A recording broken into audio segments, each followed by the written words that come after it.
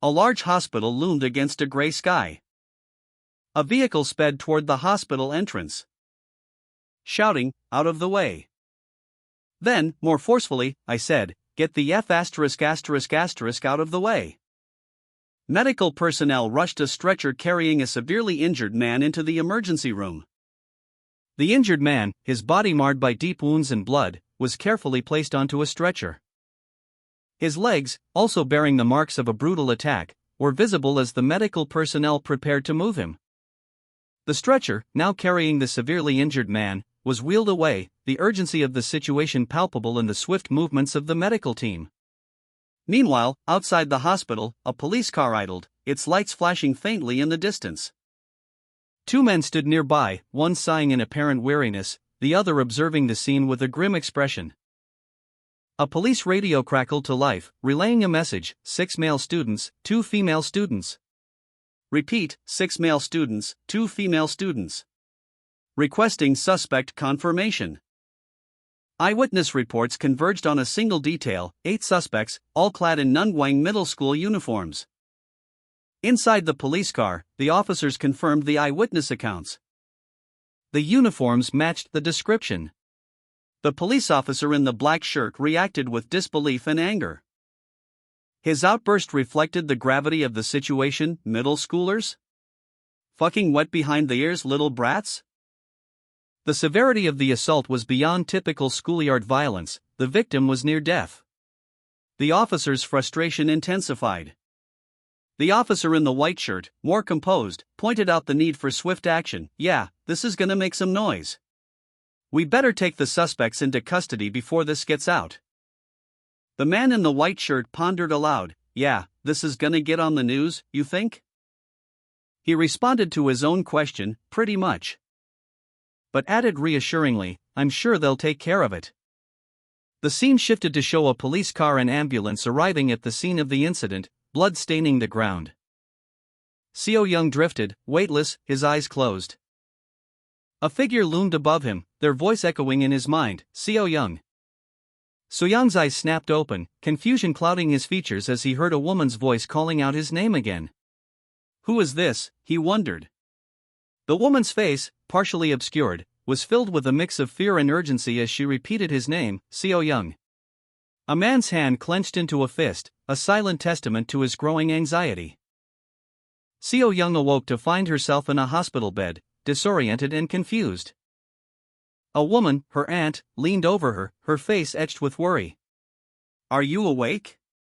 "It's your aunt," she said, her voice laced with urgency. So-young's eyes flickered open, taking in the sterile environment and the medical equipment surrounding her. Her aunt's hand rested gently on hers. "It's your aunt, Seo Young. Do you recognize me?" her aunt asked, her voice soft but insistent. So-young's mind struggled to grasp the situation. So-young's lips moved, forming a barely audible whisper, "My aunt. The one who got married and moved overseas." Confusion clouded her features. A wave of disorientation washed over her as she struggled to recall how she ended up here. But where is this, she wondered, her eyes darting around the unfamiliar room. A shadowy group, their faces obscured, watched with malevolent grins. Their expressions hinted at a sinister plan unfolding. A terrifying visage, filled with sharp teeth and a chilling smile, filled the next panel, suggesting a violent event had transpired. A young man lay in a hospital bed, his face bandaged, eyes closed, and a breathing tube in his mouth. He appeared to be in considerable pain and distress. The man's eyes flickered open, revealing a moment of agonizing awareness as he weakly gasped, "Say, Seo Young." So-young's aunt rushed to his side, her face etched with worry and desperation, repeatedly calling out his name, "Seo Young. Seo Young." Her frantic pleas continued, highlighting her deep concern for his well-being. The man lay in a hospital bed, his breathing ragged and shallow. A faint moan escaping his lips as he stirred slightly. His eyes fluttered open, revealing a disoriented gaze. Then snapped shut again as pain shot through his body. He gasped, his breaths coming in short, sharp bursts. Meanwhile, a doctor rushed down a hospital corridor, followed closely by a nurse and a worried woman. their expressions reflecting a sense of urgency. The woman's face was etched with worry. Back in the room, the man's aunt wept openly as the doctor prepared an injection. So-young's aunt anxiously informed the doctor that So-young had again lost consciousness. The doctor, calmly, explained that he had administered a sedative and that So-young was fine. But the aunt countered that he had just woken up and was now unconscious again. The doctor reassured her, stating that he would be fine soon and that he might wake up sometime that day. The aunt apologized. So-young's aunt revealed that he had been in a coma for 9 months, a fact that weighed heavily on her. The aunt's statement was met with shock and disbelief, as the word coma appeared on screen. The realization of the 9-month coma sunk in, leaving her stunned. So-young's aunt revealed a difficult truth. That the man had been in a coma for 9 months. His father had believed he would never wake up, but So-young's sister insisted on maintaining hope. Both sisters vowed revenge against those who harmed him, planning to ensure their retribution, no matter the cost. So-young's aunt, her face etched with sorrow, whispered, "No matter what happened, no matter what." She looked down at the unconscious man in the hospital bed. He was pale and thin, his body bearing the marks of a brutal attack. The aunt clenched her fist, a small, almost imperceptible movement. Continuing, they referred the case for prosecution, they sued them too. They said they did everything they could. She explained the legal aftermath of the attack, her voice tight with unshed tears. Both the prosecution and the judge pressured them to settle, but your dad turned them down flat. The aunt revealed the unwavering resolve of the man's father. All he wanted was that they get punished for what they had done. She wiped away a tear, her voice filled with a mixture of grief and steely determination. He couldn't accept the results, and I wouldn't have either. 8 people ganged up and put you in this state, and all they offered to settle was just a few. The narrative opens with a statement regarding the attacker's punishment. The monetary damages were minimal, only tens of thousands of dollars. While the school's response was equally insufficient, the teachers and principal received only a letter of admonition added to their permanent files. The man's father felt devastated and furious at the injustice. His parents, typically quiet individuals, began to change, driven by their desire for justice. Printing out their grievances and distributing them to anyone who would listen, posting their case online, and even collecting signatures to support their plea. They exhausted every possible avenue, using every connection they had to plead their case, highlighting the unfairness of the situation. The man lay unconscious, his face etched with the lingering effects of a brutal attack. His coma stretched into 9 months.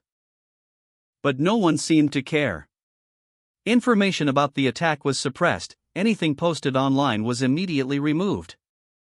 And the media refused to cover the story. The police were useless, the prosecutor complicit. And anyone who tried to help the man's family faced repercussions, losing their jobs or being transferred. The family's fight for justice was met with systematic obstruction.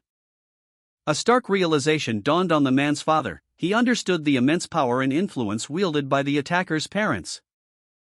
A puppet master's hand, unseen but ever present, manipulated the strings of justice, leaving the victims helpless.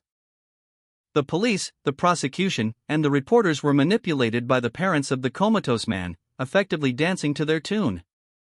While he remained in a coma, seemingly never to wake up. His attackers received only a brief suspension and returned to their lives. So-young's aunt contemplated the suffering of the man's parents, questioning how the situation made them feel. And revealed the extent of their despair. The man's father, in front of Gwangwoman, doused himself in gasoline. And set himself ablaze, while his wife, the man's mother, stood with a sign around her neck, screaming about the injustice. Desperately trying to make the world see and hear their pain. Man's eyes snapped open, his vision blurry and filled with swirling darkness. He saw a distorted image of So-young, his mind struggling to grasp the reality of the situation. This is surely a dream, he thought.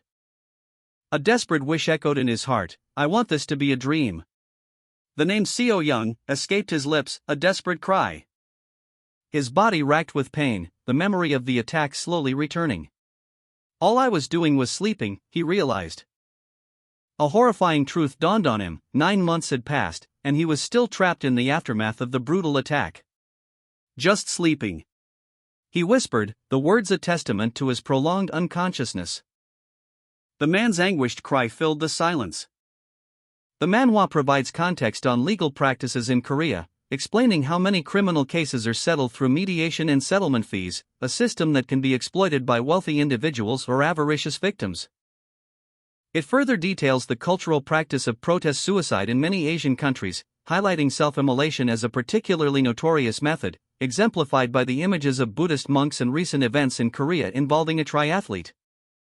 The manhwa concludes with a note encouraging readers to reach out and help those suffering, providing contact information for services that can assist those in need.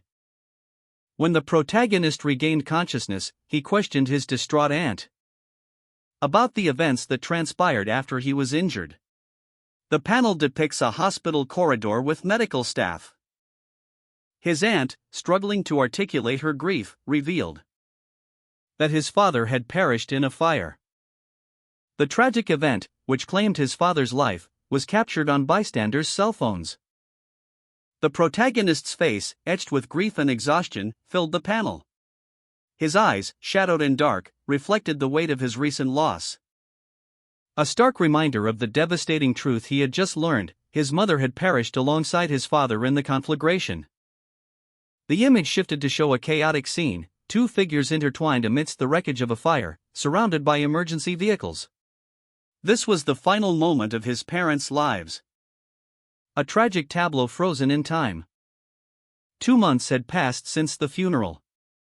The protagonist, still reeling from the shock, revealed a startling truth to himself: he had been in a deep sleep during the entire ordeal. A revelation that only intensified his feelings of guilt and helplessness. Despite the loss, a flicker of resolve ignited within him as he reflected on the fate of those responsible for his parents' deaths. Those bastards got what they deserved, he thought. The aunt, her face contorted with a mixture of anger and grief, leaned over the protagonist, who lay in a hospital bed. They deserved it, she hissed, every single one of them. A speech bubble appeared above a row of shadowy figures behind bars. It read, all 8 of those bastards got juvenile detention. The aunt continued, her voice dripping with sarcasm. The police, the prosecutors, the press. They were all falling over themselves for the opportunity to punish them. She smirked, a chilling expression twisting her features. Special investigation this, and joint investigation that, all that stuff. A slight pause, then a chillingly calm addition, if they want to, anyway. The aunt's expression softened slightly as she gazed down at the unconscious protagonist. Her face reflected a mixture of sorrow and steely determination. The aunt relayed the legal consequences faced by those responsible for the fire that killed the protagonist's parents. Initially, they were to receive 6 months in juvenile detention. However, public outrage from the press and netizens led to an increase in the sentence, eventually settling on 2 years in juvenile detention. Furthermore, the district superintendent, the principal, and the protagonist's homeroom teacher were all fired. The parents of the perpetrators held a joint press conference and issued a public apology. Despite this, the press continued to demand further accountability. Because the video of the protagonist's parents' suicide went viral, horrifying and captivating the public simultaneously. The video garnered over 7 million views. News of the protagonist's coma spread rapidly. The narrative revealed that even the president paid him a visit, highlighting the immense public uproar caused by the incident. The protagonist lay in his hospital bed, his aunt watching over him. The text emphasized the perpetrator's ordinary status and lack of resources, implying their helplessness and inability to prevent the fire.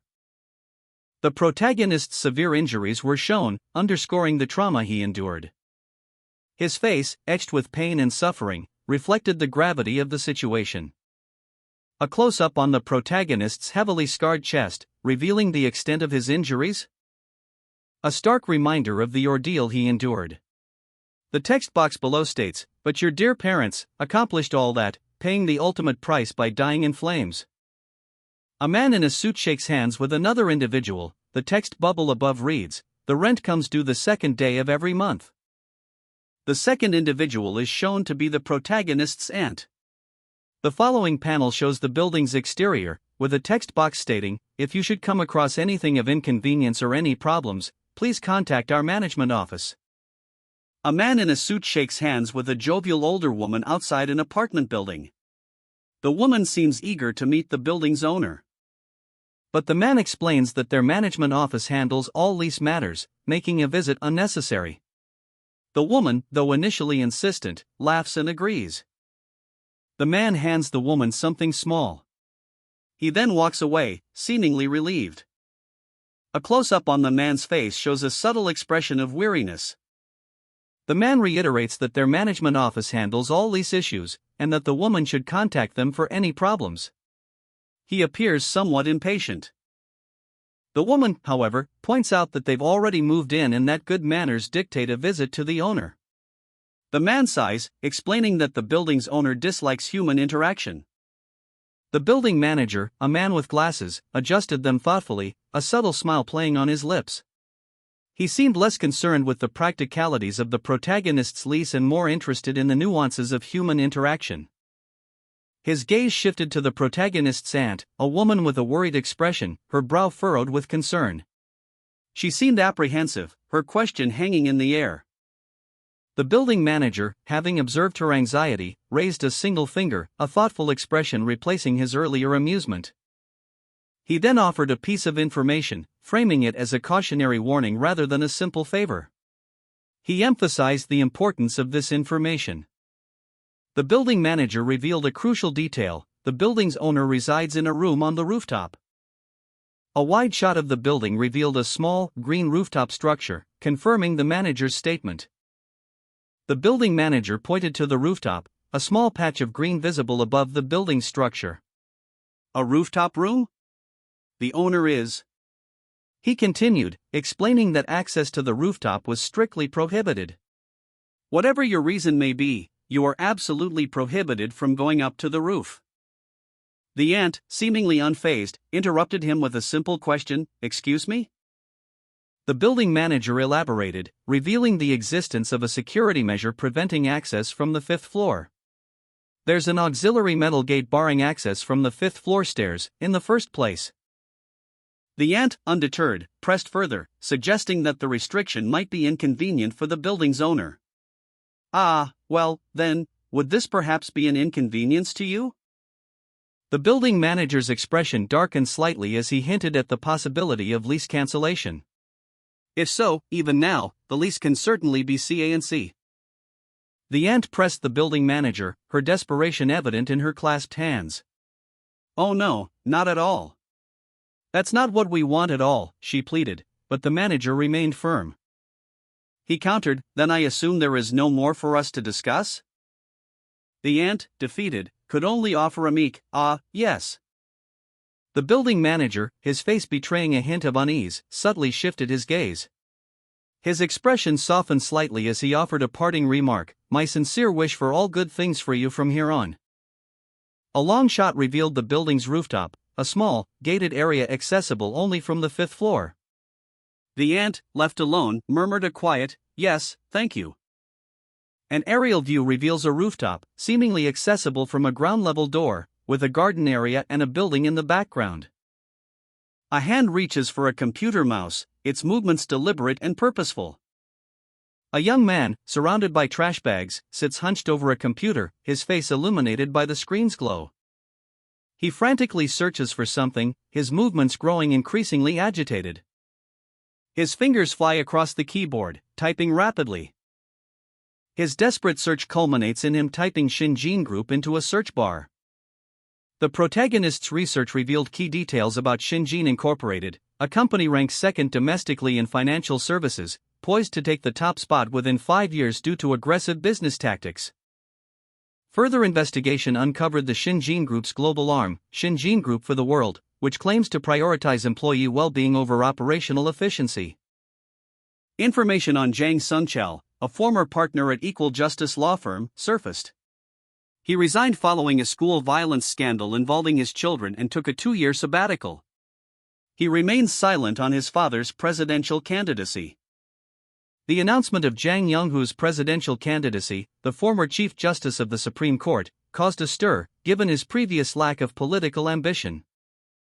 Jang's son Jang Young-hoo's eldest son and current prosecutor general, distanced himself from his father's political aspirations. The family's reputation for integrity, spanning generations, was at stake.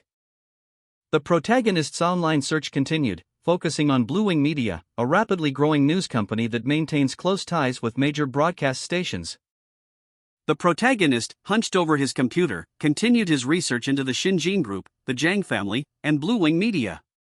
He meticulously reviewed online information, absorbing details about Goodfield Portal's history, its initial focus on domestic internet companies, the launch of its portal-based search engine, and the subsequent closure of its Nuriorem service in favor of the social media platform, Fence.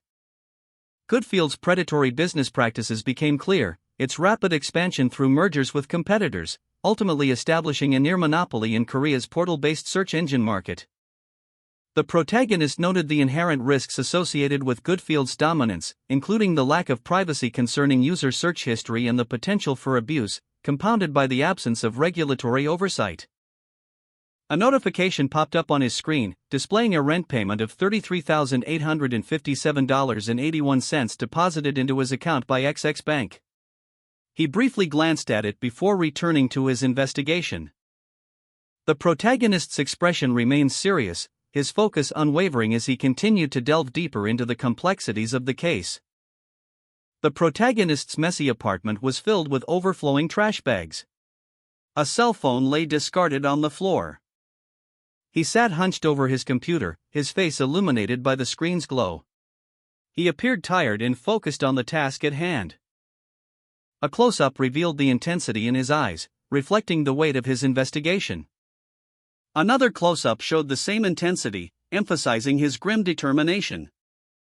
The phone screen displayed a message, "Be there in 10 minutes." The time was 10:23. The protagonist, still working at his computer, seemed to be preparing for something. The protagonist, a young man with dark, curly hair, sat alone, a look of grim determination etched on his face.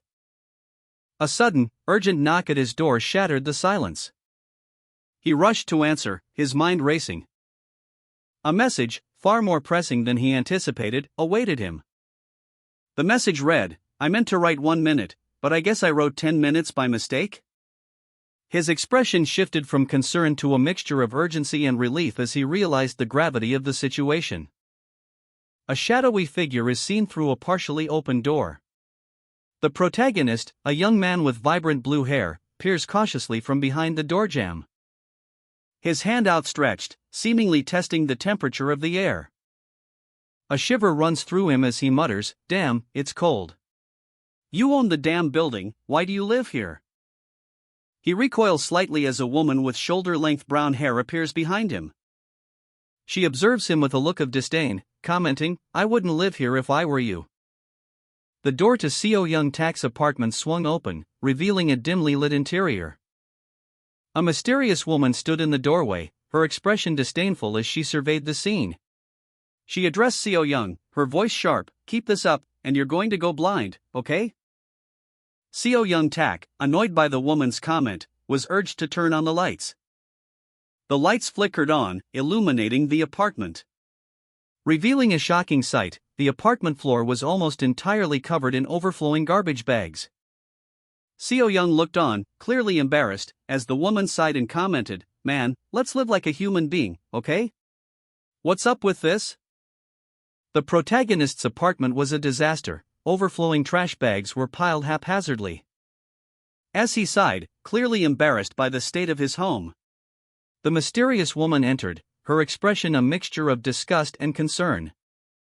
She questioned his actions, her tone sharp and impatient.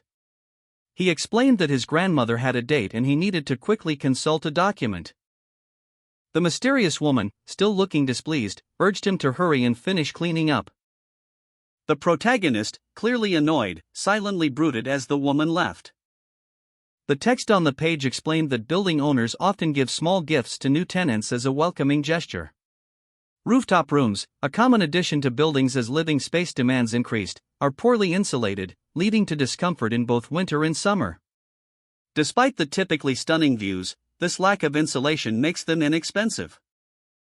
The protagonist, his arm aching slightly, responded to the mysterious woman's inquiry. He reported that his arm, back, and head hurt a little. The mysterious woman, observing him from across the room, continued her assessment. Her expression remained serious as she made notes on her clipboard. She recorded his blood pressure as 140/100, then sighed, clearly displeased with his condition. The protagonist, slightly injured and annoyed, stood silently while a mysterious woman checked his blood pressure. The digital readout showed 115/68. The woman, concerned and slightly annoyed, addressed him, "Hey you know you gotta stop this shit, right?" She continued, explaining, "It's been 2 years already. The doc and I both, we're about at our limits letting this go on. There's the government agency review to think of." She pressed him, "Are you listening?" The woman checked her phone, a look of growing concern on her face. Her expression hardened as she seemed to receive some concerning information. The protagonist, his expression hardening, vehemently denied the woman's implication that he was only in this for the money. His frustration evident as he watched the woman leave, muttering about his stubbornness and the potential consequences of his actions. The protagonist, alone once more, stood in silence, his thoughts a whirlwind of conflicting emotions. The woman, her face etched with worry, continued to express her concern for the protagonist's well-being and his reckless behavior. She urged him, despite his reluctance, to step outside and interact with others, to break free from his self-imposed isolation. Hoping to steer him away from the dangerous path he seemed determined to follow. The protagonist, still annoyed and isolated, ignored the worried woman's pleas as he walked away. His frustration palpable as he continued down the hallway. The woman's concern growing with each step he took. Alone, the protagonist brooded, his anger simmering beneath the surface. The protagonist sat alone at his computer, his face illuminated by the glow of the screen. He scrolled through his phone, a mixture of annoyance and frustration etched on his features. A photo on his phone showed a group of people, seemingly enjoying themselves. He appeared isolated and withdrawn, his gaze distant and unfocused. The protagonist's attention was drawn to a specific image within the group photo, a close-up of a heated argument between two individuals. He attempted to access a social media post, but a privacy message appeared on his screen. The message stated, "You're restricting in what you can read if you're not friend with the person." His frustration deepened. Another message appeared, "Based on the privacy setting, you are prohibited from accessing the post." The protagonist slumped back in his chair, his isolation seemingly reinforced. The protagonist, Sejong, sat at his computer, his fingers flying across his phone screen. A blue screen filled with Korean characters and code flashed before his eyes. He was clearly engrossed in some complex task, his brow furrowed in concentration. Sejong's gaze shifted to his phone as he received a message from Hyun. Hyun asked if Sejong's grandfather was going to be the president. Chansu responded, asking if Hyun saw his uncle standing behind Sejong's grandfather. Dahan then chimed in, pointing out that Chansu's uncle was a former Secret Service agent. Hyun excitedly expressed that if things went well, they could return to Korea soon. Soo-yun, however, cautioned them to be careful about what they said, even in a secret chat. Jun-hyuk cautioned Dahan and Chansu about the risks of their group chat, reminding them of the potential consequences if their presence in the US were discovered. Dahan affirmed his caution, while Chansu expressed his frustration with Hee-hyun's recklessness. Jun-hyuk then instructed Dahan to send money through unofficial channels. Eugene reported on her activities, mentioning Sejong's popularity.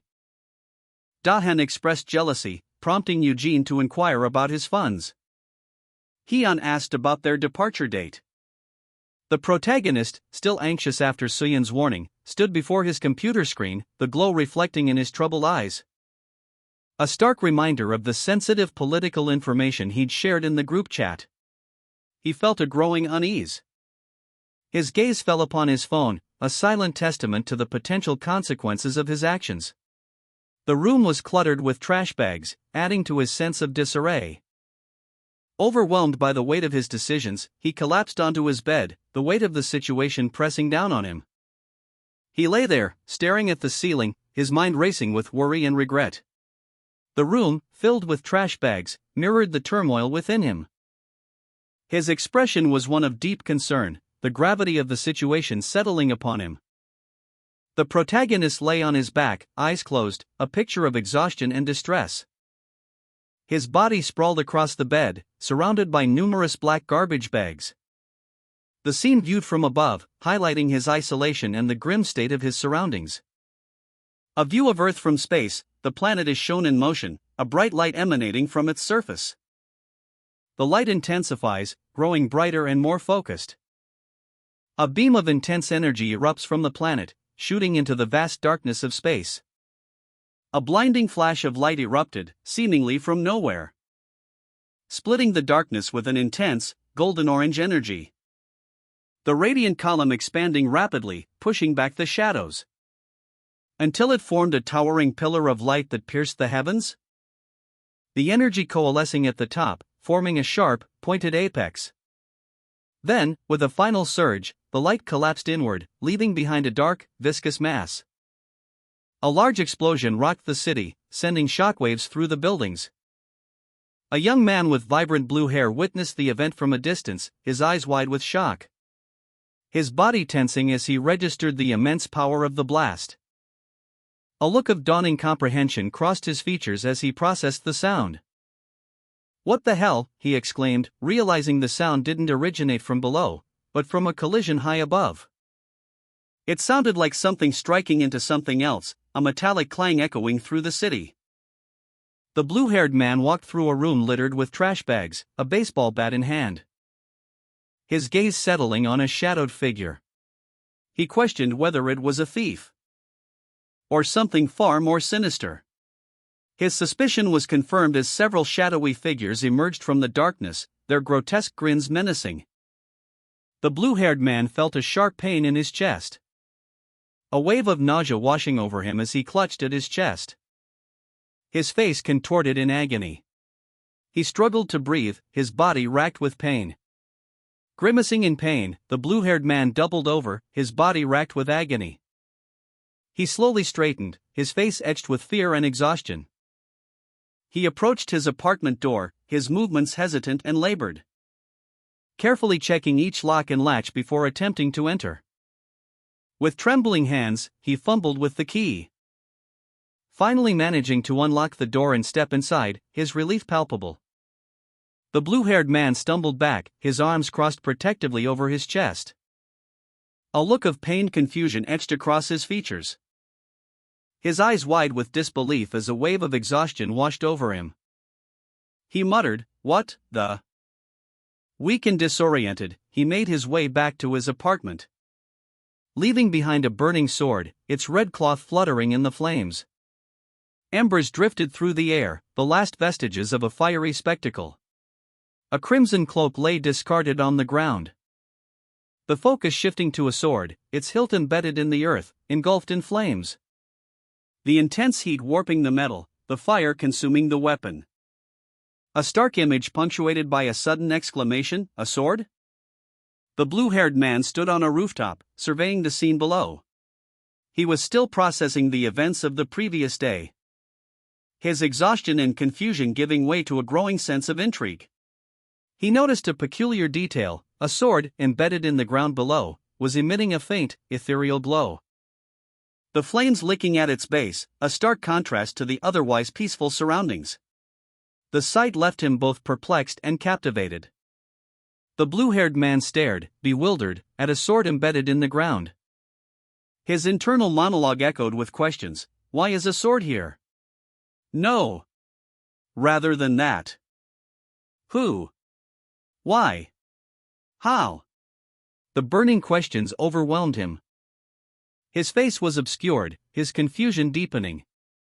The man clutched his head, the weight of the mystery pressing down on him, his exhaustion evident in his posture as he leaned against a wall.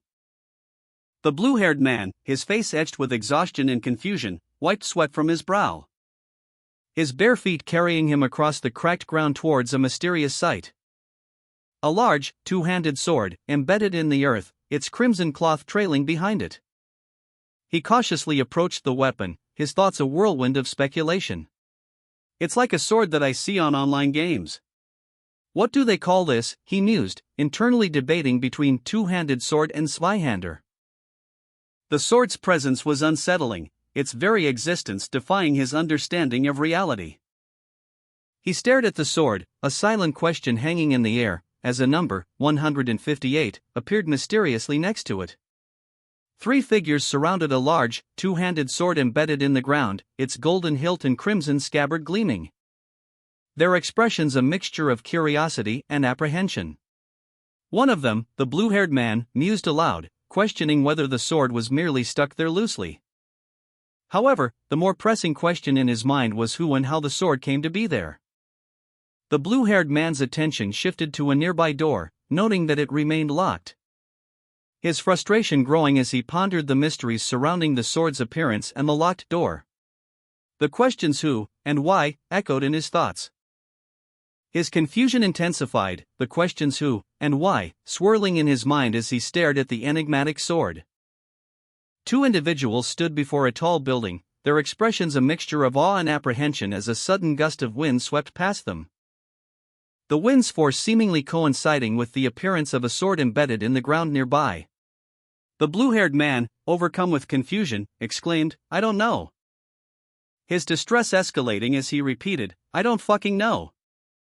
A moment of stunned silence followed by a heavy sigh. He then noticed a second, similar sword, leaning against a nearby fence. He muttered to himself, "Just, don't get curious. Don't ask any questions." But his apprehension remained as he hurried away, leaving the mysterious swords behind. 2 swords were embedded in the roof, one seemingly piercing a discarded cloth. The blue-haired man, upon discovering this, reacted with a mixture of confusion and annoyance, muttering about the absurdity of the situation and whoever was responsible. He then proceeded to ignore the embedded swords, focusing instead on the task of cleaning up the numerous garbage bags scattered throughout his apartment. His frustration grew as he contemplated the bizarre turn of events, lamenting the inconvenience of this shitty new Excalibur legend unfolding on his roof. He collapsed onto his bed, exhausted and overwhelmed by the strange occurrences. His expression reflected a deep sense of weariness and resignation. The blue-haired man, exhausted and increasingly annoyed, decided to ignore the embedded swords and simply clean his apartment. He ran a hand through his hair, a sigh escaping his lips as he surveyed the scene. 2 swords, seemingly embedded in the ground, were visible from his window. A sword, sheathed in a crimson cloth, is shown embedded in a chain-link fence. The hilt is ornate, gold with a central blue jewel. The blade itself gleaming brightly as it vibrates with barely contained power. The impact of its forceful entry is still visible in the distorted metal. The force of the impact ripples outward, distorting the fence further before settling. The blue-haired man lies on the floor, exhausted. He is sprawled out, his body limp and his expression one of utter weariness. His eyes are half-closed, his breathing shallow. He appears to be on the verge of sleep, his body completely spent. A slight grimace crosses his face, a hint of annoyance flickering in his eyes as he slowly begins to stir. A large, armored figure, wielding a massive axe, stomped the ground. The impact sending tremors through the earth as a legion of soldiers followed suit. Their heavy boots creating a thunderous rhythm that shook the very foundations of the battlefield. The blue-haired man, witnessing this overwhelming display of force, felt a wave of exhaustion wash over him. His eyes widening in disbelief as the sheer scale of the army became apparent.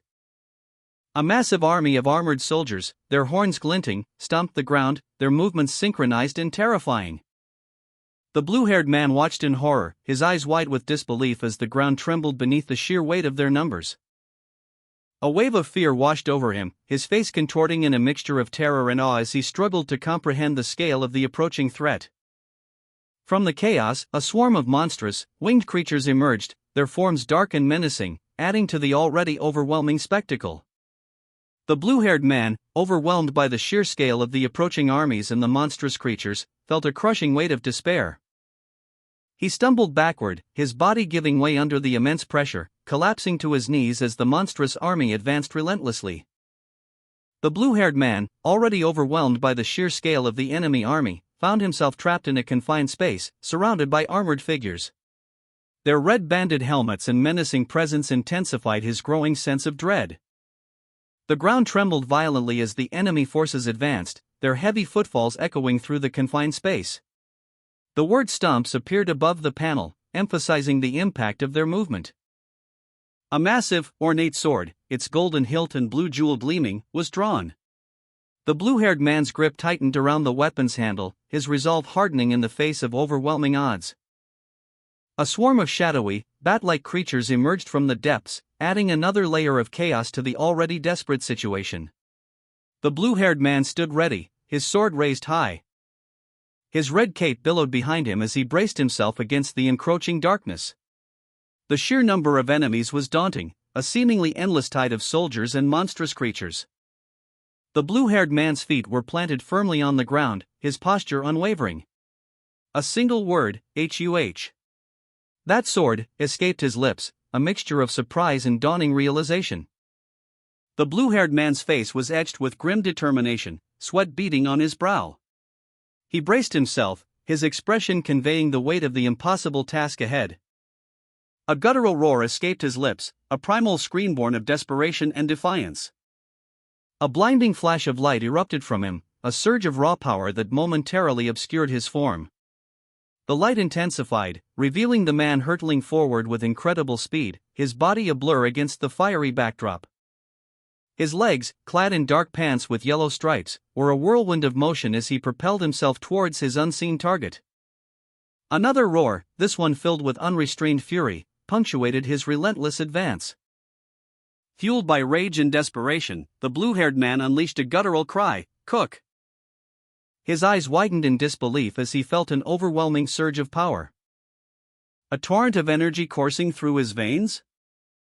The ground trembled as a shadowy figure emerged from the darkness, a colossal beast looming over him. The blue-haired man stood his ground, his eyes locked on the monstrous silhouette. A fiery glow emanating from the fallen sword nearby, a stark contrast to the encroaching darkness. The blue-haired man's eye, reflecting a scene of across atop a hill, widened as an unknown energy surged through him. The intensity of the experience leaving him breathless and drenched in sweat.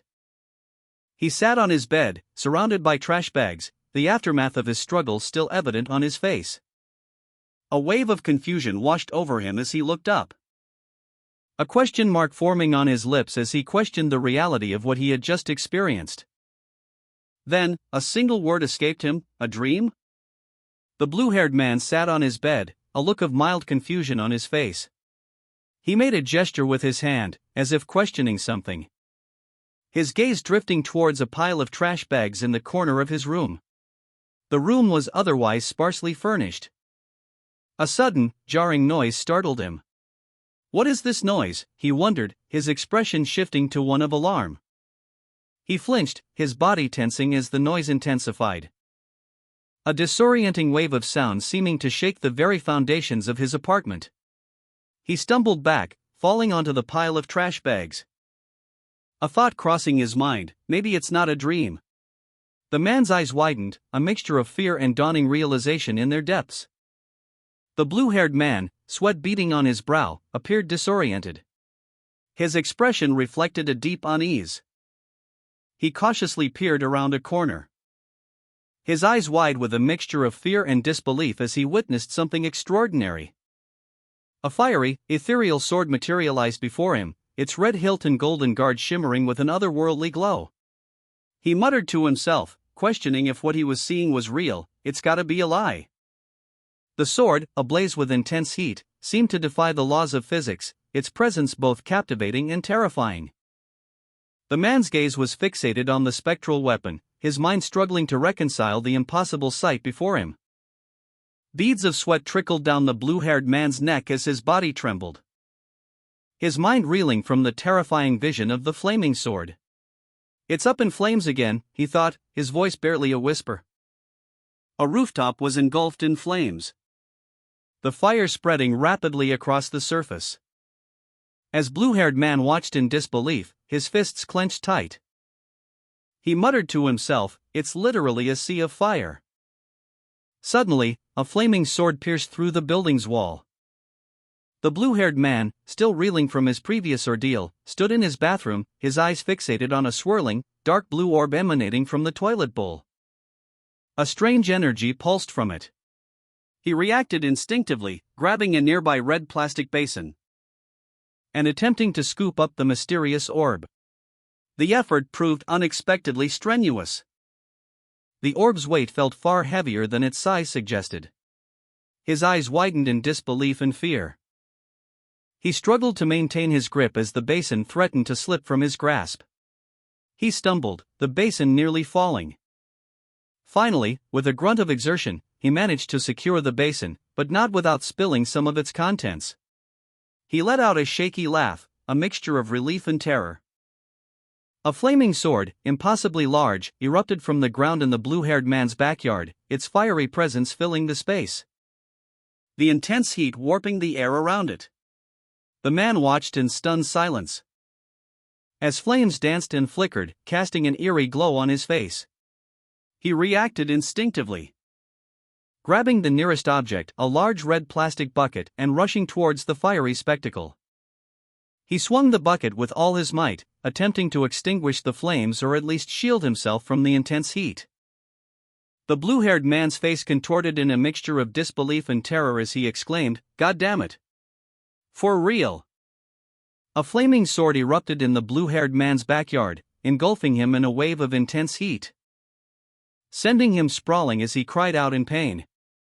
The heat was unbearable. He struggled to his feet, his face contorted in a grimace of pain and determination. Despite the searing heat, he clenched his fists, his resolve hardening. The blue-haired man, overwhelmed but resolute, sat amidst the lingering smoke on his rooftop, the extinguished remains of the flaming sword lying nearby.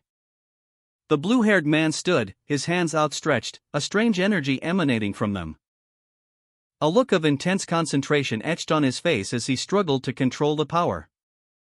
Suddenly, he stumbled, his eyes widening in surprise as a flaming sword materialized in his backyard.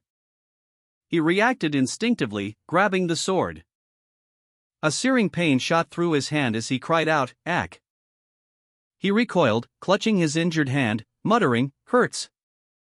The blue-haired man's eyes widened, his face contorted in a grimace of pain and confusion.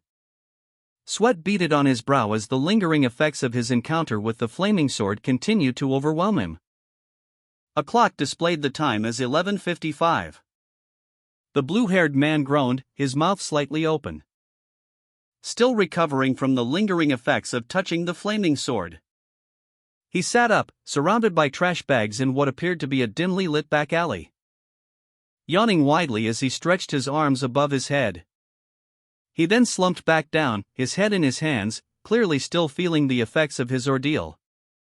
The blue-haired man, still recovering from his ordeal with the flaming sword, moved through his cluttered apartment. He was fatigued and slightly disoriented, his movements slow and deliberate as he navigated the piles of trash bags. The lingering effects of the magical weapon were clearly still impacting him, a faint glow emanated from his body. 4 days had passed since the incident. After 4 days, I guess I got a bit used to it, he thought, a hint of grim acceptance in his tone. He approached a sink, his hand reaching for the faucet, turning on the cold water to wash his face. He then reached for a dark green object tucked into his waistband. The blue-haired man, still recovering from his encounter with the flaming sword, used a water hose to extinguish the lingering flames. He continued to douse the fire, his brow furrowed in concentration as he muttered to himself, "I know I heard it when I woke up, but where is the drum beat sound coming from?" His confusion deepened as he questioned, "And what the hell is up with this fire, again?" His gaze hardened, a flicker of determination in his eyes as he focused on the source of the mysterious drumbeat. The image shifted to show the flaming sword, its fiery glow still intense, and then back to the man's face, his expression a mixture of curiosity and apprehension. A series of panels depicted the flames continuing to burn, embers floating in the air. The clock showed 11:58 p.m. The blue-haired man lay on the floor, surrounded by trash bags, clearly exhausted from his recent efforts. His expression was one of deep fatigue. He groaned, muttering, "God damn it. Let me sleep a bit, let me sleep." But the persistent drumbeat continued to disturb his rest, aggravating his frustration. His eyes snapped open, a grimace twisting his features. The clock showed 7 p.m. The room was dimly lit, filled with numerous garbage bags scattered across the floor near a bed. The blue-haired man's frustration was palpable. He tossed and turned, unable to find a comfortable position to sleep. His eyes, wide with agitation, betrayed his inner turmoil. In a fit of anger, he slammed his fist down, cracking the wooden floorboards beneath him. A large, ornate sword plunged into the floor beside him, its golden hilt gleaming faintly in the dim light. A clock face, its hands frozen at a specific time, is shown briefly before the scene shifts. The blue-haired man sits on a chair, a look of intense concentration on his face. A yellow energy crackles around him. The energy intensifies, and he exclaims, "It's happening." The energy surges outward, causing cracks to appear on the ground around him. The cracks spread, and a powerful force erupts from the blue-haired man, sending a shockwave outwards.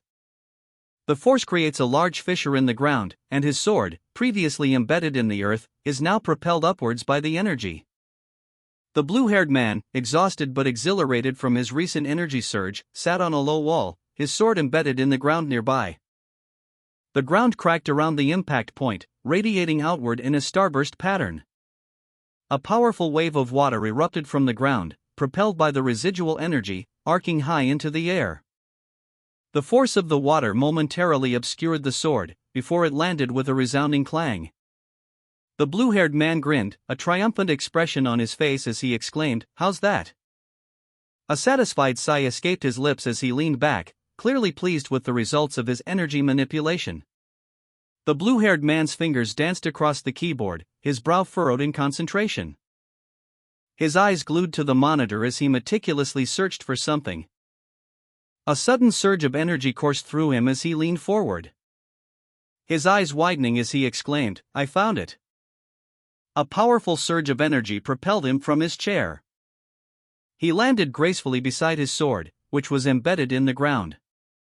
The blue-haired man knelt, his shoulders slumped in exhaustion as he carefully untied the crimson cloth concealing something beneath his shirt, revealing a long, slender object encased within. With a grunt of effort, he pulled it free. His face etched with a mixture of anticipation and relief as he finally grasped the item in his hands. His eyes, wide with determination, focused intently on the object. He held a small, crystalline vial in one hand and a crude wooden cross in the other. A silent prayer forming on his lips as he prepared for the next step. In the name of the Father, the Son, and the Holy Ghost." The blue-haired man's eyes widened, his expression one of intense focus. He carefully sprayed a liquid onto a ceremonial sword, a ritualistic cleansing underway. The process complete, he held the sword aloft, preparing for the next stage of the ritual. With a sudden burst of energy, the sword ignited in a fiery blaze. The intense heat causing the blue-haired man to recoil in pain, a pained cry escaping his lips. Despite the pain, he persevered, muttering an incantation, "By the powers vested in me by the Almighty Lord, I command thee." The blue-haired man, despite his injuries, continued his ritual, his voice echoing with power as he commanded, "Begone, Satan." A guttural cry of exertion escaping his lips as the ritual took its toll. A pained arg, punctuating the intensity of the moment. The blue-haired man, exhausted but resolute, stood before a large, imposing sword. He muttered a prayer, "In the name of our Lord." He grasped a small, wooden cross, his knuckles white with strain. And with a final surge of power, he channeled his remaining energy into the ancient incantation.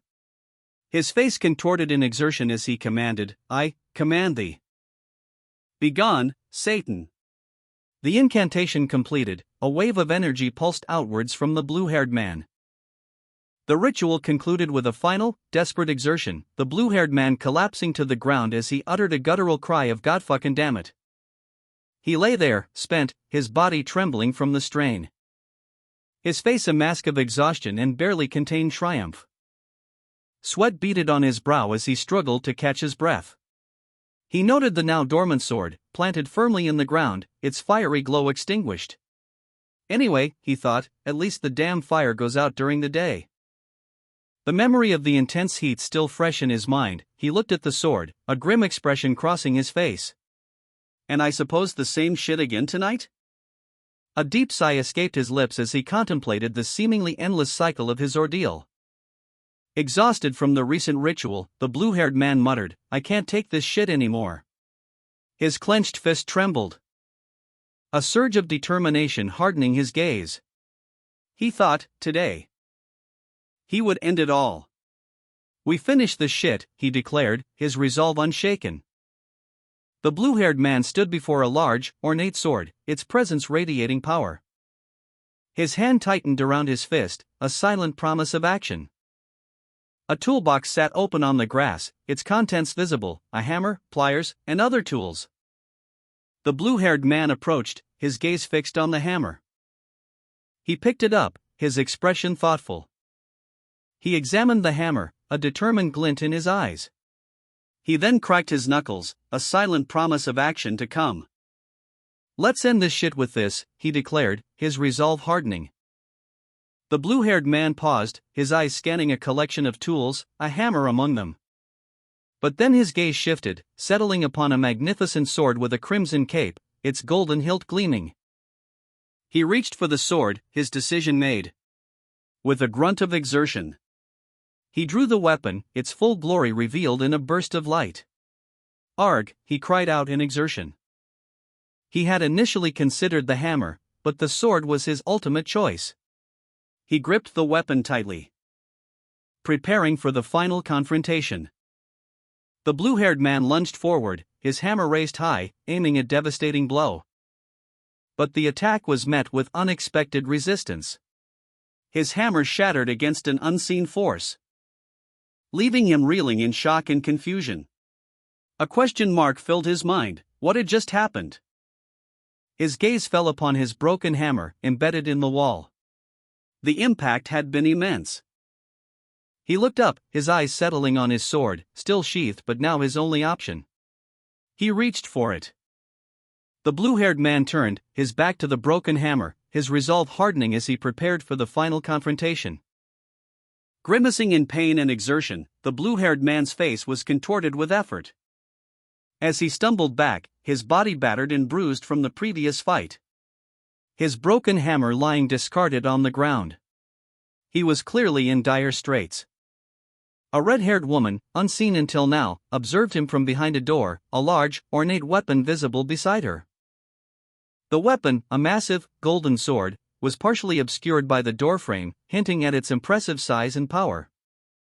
The blue-haired man, desperate for a solution, spotted the weapon and, with a surge of determination, rushed towards the door, grabbing the sword. The blue-haired man, his previous weapon shattered, moved with a grim determination. He cautiously approached a shadowed doorway. The red-haired woman watched from a distance, her eyes narrowed in observation. The blue-haired man's face hardened, his expression resolute. A magnificent golden sword, its hilt adorned with a striking blue gem, lay partially concealed by a crimson cloth. He gripped his new weapon, his knuckles white with tension. The blue-haired man, with a powerful yell of "Hi-up," swung his newly acquired golden sword. Leaping forward with surprising speed, he unleashed a fierce, blue-tinged slash, the blade's energy arcing through the air. But to his surprise, the sword shattered upon impact, leaving him stunned and muttering, "Eh?" The broken pieces of the sword fell to the ground as the blue-haired man recoiled in shock, letting out a pained cry of "Kuk." The blue-haired man launched himself forward, his new weapon held high. But the impact shattered the weapon, sending him sprawling to the ground. He cried out in pain. Lying on the ground, clutching his injured hand, the blue-haired man cursed his broken weapon, muttering, "This motherfucker." His frustration was palpable as he struggled to his feet. The red-haired woman's voice cut through the air, "So you want to go all out until the end, right?" A close-up on a powerful-looking sword with a red cloth wrapped around its hilt. The blue-haired man gripped the ornate hilt of a large, golden sword, its crimson cloth wrapping partially obscuring the blade. He strained, muscles bulging as he attempted to draw the weapon from its resting place. The intricate details of the sword's pommel were visible, a blue gem gleaming at its center. A close-up of the sword's hilt showed the strain on the man's face as he exerted himself. The blue-haired man's face contorted in frustration and determination as he declared, "All right, today, one of us is gonna." A sudden crack echoed as the sword snapped, the ground beneath him fracturing in a starburst pattern of cracks. The blue-haired man gripped a fiery, cloth-wrapped weapon, his face contorted in exertion. As he struggled to wield it. "WH? What is this? It's on fire all of a sudden again," he exclaimed, surprised by the unexpected ignition. The weapon blazed, its flames intensifying. "It's not midnight yet," he muttered, noticing the unusual timing of the weapon's activation. His expression shifted from surprise to dawning horror as he realized the weapon's instability and the potential danger it posed. His eyes widened in alarm. The weapon sputtered and failed, leaving the blue-haired man surrounded by dying embers and a sense of profound disappointment. A large, fiery circle blazed, its intense heat radiating outwards. As the blue-haired man stood before it, gripping a large, ornate sword with a crimson streamer attached to its hilt. The flames licking at his feet as he prepared to unleash its power. But as he channeled his energy, the weapon reacted violently. The force of the backlash throwing him backwards. Leaving him defeated, injured, and sprawled on the ground, the fiery circle dissipating into nothingness. The blue-haired man, his face contorted in a grimace of exertion, channeled his energy into his weapon.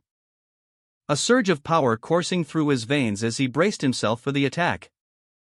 But the weapon sputtered, failing to unleash its full potential. A wave of backlash washed over him, leaving him vulnerable and exposed as the energy dissipated.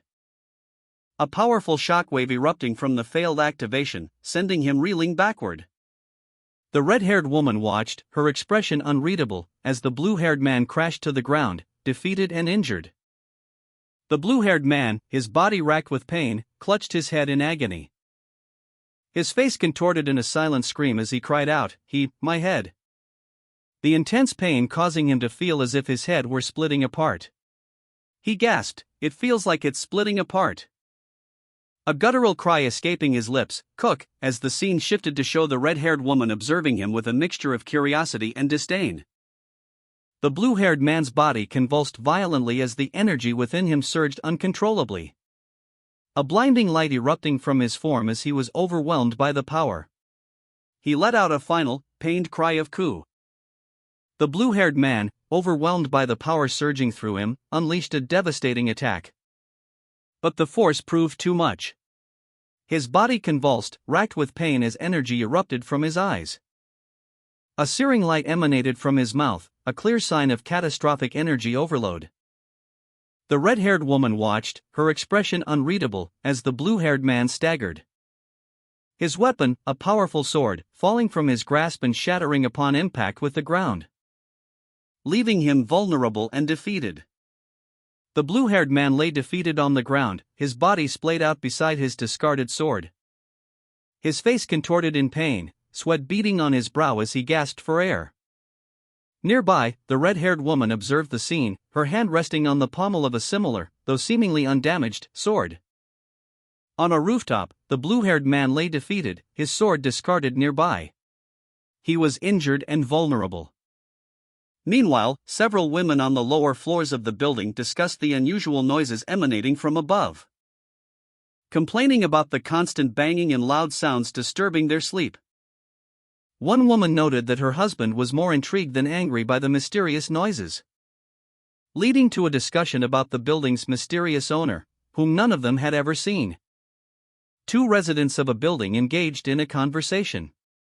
One resident inquired, "You've lived on the 5th floor for 2 years, right?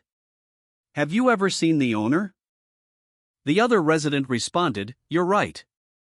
I don't know if the owner is a man or a woman, not even how old, right?" The conversation shifted. One resident stated, "Now we're talking about this, but I called the management this morning.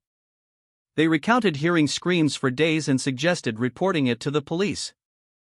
One resident explained their actions, but another resident pressed for more details, asking, and then? And then? What did he say? A low-angle shot reveals a multi-story building, its exterior unremarkable except for a barely visible sign. A resident relays a message. They said he'd call the owner and check, so at least wait until then. A young man with dark, curly hair lies on the ground, his face contorted in pain. He groans, "Arg." His body trembles as the pain intensifies. The young man, sweat beading on his brow, clutched a large sword, his body trembling with exertion. He collapsed onto the ground, gasping for air. What the hell did I see? He wondered aloud. A dream? No, it felt too real for a dream. More like a memory. A wave of intense emotions washed over him: happiness, despair, sadness, fury, guilt, hatred. The young man was overwhelmed by the intensity of his own recollections. The young man sat cross-legged, a large sword resting beside him. A wave of intense emotions washed over him, as if he had lived through countless unimaginable ages. His face contorted in pain and confusion. The intensity of the experience left him breathless and trembling. He doubled over, clutching his chest as if in physical agony. His body racked with unseen forces. He struggled to regain his composure. Slowly, he looked up, his eyes wide with a mixture of fear and bewilderment. A single question mark floated above his head. The young man, still reeling from his unsettling vision, stumbled upon a peculiar sight. A large, ornate sword, planted firmly in the ground before him. His eyes widened in disbelief as he stared at the weapon. A sudden wave of confusion washing over him. Wait! Why the hell is this here? He reached out hesitantly, his fingers brushing against the cold metal. A sudden jolt of energy coursing through his body as he recoiled in surprise. Ah! The young man sat on the ground, examining the mysterious sword he had found. He noted that there were no signs of it having been stuck anywhere before. And then, he recalled the events that led him to this discovery. The sword was significantly longer than when it had been embedded in the rooftop. It was about a meter longer. He knelt down, observing the sword's intricate details, its golden hilt and the blue gem embedded within. If the sword was this long, he mused, it should have pierced the ceiling and floor below when it was stuck on the rooftop. The image showed the sword extending upwards, seemingly without limit. The young man, still intrigued by the sword's strange properties, attempted to lift it. With a grunt, he strained against its weight. But as he did, the sword unexpectedly extended, its length dramatically increasing, startling him with its sudden growth. He gripped the hilt tighter, his expression shifting from curiosity to a mixture of surprise and apprehension as he struggled to control the now massive weapon. The sword's immense size proving difficult to manage. He stumbled, losing his balance and falling to the ground with a thud, the sword clattering beside him. His face was a mask of exertion and bewilderment. The young man struggled to maintain control as his sword abruptly elongated, its sudden growth throwing him off balance. The unexpected weight and length proving too much. He stumbled backward, his body unable to compensate for the sword's dramatic shift in size, and he collapsed with a groan. Wakak. The massive blade lay beside him, a testament to the power it now wielded. Gasping for breath, he clutched his chest, his face contorted in a mixture of pain and bewilderment. His eyes darted around, taking in the enormity of the situation. He was exhausted, utterly bewildered by the sword's unpredictable behavior. The young man reached out a tentative hand, his fingers brushing against the cool metal of the sword's hilt. As he traced the intricate carvings along its length, the blade itself seemed to shimmer with an inner light. A sudden surge of energy coursed through the weapon, causing it to rapidly expand in size. The young man stumbled back. Overwhelmed by the unexpected growth of the warsword, he fell to the ground, his eyes wide with shock and exhaustion. He stared at the massive blade, now towering over him, a sense of awe and trepidation washing over him. The weight of its power, and the name, the war sword, settling heavily in his mind. The young man stood, awestruck, before the colossal sword, its newly revealed form radiating power. It was a weapon of thunder and storm. He realized that Bringer of Thunder and Storm wasn't its true name, merely a moniker given on a whim. But the young man was left questioning why he felt such a profound connection to this weapon. A silent contemplation hanging heavy in the air. Then, a voice, seemingly from within the sword itself, spoke of true importance. It emphasized the unwavering courage and unyielding will to fight, the essence of a true warrior. The young man, sweat beading on his brow, gripped the massive sword. He strained, his muscles bulging. A surge of energy coursing through him as he wrestled with its immense weight. Finally managing to lift the weapon high above his head. He stood, the sword's immense length dwarfing his frame, a determined expression etched on his face. He carefully adjusted his grip, readying himself for whatever challenge lay ahead.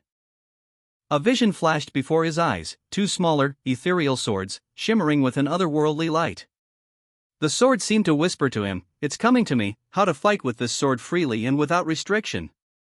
Understanding dawned on his face, a newfound resolve strengthened his stance. The young man, brimming with newfound confidence, and the armored warrior stood poised, each wielding a massive sword. Their blades hummed with barely contained power.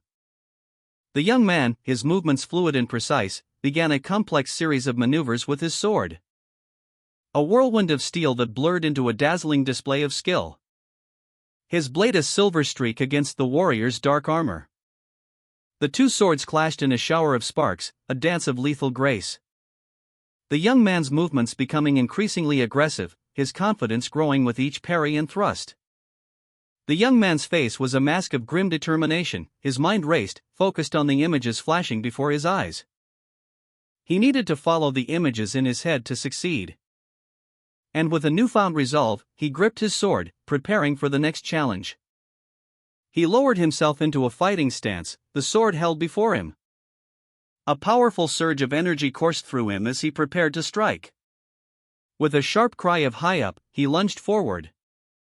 The young man, energized by his mental preparation, gripped the hilt of his massive sword. A grin spreading across his face as he hefted the weapon. Readying himself for the attack, the word "HYUP" appeared in a speech bubble above him as he raised the sword high. With a powerful, sweeping motion, he brought the sword down in a mighty arc. The force of the blow creating a shockwave that sent a ripple of energy outward, leaving him slightly winded, but triumphant as he let out a pained cry of "ACCK." The young man, slightly winded but triumphant, launched a powerful sword attack. His blade a blur as it sliced through the air. The impact sending his opponent sprawling to the ground with a pained cry of "Ack." He collapsed, sweat beading on his brow, a look of exhaustion and satisfaction on his face. The young man lay in a hospital bed, exhausted but alive. Sweat beaded on his brow, and bandages covered several wounds across his chest. A woman with short, blonde hair stood over him, arms crossed. She observed him with a mixture of concern and annoyance. "I thought it was unusual that you called me first," she stated, "but what the hell is with this?" The blonde woman sat across from a man in a business suit, a tense atmosphere hanging between them. She appeared anxious. A sudden, sharp exclamation escaping her lips as her eyes widened in alarm. She apologized to the man, explaining that she had to take a call, and answered her phone, her expression shifting to one of concern as she listened. A desperate plea for help barely audible over the line, leaving her visibly shaken. Ms. Boare received a frantic phone call, her expression shifting from calm to utter distress. The man in suit, observing from across the room, noticed her sudden change in demeanor. Ms. Boare, visibly shaken, apologized to Mr. Iyugwan and explained that something urgent had come up, forcing her to leave immediately. As she rushed out, the man in suit called after her, addressing her by name. Ms. Boare, clearly agitated, revealed that she had just endured a significant ordeal, questioning the absurdity of the situation. She found a young man lying unconscious on the floor, the aftermath of whatever had transpired. The blonde woman, still agitated from her earlier call, declared, "All right, let's leave that for now." She found a young man lying on the floor, his wrists heavily bandaged. She questioned him, "What exactly have you been up to, that you sprained the ligaments in both your wrists?" The young man's injuries extended beyond his wrists, his entire body was battered. His legs and hips were also bandaged, indicating significant trauma. "And your hips and your back, too?" The young man, wincing in pain, weakly replied, "I was exercising." His explanation was unconvincing. The blonde woman's eyes widened in disbelief as she processed the extent of his injuries. Exercising? A caption clarified the situation. He had been exorcising a demon on his roof. A blonde woman found a young man lying injured on a bed. She leaned over him, concern etched on her face, and questioned him, "You were?" The young man groaned in pain, managing only a weak oomph. The blonde woman, her brow furrowed, continued her questioning, "You, who hasn't stepped outside of your front door for 2 years, were exercising?" The young man's pained expression deepened. The blonde woman, observing his state, sarcastically remarked, "Must have been some kind of exercise to lay you up like this." "Oh my, how unusual." She continued, her tone laced with disbelief, "It's not like you were doing CrossFit for 2 hours, or lift weights for 100 times. "Oh my, curiouser and curiouser?" The blonde woman's expression shifted to one of intense curiosity as she observed the young man's continued suffering. A blonde woman discovered Tak Se-young unconscious in his apartment, surrounded by trash bags. His phone lay on the floor, its screen illuminated. She picked up the phone, noticing an incoming call from a number labeled Happiness Realty. The young man groaned, muttering UK, as the phone continued to ring. The blonde woman answered the phone, identifying herself as Tak Se-young's nurse. Tak Se-young remained silent, his expression pained. The nurse, identified as Boare from Haewon University Hospital, explained that she was in charge of Tak Se-young's regular checkups. The blonde woman answered Tak Se-young's phone. "Yes, of course," she said into the receiver. A question from the caller causing her to pause. "Huh?" "Screams?" she questioned, her expression turning serious. Meanwhile, Tak Se-young, lying on a bed surrounded by trash bags, stirred slightly, a pained expression on his face.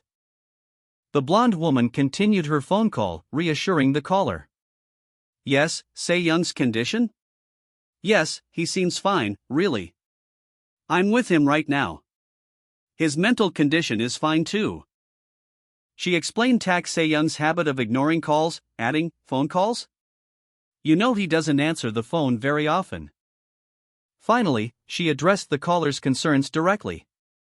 "I know he tells you to text him if there's any questions. I mean, that little shit got some balls, yes?"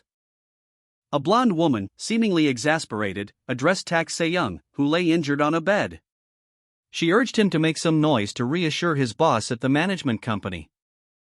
As he groaned slightly, showing signs of waking, the woman continued, explaining that the boss was worried. The woman answered Tak Se-young's phone, speaking to the caller. She confirmed that he was okay, though clearly injured, and promised to relay the message, conveying the information calmly and efficiently. After the call, she hung up, clearly relieved. The woman then turned her attention back to Tak Se-young, a mixture of relief and annoyance on her face. She questioned him about the commotion that had disturbed the other tenants, revealing that complaints had been made about his loud screaming during the night. Tak Se-young, lying in bed, murmured, "It's nothing." The blonde woman, however, observed him with a skeptical gaze. His eyes, filled with unshed tears, betrayed his true state. He confessed, "It's just that I was frustrated and feeling like I could explode." The blonde woman's expression hardened. She clearly didn't believe him. Later, Tak Se-young, still in bed, took medicine with a spoon. A young man with blue hair lay in a hospital bed, his chest bandaged. A blonde woman, dressed in a pink nurse's uniform, approached him, a small cup in her hand, carefully observing him as she checked his chart. Her expression was one of concern and skepticism. The young man, though still visibly recovering, stated, "But I'm fine now." The nurse looked at him, her eyes conveying a mixture of doubt and weariness. He was lying on his back in a hospital bed, surrounded by numerous black garbage bags. A testament to the recent chaos. He added, "I've calmed down a lot." The nurse, though still unconvinced, offered further medical instructions.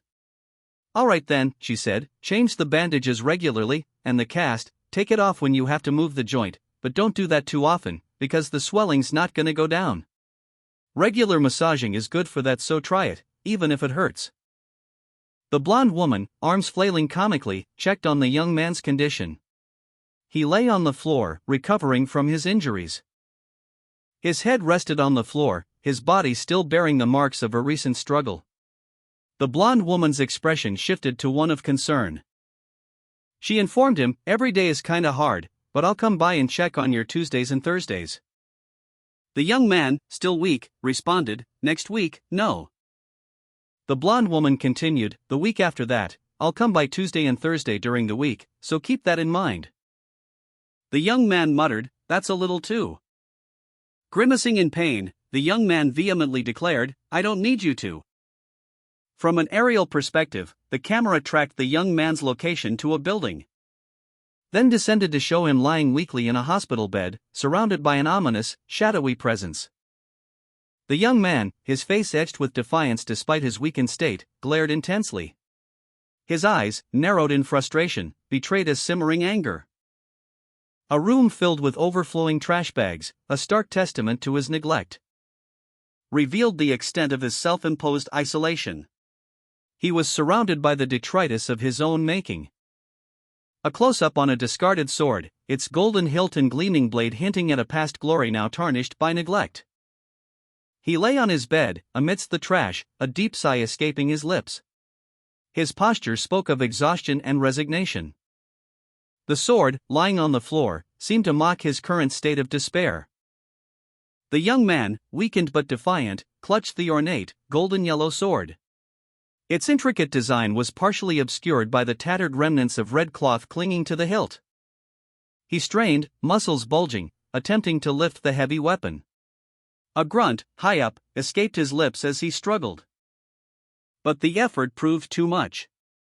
Another strained sound, hyuk, punctuated his failure as the sword slipped from his grasp. The heavy blade clattered to the floor amidst a pile of discarded trash bags, a pwat, escaping his lips in frustration. His hand, still bandaged, reached out weakly, fingers brushing against the cold metal of the sword's pommel. He collapsed onto the floor, his body spent, a sigh escaping him as he lay defeated. The sword lay discarded beside him. The young man strained, muscles bulging, as he attempted to lift the heavy sword. But the weight proved too much, he collapsed, his grip failing him. His face contorted in frustration and exhaustion. He lay there, defeated, a voice echoing in his mind, "Excellent. An excellent beginning." The voice continued, "The one who never falls, never learns how to get back up." The young man's eyes flickered open, a new resolve hardening his gaze. He sat up, his breathing ragged, and looked around the room. "It's just me here," he muttered, noticing the piles of trash bags. The young man, his face contorted in pain, clutched at his throat, a strangled cry escaping his lips, "Cook!"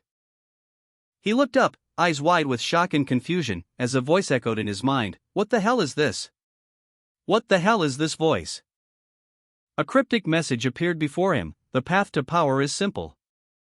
The instructions continued, "Run with the sword and swing the sword until exhaustion takes you." A final, concise statement concluded the message, "That is all." Cryptic instructions appeared before the young man, "The path to power is simple. Run with the sword and swing the sword until exhaustion takes you. That is all." A sword lay on a bed in a messy room. The young man, lying on the floor amidst trash bags, questioned the instructions' meaning. "Swing the sword, what the fuck does that mean?" He contemplated the absurdity of the method. Wondering how such a simple approach could lead to power. How am I gonna get powerful doing just that? The young man, his brow furrowed in concentration, leaned forward. His gaze fixed intently on the computer screen. A slight tremor ran through his hands as he gripped the mouse. His knuckles white with tension. He clicked, and a series of on-screen effects flashed across the display, accompanied by the sounds of rapid keystrokes. The screen displayed a search for two-handed sword. He scrolled through numerous results, his expression shifting from hopeful to increasingly frustrated. As pages flickered past, each one offering a different, seemingly useless piece of information. He muttered to himself, a low growl of determination. Finally, he found what he was looking for, a detailed guide on how to obtain a two-handed sword. A flicker of triumph crossed his face. The young man's face was a mask of intense concentration. He watched a video titled "Result of My 4 Months of Practice with a Two-Handed Sword." The video showed the young man himself, skillfully wielding a large sword. He wondered aloud, "He's from Korea?" He nodded, a determined glint in his eyes. "Alright, I'm starting." The video continued, highlighting the importance of balancing the center of gravity on the sword itself. The young man mimicked the movements shown in the video, his form becoming increasingly precise as he focused on economizing your movement. The young man, eyes narrowed in concentration, muttered to himself, "Cut through your opponent." His face, a mask of determination, reflected the intensity of his training. His gaze was unwavering. A thought struck him, causing his eyes to widen slightly. "I need to follow that." He was clearly struggling, his breathing was ragged as he exclaimed, "Huff! Huff! Oh my side, and, huff! My lower back is so tight, ack. This is no joke, after all." The young man's eyes, usually bright with youthful energy, now held a steely focus. A reflection of the intense physical strain he was enduring during his rigorous sword training. Yet, his determination remained unwavering, his gaze, unwavering, fixed on some unseen point in the distance. His pupils constricted, mirroring the intensity of his concentration as he pushed his body to its limits. The young man's injuries, normally requiring 3 weeks to heal, showed remarkable progress. A woman, observing him, voiced her surprise, questioning if he had used some unknown medicine. He remained silent. Before the woman, clearly concerned, ordered him to remove the bandages, warning him against overexertion, and reminding him that any problems he experiences will affect her as well. She expressed her annoyance as the young man, ignoring her warning, abruptly left the room. He moved with a sudden burst of speed, leaving a trail of discarded trash bags in his wake. The young man lay on his side, eyes closed, a single thought drifting through his mind: "She's gone, right?" He pushed himself up, ignoring the lingering pain in his body. His movements jerky and strained as he struggled to his feet, and began to move quickly toward the door. Bora's warning echoed in his mind: "This takes 3 weeks to fully heal," but he disregarded it, his determination overriding any caution. He clenched his bandaged hands, flexing his fingers, testing his strength. "If it's like this." Ignoring his injuries, the young man gripped his weapon, a large, unwieldy blade. He recalled the woman's warning, a memory flashing through his mind. What fool would wait until it cools again? He scoffed, muttering to himself, "Yeah, I remember those words from my memory, but man, he's got a lot to say." A voice echoed in his mind: "Leave this place and run at once." He responded internally, "Okay. Okay." A flicker of suspicion crossed his face, he wondered if he was being watched. Another voice, seemingly external this time, urged him on: "Swing as if your life depends on it." Heeding the advice, the young man swung his weapon with all his might. He dashed out of the room, leaving the weapon behind, a sigh escaping his lips as he disappeared from view. The young man, still nursing his injuries, braced himself, readying the heavy sword. He grunted with exertion, a strained expression twisting his face as he struggled to lift the massive weapon, finally managing to raise it with a final, powerful heave. "Hyuk!" he exclaimed. He paused, his brow furrowed in concentration. Heavy, this is gonna be hard, I think," he mused to himself. His thoughts shifted. "I think I better get my strength and stamina up first." He looked towards the exit, a conflicted expression on his face. "I have to go outside to run, but The young man's determination wavered, but his need to escape remained. The young man, still recovering from his injuries, stood before a door, his gaze distant and contemplative. He muttered to himself, "Never mind the neighborhood, it's been 2 years since I'd been down the stairs." He then acknowledged his current physical limitations. "Yeah, I doubt I've got enough stamina to run anyway, so I'll do that later." "Yeah, I'll definitely do that later." The young man, leaning heavily on his large, ornate sword, reflected on his past. But me, yeah, that guy? At just 12, he ran for an hour carrying this sword. His expression turned grim as he recalled the feat. A flashback showed the young man, much younger, standing beside a powerfully built warrior, both dwarfed by the imposing size of the sword they shared. 2 speech bubbles appeared, one reading "eat and run," and the other reading "eat and run some more." The young man's determined face is shown, his expression resolute. He sharpened his sword, then strapped it to his back, securing it tightly with a belt. And finally, bound his torso with a sturdy cloth. The young man stood before a large sword, his posture reflecting his resolve. He began a rigorous workout, starting with push-ups. The young man hefted his massive sword, a thoughtful expression on his face. He wondered aloud if he could manage 30 push-ups. Considering he hadn't exercised in a while, and the added weight of the sword would be a significant challenge, he decided to try 10 instead.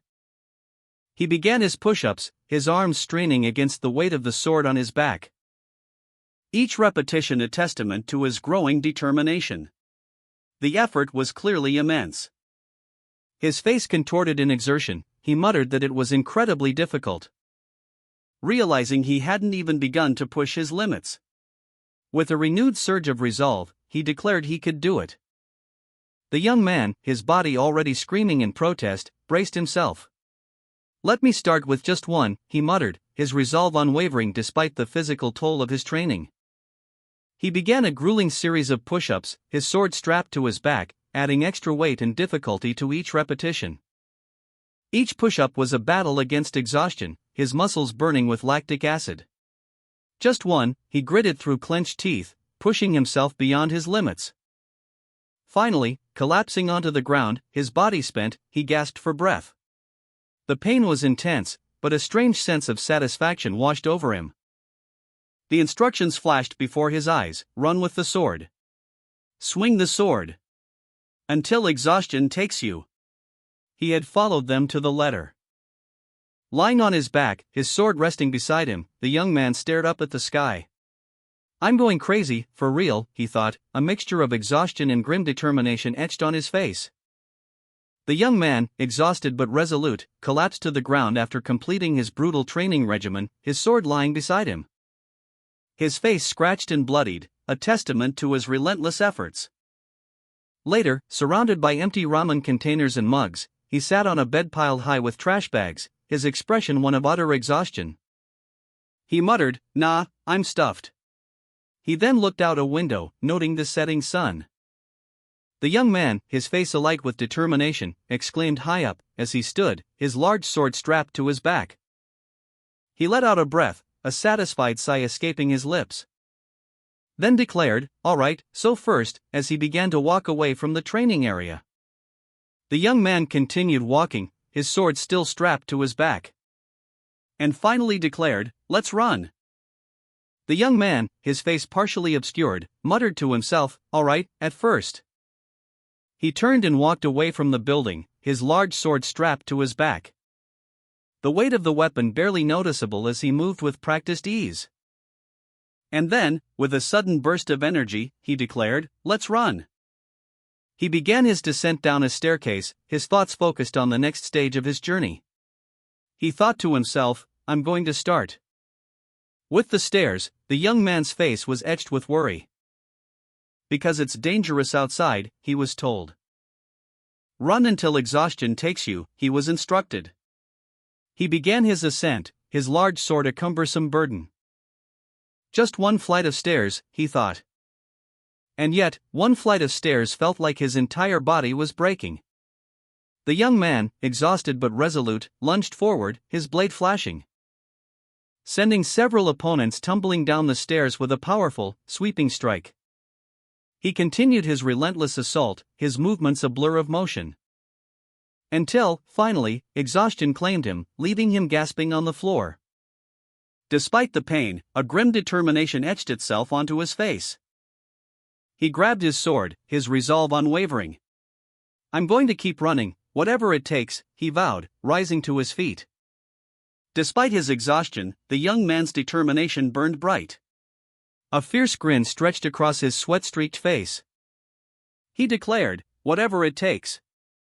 His labored breathing, punctuated by gasps of huff, showed the toll his escape was taking. Yet, he pressed on, his body protesting with each strained step up the stairs. Sounds of exertion, "Yuwak!" "Yuwak!" escaped his lips. He gripped the railing, his sword dragging behind him. Gasping for air, the young man stumbled, his body racked with exhaustion. He collapsed onto the ground, his sword clattering beside him. "Yuwak!" he groaned, the sound strained and weak. A voice echoed in his mind, 4 times, round trip. It was a cruel reminder of his grueling escape.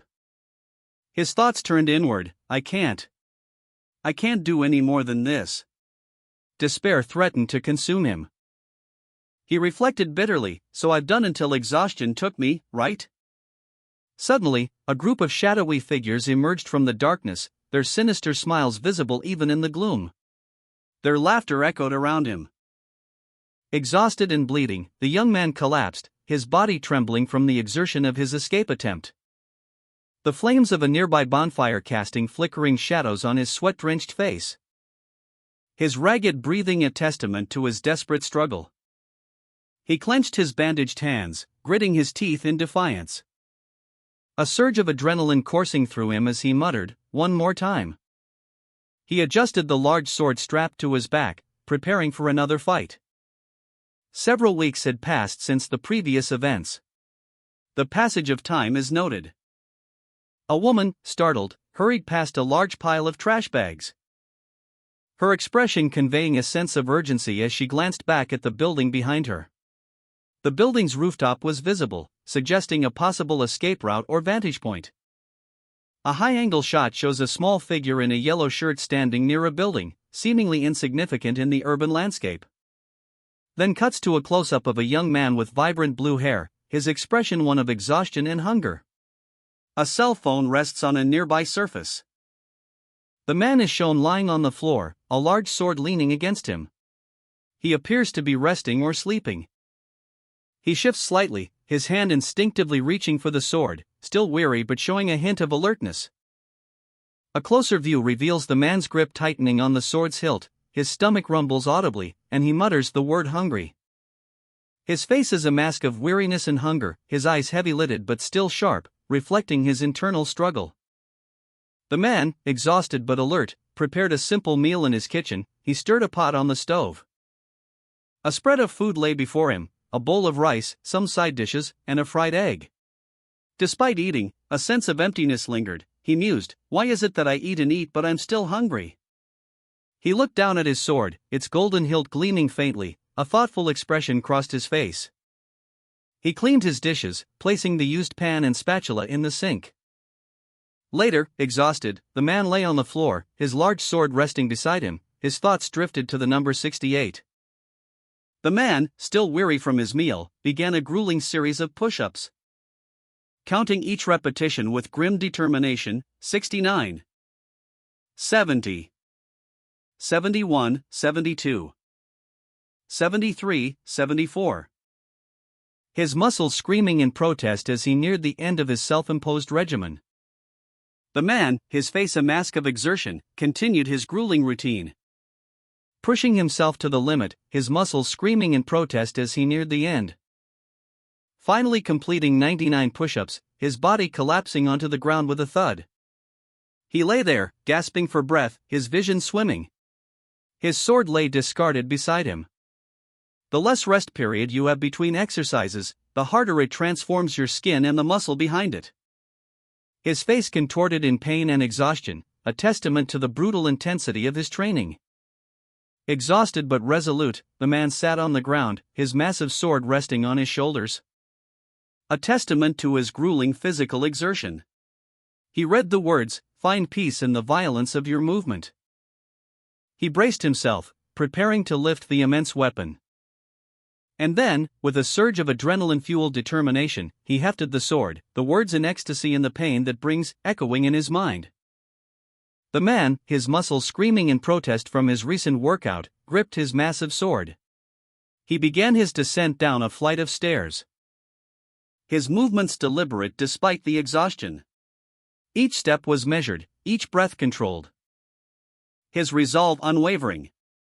He was a warrior, and this was his path. He reached the bottom of the stairs, his descent complete. And continued his advance, the weight of his sword a familiar burden. Exhausted but resolute, the man wiped sweat from his brow, a thought bubble above his head reading, "Round trip, cleared." Beads of perspiration clung to his skin, reflecting the dim light of his surroundings. He adjusted the massive sword strapped to his back, the weight a familiar burden. The man continued his descent, his muscles screaming in protest. He reached the bottom of the stairs, the cool air a welcome change. He stood, his gaze fixed on the massive sword he carried, a symbol of his arduous journey. The man, exhausted but resolute, stood before a large, imposing sword. His face was partially obscured by his dark blue hair, his expression unreadable. He gripped the massive hilt, his hands calloused and strong. A voice echoed in his mind, instructing him to swing the sword slowly, so slowly that it might cause boredom. His feet moved, beginning his training regimen. He swung the sword with deliberate slowness, his movements precise and controlled, each swing a testament to his dedication. He was determined to master this technique. The man's sword training continued, he gripped his blade, his focus unwavering. Each swing precise and powerful, a blur of motion. But a rule was stated: if the tip of the sword wavers, the swing does not count. His eyes narrowed in concentration as he continued his rigorous exercise. Swing after swing, his form impeccable, his movements fluid and controlled. Until finally, exhaustion set in, his body trembling with fatigue. Exhausted from his training, the man questioned the purpose behind his rigorous swordsmanship. The weight of his actions heavy on his mind. He pondered the meaning of his relentless pursuit of skill. His movements mirroring the uncertainty swirling within him. The question of purpose echoed in his thoughts. A voice, seemingly external, challenged him, "What is thy goal?" The man's resolve faltered. The question of his ultimate objective hanging heavy in the air. He gripped his sword, his gaze distant and uncertain. The weight of the question pressing down on him, leaving him lost in contemplation. The purpose of his training remained elusive. A surge of intense emotion consumed him, a potent cocktail of anger and grief. The word revenge exploded from his mind, a silent scream echoing the depths of his pain. A stark reminder of the injustice he had suffered. The man's eyes burned with a newfound resolve. The man watched a video on his computer screen, the footage depicting a city engulfed in flames. A question formed in his mind: what is the purpose behind this destruction? The scene shifted to a closer view of the burning city, highlighting the scale of the devastation. His hand reached out towards the screen, fingers tracing the fiery images as if trying to grasp the meaning behind the chaos. In another scene, a man was shown embracing a fallen figure amidst the ruins, the weight of grief etched on his face. The question, "What is thy goal?" appeared on the screen. The man on the computer, his face now a mask of anguish, clutched his chest, his own purpose seemingly as unclear as the burning city's fate. Two figures, their faces contorted in a mixture of rage and anguish, faced each other. Sparks flew between them. A chaotic energy crackling in the air, a visual representation of their inner turmoil. The intensity of their confrontation building to a crescendo. The word revenge appeared, scrawled across the page in bold, black strokes, mirroring the man's seething emotions. He wept, his face a mask of sorrow and despair, the weight of his past actions heavy upon him. Tears streamed down the man's face as he succumbed to an overwhelming wave of grief and remorse. He collapsed onto his bed, his body racked with sobs. his hands covering his face in a desperate attempt to stifle his anguish. The weight of his actions pressing down on him with crushing force. His shoulders shook as he wept silently, his grief a palpable presence in the room. Later, he rose from the bed, his movements slow and deliberate. A woman, seemingly in her 20s, strutted confidently down a sidewalk, a mischievous glint in her eyes. She checked her phone, a text message displayed, 10 minutes from now, meet? A playful smirk spread across her face as she typed a reply, but I'm right here in front of your door. She approached a building, her expression shifting to one of surprise as she spotted someone. A young man with blue hair stood silently, his back to her. He seemed startled by her sudden appearance. How did you know I was here? He asked, his voice laced with a mix of surprise and annoyance. The woman simply replied, please act your age. The young man muttered damn it, under his breath. A playful woman unexpectedly appeared before a surprised man, puffing out her cheeks and exclaiming, you're no fun. The man, clearly annoyed, turned his head away, his expression one of mild displeasure. The woman's concern shifted to the man's well-being as she observed him. She noted that his blood pressure was dangerously high at 175/110. She then inquired about his injured arm, to which he responded that it only hurt a little. The woman's sharp gaze bore into the man, her expression intense. She addressed him directly, yo, Tak Seong. She continued, explaining, you know you and I are both in this together, and I know we make shit up as we go along, but this is different, you know? The woman's concern deepened as she observed the man from above. A beat of silence passed before she spoke again. Her voice laced with worry, she stated, your ligaments in your wrists and ankles, are they okay? How about your back? The man, downplaying his injuries, simply replied, hurt a little. The woman's face hardened. She muttered under her breath, you little shit.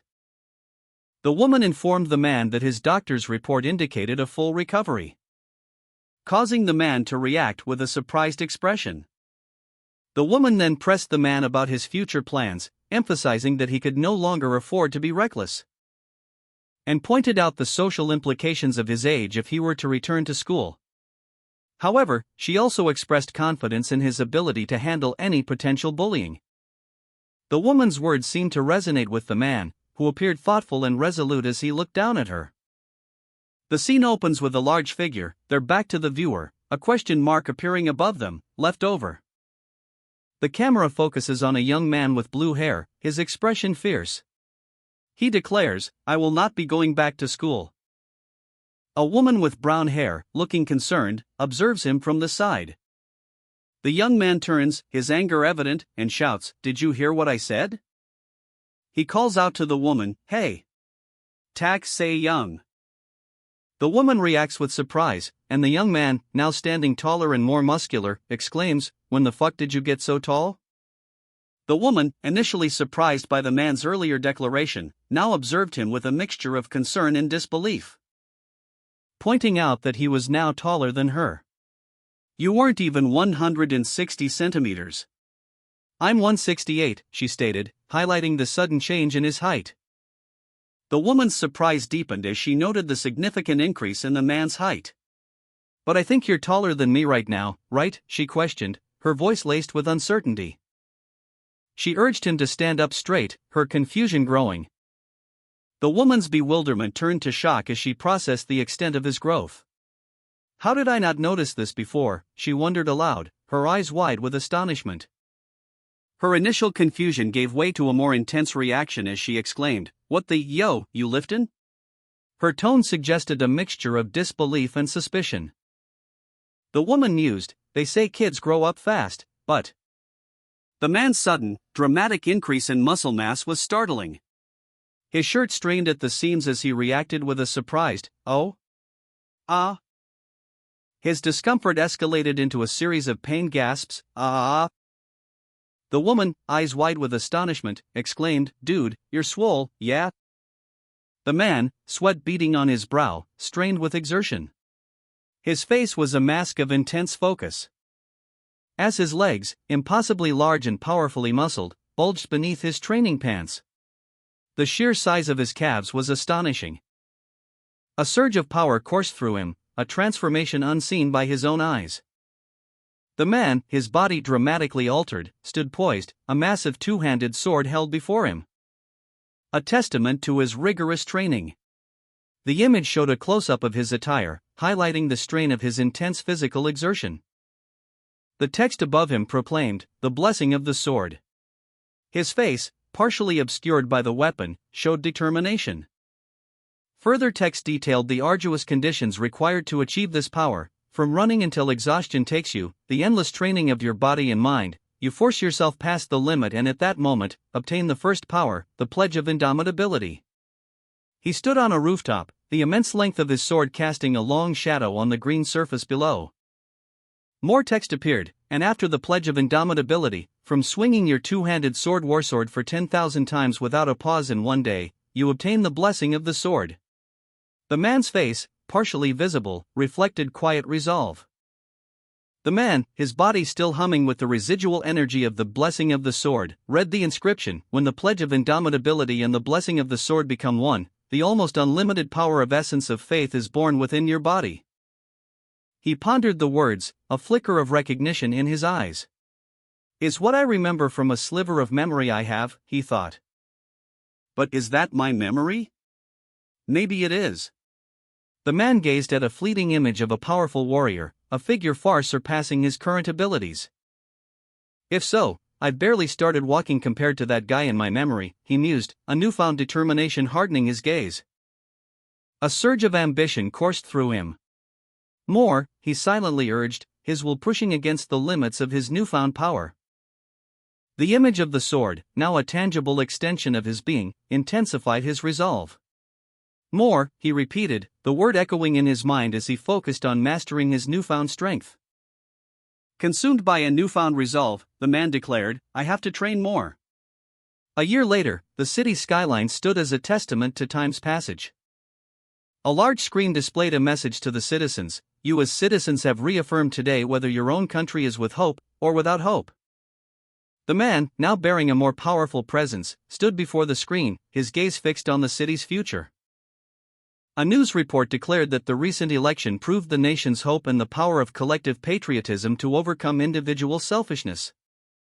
The report continued, noting that other politicians might impose conditions on themselves, approaching things slowly. But this particular politician stated there would be no conditions placed on the people's support and desires. He emphasized that this wasn't merely his commitment, but the promised trust placed upon his shoulders. The politician's powerful words resonated on screen, challenging anyone who would dare to oppose them or harbor hostile intent.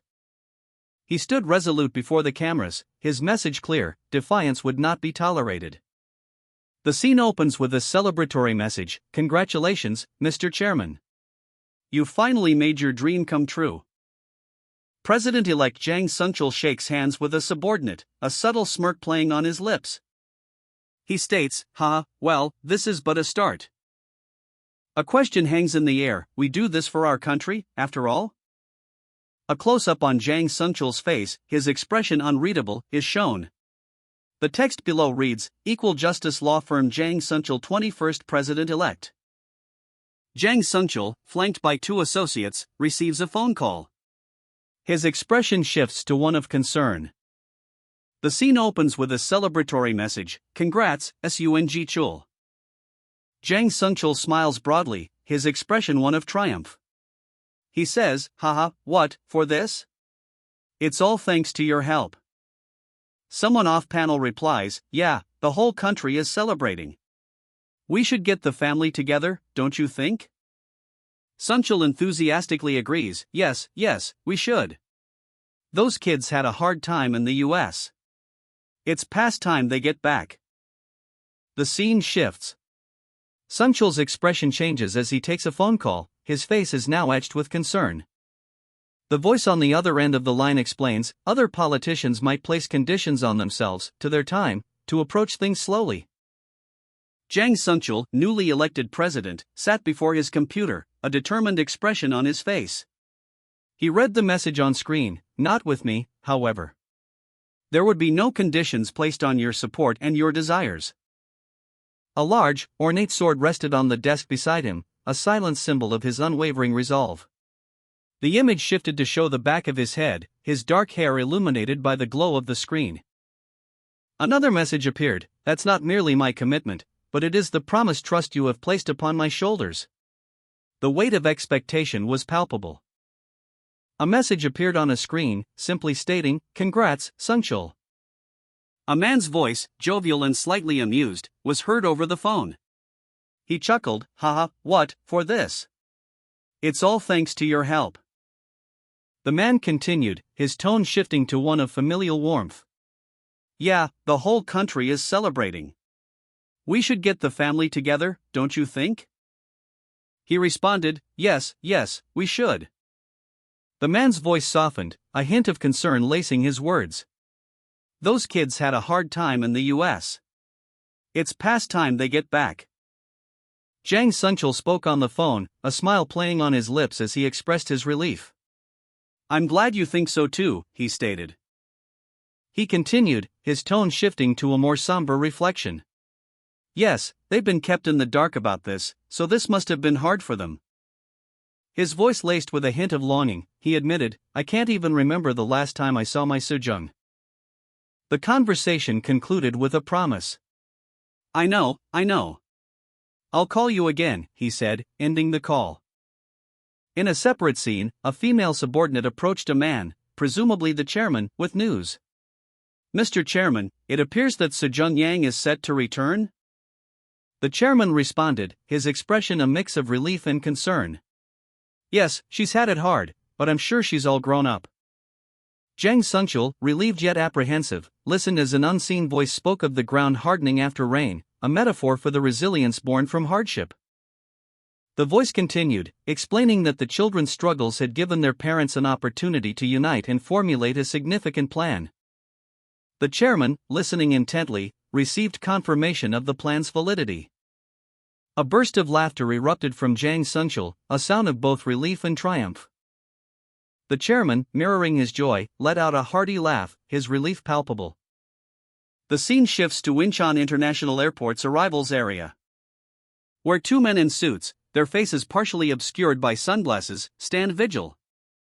Their presence suggesting a clandestine operation is underway. Further inside the terminal, a group of individuals, their faces mostly hidden in shadow, await.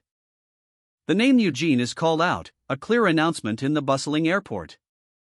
The green-haired woman, Eugene, is shown with two companions, Junhyuk and Suho. Junhyuk appears pensive, while Suho looks alert. Three young men wait at the airport arrivals, their posture suggesting anticipation. Observing Eugene and her companions from a distance as they move through the crowd. One of the waiting men waves, signaling recognition. The three young men remain at their post, maintaining a watchful presence. Hee-yoon and Da-hun, along with a third companion, Kim Jun-hyuk, arrived at the airport, their expressions a mixture of anticipation and amusement. As they were greeted by a group of people, one of whom, Chang-soo, expressed his surprise and mild annoyance at the unexpected airport greeting. Kim Jun-hyuk, seemingly unfazed, greeted a member of the waiting group, expressing his surprise at the length of time since their last meeting. Jun-hyuk acknowledged Chang-soo, inquiring about his well-being, and the group exchanged pleasantries. A brief moment of silence followed, punctuated only by a subtle shift in the group's demeanor. Before a question arose regarding the whereabouts of Soo-hyun and Soo-young, two individuals who were expected to be with Jun-hyuk's group. Amidst a group of companions at the airport, a woman with vibrant green hair explained Soo-young and Soo-hyun's absence. She stated that the two had unexpectedly left for Japan, adding that Soo-young desired a short break to clear her head. The woman continued, mentioning Soo-hyun's departure and expressing sympathy for his situation, given his recent struggles. The group, including Kim Jun-hyuk, Hee-yoon, and Da-hun, proceeded to leave the airport. An overhead shot showed the group walking away from the airport, their movements suggesting a sense of purpose and calm. The scene shifted to show the group inside the airport, walking towards an unseen destination. Two men, one with blonde hair and the other with gray hair, stood together, having just finished a conversation. The blonde-haired man asked, "Did you check it out?" The gray-haired man responded with a simple, "Yup." The blonde-haired man continued, explaining that finding the target's location was easy. He added, finding where he lives ain't even work. The gray-haired man agreed, saying, yeah, good job. A close-up on the gray-haired man's hand, revealing a piece of fabric with a unique pattern. The name Jun-hyuk is then shown. The blonde-haired man, addressing the gray-haired man, asked pointedly, you planning on brewing some shit, yeah? Kim Jun-hyuk, a smirk playing on his lips, mused to his companion, who do you think we have to thank for all the shit we've gone through? The blonde-haired man, ever observant, responded to Jun-hyuk's question by addressing Se-young, are you sure you're not going back to school? Se-young, resolute, replied simply, no, I don't want to. Jun-hyuk, concerned, countered, but you can't stay like that forever. Se-young's expression hardened as Jun-hyuk continued, proposing, would you rather move here with me? Se-young considered his offer, her internal conflict evident. She finally responded, I'll think about it, but still. I'm still afraid. Kim Jun-hyuk, a look of understanding on his face, listened intently as Se-young spoke on the phone. She apologized for the pressure she must have put on him. Jun-hyuk responded, reassuring her that she hadn't. He knew she was worried about him, and he expressed his gratitude for her concern, advising her to take care of herself. Se-young, after a brief pause, simply replied, well, then. Jun-hyuk hung up the phone, a thoughtful expression settling on his face.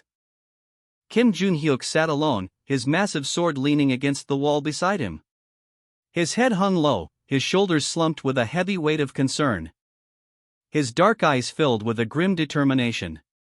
The recent events weighed heavily on his mind. He muttered to himself, just you wait. I will crush every single one of you. A phone call was received. Jun-hyuk responded curtly, yes, I'm at the location right now. The voice on the other end of the line reported back, as we have already learned, there has been no sign of anyone entering or leaving. Jun-hyuk stood before the building, his fist clenched tight, a silent promise of vengeance hardening his gaze. A report came in on the target's location. The building had been under surveillance from a high-rise with a direct view. But there had been no activity, no one entering or leaving. Kim Jun-hyuk, reviewing the information, frowned. Delivery attempts, postal checks, even meter readings had yielded nothing. The confirmation of the target's presence at this location remained elusive, there was no response from inside the building. Jun-hyuk acknowledged the report with a curt understood. He was taken aback by the unexpected news. The target was not where they expected. A car sped through city traffic. The question hikikomori appeared in a speech bubble above the car. Inside, two men rode in the back seat. One, with silver hair, angrily exclaimed, even so, you can't even get a picture of that little shit? The other man, with blonde hair, retorted, Jun-hyuk, did I not tell you that the dude never even steps outside of his place? Jun-hyuk, clearly frustrated, responded with a simple huh? The blonde-haired man explained, that little shit got some shitty ways of showing off his symptoms. Kim Jun-hyuk, increasingly frustrated, suggested enlisting the help of their associates, saying, maybe we'll ask the uncles to barge in? The blonde-haired man, amused by Jun-hyuk's continued frustration, proposed a more direct approach, just pick the lock and rush in, grab that little shit, and have a little fun with him. Before dragging his ass to us. Simple. Jun-hyuk, initially confused, questioned the plan, asking, What? The blonde-haired man, whose name is Chang-sun, then launched into an enthusiastic and somewhat unsettling praise of his plan, exclaiming, ha ha ha. Chang-sun, you're beautiful, you lil shit. You are the one who brightens my day, you know? Only you. He then asked Jun-hyuk, do it? Kim Jun-hyuk, leaning back in his seat, issued a command, pump the brakes. He then elaborated, explaining that if they were going to proceed with their plan, they needed to elevate their approach to match or exceed Soo-hyun's potential countermeasures. Chang-sun, his blonde hair catching the light, looked thoughtful. He questioned, Soo-hyun? Jun-hyuk's skepticism grew as he voiced his doubts. Do you really think that Soo-hyun went to Japan with Sejong just to play? Chang-sun, seemingly unfazed, simply asked, then what? A sinister smile spread across Junhyuk's face as he muttered, Lee Soo-hyun, that sucker. His smile widened, revealing a predatory gleam in his eyes as he anticipated his next move. Kim Junhyuk revealed that he had received an invitation from the Yakuza. A revelation that surprised Chang-sun, who exclaimed in disbelief. Junhyuk explained that he and Soo-young had made friends with Yakuza members while in Japan, and their parents were also Yakuza. Further elaborating that Soo-hyun had mentioned this when they were boarding the plane. Junhyuk's expression turned grim as he muttered that Soo-hyun deserved punishment for his actions. He then revealed a sinister smile, hinting at a plan to deal with Soo-hyun. A Instagram post showed Yu.J. Kim's message, the gang's all back together. The image showed a lively bar scene. Several individuals, including a woman with vibrant green hair, were present. A man checked his phone, his eyes widening as he saw something on the screen. A subsequent Instagram post from Yu.J. Kim read, Lee Soo-hyun, Jang Soo-jung. Come quickly. How long have we been waiting for this day? Yu.J. Kim sat before his computer, a faint blue glow illuminating his face. He reached for his phone, his fingers hovering over the screen, and tapped the Instagram app, anticipation building within him. Jang Crystal's response appeared on the screen. She confirmed her attendance at the reunion. A sense of relief washed over Yu.J. Kim. Jang Crystal's message read, I too wait for you to get back together. The words hinted at a deeper connection between Yu.J. Kim, Lee Soo-hyun, and Jang Soo-jung. A subtle smile played on Yu.J. Kim's lips as he contemplated the upcoming reunion. A Instagram message popped up, congratulating Soo-hyun and Soo-jung. A plane flew over Narita International Airport. A man and a woman smiled at each other, their conversation hinting at an unexpected acceleration in Soo-jung's father's political career, which had apparently expedited certain processes, leading to earlier than expected results. Yu.J. Kim and Jang Crystal exchanged a brief, knowing glance. As Yu.J. Kim expressed his concern for their well-being, acknowledging the difficulties they had faced. The three friends, Yu.J. Kim, Jang Crystal, and a third individual, stood together, their postures suggesting a shared history and unspoken understanding. The group approached a limousine, preparing to depart. Yu.J. Kim and Jang Crystal entered the vehicle, while Yu.J. Kim indicated that they would discuss matters further during their journey. Jang Crystal, composed and ready for the reunion, walked purposefully through the city streets, Yu.J. Kim by her side.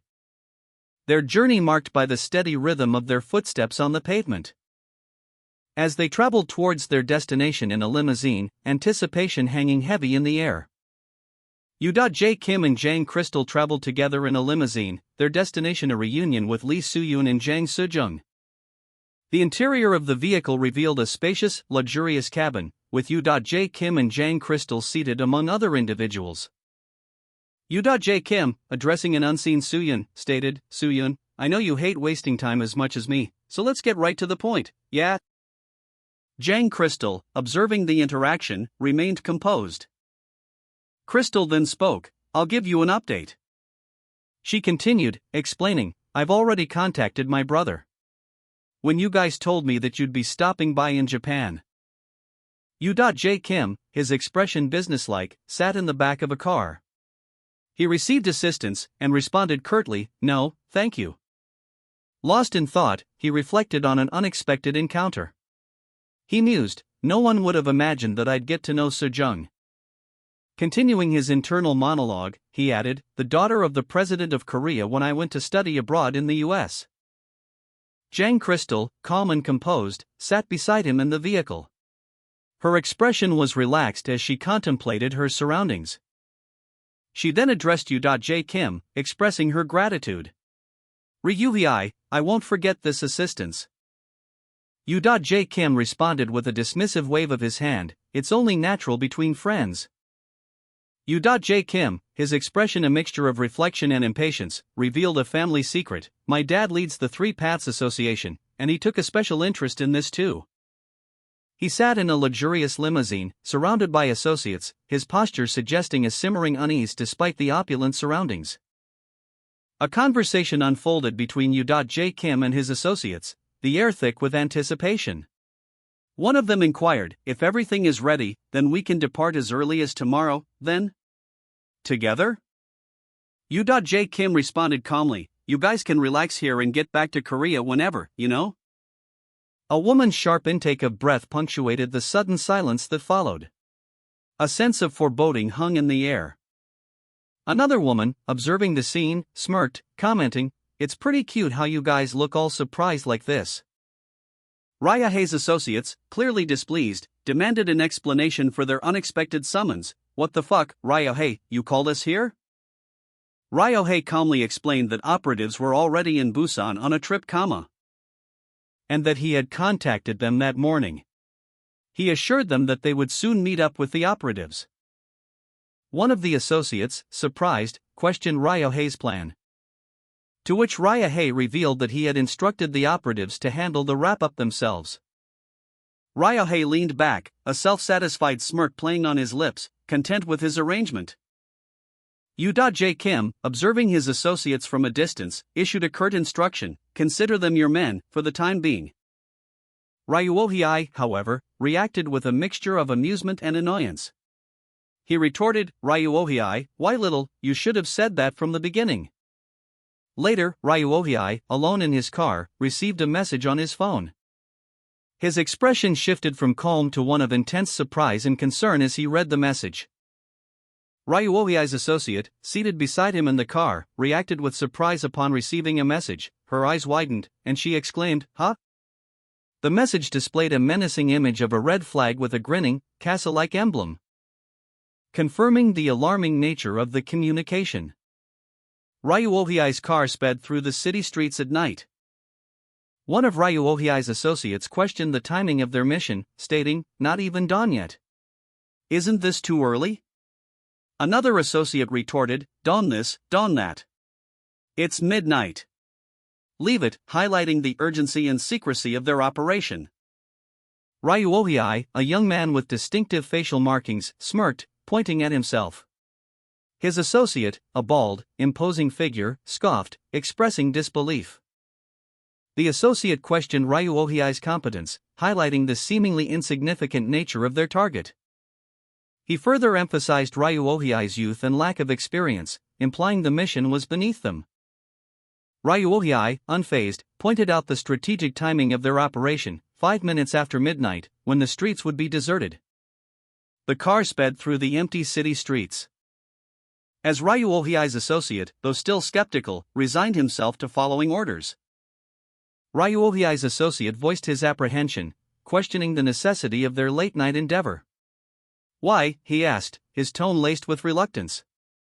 Ryuohei, however, remained firm. He retorted, "God damn it. We're here for a little shit by his lonesome. Both of us don't need to go." The associate, despite his reservations, conceded, muttering, "Even so." Ryuohei pressed further, challenging his associate's passive role. "Even so what? While I beat the snot out of this shit, you're gonna be a lookout?" He offered an alternative, "Or, maybe, you're gonna pick the lock?" The associate, clearly irritated, exploded in frustration. "You fucking shit, you got a fucking mouth on you, yeah?" Ryuohei, his expression a mask of confident irritation, addressed his associates. He stated that he would smack him around some and bring him back here, so wait.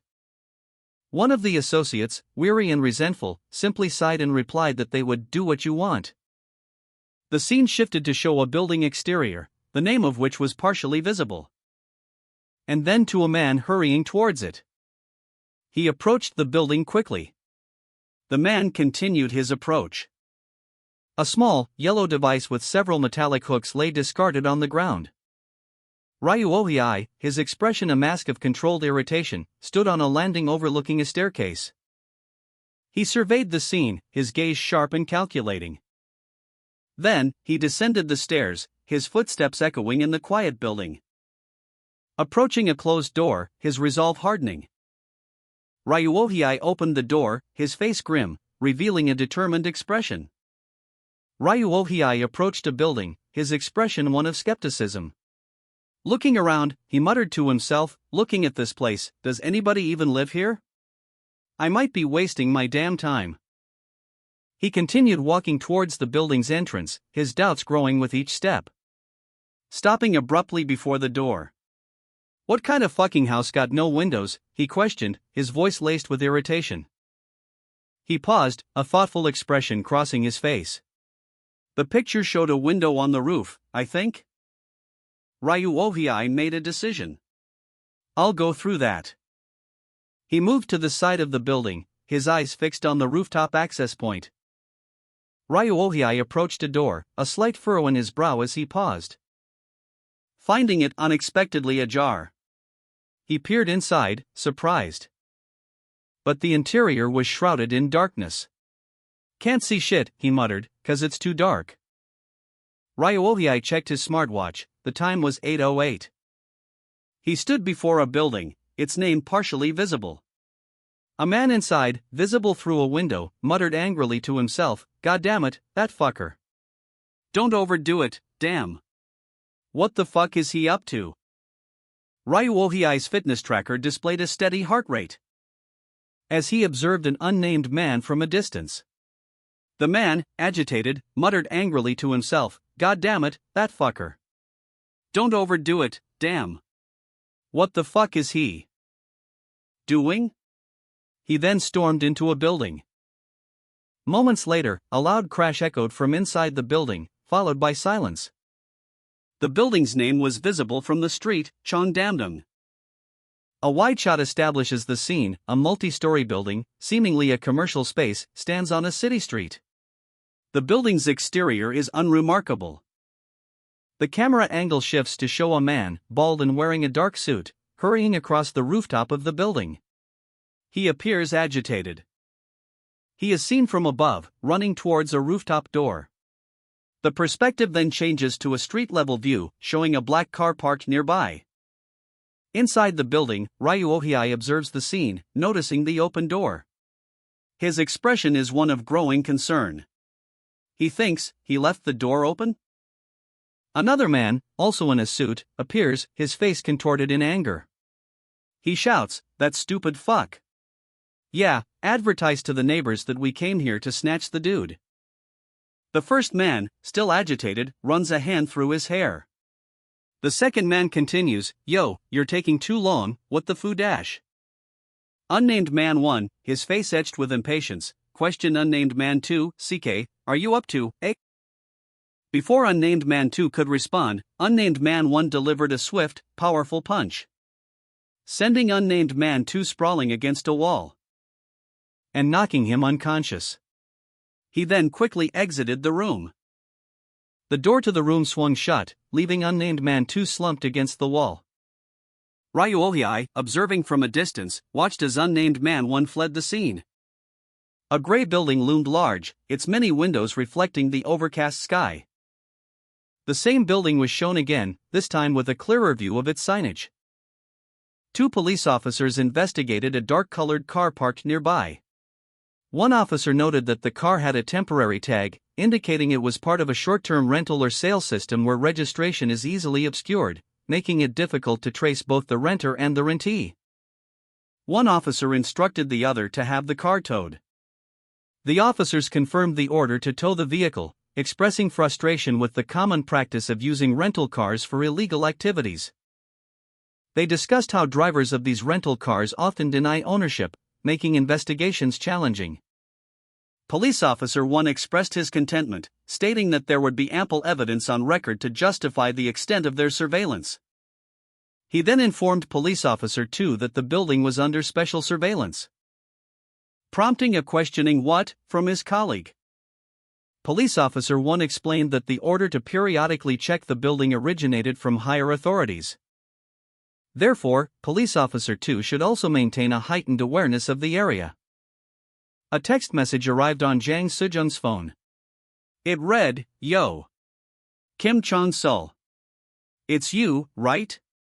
About Junhyuk calling some people. Talk to me, bro. The message was followed by a close-up of Jang Sejong's fingers typing a reply. In another room, two men sat on a couch. One asked, "How did it go?" The other man sighed and replied, "It's already 11. And we ain't got shit?" The first man's frustration grew. He muttered, "The call hasn't yet." He then exploded in anger, shouting, "So you fucking called him? Fucker." Man 1, his face contorted in a mask of barely suppressed rage, glared at his phone screen. The screen displaying a series of rapidly repeating Korean characters, indicating an incoming call. A silent, tense moment punctuated only by the insistent ringing of the phone on the table. Then, a man in a suit answered the call, his voice tight with anxiety as he spoke to the person on the other end. He reported, "Uncle, it's me, Chang Soo." His uncle, Choi Jong-chan, the president of the Mira Credit Agency, responded with a mixture of impatience and suspicion. "Oh? Chang Soo. My boys got the job done, right?" Man 1 impatiently waited for an update, his phone pressed to his ear. He hadn't heard anything from his team. And his frustration grew. "What?" he demanded, his voice tight with barely suppressed anger. Man 1, seated in his office, considered the situation. "Those little shits, what are they up to?" He mused, suspicion clouding his features. Maybe they were simply amateurs, inexperienced in this kind of work. Man 2, on the receiving end of the call, bristled at the implication. "Kids? This little wet behind the ears fucker is calling my boys kids?" He thought, seething. He promised to check in and call back, but Man 1, clearly impatient, insisted he was in a hurry. Man 2, already agitated, muttered to himself, regretting his decision not to contact his uncle Changhyun at Aegis sooner. A phone call interrupted his self-reproach, a sharp intake of breath followed by an expletive punctuated his reaction. The name Chang-soo was uttered, adding to his growing frustration. Man 2's face contorted in a mixture of anger and helplessness as he revealed his resentment towards Chang-soo, whom he tolerated only because of family ties. His rage intensified, culminating in a furious outburst directed at the unnamed individuals responsible for the current predicament. The final panel shows a building, symbolizing the location of the source of his anger. A cell phone lay on a surface, its screen glowing brightly. The light emanating from it casting a soft glow on the surrounding area. Then, the phone's screen went dark, and the phone was turned over, its back facing upwards. Two men lay on the floor, unconscious. Two cell phones rested near them. One man's face was bloodied and contorted in a grimace. The other man lay still, his expression unreadable. The scene suggested a violent struggle had taken place. The panel shows the aftermath of a brutal fight. Man 2 lies unconscious, his head bloodied and grotesquely contorted. A stark image of violence that speaks volumes about the ferocity of the preceding struggle. A woman with short, gray, and black hair and a man with dark hair stride purposefully through Incheon International Airport. They exude an air of quiet determination. The woman's expression is serious, almost grim, the man maintains a stoic countenance. Their shared silence speaks of a mission accomplished, or perhaps, a mission about to begin. At Incheon International Airport, the woman with gray and black hair exchanged a look with her companion, a man with dark hair. Their expressions were serious, their attention focused. As a sharply dressed woman approached, she identified herself as Nam Ho-jung, from the Secret Service, causing the woman with gray and black hair to react with surprise and a hint of apprehension. The woman with gray and black hair, the man with dark hair, and Nam Ho-jung stood together in the airport terminal, their conversation tense and unspoken anxieties hanging heavy in the air. As the man with dark hair's face contorted in a grimace of barely suppressed fury, he turned to face a newly arrived, imposing figure, his eyes narrowed in silent challenge. A man with dark hair and a goatee appeared, stating, "It's been a while." He continued, explaining that the woman's father had instructed him to take her to him immediately. The woman with gray and black hair, startled, was quickly apprehended and escorted away by the man. The man with dark hair watched them go, his expression a mixture of anger and apprehension. He remains silent, his gaze fixed on the departing figures. The man with the goatee and the woman with dark hair stood together, their faces grim. The man with dark hair walked purposefully, his gaze fixed ahead. He was followed by a woman with gray and black hair, her expression apprehensive. As they navigated the city streets, the woman's apprehension was palpable, she seemed to be under duress. Meanwhile, the man with the goatee sat inside a building, speaking on the phone. He received a report, his face hardening with anger. The man with the goatee's voice was laced with fury as he barked orders into the phone. "What the fuck happened to the little job I gave you yesterday?" His rage escalated. "You fucking shit. Find those fuckers and drag their asses to me right now." Yeom Dong-sun, team leader of the Mira Credit Agency's Team 2, let out a frustrated sigh as he spoke into his phone. His words laced with anger, "Those bastards must want to get thoroughly screwed. What the hell are they doing?" The phone displayed his name and title, Mira Credit Agency, Team 2, team leader Yeom Dong-sun. He received a series of concerning updates from his team members. One reported, "Yes? You still haven't heard from them?" Another added, "We haven't heard from them today either." And a third confirmed, "No, big bro. I haven't seen them." A white Mercedes-Benz sedan idled near a city building. Its door opened, revealing a man in a sharp suit exiting the vehicle. The man's face was partially obscured by shadow, but his expression appeared serious and focused. He approached another man standing near a convenience store, asking, "It's here, right?" The second man confirmed, "Yes, right here." From an elevated vantage point, the first man observed a figure near a building, muttering to himself, "Are those fuckers jerking off somewhere together or something?" The man with dark hair dismissed a phone call, muttering to himself, "Don't answer the call, maybe drunk off their ass?" He paused, a flicker of curiosity crossing his features as he noticed something. His gaze fell upon a parking violation notice, and he carefully examined the details on the sign. The registration number on the notice caught his attention, it was a familiar number. Recognition dawned on him. The registration number. XXNAXXXX, eh? That's our car? So those fuckers were here. The man with dark hair examined a document, his anger growing with each detail. "Then why the fuck didn't they contact us?" he muttered, his voice laced with frustration. The report detailed the missing team's last known location, the timestamp reading 10:21 that morning. A revelation that sent a fresh wave of fury through him. That was when their vehicle was towed, he realized, his mind racing to piece together the events of that day. What the fuck were they doing all that time, he raged, the unanswered questions fueling his anger. Consumed by rage, the man with dark hair stormed through the building, his powerful strides echoing in the empty hallway. His face contorted in a mask of fury.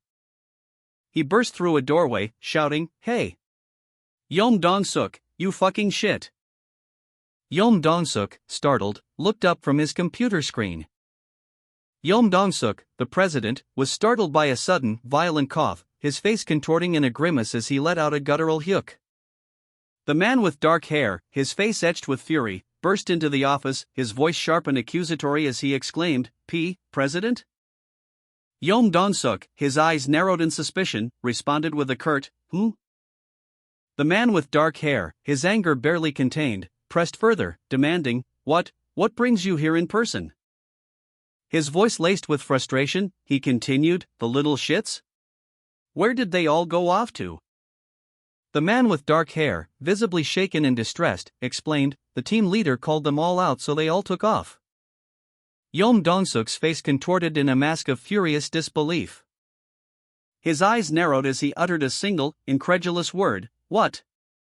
The man with dark hair, speaking on the phone, reported to his superior, "President, this is Dong-suk." Yeom Dong-suk, furious, demanded to know what his team had been up to and why they weren't answering their phones. The man with dark hair, on the other end of the line, responded that he thought they had a problem. He explained that the two boys sent earlier were missing. Yeom Dong-suk reacted with shock. The man with dark hair added that there was something about Seo Young Villa that concerned him. He proposed that they should check the place out together. Yeom Dong-suk's face was a mask of grim determination as he listened intently to the phone call. His eyes narrowed, reflecting the gravity of the situation. He remained silent, absorbing the information being relayed to him. A barely perceptible nod indicated his understanding. The weight of responsibility pressed heavily upon him. A curt yes escaped his lips, followed by a sharp instruction: check the place out. The man with dark hair, having received his orders, immediately set off towards Seo Young Villa. His steps purposeful and swift. He was driven by a sense of urgency and a growing unease. Yeom Dong-suk, his face etched with determination and a hint of anxiety, issued a concise order. The man with dark hair, his expression urgent and worried, responded with immediate obedience, shouting yes. Big brother. He then rallied his team, a formidable group of men in sharp suits, their faces grim and determined. With a final, resolute command of let's go, the group moved as one, their purpose clear and their steps swift. They proceeded towards Seo Young Villa, their approach a coordinated and efficient operation. A silent, determined force advancing on their target. Yeom Dong-suk, his face etched with determination and a hint of anxiety, lit a cigarette. He had just dispatched his team to investigate Seo Young Villa, and now watched from a distance as they moved through the grand entrance of the villa. The team, led by the man with dark hair, proceeded with urgency and focus. The smoke curling from his cigarette mirroring the rising tension in the air. He was clearly anxious about the outcome of this investigation. The man with dark hair, his team flanking him, ascended the grand staircase of Seo Young Villa, their movements precise and efficient. They were prepared for anything. Suddenly, a voice cut through the quiet. Get him! A gruff command echoed through the halls of the mansion, signaling the beginning of a confrontation. The man with dark hair, leading the investigation team, leaped over a low wall. His team followed closely behind, their movements swift and silent as they approached Seo Young Villa. Inside, they moved with practiced efficiency, navigating the building's interior. A masked figure and the man with dark hair exchanged a brief, tense glance before continuing their advance. The man with dark hair, a grim expression on his face, took a drag from his cigarette. A plume of smoke curling into the air as he surveyed the scene from the top of the staircase. The man with dark hair ascended the stairs of Seo Young Villa, his measured steps echoing in the otherwise silent building. Proceeding with a quiet determination toward his objective. The investigation concluded. The man with dark hair, now alone, reflected on the events, a cigarette dangling from his lips. He muttered to himself, guess it's over. A moment of self-doubt crossed his mind, maybe I went overboard? The man with dark hair, having completed his investigation at Seo Young Villa, walked away, lost in thought. His mind replaying the events that transpired. He descended a staircase, when suddenly, he was violently attacked from behind by the masked figure. The impact sending him crashing to the ground. The masked figure stood over him, leaving the man with dark hair dazed and disoriented. His expression shifted to one of shock and disbelief. Yeom Dong-suk, anxiously awaiting updates, felt a surge of alarm as he witnessed the scene unfold before him. Yeom Dong-suk's eyes widened in alarm as he witnessed the unfolding scene. His mouth agape in disbelief as he muttered, "WH. What's this?" The man with dark hair, his face contorted in shock and pain, exclaimed, "What the fuck is this?" The masked figure's swift attack left the investigator dazed and disoriented. The investigator, now vulnerable, stumbled back, collapsing to the ground as the masked figure's attack concluded. Yeom Dong-suk watched in alarm as the masked figure attacked the man with dark hair, the impact sending the investigator sprawling. The man with dark hair, dazed and disoriented, could only manage a furious, "Who the fuck are you?" as the masked figure continued their assault, delivering a swift blow that sent the investigator reeling. The masked figure's attack was brutal and efficient. The masked figure's fist connected with the investigator's face, the impact sending him sprawling. A blur of motion signifying the brutal force of the blow. The investigator's body flew backward, his form a testament to the overwhelming power of the attack. Yeom Dong-suk, observing from a distance, watched in alarm as the scene unfolded. He heard shouting earlier and now saw a group of men resembling gang members entering the building. Yeom Dong-suk, a police officer, meticulously documented a resident's report. The resident expressing profound fear and stating that the constant violence in their neighborhood has made even sleeping impossible. Dong-suk, showing empathy, assured the resident that he would investigate the situation. Another officer questioned the lack of response to previous screams, noting that police usually intervene in such cases, but was informed that the current climate of gang violence has rendered even the police hesitant to respond to every incident. Despite the general apathy, the officers proceeded to investigate the reported incident, ascending the stairs towards the source of the disturbance. A resident's report detailed the ongoing gang violence disrupting sleep. The constant screaming and activity prevented any rest. One officer, upon hearing this, reacted with a questioning "Oh?" Another officer noted that the rooftop gate was open, expressing relief at this unexpected development. As an officer descended the stairs, he noticed a small, yellow object, which turned out to be a broken padlock. Another officer, noticing the padlock, called out, "Hey, halt!" He was clearly surprised by the discovery. Yeom Dong-suk, a lock-picking expert, meticulously manipulated the lock-picking tools. Click out of 1, 2 is binding, 3 is set. He paused, assessing the mechanism's response. Other officers, observing from a distance, exchanged uncertain glances, suggesting a shared query: should they investigate further? A sudden, sharp crack echoed as the lock finally gave way. The gate swung open, revealing the interior. A forceful punch shattered the remaining lock mechanism, confirming the gate's breach. The officers, alerted by the commotion, approached cautiously. One officer announced, "This is the police. We got a call. Please open the door." As the officers approached the door, a tense silence hung in the air as they waited for a response. The door began to open slowly. Yeom Dong-suk and another officer cautiously approached a door, the number 71 visible on its surface. The officer expressed uncertainty with a simple "G." The door swung open, revealing an unexpectedly large and powerfully built man inside, causing the officers to react with surprise. One officer exclaimed, "WHOA," overwhelmed by the sight. The large man's imposing physique filled the doorway, dwarfing the officers. A close-up on the large man's face showed a grimace of exertion and anger. The two officers struggled to restrain the large man, who appeared to be exceptionally strong, their attempts proving futile. Yeom Dong-suk, his face etched with confusion, exclaimed, "Hey, why? What's this? Why?" A fellow officer, his voice barely a whisper, muttered, Behind him." Another officer, equally perplexed, questioned, "Behind him? What's behind him?" The camera focuses on the tense faces of the officers, their expressions reflecting a growing sense of unease and dread, culminating in a close-up of one officer's horrified features as he witnesses something terrifying.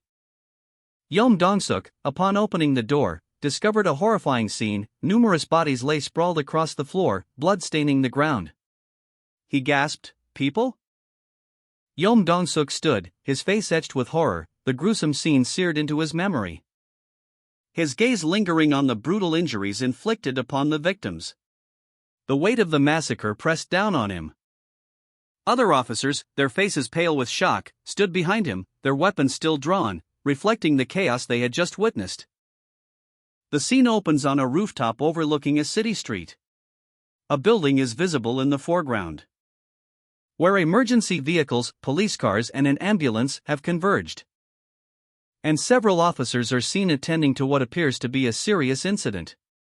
One officer is seen gesturing animatedly, while others appear to be carefully examining something on the ground. The overall atmosphere is one of controlled chaos. Inside a nearby car, a man watches the scene unfold with a look of grim determination on his face. His eyes are wide, and his expression is one of intense focus. Yeom Dong-suk's eyes widen in horror, his mind reeling from the shocking scene before him. Just what the fuck is going on here, he thought, his breath catching in his throat. A dark, heavy tarp concealed something beneath it, the grim weight of the unseen object palpable. Several officers struggled to lift the tarp, revealing a body brutally marred by violence. Blood stained the fabric and the victim's clothing. One officer held a green object, possibly a weapon, his expression grim and determined. Another officer, seemingly unfazed by the gruesome discovery, questioned a colleague, "What are you saying?" Yeom Dong-suk, his face partially obscured, muttered to himself, "I don't have a citizen registration number." A police officer, irritated, pointed a finger at the large, blood-stained man before him. The other officers looked on, seemingly hardened to the scene. The officer addressed the large man, saying, "Hey now, I know that's what you keep insisting, but..." The large man responded, "Ajushi." A translator's note appeared, explaining the nuances of the term ajisan in Japanese. The large man continued, "WH. What?" He explained, "I'm going to turn 18 this year, so I don't have my citizen registration number yet." Tak Se-young, a young man, explained that he used to attend Nungwang Middle School but had taken a break during his second year. The reason for which remained unspoken for the moment. His intense expression hinting at a significant, undisclosed event. Meanwhile, police officers discussed the situation, one of them confirming that the individual in question had identified himself as Tak Se-young. Their surprise evident as they reacted to his unusual height and imposing stature. One officer urgently ordered a withdrawal from the scene. Tak Se-young, towering over the scene, stood amidst a pool of blood. Two police officers watched him from a distance, their apprehension evident. One officer, his face etched with worry, frantically contacted his superiors. He stressed the urgency of the situation, emphasizing Tak Se-young's age and the potential for a major incident. The other officer, equally concerned, questioned the unusual circumstances of the incident, noting that it occurred at Tak Se-young's residence, not on the street. The officer on the phone, overwhelmed by the implications, warned his colleague of the potential media storm if they mishandled the situation. His superior's curt order to withdraw immediately followed, ending the tense standoff. Two police officers, amidst a blood-splattered scene, exchanged worried glances. One checked his phone, his expression grim. Their hushed conversation hinting at the gravity of the situation they faced. The scene was one of chaos and uncertainty. As the officers reacted to an unseen command, the word "withdraw" echoed in the air, a stark order cutting through the tension. Causing one officer to exclaim, "What?" Sunbae, in surprise and confusion as they began to retreat. Leaving Tak Se-young, the source of the disruption, alone in the aftermath. His expression was unreadable, his thoughts obscured. A sense of quiet contemplation settling upon him as the police withdrew. Tak Se-young, alone and contemplative, muttered "Aunt" to himself. He then made a phone call, informing his aunt that he would be going to the U.S. His aunt responded with surprise, questioning his certainty. He confirmed his decision with a simple yes. Se-young ended the call, a subtle smile playing on his lips as he prepared to contact his uncle to finalize the arrangements. Tak Se-young, his expression unreadable, spoke into his phone, but not yet. He clarified, "I didn't mean right now." His aunt, on the other end of the line, inquired, "Then?" Se-young revealed his plans, "I want to travel for about a year." His aunt responded, surprised, "Travel?" Se-young confirmed, "Yes." Tak Se-young, his face etched with a determined expression, spoke into the phone, explaining his reasons for his upcoming journey. He felt the need to be outside, away from the confines of his usual life. A year-long trip around Korea. He believed this would help clear his head and refocus his priorities. Se-young hung up the phone, his back to the viewer, a thoughtful expression on his face. He was preparing for his journey, both physically and mentally. And he wanted to minimize distractions during this time. He informed his aunt that he wouldn't be in frequent contact.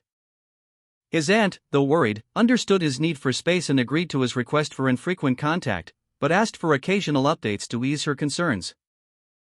Se-young ended the call, his grip tightening around his sword. He was ready to embark on his journey. Tak Se-young, having contacted his aunt, now stood on a city street, his expression grim. He clutched his phone, a large sword strapped to his back. His eyes narrowed, a fierce determination hardening his features, as he prepared for the journey ahead. Elsewhere, a phone call was taking place. Kim Chong-soo, a man with graying hair, angrily contacted someone named Jun-hyuk. Jun-hyuk, a blonde-haired man, was clearly annoyed by the call, his words sharp and impatient. He explained that he had been trying to contact others, but was having difficulty. Kim Chong-soo, seething with anger, spoke into his phone, "Come in and clean up your mess, and I have to watch your ass being all proud and shit." He continued, his voice laced with frustration, "And you, little fuck, you can't even do what you're told properly anymore?" Chang-soo sighed, a hint of weary nostalgia in his tone. "At least in middle school, you were good at that, at least." Jun-hyuk, on the other end of the call, responded with irritation, "Whatever. Hanging up now, bro. Don't call me for a while. Got it?" Jun-hyuk slammed his phone down, a look of annoyance etched on his face. He muttered to himself, "The fuck is with that shit? He called me and now he says that." In a fit of rage, he threw a small, square object across the room, shattering it against the floor. Jun-hyuk grimaced, muttering, God damn it."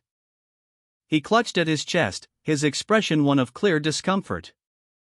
His phone lay nearby, vibrating insistently. The screen displayed an incoming call from Lee Soo-ho. Jun-hyuk hesitated before answering. After a moment of stunned silence, he simply said, "What?" Jun-hyuk received a phone call. The message was short and to the point. Soo-hyun wanted to see him. Jun-hyuk, initially confused, responded with a simple "huh?" He quickly agreed to meet, but asked where. Soo-hyun's instructions continued. There was something specific Jun-hyuk needed to bring with him. Jun-hyuk, having agreed to meet Soo-hyun, confirmed his willingness to deliver a package, prompting a question about Se-young's residence. Soo-hyun revealed that Se-young lives in a rooftop room of his villa. Jun-hyuk simply responded with a yup, confirming his understanding.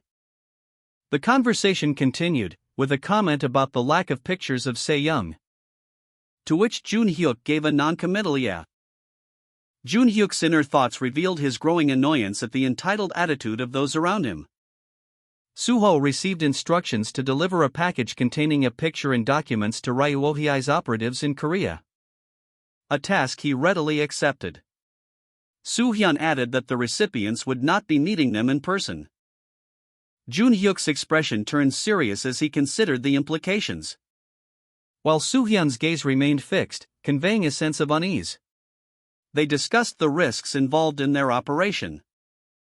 Soo-hyun pointed out that the recipients were professionals, not from their country, and that their methods were meticulous, leaving no trace.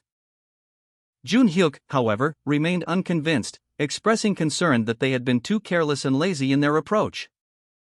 Jun-hyuk's face was grim, his expression reflecting a deep-seated concern. He voiced his apprehension, stating, "We're not trying to relive those hellish 2 years again." His eyes narrowed, a fierce determination hardening his features. A question mark floated above Soo-hyun's head, indicating his confusion. Soo-hyun, though outwardly calm, felt a surge of apprehension. He muttered, "And be that as it may." Soo-hyun's apprehension grew as he pondered Jun-hyuk's cryptic words. He questioned. Jun-hyuk said he's gonna play with the toy first. What did he mean by that? His eyes widened in surprise and concern. Soo-hyun's gaze fell upon the bottles lining the bar, his thoughts drifting to the implications of Jun-hyuk's statement. He mused, that. I wonder. Soo-hyun, uncertain, questioned Jun-hyuk's earlier cryptic comment about a toy, prompting a doubtful expression from Jun-hyuk. Jun-hyuk, however, vehemently denied any intention to deceive Soo-hyun, asserting his honesty. Their intense exchange continued, with Jun-hyuk's unwavering gaze fixed on Soo-hyun. Meanwhile, a third individual, seemingly uninvolved in their conversation, checked his phone, a look of anticipation on his face.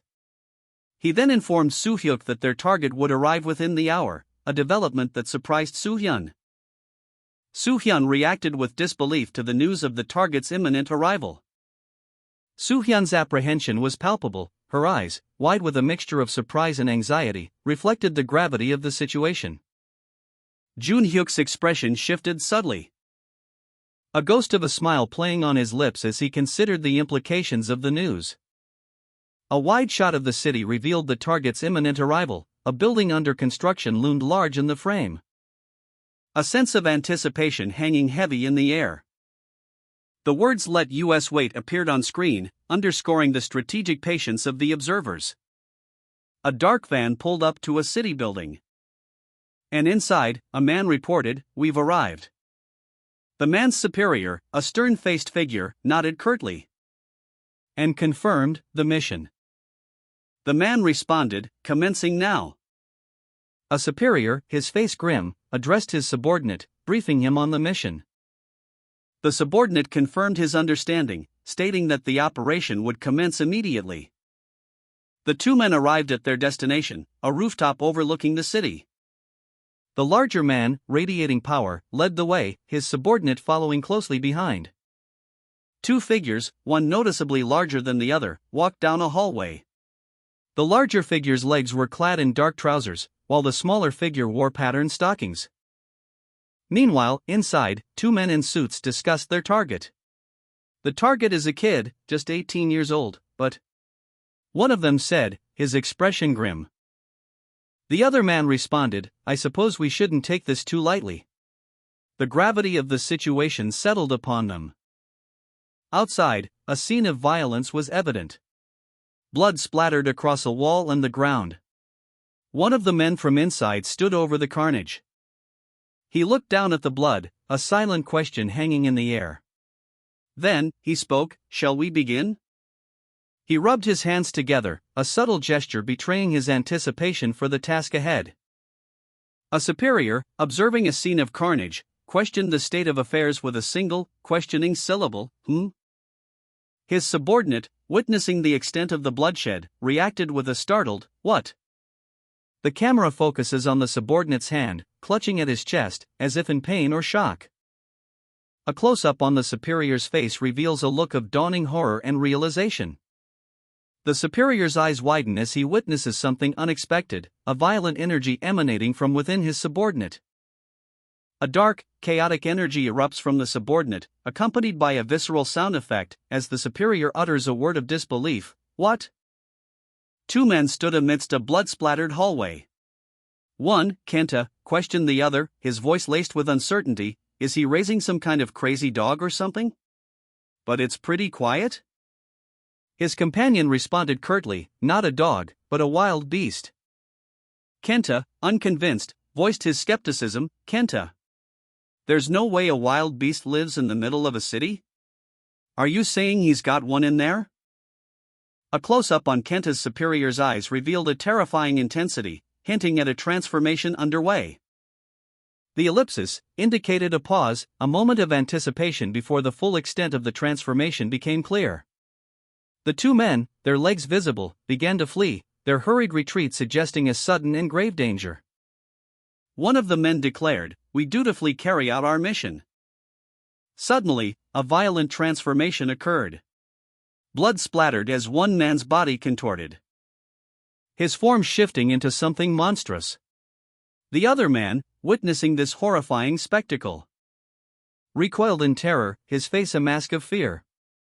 He muttered, "Let's," and fled the scene, leaving the transformed man alone. Meanwhile, Joon-hyuk, observing from a distance, swiftly moved to intercept the fleeing man, his movements precise and calculated. The unidentified man, his body contorting in agony, let out a guttural cry of "Ard" as his transformation continued. His face twisted into a grotesque mask of flesh and bone, his features warped and distorted as blood splattered across the chain-link fence behind him. Joon-hyuk, observing from a distance, narrowed his eyes, his expression hardening as he assessed the situation. The unidentified man too, having witnessed the horrifying transformation, scrambled away in terror, his face a mask of pure fear. Junhyuk moved with surprising speed, intercepting the fleeing man before he could escape. The unidentified man too, cornered and desperate, could only watch as Junhyuk approached, his eyes wide with terror. The transformed man roared in pain, his body contorting under some unseen force. A guttural cry of RGH, escaping his lips as his features twisted into a grotesque mask of rage. With terrifying speed, he lunged forward, his fist connecting with Junhyuk's jaw with bone-jarring impact, sending the younger man sprawling. Junhyuk, momentarily stunned, felt a surge of adrenaline. The unidentified man grabbed Junhyuk by the throat, his grip tightening as he slammed Junhyuk to the ground. A brutal blow connecting with Junhyuk's body, sending him sprawling. The man's face contorted in a snarl of rage, his muscles bulging as he prepared to strike again. The impact sending Junhyuk flying backwards, leaving a trail of blood. The transformed man continued his brutal assault on Junhyuk, his blows relentless and powerful. Each impact sending tremors through the ground as cracks spiderwebbed across the concrete. Junhyuk's body was a canvas of crimson, his defenses crumbling under the sheer force of the attack. His face contorted in a mask of pain and desperation as he struggled to withstand the onslaught. The man's rage was a palpable entity, a storm of violence that threatened to consume everything in its path. Finally, the transformed man's attack ended, leaving Junhyuk battered and bleeding on the ground. Junhyuk, already severely injured, lay on the ground, his vision blurring as he struggled to comprehend his defeat. The transformed man loomed over him, a terrifying figure of immense power. Kenta, the transformed man, stood over Junhyuk, his face a mask of brutal triumph, marred by cuts and bruises from their fight. His breathing ragged, Junhyuk felt the crushing weight of his injuries, his body screaming in protest. The scene underscored the brutal reality of Kenta's overwhelming strength. Junhyuk was utterly outmatched. Someone questioned Takashi, asking why he hadn't accompanied the others. Takashi responded that there was simply no need for him to do so, as he was confident in the abilities of his associates. He then confidently stated that they were pros among pros, referring to the members of the Japan Three Paths Loan Sharking Division. Takashi, a member of the division, reassured his questioner that there was nothing to worry about. Takashi, his expression unreadable, stared into the distance. A phone call interrupting his contemplation. He answered, his demeanor unchanged. The caller ID displaying an unfamiliar number. Takashi's brow furrowed slightly. As words "I told you not to call" without a reason were sharp and cold, a clear indication of his displeasure.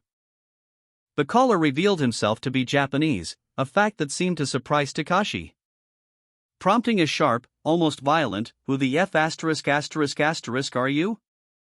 Junhyuk, severely injured and barely conscious, gasped out a pained cry, "Quack!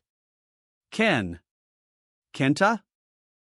His vision blurred, but he could make out the silhouette of a figure looming over him. That Kenta? The realization hit him with the force of a physical blow. That Kenta? The one who had just brutally beaten him? Meanwhile, Takashi received a frantic call. He heard a voice screaming in the background. He's screaming? Takashi's face hardened with worry and anger. He demanded, "Where are you?" Takashi's eyes widened as he stared at his phone screen, a look of dawning horror replacing his initial anger. The image of Junhyuk's battered face flashed before his eyes, a silent scream echoing in his mind. Junhyuk's pained cry, "KWAHK," reverberated through the phone, a testament to the brutal beating he had endured. Takashi's grip tightened on the phone as he listened to the frantic sounds on the other end, his worry escalating into a burning rage. Takashi's face contorted in a mixture of fury and disbelief as he muttered to himself, "You said it's 10 minutes from here?" Junhyuk, battered and bleeding, was seen through the car window, his face a mask of pain. He gasped, "I'll give you 5 more minutes." Takashi, watching from outside, felt a surge of fury and worry. Junhyuk's face contorted in agony as he struggled to breathe. The extent of his injuries was evident. Takashi, his expression grim, prepared himself. He was seen grabbing his sword from the car, ready to act. He slammed the car door shut with a powerful kick and leaped onto the vehicle's roof, his movements swift and decisive. He was ready to confront whoever had inflicted such harm upon Junhyuk. Takashi, furious at the sight of Junhyuk's injuries, gripped the steering wheel, his knuckles white. He slammed the accelerator, the vehicle lurching forward with a screech of tires, leaving a trail of destruction in its wake as he sped away from the scene of the attack. Inside the vehicle, Junhyuk lay bleeding, his body racked with pain. Takashi, despite his rage, focused on getting Junhyuk to safety. Uttering a single word of command, "Go." Takashi, furious and worried, checked his phone. A grim expression etched on his face as he received an update on Junhyuk's condition. He was clearly distressed. Takashi's intense focus shifted to the others present. He demanded to know what had happened. His face was a mask of barely controlled rage as he urged them to leave immediately. The others, shocked by his outburst and the gravity of the situation, reacted with disbelief. Takashi's face was contorted in a mask of furious frustration. The unspoken question hanging heavy in the air, failed? His anger intensified as he voiced his disbelief. The failure to apprehend Junhyuk was unacceptable. He emphasized the gravity of the situation, stating that there was no time for explanations. Takashi, despite his rage, prioritized Junhyuk's safety. He ordered a move to a secure location, promising explanations later. Takashi, his face a mask of barely controlled fury, questioned the danger of their current location. He wondered aloud if the threat stemmed from someone's arrival. His outburst was immediate and scathing. He ridiculed the mission's failure, highlighting the fact that they had failed to bring in a single child, and then questioned the concern for their safety. Takashi's rage intensified. He vehemently rejected any discussion of safety, his anger palpable. The tension in the room was thick. Junhyuk, Kenta, and others present visibly reacted to Takashi's outburst, their fear and apprehension evident. Junhyuk, his face etched with pain and exhaustion, remained silent, his injuries a stark reminder of the mission's disastrous outcome. Takashi, his anger still simmering, stood tall and imposing, his presence dominating the room as he surveyed the scene. The others, subdued and fearful, watched him. Takashi's face, contorted in a mask of fury, reflected his inner turmoil. He was consumed by worry for Junhyuk's safety and the mission's catastrophic failure. A single, chilling phrase escaped his lips: "He's here." The camera angle shifted, revealing a towering skyscraper under construction, a colossal crane looming against a gray sky. This was their new, supposedly secure location. A figure emerged, silhouetted against the bright city lights, carrying a large, gleaming sword. The figure's presence radiated power and menace. Takashi, Junhyuk, and Kenta sped away in a vehicle. The vehicle swerved violently, tires screeching as they navigated the city streets, leaving a trail of destruction in their wake. Takashi noticed something unusual, a hidden camera recording their escape. He muttered, "What's this?" The scene shifted to reveal a powerfully built man, his dark hair contrasting with the gleaming gold and blue of his large sword. He was the unknown figure, and his arrival was imminent. Takashi, consumed by worry and anger over Junhyuk's condition and the mission's failure, showed a picture of Junhyuk to someone, while Kenta, visibly anxious, watched from the car. Inside the vehicle, the question of which floor they were on was raised. The scene shifts to Junhyuk, his back to the viewer, standing in a building called Sunshine. His severely injured state is evident, blood stains his face. He weakly answers "Eighth" when asked about his location. Takashi, still furious and worried about Junhyuk, ordered a move to a safer location. He stood, imposing and armed, his silhouette stark against the urban backdrop. As they entered a vehicle, the driver, a man with a visible injury, looked on with apprehension. His silent expression spoke volumes of the mission's failure and the danger they now faced. The driver, his face etched with pain and fear, simply responded, "Yes." Meanwhile, onlookers reacted to Takashi's imposing figure and his large sword. One bystander commented on his size and the unusual weapon, speculating that it must be a movie shoot. Others, captivated by the spectacle, began recording the scene with their phones, oblivious to the underlying tension and danger. The crowd grew, their attention drawn to the unusual sight, a mixture of curiosity and apprehension evident on their faces. One person even identified the driver as Captain Otaku. Takashi, his face a mask of barely controlled fury, oversaw the loading of Junhyuk into the back of a vehicle. Kenta, visibly anxious, watched from the sidelines, his eyes darting nervously between Takashi and the onlookers. The injured driver, his face pale and drawn, lay slumped in the back, blood staining his shirt. Junhyuk, unconscious and bleeding, was carefully placed beside him. The vehicle doors slammed shut, and the scene shifted to a nearby alleyway. Kenta and Takashi exchanged a look of grim determination as they moved towards a secure location. A woman, her face etched with concern, watched from the shadows, her hand clutching a cell phone. Her expression shifted to one of surprise as she witnessed the events unfolding. A sudden, sharp cry pierced the air, a guttural sound of pain and alarm. The onlookers reacted with a mixture of fear and confusion. "What? What's going on?" someone whispered, their voice barely audible above the rising tension.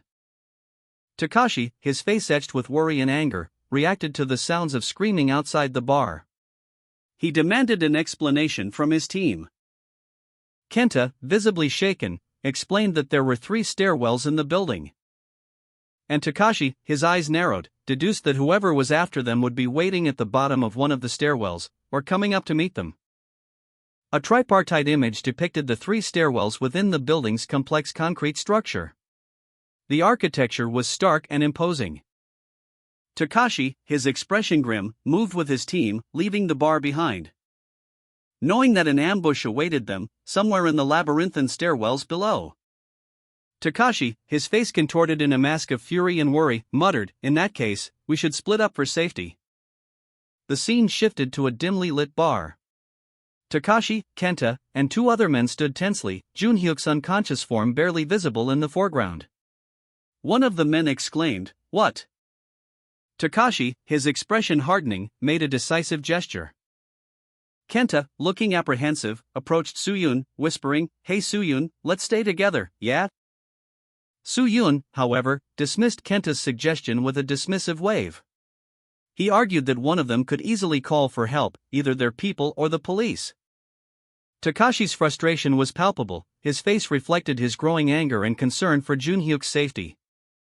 Kenta, apprehensive and fearful of Takashi's anger, declared his intention to accompany Suyun. As the group prepared to leave, the urgency of Junhyuk's condition weighing heavily on them. Takashi, still furious and deeply worried about Junhyuk, addressed Suo, giving him a pointed instruction. Takashi, despite his concerns for Junhyuk's safety and his distrust of his team, ordered a split up, assigning Soho to one group and instructing Kenta and another to accompany him and Suyun. Takashi, his face grim, surveyed the scene. 2 figures, clearly identified as collaborators, were among them. A wave of fury washing over him as he recognized them. His worry for Junhyuk's safety intensified. The team, now aware of the danger, began a hasty retreat. Kenta, Suyun, and Soho running through the corridors, their movements a blur of urgency. Takashi's rage was palpable, he muttered, "That motherfucker." His anger fueling his determination to protect Junhyuk. The chase continued, the team splitting up to evade their pursuers. Takashi's foot came down hard on the ground, the impact echoing through the desolate space, revealing Junhyuk lying unconscious, a large sword lying beside him. Takashi's gaze fell upon Junhyuk's still form, his worry deepening. Takashi, consumed by rage and worry over Junhyuk's unconscious state, unleashed a furious outburst. He screamed, "Lee Suyun, that motherfucker." His voice laced with bitter frustration, he continued, "I asked him to go together." Takashi's face contorted in a grimace of anger and helplessness as he spat on the ground. Kenta, visibly shaken by the scene, watched as Takashi stormed off, his movements a blur of frustrated energy. Leaving Kenta alone with the unsettling silence and the weight of his unspoken concerns, Takashi, fueled by rage and worry for Junhyuk, confronted a woman and a man. He demanded to know if they had a gun. As he desperately searched for a way out of the building, a nearby sign read exit. The man, seemingly unfazed, calmly made his way towards the exit, followed closely by Takashi, who remained vigilant. A sudden, unexpected event occurred as they reached the end of the corridor. Takashi, still anxious about Junhyuk's unconscious state, found himself cornered by two armed policemen, who demanded identification. The woman from the previous encounter watched, her expression unreadable. The officers, impatient, drew their revolvers, aiming them at Takashi and the others. Takashi, despite his fear, remained defiant, his gaze fixed on the officers. The woman cowered in fear, while the man from the previous encounter seemed resigned to his fate. Takashi's eyes narrowed, his determination hardening. He was ready to face whatever came next. Suddenly, a voice called out, "Hey, Chang-soo." "Who's this?" Kim Chang-soo, a man of imposing stature, stood over Junhyuk, who lay injured on the ground. Chang-soo's question, "Who are you?" hung in the air as he addressed the unconscious man. The scene was set against the backdrop of a gritty, urban environment. Junhyuk stirred slightly, a pained groan escaping his lips. His eyes flickered open, revealing a look of confusion and pain.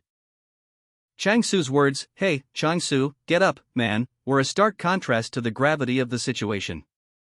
The man's eyes widened in surprise as he struggled to comprehend his surroundings. Takashi, his sword sheathed, appeared nearby, observing the scene. Junhyuk awoke to a throbbing pain in his neck, his vision blurry and unfocused. Takashi, observing from a distance, noted Junhyuk's disoriented state and the concern etched on Chang-soo's face. Junhyuk's eyes flickered open, his gaze unfocused as he muttered, Who is this?" A fit of coughing racked his body, further disorienting him, leaving him gasping for breath and more confused than before.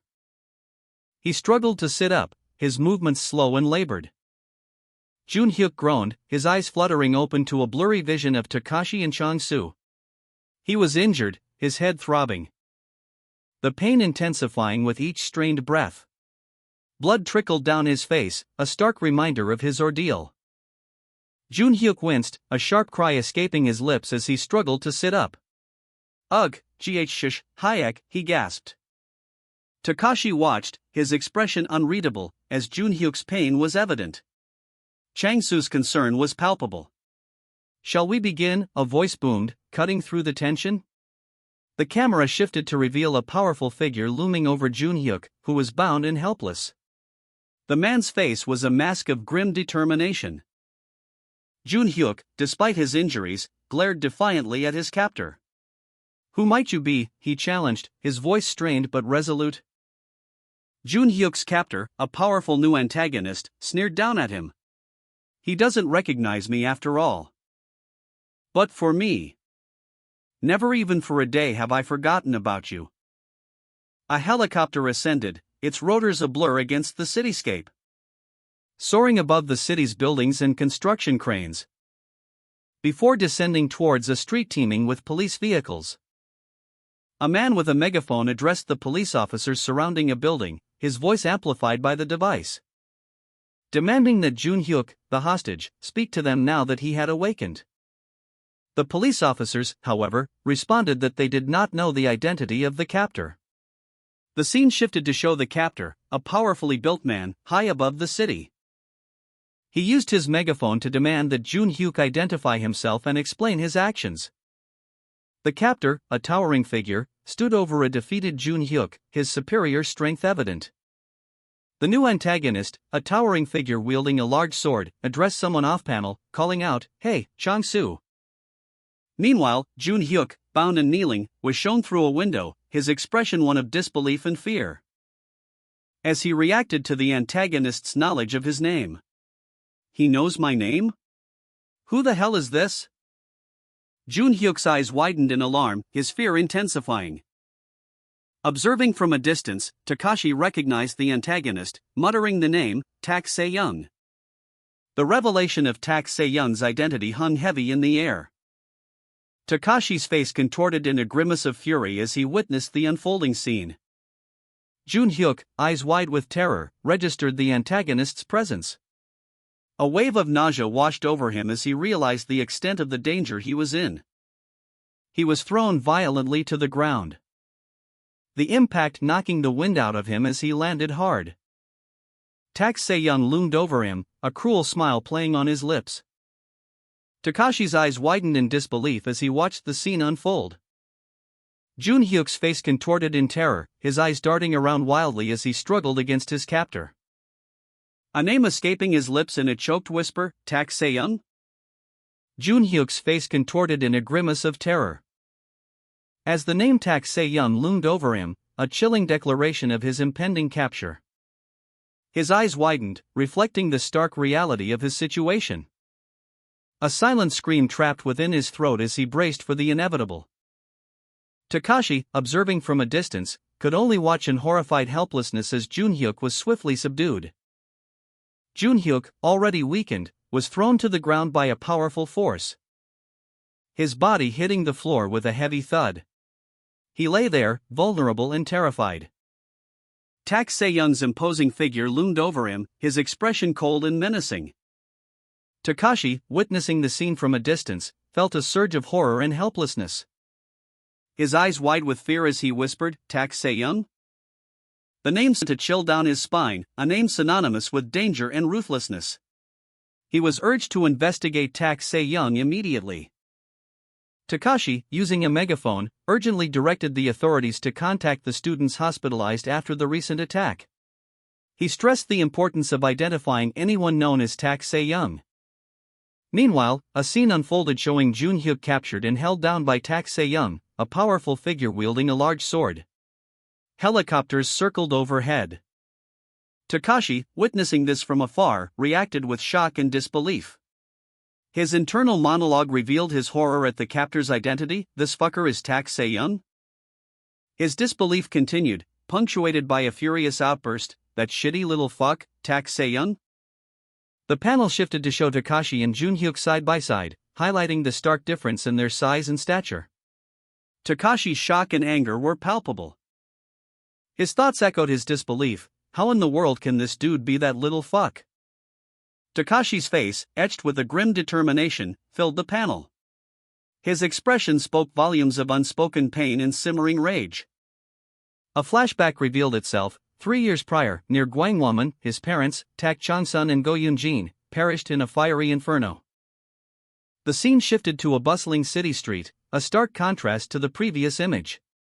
Takashi, now older, stood amidst the chaos, his gaze fixed on a distant point. A police presence was heavy, suggesting a recent incident. His inner voice, heavy with grief, confirmed the truth: they were my parents. The scene abruptly changed, showing a man's shocked face, his eyes wide with disbelief. A muffled sound, like a gasp, escaped his lips. The next panel showed a flurry of activity. A woman with dark hair, her face a mask of horror, was surrounded by a crowd. Another man, seemingly a cameraman, looked on in stunned silence. Takashi, haunted by his parents' death, stared at the grainy footage. A woman's shocked face filling the screen, her eyes wide with terror. A man beside her, equally horrified, his mouth agape in disbelief. The scene shifting to reveal a man's face contorted in rage, his features obscured by shadow. Elsewhere, Jun-hyuk's captor, Tak Se-young, was shown the footage. You mean, that incident? He asked, his voice laced with disbelief. The camera focused on a large, powerful sword. Takashi, his face grim, strapped the weapon to his back, preparing for action. Takashi's anguished cries filled the room, his body racked with sobs, as he relived the horrific scene of his parents' deaths. The image of Jun-hyuk, bound and helpless, flashed before his eyes. He clutched at his chest, the pain of loss and betrayal overwhelming him. A guttural cry escaping his lips, Mom. Mommy. Daddy. Takashi's face was a mask of grief, his eyes filled with unshed tears. A cold fury beginning to replace the raw agony. He silently vowed revenge. Takashi, fueled by rage and grief, stood before Jun-hyuk, who lay incapacitated on the ground. A massive sword rested across Junhyuk's body, a stark symbol of Takashi's power and intent. His face contorted in a mask of fury, Takashi vowed vengeance. He declared that he would make everyone involved in his parents' deaths pay with their lives. The intensity of his gaze, the raw emotion in his voice, left no doubt about his resolve. Takashi's promise echoed in the silent space, a chilling testament to his unwavering commitment to retribution. An emergency broadcast interrupts the evening news, announcing a hostage situation near Samsung Station. The broadcast displays an image of a man wielding a sword. A figure strikingly similar to Takashi, who is currently unknown to the public. On a subway car, two individuals discuss the recent news. One mentions the tragic death of a couple in a fire 3 years prior, noting that they had a middle school-aged child. The other person acknowledges the passage of time, but the implication of Takashi's potential involvement remains unspoken. In a dimly lit bar, two men converse, their hushed tones suggesting a shared knowledge of the events unfolding. A news report unfolds, showing a tense standoff between police and what appears to be a hostage situation.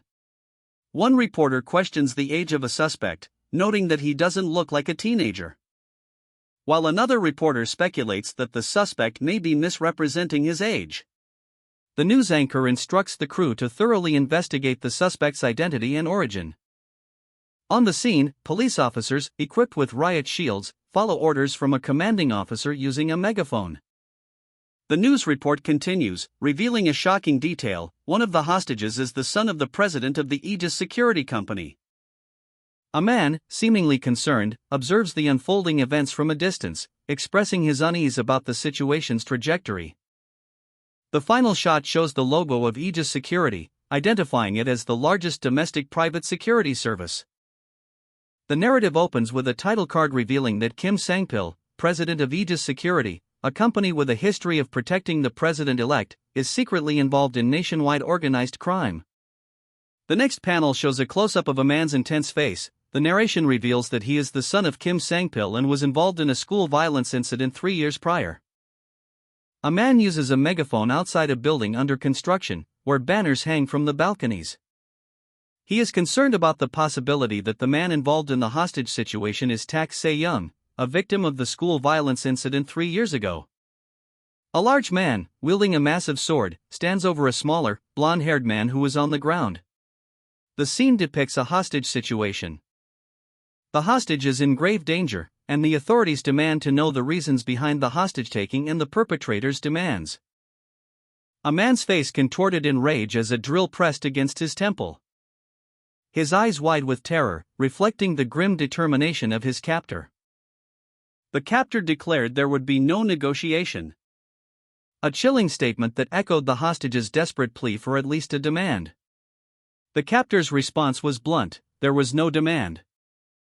From a high-angle perspective, two helicopters circled a building under construction, police cars swarming the streets below. News of a hostage situation breaks, showing Takashi, masked and seemingly distressed, surrounded by police. A news reporter, visibly shaken, reports live from the scene. The tension is palpable.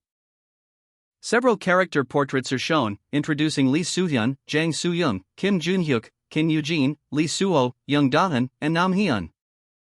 The scene shifts to a live feed from a security camera, showing a tense standoff.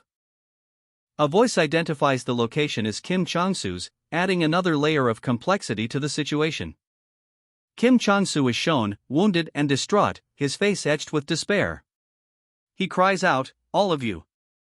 Takashi's face is shown, contorted in a mask of terror and distress, tears streaming down his cheeks. His eyes are wide with fear. A chilling voice echoes in his mind, "You will die by my hand. Your parents will also die by my hand." The threat is punctuated by images flashing before Takashi's eyes: a woman using a phone, a man in a suit at a desk, and a close-up of a sword held by a figure with dark hair. The voice continues, "And your brothers and sisters will also die by my hand." The panel shifts to show a man with blonde hair and intense eyes, flanked by two associates. They appear to be preparing for some kind of action. Meanwhile, in another location, several men in suits are shown monitoring screens, their expressions serious and focused. One man is seen praying intensely. Takashi's eyes are shown again, wide with a mixture of fear and despair. The background music is noted as Metallica's Creeping Death. Takashi watched in horror as masked figures abducted a woman. His eyes widening in disbelief as the scene unfolded before him. A man, seemingly unfazed by the chaos, reacted with a mixture of shock and anger.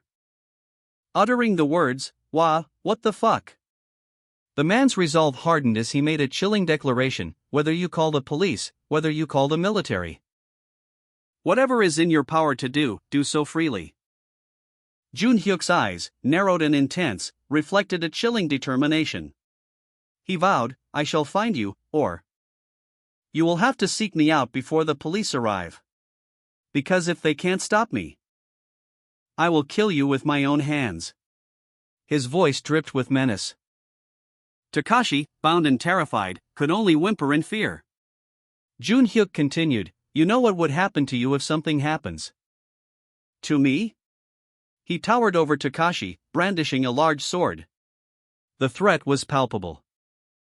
Jun Hyuk added, "My father will find you and give you a taste of something that will have you begging for death." Jun Hyuk, his face obscured by shadow, sneered down at Takashi, who was bound and terrified. "You think you can handle that?" he taunted, the question dripping with menace.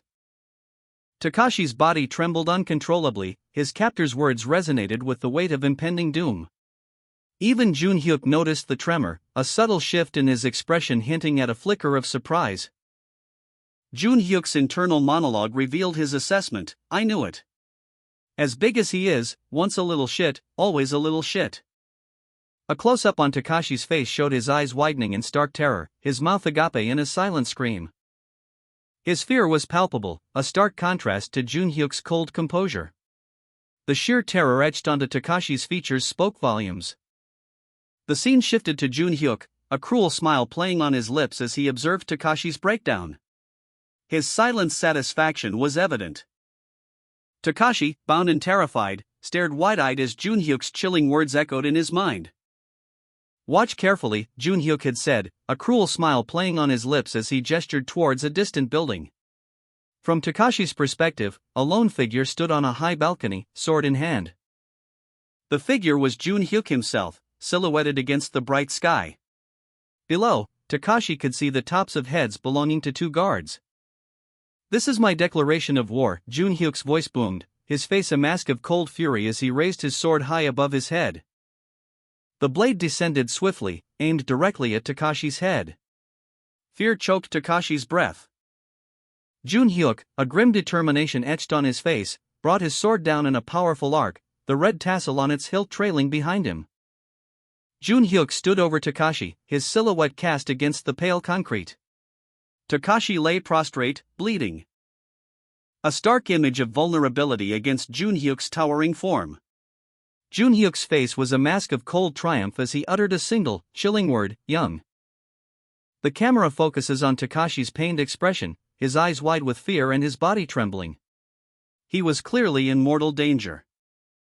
The next panel shows Takashi's body being violently slammed against a wall, blood splattering across the surface. The impact was brutal and swift. The final panel shows a close-up of Takashi's bloodied face, his eyes barely open, his body broken and still. Jun Hyuk's threat had been carried out. Jun Hyuk, sword drawn, stood atop a building, surveying the scene below. A small figure, likely Takashi, could be seen from a distance, seemingly unaware of the looming danger. Meanwhile, a group of police officers in riot gear prepared for action, their shields raised in anticipation. Jun Hyuk descended, moving swiftly towards the police line. A news reporter, witnessing the unfolding events from afar, gasped in horror as she watched Takashi's condition on a monitor. "Ah! Ah! Ah!" she whispered, her face a mask of shock and disbelief. Takashi's pained cry echoed through the city streets. As Jun Hyuk, unfazed, approached a heavily guarded police barricade, leaving a trail of blood behind him, a stark testament to the brutal attack. Jun Hyuk's face was a mask of grim determination as he gripped his sword, the weapon gleaming ominously in the rain-slicked city streets. Jun Hyuk, standing atop a tall building, declared, "Watch carefully. He turned his back to the camera, his silhouette framed against the cityscape, and declared this to be his declaration of war. The scene shifted to Takashi, lying on the ground, severely injured. As Junhyuk approached, his weapon held high. Junhyuk stood over his fallen opponent, Takashi, the golden sword held aloft in a triumphant pose. Takashi, barely conscious, could only manage a weak whisper, "Say, young." His eyes flickered, reflecting the grim reality of his situation. His body was ravaged, his lifeblood staining the ground. Junhyuk, unfazed by the severity of his actions, prepared to leave the scene. The blade, still dripping with Takashi's blood, was a stark testament to his brutal efficiency. He vanished into the shadows, leaving Takashi's fate hanging precariously in the balance. Junhyuk stood on a rooftop, his silhouette stark against the cityscape, a sword held loosely at his side. He looked down at Takashi, who lay injured far below. The extent of his injuries apparent even from this distance. The camera zoomed in on Takashi's battered form, a grim reminder of Junhyuk's brutal attack. Below, a line of riot police stood ready, their shields forming an impenetrable wall against Junhyuk's advance. But Junhyuk showed no sign of hesitation, his gaze fixed on the officers. He moved towards them, a defiant figure against the backdrop of the city. Meanwhile, a news crew captured the scene, their faces reflecting shock and horror as they broadcast Takashi's critical condition live on television. One reporter gasped audibly, "Ah!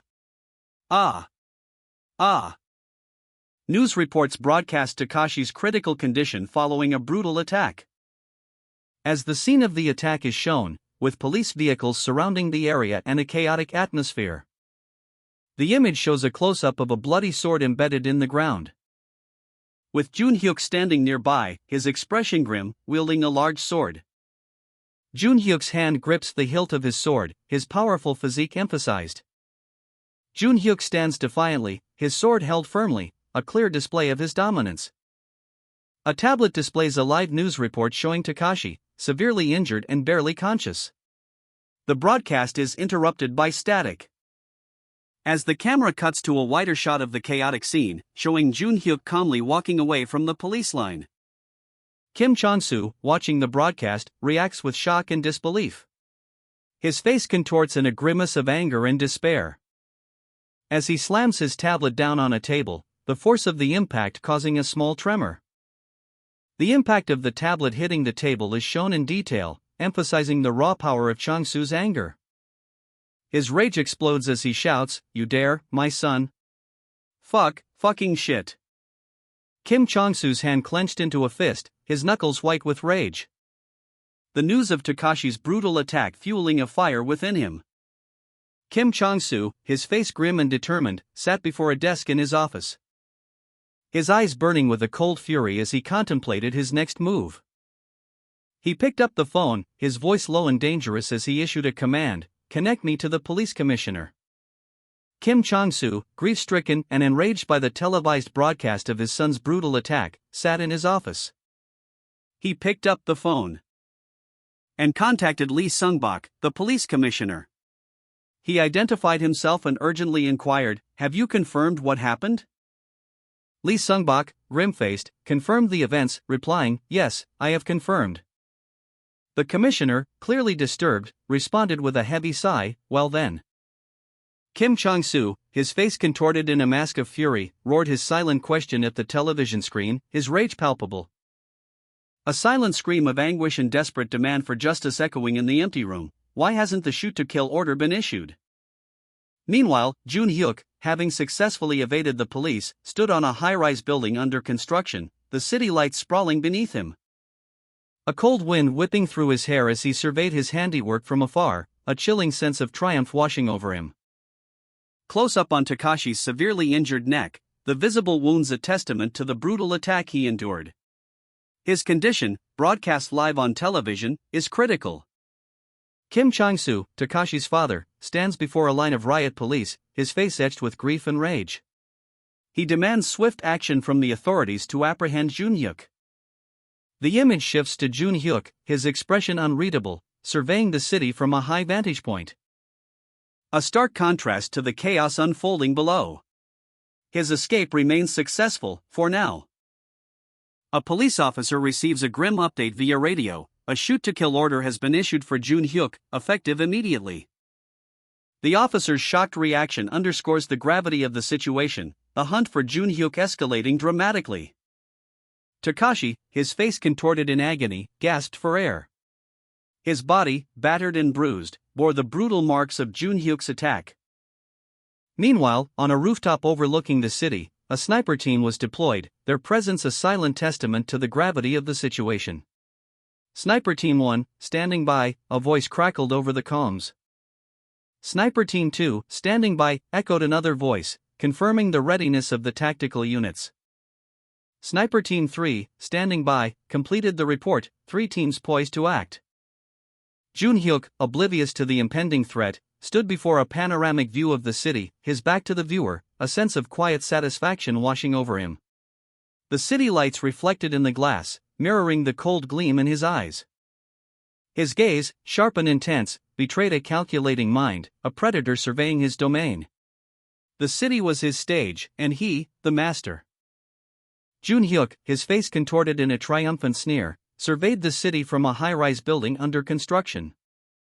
As police sirens wailed in the distance, a stark contrast to the calm of his vantage point.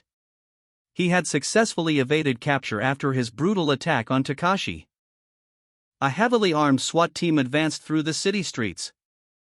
Their determined advance a testament to the gravity of the situation. They were closing in. One officer, positioned strategically, aimed a high-powered rifle. His focus unwavering as he prepared to engage any potential threat. Jun Hyuk's escape was far from over. Takashi, his face contorted in agony, glared with hatred. His body trembled with the lingering effects of Jun Hyuk's brutal attack. Meanwhile, Jun Hyuk lay on a makeshift bed, his powerful physique filling the frame. He appeared calm, almost serene, despite the gravity of his actions. His gaze was distant, his expression unreadable. The scene shifted to a close-up of his face, revealing subtle signs of exertion. A thought bubble appeared above his head, containing the words "you police," indicating his contempt for law enforcement. The close-up focused on his mouth, a slight smirk playing on his lips. His confidence was unshaken. Jun Hyuk unleashed a devastating attack on Takashi, the raw power of the blow depicted in a burst of light and motion, leaving Takashi severely injured and barely conscious. His pained expression is a testament to the ferocity of the assault. Meanwhile, a horrified witness, unseen but clearly distressed, watched the brutal scene unfold. As Jun Hyuk, having successfully evaded capture, surveyed the city from a high-rise building, his silhouette a stark contrast against the urban landscape. A police sniper team reported the elimination of their target. 2 police snipers confirmed the elimination of their target from a rooftop vantage point, overlooking the city. Jun Hyuk, having brutally assaulted Takashi, now surveys the city from a high-rise building. His gaze fixed on a figure wielding a large sword in a parking garage below. A sniper's scope providing a close-up view. As words "Sniper Team 1" reporting failure appear on screen, indicating a failed assassination attempt. Jun Hyuk, witnessing the failure from afar, reacts with surprise. As order "Shoot to kill now." "That's an order," is given, underscoring the gravity of the situation. The order was immediate and brutal: shoot to kill immediately. Jun Hyuk's face contorted in a grimace of barely contained rage, as he watched the unfolding scene below from his vantage point. The police, acting on his orders, moved in to eliminate Takashi. A hail of bullets rained down on Takashi as the police stormed the area, leaving him critically wounded and bleeding profusely on the ground. Jun Hyuk, observing the scene from afar, felt a surge of satisfaction, but also a hint of unease. The assassination attempt, while successful in crippling Takashi, had been far messier than he had anticipated. Takashi's eyes, wide with terror and pain, filled the frame. His face, contorted in agony, was streaked with blood, a testament to the brutal attack he had just endured. His breathing was ragged, shallow. From a high-rise building overlooking the city, Jun-hyuk watched the scene unfold below. The chaos on the streets, the flashing lights of emergency vehicles, it was all a consequence of his orders. A calculated act of violence that had left Takashi critically wounded. A grim satisfaction twisted his lips, but beneath it, a flicker of unease. Takashi, his body battered and broken, fell limply to the ground. The camera focused on his lifeless form, the image broadcast live to millions. A group of police officers, led by a stern-faced man, surrounded Takashi. Confusion and alarm were evident on the faces of the officers. As Takashi, seemingly caught off guard, braced himself for the inevitable attack. A brutal assault ensued, the officers overwhelming him with a flurry of blows. Blood splattered across the scene as Takashi was violently thrown against a building, his body impacting the structure with a sickening thud. A large crack spiderwebbed across the building's facade as Takashi's body remained limp. The scene was one of chaos and destruction.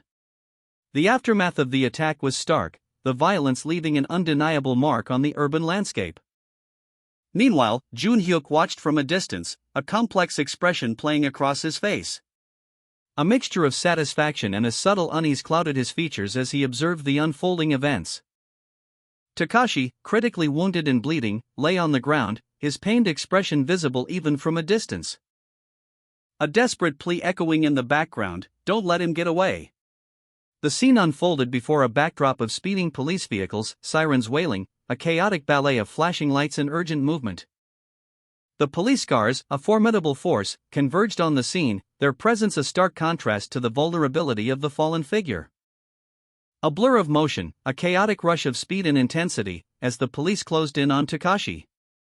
Takashi, despite his injuries, stood defiant, his hand gripping the hilt of a large, imposing sword. His resolve was palpable, a testament to his unwavering determination. His gaze hardened, a steely glint in his eyes as he spoke, "Those who would get in the way of my revenge." Takashi, critically wounded but defiant, glared with burning intensity. His expression was one of pure, unadulterated rage. A stark contrast to the cold, calculating gaze of Jun-hyuk, who watched from afar. The police, dispatched by Jun-hyuk's orders, arrived on the scene. Their sirens a deafening roar as they closed in on Takashi's position. The city street became a stage for a brutal confrontation. Takashi, despite his injuries, moved with surprising speed and agility, dodging the initial police assault. He deflected blows with practiced ease, his movements a blur of controlled fury. The officers were clearly outmatched. But Takashi's strength was waning. A final, desperate lunge sent one officer sprawling, but left Takashi vulnerable. A SWAT vehicle, lights flashing, hurtled down the street, its momentum carrying it towards a violent collision, resulting in a cloud of dust and debris as the vehicle crashed. A SWAT vehicle approached, its blue and red lights flashing. Suddenly, a powerful force erupted from below, flipping the armored car onto its side. Takashi's legs pounded the ground, generating shockwaves that rippled outwards. The force of his impact creating two deep craters in the asphalt. Takashi, despite his critical injuries, launched himself through the air, a blur of motion. Takashi, despite his critical wounds, continued his relentless pursuit of Jun-hyuk. With a ferocious swing of his weapon, he flipped a SWAT vehicle, sending debris flying as he pressed his attack. The impact of the overturned vehicle created a shockwave. A momentary pause in the chaos as Takashi's power was made clear. With a mighty heave, Takashi launched himself forward, propelling himself through the air towards Jun-hyuk, his determination unwavering. Takashi, despite his critical wounds, continued his relentless pursuit of Jun-hyuk, his momentum carrying him through the urban landscape as he swung his sword with ferocious power. The force of his attack flipping a SWAT vehicle and sending it careening into the street, leaving a trail of destruction in his wake as he pressed his assault. The impact of the collision created a shower of sparks, a fiery explosion erupting as Takashi's relentless advance continued. Takashi, despite his critical injuries, continued his relentless assault. He unleashed a devastating attack, flipping a SWAT vehicle with sheer force, sending a shockwave of destruction through the surrounding area. The impact created a fiery explosion, leaving Takashi momentarily vulnerable, but still defiant in the face of overwhelming odds. His eyes burned with determination.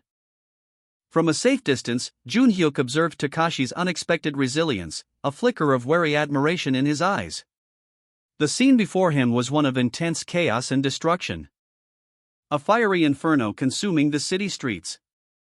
The scale of Takashi's power was undeniable. Takashi, critically wounded but still burning with ferocious intensity, unleashed a devastating attack. His body, engulfed in flames, seemed to defy his injuries. The raw power of his assault rippling outwards in waves of fire and destruction. His face a mask of grim determination as he pushed his body beyond its limits. Takashi, critically wounded but still fiercely fighting, unleashed a devastating attack, a fiery maelstrom engulfing the city streets. The intense heat and destructive force of his assault visible even from a distance. As the flames consumed everything in their path, Junhyuk observed from afar, carefully monitoring the situation. Takashi's power, raw and untamed, was a terrifying spectacle. His face, contorted in a grimace of pain and determination, reflected the immense effort he was expending. Takashi's face, contorted in a grimace of exertion, filled the panel. His body glowed with an intense, almost supernatural energy. A silent testament to the raw power he was unleashing. The question, what in the world is that thing, echoed in the minds of onlookers. Junhyuk, observing from a safe distance, watched in disbelief as Takashi's aura intensified. His thoughts a whirlwind of doubt, is that even human? The close-up on Junhyuk's face highlighted his shock and disbelief as the full extent of Takashi's power became apparent. His eyes wide with a mixture of fear and awe. The Korean onomatopoeia emphasized the intensity of the moment. Takashi unleashed a torrent of fiery energy, shouting, "Fire!" He launched himself forward with incredible speed, a fiery trail blazing behind him. The flames engulfing the street as he moved. His power incinerating a squad of armed officers who opened fire on him. Junhyuk watched, speechless, as Takashi's attack left the officers disoriented and disheveled. They muttered, disappeared. Takashi stood amidst the chaos, his expression one of furious determination. While Junhyuk's eyes widened in disbelief and fear, his mind reeling from the sheer power Takashi displayed. Takashi, muscles bulging with barely contained power, launched himself into the heart of the police squad. His fiery energy erupting in a devastating wave that sent officers sprawling. Junhyuk watched, eyes wide with disbelief and fear, as the scene unfolded before him. Takashi's face contorted in a grimace of exertion, his power overwhelming the surrounding area. A low growl rumbled in his chest. The sheer force of his attack left a trail of destruction in its wake. He stood amidst the fallen officers, his breathing ragged but his eyes burning with intensity. From a distance, more police units advanced, their weapons trained on Takashi. The scene was chaotic, a maelstrom of flashing lights and the sounds of sirens. The sheer number of officers was daunting, but Takashi showed no sign of backing down. He stood defiant, a lone figure against a sea of armed opponents. The aftermath of Takashi's fiery outburst was stark. A squad of armed officers lay incapacitated on the ground, their bodies smoldering slightly, amidst a shower of debris and sparks. A close-up on Takashi's face revealed a look of barely contained rage, his chest heaving with exertion. He stood amidst the chaos, his powerful physique accentuated by the flames still licking at the edges of his clothing. Junhyuk watched from a distance, his eyes wide with disbelief and fear. The scene shifted to a nearby rooftop, where a team of snipers prepared to engage. "Snipers! Prepare to shoot," a commanding voice barked into a radio. The order was relayed, Team 1, stand by. Team 2, take the shot. Team 2, positioned and ready, aimed their rifles at Takashi, who remained oblivious to the impending danger. Team 1 stood by, awaiting further instructions. A sniper, part of Team 2, takes aim. Receiving orders to engage.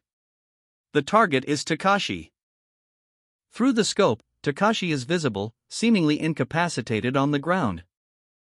But as the sniper prepares to fire, a sudden burst of energy erupts from Takashi. The sniper's rifle is destroyed by the intense heat. The blast sends the sniper's weapon flying upwards, leaving him vulnerable. A blinding flash of golden energy erupted from Takashi, radiating outwards in a searing wave. The intense light momentarily obscuring the scene, before revealing a decimated squad of riot police and a shattered sniper rifle. The energy blast had incinerated the officers and obliterated the weapon, leaving only scorched earth and debris in its wake. Takashi stood amidst the destruction, his body visibly strained, yet a terrifying power still emanated from him. Jun-hyuk watched from afar, his disbelief and fear palpable. A surge of energy, a final, desperate burst, pulsed from Takashi's body. His eyes wide, reflecting the raw, untamed power within. The sheer force of his abilities left him visibly exhausted, but the lingering energy hinted at a terrifying potential. A sniper's bullet, propelled with lethal intent, hurtled towards Takashi. But before it could reach its target, Takashi, wielding his massive sword, deflected the projectile with a casual flick of his wrist. The force of the impact sent shockwaves through the air, igniting the surrounding area in a fiery blaze. From a nearby vantage point, Jun-hyuk watched in terror as the order to stop Takashi was given. "Stop him. Do whatever you have to, stop him." Takashi, seemingly unfazed by the approaching squad of armed officers, stood his ground, his powerful aura radiating outwards, readying himself for the inevitable confrontation. The scene was set for a brutal clash. A squad of heavily armed police officers advanced on Takashi, their weapons trained on him, their assault rifles aimed with deadly precision. Jun-hyuk watched from a safe distance, his eyes wide with terror. Takashi stood defiant amidst the chaos, his powerful physique a stark contrast to the fear in Jun-hyuk's eyes. He held his sword, ready to face the oncoming assault. The police opened fire, a hail of bullets aimed at Takashi. But with a swift, almost supernatural movement, he deflected the bullets with his sword, the metal singing as it sliced through the air, the impact sending sparks flying. Takashi prepared for close-quarters combat. A SWAT team member, face obscured by a mask, took aim with a high-powered rifle, his finger tightening on the trigger as he prepared to fire. But before he could unleash the shot, a wave of bullets erupted from the surrounding buildings, targeting the police squad. The scene was chaotic, with police officers scrambling for cover amidst the hail of gunfire. Takashi, his back to the viewer, braced himself against the onslaught, the impact of the bullets barely registering as he prepared to counterattack. The sound of gunfire was deafening. With a powerful surge of energy, Takashi launched himself forward, his movements a blur of motion as he moved through the chaos. Takashi, his eyes narrowed in defiance, moved with impossible speed, a blur of motion against the urban backdrop, easily deflecting a hail of bullets fired by the police squad. The impact of the bullets creating shockwaves that rippled through the air as he prepared his counterattack. Jun-hyuk watched from a safe distance, his face etched with terror. Takashi's movements a whirlwind of lethal grace as he unleashed a devastating counteroffensive, sending the police officers sprawling, their weapons scattered across the ground. The sheer force of his attack leaving a trail of destruction in its wake. The scene ended with a single police officer, flung through the air like a ragdoll, crashing into a nearby structure. A news crew, filming on a city street, witnessed an unexpected event, as a chaotic scene unfolded before their very eyes. A fierce battle raged, with a flurry of blows and flying debris. A whirlwind of motion as Takashi moved with impossible speed, his every strike precise and devastating. The police squad, caught completely off guard, were overwhelmed, their attempts to subdue him proving futile. The camera, knocked from the cameraman's grasp, lay shattered on the ground. Takashi, having effortlessly dispatched his attackers, stood amidst the wreckage, his power undeniable. He casually tossed aside his weapon, a golden sword, as he surveyed the scene. The aftermath of his swift and brutal victory a testament to his overwhelming strength. Jun-hyuk, watching from a distance, felt a mixture of fear and awe. Takashi roared in fury, his face contorted in a mask of rage.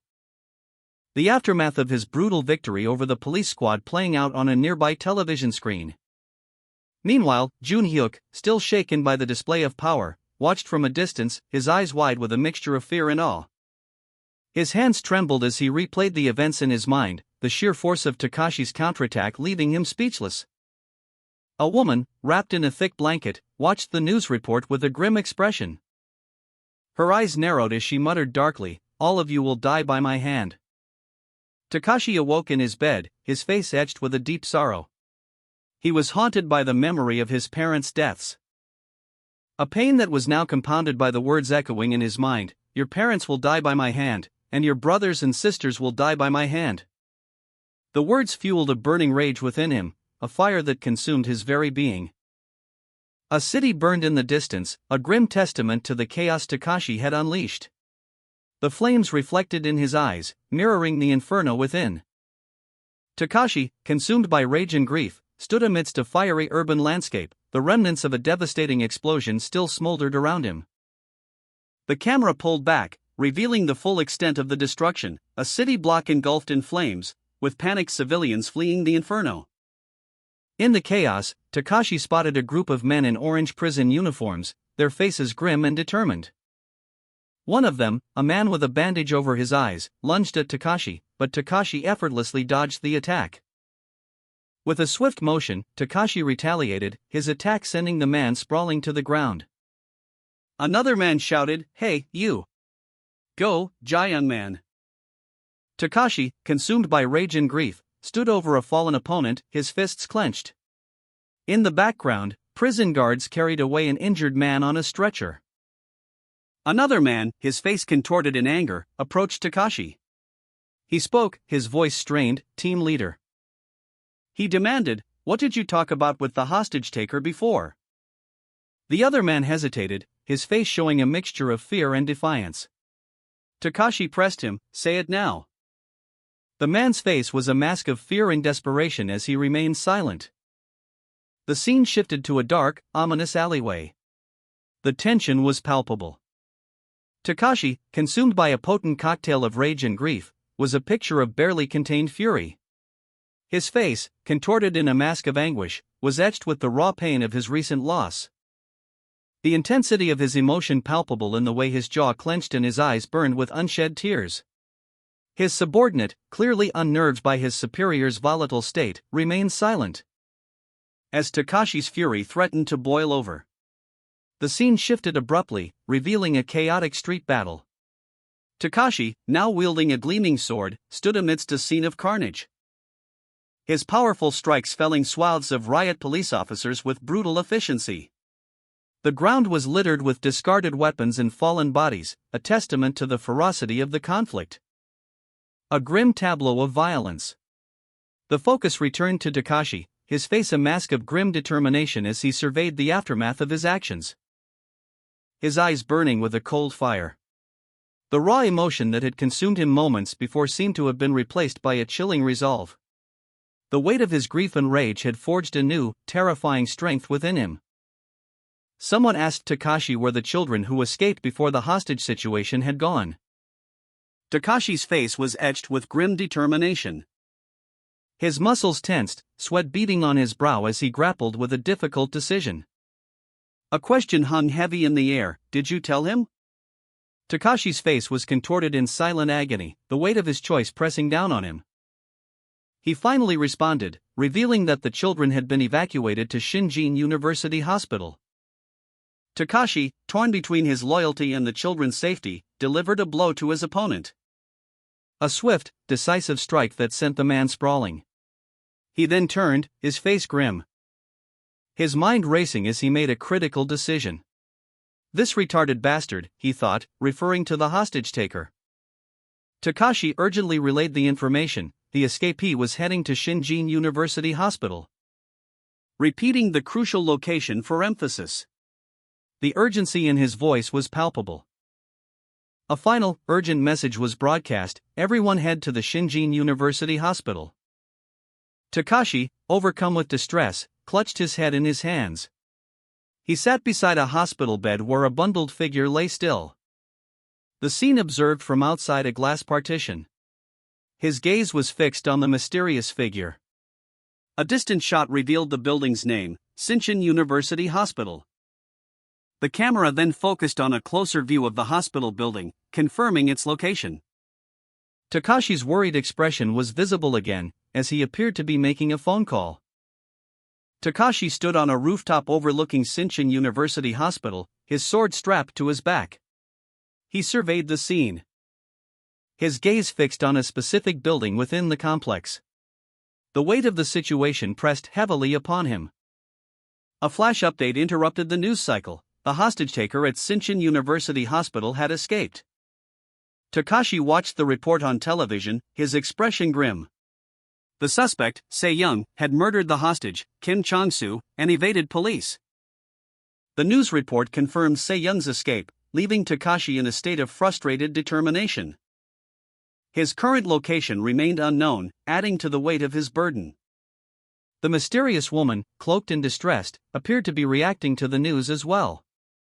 Takashi reacted violently to the news of Se-young's escape, his hands clenching into fists.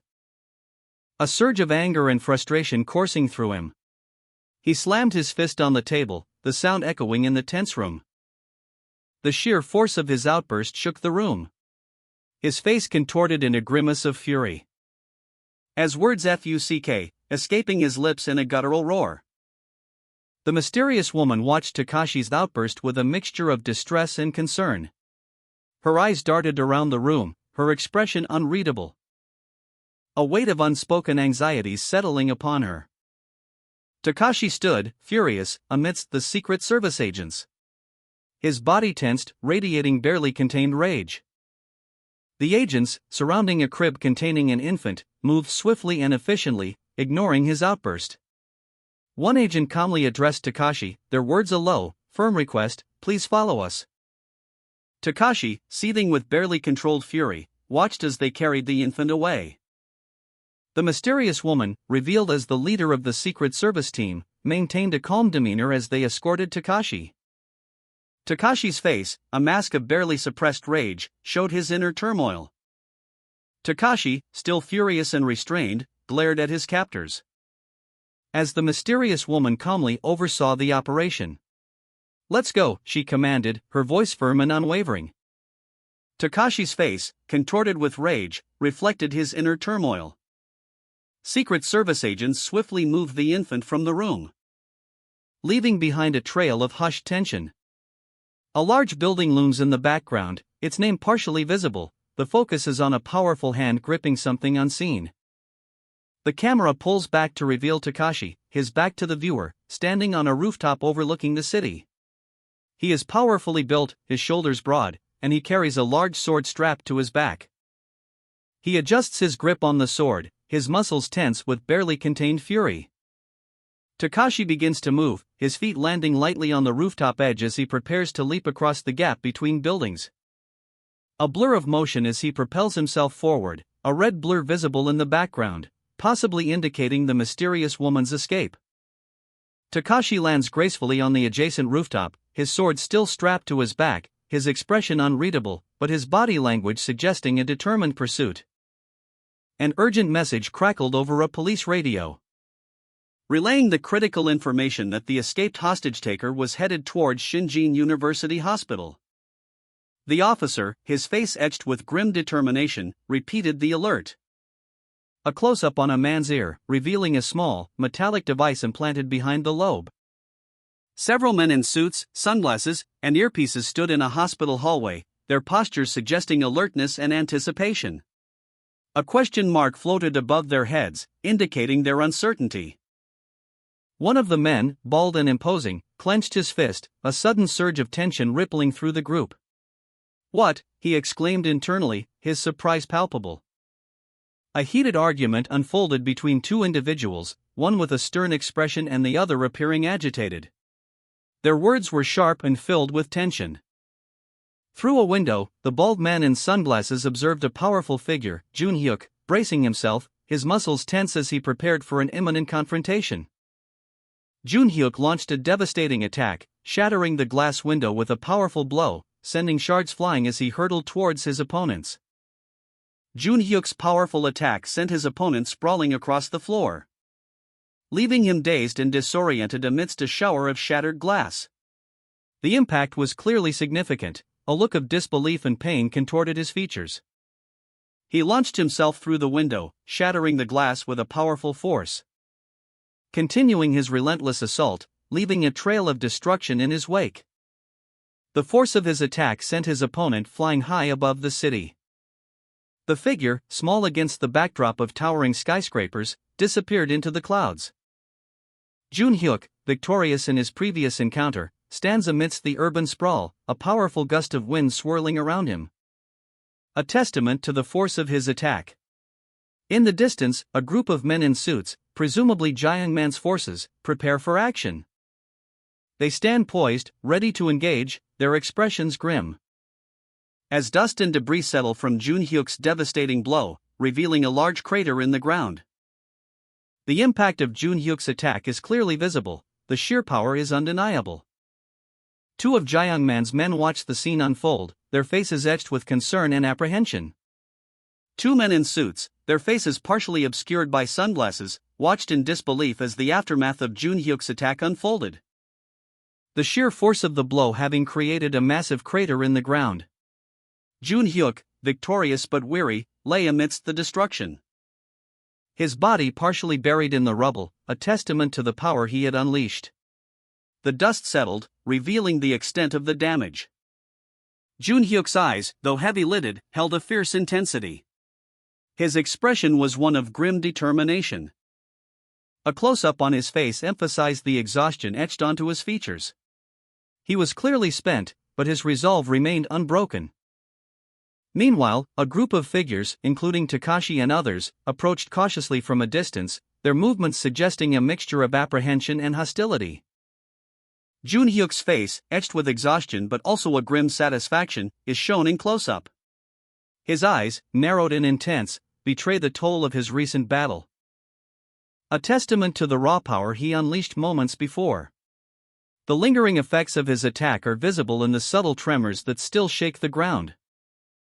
A massive crater now scarring the floor where his opponent once stood. The scene is one of devastation, yet Jun Hyuk stands victorious amidst the rubble. A dust cloud slowly settling to reveal a hallway littered with the bodies of defeated henchmen. Takashi, observing from a distance, cautiously approaches the scene, his expression unreadable.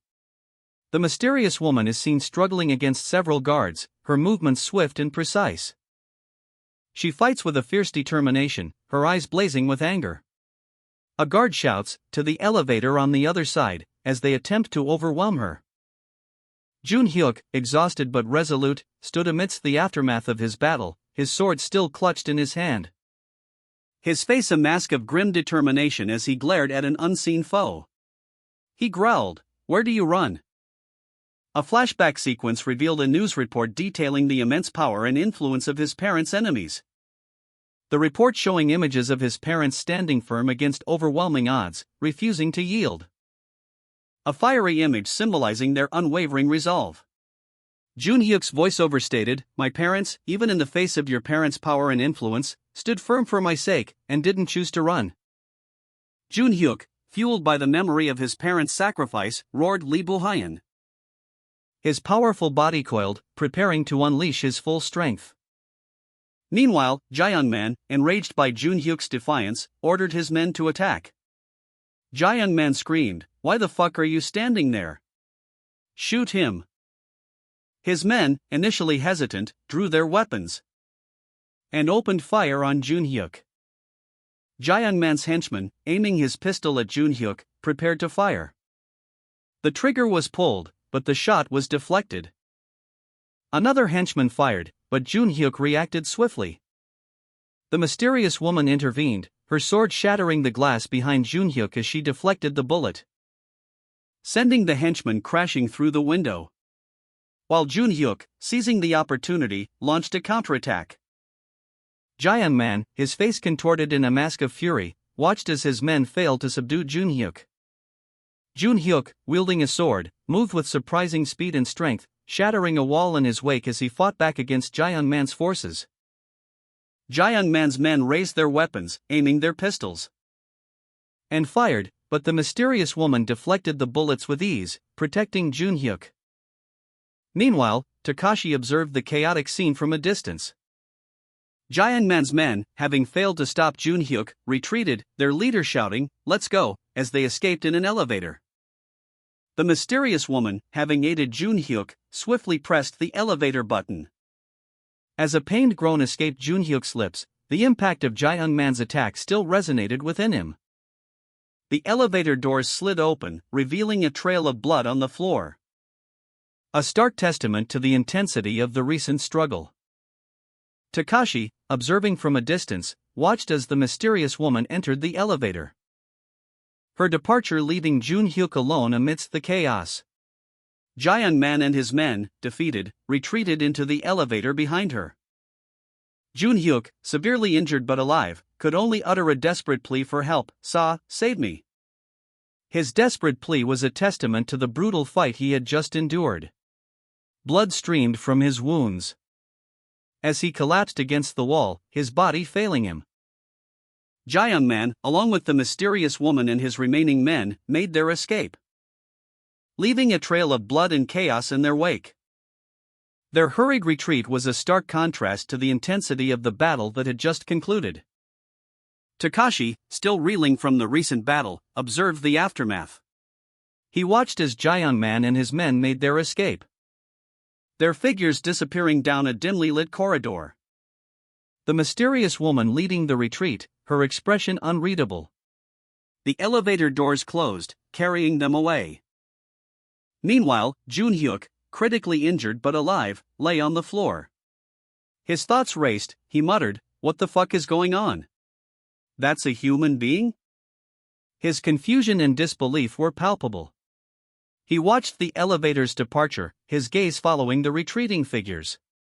He wondered aloud, "Why are we going down?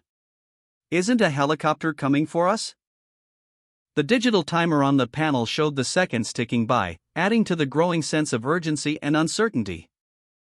Jae-young Man and his men escaped in an elevator, the mysterious woman leading the way. Their escape was swift and unexpected, leaving Takashi and Junhyuk in stunned silence. Takashi watched, his eyes wide with disbelief, as the elevator doors closed. Junhyuk, critically injured, could only mutter, "What the fuck," in disbelief at the audacity of their escape. The mysterious woman's expression remained impassive as they ascended. Takashi's gaze lingered on the departing elevator, a question forming in his mind. A sudden realization dawned on him as he focused on the elevator's mechanism. Could it be? The image shifted to reveal a close-up of Junhyuk's hand gripping a sword hilt, its golden pommel gleaming faintly in the dim light. Junhyuk, critically injured, braced himself against the elevator wall, his grip tightening around the hilt of a large sword, the metallic gleam of the blade reflecting the dim light of the shaft. As the elevator descended, carrying him, the mysterious woman, and Jae-young Man with his men toward an unknown destination, Takashi watched from above, his confusion giving way to a dawning understanding of their escape method. Takashi and Junhyuk found themselves in a desperate struggle within the confines of a damaged building. Junhyuk, already critically injured, clung to life as Takashi watched the chaos unfold around them. Jae-young Man, along with his men, made a daring escape, carrying their injured boss toward an elevator. Their escape witnessed by a mysterious woman who reacted with shock.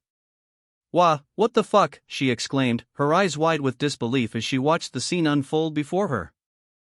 The woman's expression shifted from shock to dawning realization. Could it be? She wondered, a glimmer of understanding dawning in her eyes. Junhyuk, critically injured, braced himself, his body trembling with exertion as he gripped the hilt of a large, ornate sword. He slowly, painfully, raised the heavy weapon. The weight of it a testament to its power, a final act of defiance against his pursuers. Planting the sword firmly into the elevator floor, using it as a makeshift support, Jae-young Man and the mysterious woman stood ready, their expressions grim as they watched the elevator descend, the darkness swallowing them whole as they escaped. The mysterious woman, agile and decisive, shoved Takashi to the ground, shouting, "Get down!" As the elevator doors closed, displaying 84 on the digital panel. Jun-hyuk, despite his critical injuries, managed to hoist himself into the elevator, his large sword strapped to his back. The elevator ascended, leaving Takashi behind. Jae-young-man, the mysterious woman, and Jun-hyuk escaped the building via the elevator. The elevator's ascent was abruptly halted as a large section of the elevator shaft was destroyed, sending debris raining down on the floor below. Takashi watched in shock. The elevator car shuddered violently as it hurtled downwards. The digital display showed 88, then 87, the numbers flashing frantically as the escapees braced for impact. The mysterious woman, Jae-young-man, and Jun-hyuk exchanged desperate glances. Jun-hyuk, his face contorted in pain, gritted his teeth, his body racked with agony from his injuries. Meanwhile, the mysterious woman, her expression grim, prepared for the worst, her eyes fixed on the rapidly approaching floor. The elevator car finally reached the first floor with a deafening crash, the impact sending tremors through the building. The ceiling of the elevator shaft gave way. A cascade of debris rained down as the elevator shaft collapsed, leaving a gaping hole in the ceiling. Takashi, witnessing the scene from a distance, watched in stunned silence as the dust settled. The elevator plummeted, the metal groaning under immense pressure. The digital display flashing 80, then darkness. The impact sent shockwaves through the building, debris raining down as the elevator car crumpled. Jun-hyuk, critically injured but alive, lay amidst the wreckage. Takashi, witnessing the scene from a distance, was left shocked and stunned by the destruction. Jun-hyuk cried out in pain, "Aack." Meanwhile, the mysterious woman and Jae-young-man had managed to escape the immediate vicinity of the fallen elevator. The aftermath of the elevator crash is shown, debris litters the floor. Jae-young-man, his face contorted in a grimace, struggles to his feet amidst the wreckage. Blood staining his shirt as he clutches his side. His expression is one of intense pain. He gasps, a pained cook, escaping his lips as he collapses again. The mysterious woman lies partially covered by a white sheet, her eyes wide with shock and fear. Blood splattered across the floor around her. Her gaze is fixed, unfocused. The mysterious woman, with a cry of "Kaya," lunged forward, her attack connecting with Jae-young-man, sending him sprawling to the floor of the elevator. He groaned in pain, "Ah!" Blood blooming across his shoulder from the impact. The damage was severe. Jae-young-man looked up in horror as cracks spider-webbed across the elevator ceiling. The metal groaning under immense pressure. The elevator was failing. The scene ended with Jae-young-man's desperate expression as the elevator car began to collapse around him. The elevator car had violently shattered, sending debris and dust flying outwards. Leaving Jun-hyuk critically injured on the floor, the mysterious woman similarly wounded beside him, and Jae-young-man trapped and severely injured under a large chunk of metal. A cloud of dust and smoke filled the air, obscuring the immediate aftermath of the catastrophic collapse. Takashi, observing from a distance, watched the scene unfold, his expression unreadable. The mysterious woman, despite her injuries, managed to call out, "Soo-young-yang." Takashi approached cautiously, concern etched on his face as he asked, "Can you stand?" Takashi watched, concerned, as a man in a suit carried the injured mysterious woman. Dust swirled around them, his expression hardening as he saw the extent of her injuries. The man's face was grim. A silent scream of frustration building within him as he witnessed the aftermath of the elevator collapse. Jun-hyuk, critically injured, lay on the ground, his eyes wide with shock and pain. His body trembling from the impact. He gasped for air. A wave of dizziness washing over him as he struggled to comprehend the events that had just transpired. He was alive, but barely. Takashi, still seething with anger, watched from a distance as a man carried the injured mysterious woman away from the scene of the elevator collapse. His face contorted in a grimace of frustration, Takashi muttered the name Soo-hyun under his breath. Meanwhile, the injured woman, Soo-young, whimpered in pain as she was carried away. The camera focuses on Jun-hyuk, his body battered and bruised, his eyes glazed over with disorientation and pain. His chest heaved with each ragged breath, a testament to the severity of his injuries. The man carrying Soo-young paused, his gaze briefly meeting Takashi's before he continued on his way. A vehicle plunged from a great height, crashing violently. The impact sending debris and shattered glass raining down. As two women, Soo-young and the mysterious woman, lay injured amidst the wreckage. Takashi, witnessing the scene, felt a surge of anger and frustration. Jun-hyuk, critically injured and disoriented from the crash, struggled to regain his bearings. The mysterious woman, still dazed, was being carefully carried away by unseen individuals. While Takashi watched, his anger simmering as he observed the aftermath of the chaotic event. Jun-hyuk, propelled by an unseen force, hurtled through the air, his body a projectile aimed directly at a passing vehicle. The impact sending a shockwave of destruction outwards. As the vehicle crumpled under the force of the collision, the sounds of shattering glass and twisting metal echoing through the street. Jun-hyuk's body was thrown clear, landing hard on the pavement. A nearby figure, Takashi, watched in stunned silence as the chaos unfolded. His face was a mask of disbelief and growing anger. The force of the impact sent a tremor through the ground, the air thick with the smell of burning rubber and pulverized concrete. Takashi's eyes narrowed, his fists clenched. Takashi moved swiftly, his eyes scanning the scene for any sign of the mysterious woman and Soo-young, who had been caught in the blast radius. He found them both injured, but alive. Takashi stood amidst the chaos, the lingering smoke from the accident still swirling around him. His eyes wide with a mixture of anger and concern as he surveyed the scene. The wrecked vehicle lay nearby, a testament to the recent accident. He quickly focused on the injured woman and Soo-young, both victims of Jun-hyuk's reckless driving. Soo-young, groaning in pain, called out a name, Teacher Yang. The man known as Teacher Yang, his expression grim, appeared, his presence adding another layer of complexity to the already tense situation. Soo-young urgently shouted, "Get in now!" as she and the mysterious woman hurried towards a waiting vehicle. Takashi watched from a distance, his expression a mixture of anger and concern. Suddenly, a powerful force impacted Jun-hyuk, causing him to lose control of the vehicle, resulting in a collision. The impact sent Jun-hyuk sprawling, leaving him critically injured and unconscious. Takashi, consumed by a furious rage and worry, stood amidst the wreckage of the accident, his eyes fixed on Jun-hyuk's unconscious form. His gaze shifted to the injured mysterious woman and Soo-young, both victims of Jun-hyuk's reckless actions.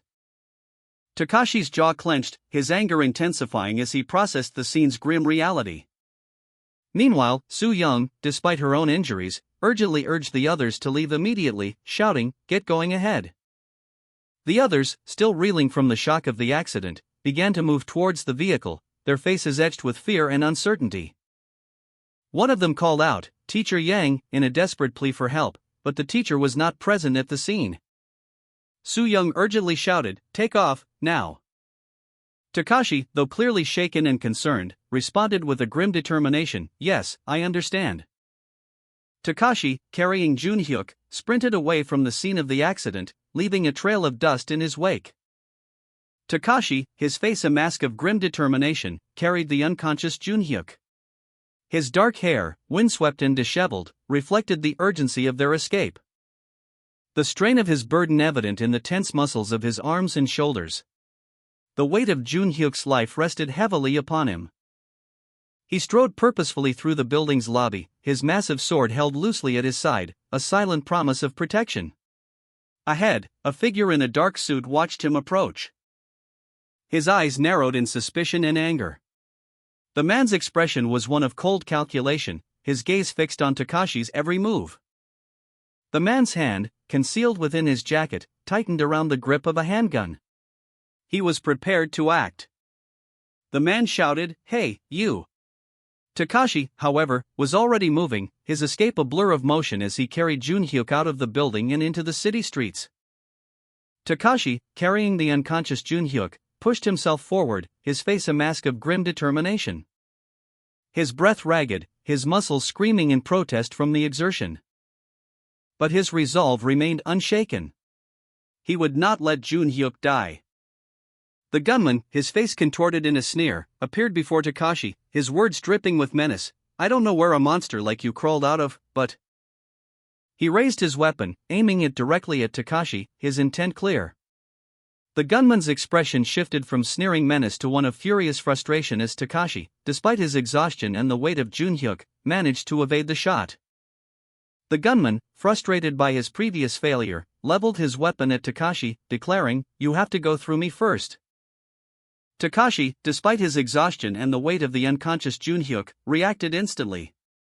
With a blur of motion, he deflected the bullet with his sword. The force of the impact sending him sprawling to the ground.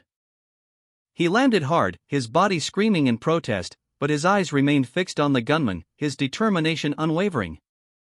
A wave of dizziness washed over him as he struggled to regain his footing, the pain in his body a stark reminder of his physical limitations.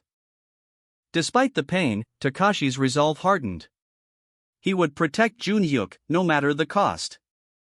Takashi, despite his injuries, braced himself, his body tensed as he shielded Junhyuk from the incoming bullet. The impact of the bullet striking the ground nearby sent tremors through the earth. Takashi, using his body as a shield, continued to protect the unconscious Junhyuk. The gunman, enraged by his failed attempt, watched in disbelief as his shot was deflected. Takashi's grim determination was evident in his eyes, a fierce resolve to protect Junhyuk at all costs. A convoy of military vehicles sped down a city highway, their headlights cutting through the twilight. The lead car's occupants were tense, their eyes scanning the surroundings. A sense of urgency palpable within the vehicle. The driver gripped the wheel tightly, his knuckles white. The car's powerful headlights illuminated the road ahead. Takashi, his face grim, sat beside Junhyuk, who remained unconscious and critically injured. Takashi's own injuries were evident, but his focus remained unwavering. He watched the rearview mirror intently. I don't see him, one of the men in the car stated, his voice tight with concern. Takashi gripped the wheel, his knuckles white, as he navigated the vehicle through the city streets. Junhyuk, critically injured and unconscious, lay in the back seat, his breathing shallow. A woman in the passenger seat anxiously clutched her head, while a radio crackled to life, relaying a message, Echo 1, ETA less than 1 minute. The woman, her face etched with worry, asked, "The rendezvous point is?" The radio responded, confirming, Yongdongdangyo Bridge. A wide shot revealed the Yongdongdangyo Bridge, its steel structure spanning the river. The bridge was secured, a strategic choice for the rendezvous. The radio repeated the instructions, emphasizing the location, rendezvous point TRH4. Repeat, rendezvous point TRH4. Takashi gripped the steering wheel, his knuckles white. Junhyuk, unconscious and critically injured, lay in the back seat, cradled by a worried woman. She anxiously watched Takashi's every move. As the woman barked out directions, as soon as we go past the bridge, turn hard right. Takashi's jaw tightened. The strain of the situation, combined with the urgency of the mission, was evident on his face. The woman, sensing his hesitation, challenged him, "Who do you think I am?" Takashi, though outwardly calm, felt a surge of irritation. He responded curtly, "I know you're from the Secret Service, but we have our ways in the Shinjin group too." His eyes narrowed, a silent promise of swift action should she interfere further. A convoy of military vehicles sped down a highway, their dark forms a stark contrast against the bright cityscape. The blurring lines of the road a testament to their breakneck speed. A sudden, explosive impact rocked the lead vehicle, sending a shockwave through the convoy. Takashi, carrying the unconscious Junhyuk, leaped from a rooftop, his powerful legs propelling him towards one of the damaged vehicles. Takashi, despite his own injuries, carefully cradled Junhyuk in his arms, his movements slow and deliberate as he navigated the shadowy landscape. Takashi, carrying the unconscious Junhyuk, leaped across rooftops under the watchful eye of the moon, his movements precise and swift. A dark green SUV appeared below, its presence a stark contrast to the moonlit cityscape. As he continued his escape, the tattered remnants of his cape billowed in the wind. Takashi's determined expression, etched with worry for Junhyuk, remained resolute despite his own injuries. Takashi's eyes, narrowed in fierce determination, reflected the gravity of Jun Hyuk's condition. As he watched the vehicle carrying his unconscious friend speed away, the vehicle navigated the city streets, a blur of motion against the backdrop of urban architecture, leaving a trail of speed lines in its wake, a testament to the urgency of the situation. Takashi, despite his own injuries, clenched his fist, his resolve hardening. He would not rest until Jun Hyuk received the medical attention he desperately needed. Takashi watched in grim determination as Jun Hyuk, critically injured, was loaded into the back of a speeding Mercedes G-Wagon. The vehicle's powerful engine roaring as it accelerated away from the scene of the attack. The vehicle sped away, leaving Takashi alone with his vow to ensure Jun Hyuk's survival. Inside the vehicle, Jun Hyuk, unconscious and bleeding profusely, was cradled by two women in business suits, while a man in a casual shirt gripped the steering wheel, his face grim with concern. Inside the vehicle, Takashi watched with grim determination as Jun Hyuk, unconscious and critically injured, was transported. The woman beside the driver, her face etched with concern, focused intently on Jun Hyuk's condition, while the driver, equally worried, navigated the city streets with practiced ease. The woman, her voice tight with urgency, instructed the driver, "We're almost at the rendezvous point. Whatever it takes, stop him." She then turned to the driver, her expression hardening, and commanded, "Use whatever method at your disposal." As the vehicle sped across a bridge, pursued by two dark SUVs, their presence a stark reminder of the danger that still lurked. Takashi's face, etched with worry and alarm, was partially visible, his expression reflecting the gravity of the situation unfolding before him. Inside the vehicle, a man meticulously arranged a collection of weapons within a wooden crate. The weapons included an assortment of rifles and other firearms. From the back seat, Takashi observed the man's actions with growing apprehension. Through the vehicle's window, he saw a hand emerge, holding a rifle with a scope. The man, his face grim, held the rifle with a deadly focus, ready to engage any potential threat. The crate of weapons was clearly visible beside him. Takashi's eyes widened in shock as he recognized the weapon, a grenade launcher. His internal monologue reflected his disbelief and alarm. Grenade launcher? His thoughts continued, filled with disbelief and a rising sense of dread. Siwi fucks with grenade launchers?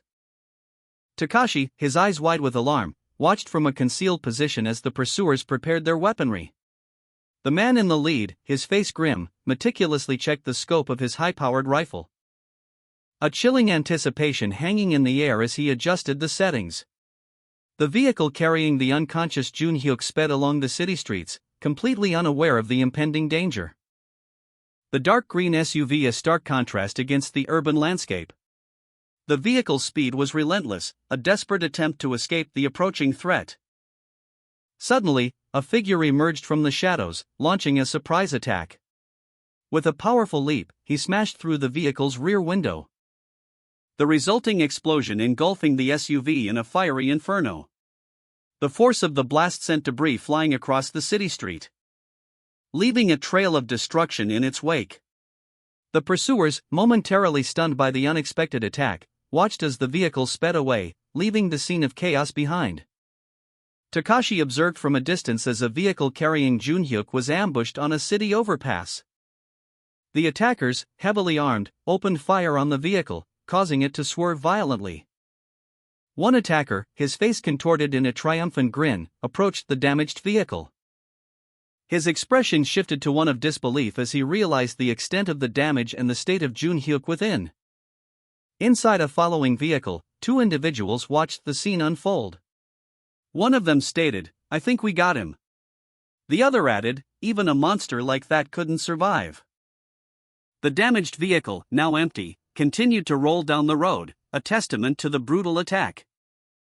Jun Hyuk drove along the city streets, seemingly unaware of the danger approaching. Suddenly, a figure emerged from the shadows, wielding a large sword. With a mighty swing, the sword crashed through the windshield of Jun Hyuk's vehicle, the impact sending shockwaves through the car.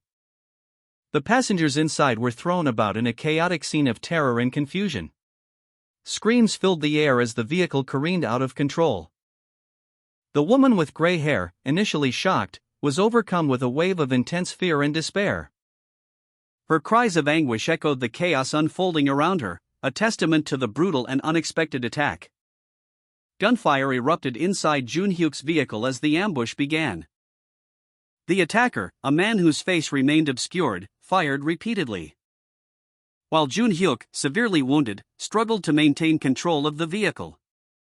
Takashi, a witness to the chaos, watched in horror from a distance.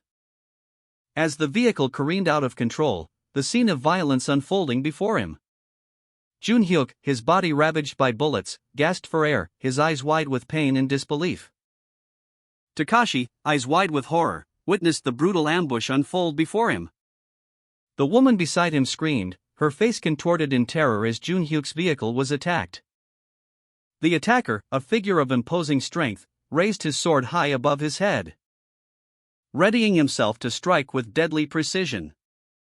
The man's face, a mask of cold fury, was partially obscured by shadow as he brought the sword down. Takashi, witnessing the unfolding chaos from the passenger seat, yelled, "Break! Now!" Junhyuk's vehicle, unable to avoid the ambush, careened off the road and plunged towards the water below. The impact was deafening, the car crumpled, sending a spray of debris and metal into the air. Junhyuk, thrown from the wreckage, tumbled through the air, his body a blur against the backdrop of the bridge. He landed hard on the ground, his body still. The woman beside him, shaken and terrified, watched in horror as the attacker disappeared into the city. Junhyuk's vehicle swerved violently, tires screeching as it careened out of control. The vehicle hurtled towards a concrete barrier, the impact imminent. A figure, the attacker, launched himself from an overpass, landing with a powerful impact near the vehicle. Inside the vehicle, Takashi and the woman reacted with terror as the vehicle crashed, the force of the impact throwing them around. Takashi's face was contorted in a grimace of fear and shock as he witnessed the attack. The attacker stood over Junhyuk, his expression grim and determined. Takashi, still reeling from the recent car crash, found himself amidst a chaotic scene. Smoke billowed from the wreckage as the sounds of gunfire pierced the air. 3 figures, clad in tactical gear, opened fire on Junhyuk's vehicle. The barrage of bullets tore through the metal, leaving a trail of destruction in its wake. Amidst the chaos, Takashi, miraculously unharmed, stood in shock, clutching his sword. The attack was precise, targeted. And Junhyuk, the intended victim, was left critically injured. Takashi's eyes widened in horror as he witnessed the brutal assault. A massive explosion rocked the area, sending debris flying as the attackers vanished into the smoke. A vehicle careened out of control, resulting in a massive explosion that engulfed the road, leaving a trail of destruction in its wake. Inside, a woman watched in horror as the chaos unfolded around her.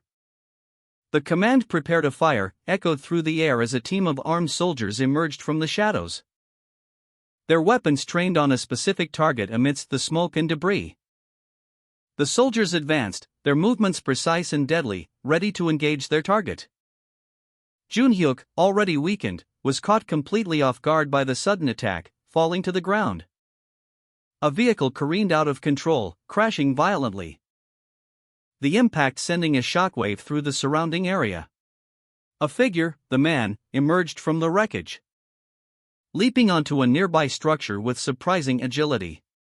He held a sword aloft and prepared to strike. Meanwhile, soldiers approached the scene, their movements suggesting a coordinated attack. Junhyuk, caught completely off guard, was struck from above. The force of the blow sending him crashing to the ground, his body impacting heavily. Takashi, witnessing the brutal attack, was left horrified. Takashi's horrified gaze was fixed on Junhyuk, whose body was contorted in an unnatural position. A stark testament to the brutal efficiency of the attack. His eyes, wide with shock, reflected the grim reality of the situation.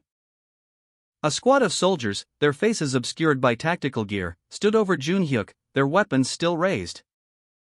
The aftermath of their swift and decisive action, a chilling display of power.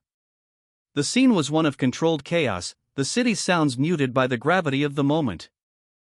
Junhyuk, caught in a precarious position, braced himself against the metallic structure. As a volley of bullets rained down from above, fired by a squad of soldiers, striking him repeatedly as he struggled to maintain his balance. The impact of the gunfire sending him hurtling downwards. Takashi watched in horror, his eyes wide with fear as Junhyuk fell. The soldiers, having completed their mission, swiftly retreated from the scene. A fierce battle raged. Soldiers, armed with assault rifles, overwhelmed Junhyuk, their coordinated assault leaving him critically injured and sprawled on the ground. The scene punctuated by the sharp crack of gunfire and the jarring impact of bodies hitting the pavement. Takashi, a horrified witness, watched in disbelief as the soldiers systematically incapacitated their target. Smoke and dust billowed around the fallen Junhyuk, obscuring the details of the brutal attack. The soldiers, having completed their mission, began to withdraw, leaving behind a scene of chaos and destruction. Suddenly, Junhyuk rose, his eyes blazing with fury. He stood, drawing his massive sword, its golden hilt gleaming amidst the smoke. "If you value your lives, leave now," he declared, his voice resonating with power and barely contained rage. His face contorted in a grimace of intense pain and fury, Junhyuk prepared to unleash his wrath upon his attackers. The soldiers, momentarily stunned by his sudden resurgence, hesitated. But their hesitation was short-lived. "Before you die by my hand," Junhyuk roared, charging towards them with a terrifying display of power and determination. Junhyuk's face contorted in a mask of furious rage, his eyes blazing with a terrifying intensity. A silent scream building within him as the weight of betrayal and pain threatened to consume him. The soldier's taunting words, "Don't fuck with us," echoing in his ears, fueling his burning desire for vengeance. The soldiers, their faces hidden behind masks, advanced with their weapons trained on Junhyuk. Their cold, calculating eyes reflecting the deadly seriousness of their intent. A helicopter hovered in the distance, a silent observer to the unfolding confrontation. Junhyuk's eyes, wide with a furious intensity, reflected the horror of his recent attack. His face, contorted in a grimace of pain and rage, spoke volumes of his defiance. A silent promise of retribution burning in their depths. Above, a helicopter hovered, a grim reminder of the coordinated assault he had just endured. Takashi, witnessing the aftermath from a distance, felt a wave of nausea wash over him as he watched two women, likely accomplices, fleeing the scene. Their hurried retreat a stark contrast to the chaos left behind. The bridge, a seemingly ordinary urban thoroughfare, had become the stage for a brutal confrontation. From a high-angle perspective, the bridge's intricate metalwork was visible, a stark grid against the urban landscape. Soldiers, having successfully ambushed Junhyuk, were now positioned precariously on the bridge's support structure. Their positions offering a tactical advantage, but also leaving them vulnerable. Below, Junhyuk, despite his injuries, launched a desperate counterattack, his blade a blur of motion as he fought back with surprising ferocity. Junhyuk, critically injured but defiant, continued his counterattack against the soldiers who had ambushed him. His powerful strikes felling several attackers with brutal efficiency, leaving a trail of unconscious bodies in his wake. Takashi, horrified, watched from a distance, his eyes wide with fear. Junhyuk's face, grim and determined, showed no sign of relenting. He stood amidst the fallen soldiers, his sword still dripping with blood. He turned his gaze towards a nearby bridge, where a military vehicle was speeding away. His eyes narrowed in anger as he realized his attackers were escaping. He prepared to pursue them. Takashi, eyes wide with horror, watched from the vehicle as Junhyuk's attackers scrambled to escape. Their escape hampered by Junhyuk's brutal counterattack. The scene was one of chaos and violence. One of the attackers stumbled, his foot catching on a crack in the pavement. Junhyuk, despite his critical injuries, lunged forward, his sword raised high. The blade a blur of motion as he desperately tried to stop them. But the attackers were already too far gone. Junhyuk fell to his knees, his breath ragged, muttering, "No." Takashi watched in horror as Junhyuk's attackers escaped in a helicopter. The vehicle lifting off from the bridge, leaving a trail of dust and debris in its wake. From below, Takashi could only see the retreating helicopter as it disappeared into the distance.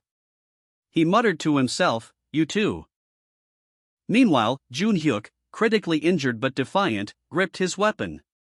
His inner monologue echoed, "I mustn't die in this way." He struggled to his feet, his body screaming in protest. But his determination pushed him onward, as he watched the helicopter speed away. Takashi, horrified, watched from above as Jun-hyuk's attackers escaped, the helicopter carrying them rising into the night sky. "Wait," he thought, a desperate plea forming in his mind. And the attackers taunted, their voices echoing in Takashi's ears as they left Jun-hyuk to his fate. "Let despair take you," one of them hissed, their words a cruel promise. Jun-hyuk, critically injured, clenched his jaw, his eyes burning with a fierce determination. "Until I find you," he vowed silently, his resolve hardening into a cold fury. Jun-hyuk, critically injured but seething with rage, slowly rises to his feet, his eyes blazing with a fierce determination for revenge. The helicopter carrying his attackers shrinks in the distance. The scene opens with an establishing shot of the Blue House, the South Korean presidential residence. Inside, a tense meeting is underway. High-ranking officials sit around a large table, their faces grim. As a sudden commotion erupts, a figure bursts into the room, causing chaos. The officials shout orders, desperate to stop the intruder, but he continues his advance, unyielding.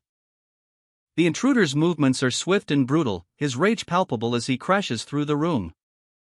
A close-up of Jun-hyuk's enraged face fills the screen, his mouth open in a silent scream, the intensity of his expression conveying the depth of his pain and fury. A similar image is shown, emphasizing the raw emotion of the moment. The suspect's name is revealed to be Tak Se-young, an 18-year-old. A high-angle shot shows a large conference table in what appears to be a high-level government meeting. Several officials are seated around the table, observing monitors. A report is presented, stating that Jun-hyuk was last seen at the Yeongdong-daengyo Bridge. A high-level meeting is underway, where officials discuss the situation and confirm that they are investigating everything about him. The camera focuses on a table where officials are seated, reviewing information. A wide shot shows the meeting room, highlighting the seriousness of the situation. An official reveals that Jun-hyuk was a victim in a recent teen violence incident. The details of Tak Se-young's file are displayed, his age, contact information, and a note about a violent incident that drew significant attention. Further information reveals that Tak Se-young's parents also drew attention for their self-immolation in front of the Gwangwoman. In a government meeting room, officials review information on a screen. A woman holding a file stands before them. A sudden interruption occurs as someone shouts, "Wait!" The woman looks up, startled. A high-ranking military officer, his expression grim, observes the unfolding events. Government officials gathered, their discussion focused on Tak Se-young's potential whereabouts. A female official, reviewing documents, appeared concerned. She voiced her apprehension, noting the president's absence from the critical meeting and the gravity of the situation. The official's expression shifted to one of disbelief and alarm as she processed a new piece of information. A narrator's voice reveals that Jun-hyuk is independently seeking a solution to the crisis. Meanwhile, the names of several individuals, Lee Soo-hyun, Jang Soo-won, Kim Jun-hyuk, Kim Eugene, Lee Soo-ho, Young Da-hun, Nam Hyun, and Kim Chang-soo, are listed. As government officials convene in a meeting room at Blue Wing Media, reviewing information about Jun-hyuk, a chilling declaration echoed through the air, "All of you will die by my hand." The threat continued, escalating in intensity, "Your parents will also die by my hand." Finally, the speaker delivered the ultimate threat, leaving no room for doubt, "And your brothers and sisters will die by my hand." Meanwhile, a group of government officials convened in a large conference room, their expressions grim as they reviewed the latest information. Their silence was heavy with unspoken concern as they contemplated the gravity of the situation. A government official's face, contorted in anger, is shown. A speech bubble appears, stating that the president of Aegis Security, Kim Sang-pil, is absent, but the meeting will proceed. The image shifts to reveal a stern-faced man, identified as Yang, the group chairman. Instructions are given to immediately block all online content related to a recent video and word searches. A group of government officials sits around a table, discussing the situation. A plan is devised to enlist Goodfield and Bluewing to suppress online searches. Finally, the 21st president, Jang Sungchul, is shown, his expression grim and determined. Yang, a stern figure, sat deep in thought, a frown etched onto her face. The image of Oh Young-suk, the Bluewing media chairman, flashed before her eyes. The man's words echoed in her mind: blocking everything is going to be difficult. A tense meeting unfolded within a modern conference room. Government officials and media executives gathered around a large table, laptops open before them.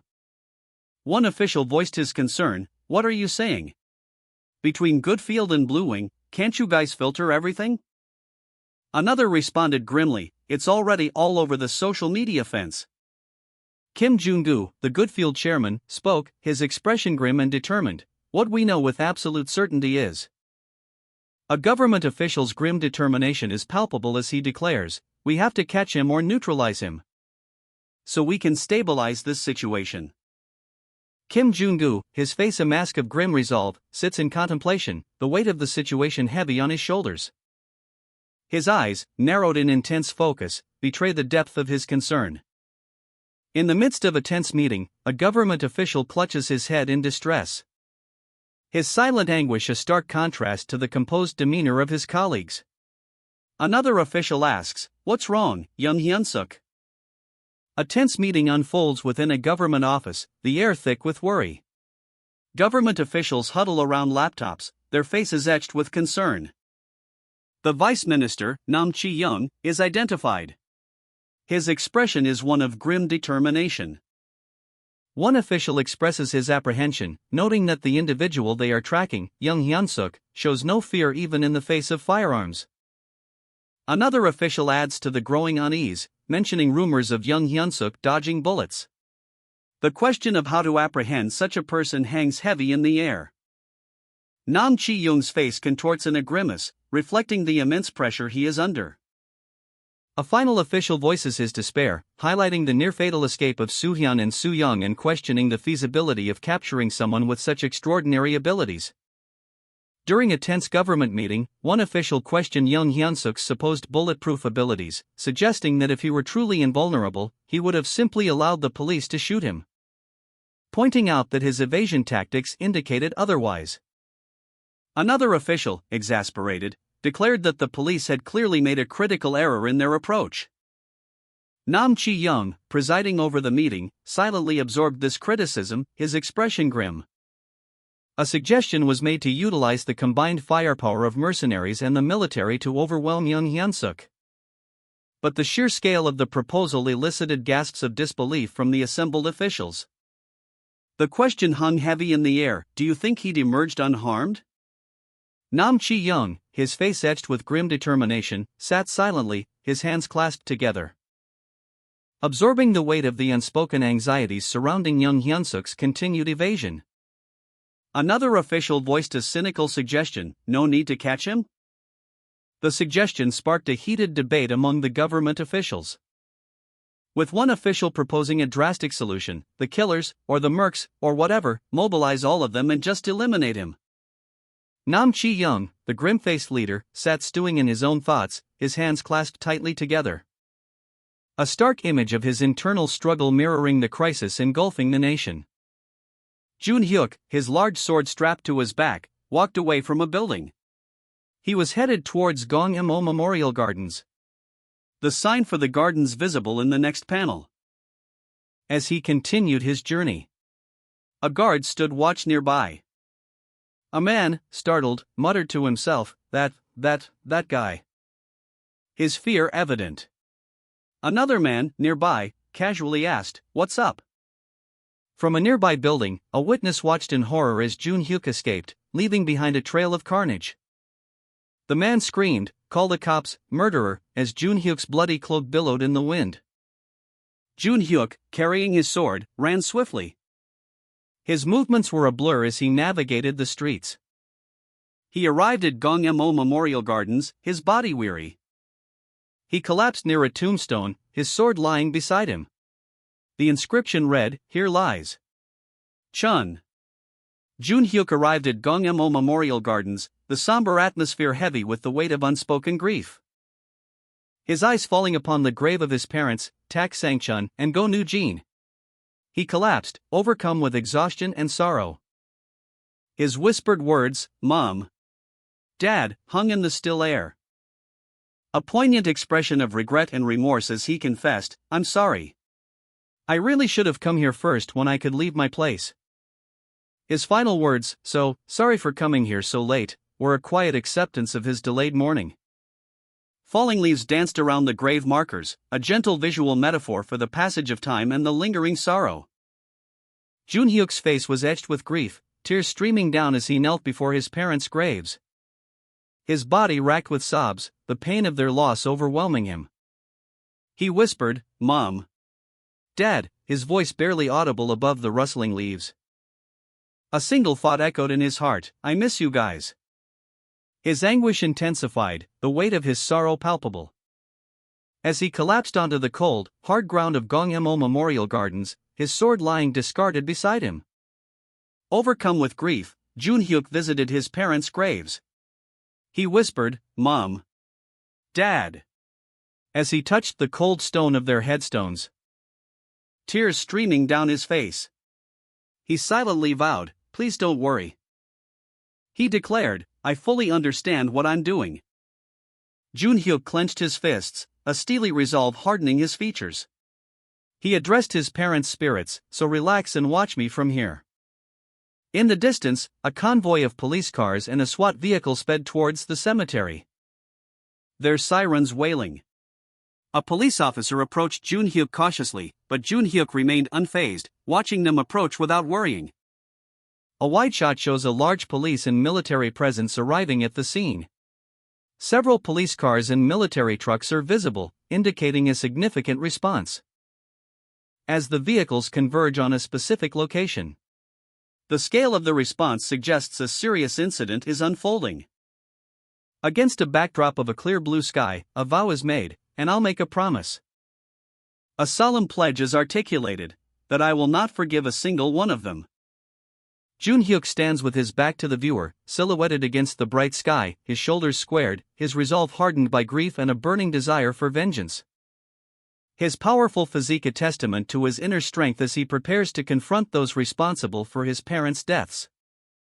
Jun-hyuk's grief-stricken face is partially visible, his body language conveying immense sorrow and anger. A vow of vengeance fills his mind, not one of them will live.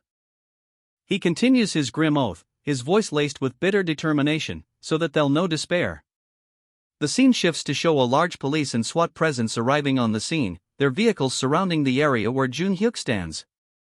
His vow intensifies, so they'll know pain. Jun-hyuk's face is shown in close-up, tears streaming down his cheeks as he reflects on his parents' fate.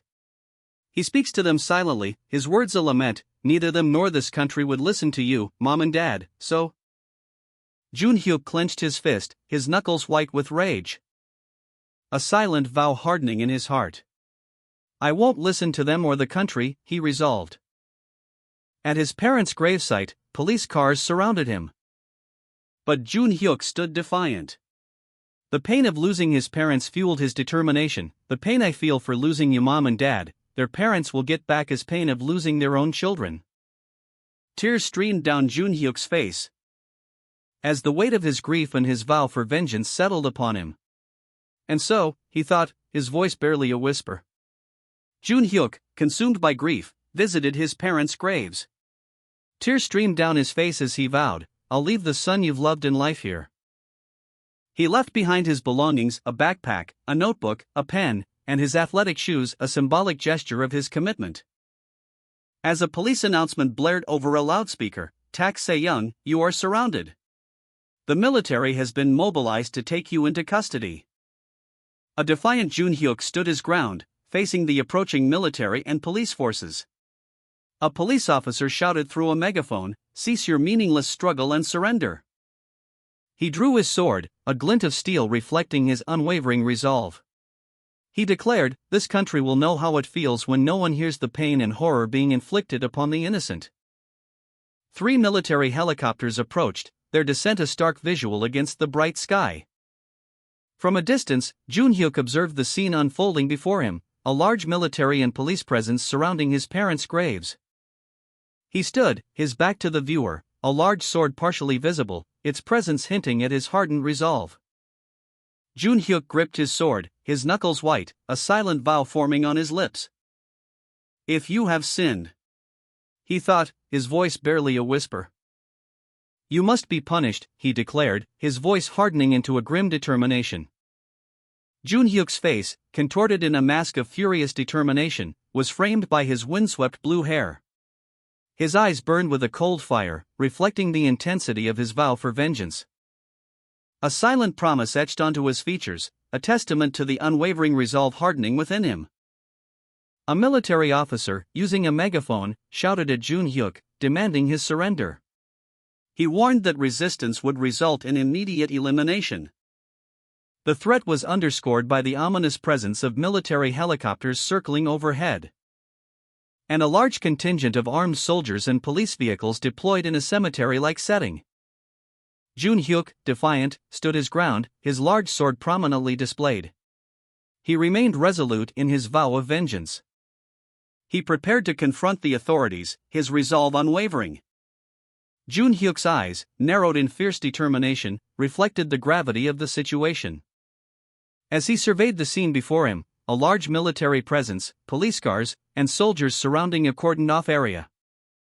He moved with purpose, his steps deliberate as he approached the line of armed personnel. 2 military helicopters circled overhead, their presence a clear warning. As Junhyuk, his back to the approaching threat, gripped the hilt of his sword, a silent defiance in his stance. From above, the military helicopters observed Junhyuk standing alone amidst a vast graveyard, a lone figure against the overwhelming might of the army. Junhyuk found himself facing a significant military deployment. Police cars and heavily armed soldiers formed a perimeter around him. A helicopter descended, its landing gear extending, revealing its weaponry, a formidable array of firepower. As soldiers inside received the order to commence firing, Junhyuk remained defiant, his expression unreadable. He braced himself, ready for the impending attack.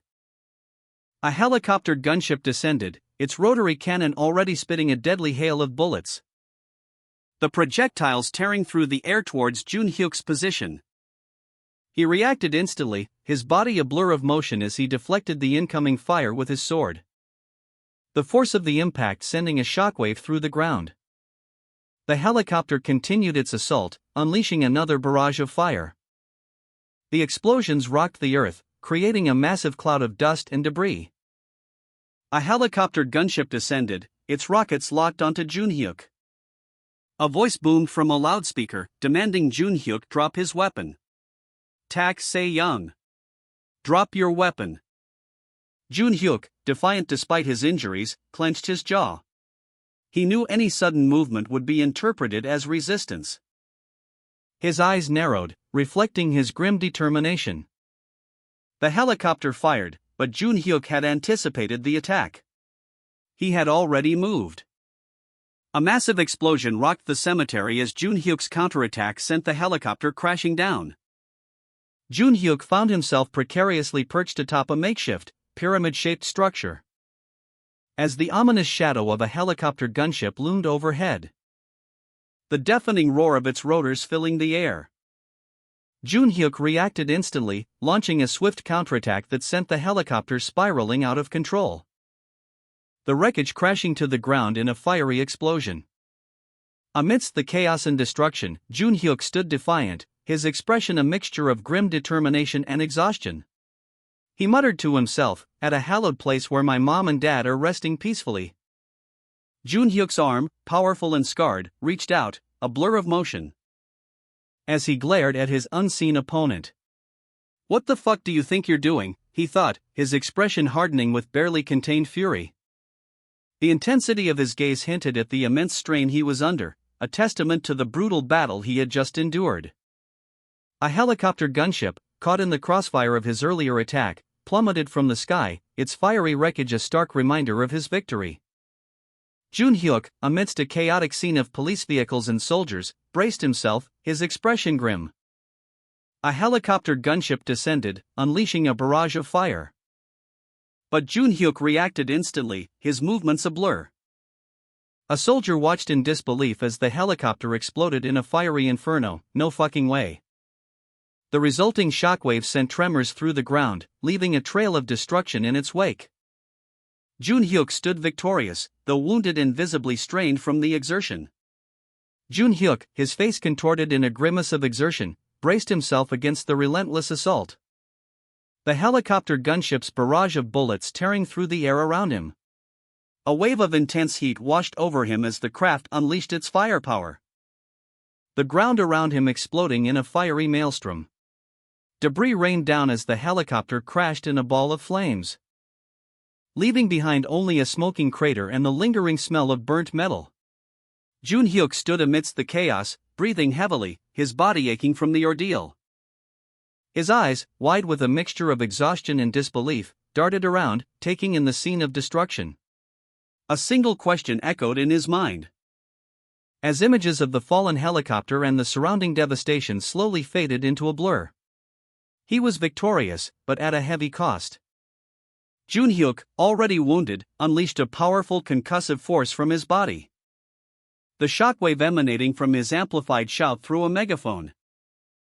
His eyes narrowed in intense focus as he channeled his energy. The resulting explosion engulfed the attacking helicopter gunship, causing significant damage.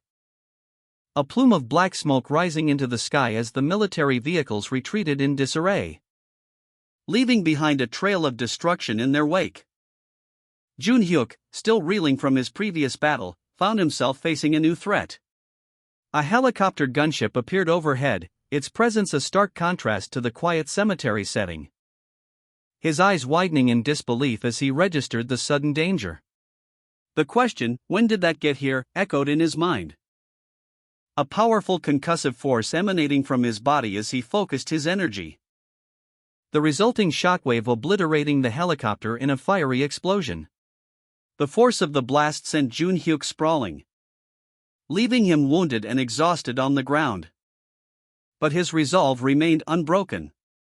He rose to his feet, a determined glint in his eyes, ready to face whatever came next. He addressed the approaching soldiers with a powerful shout through a megaphone. Junhyuk, wounded but resolute, knelt on the ground, his hands clenched into fists.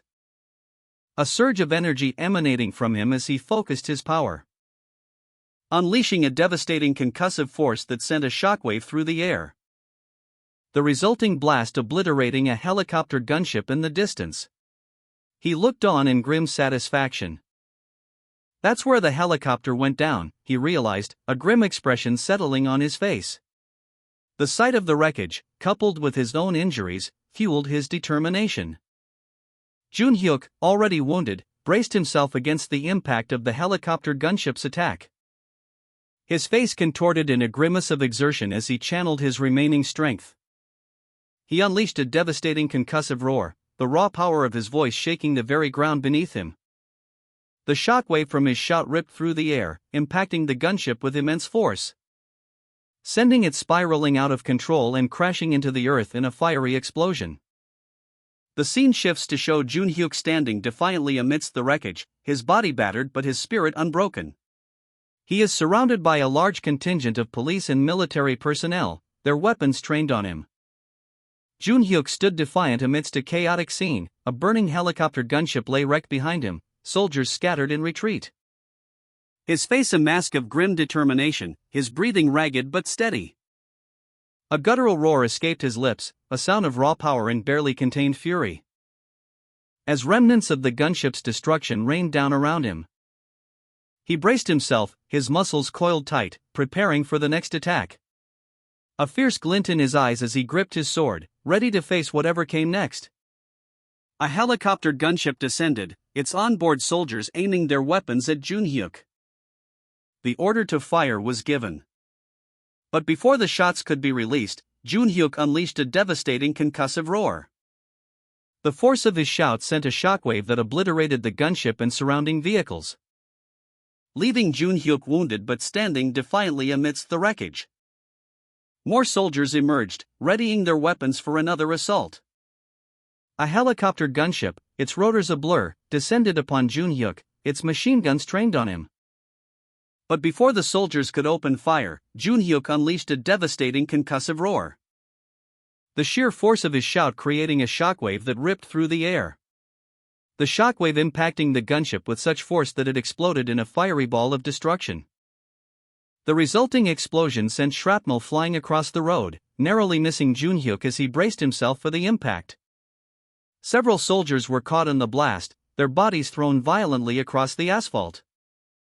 Jun-hyuk, already wounded, launched himself through the air, his body a blur of motion, a concussive force radiating from him as he impacted the ground near a group of soldiers. The sheer power of his movement sending a shockwave that overturned a police truck and scattered the soldiers, a resulting explosion engulfing the area as he continued his relentless assault. His attack culminating in a devastating blow that sent one soldier flying, blood splattering across the scene. Jun-hyuk's face contorted in a grimace of pain and exertion, his breath ragged as he braced himself for the next wave of attacks. Jun-hyuk, disoriented, found himself amidst a scene of utter devastation. He muttered, What is this?" His mind raced, trying to piece together the events that had just transpired. What just happened? A wide expanse of road lay before him, littered with the bodies of fallen soldiers. Their pained cries, "Cook! Kiik! Arg!" echoed in the air as they clutched at their wounds. One soldier groaned, Mommy, while another cried out, My hand! Save me!"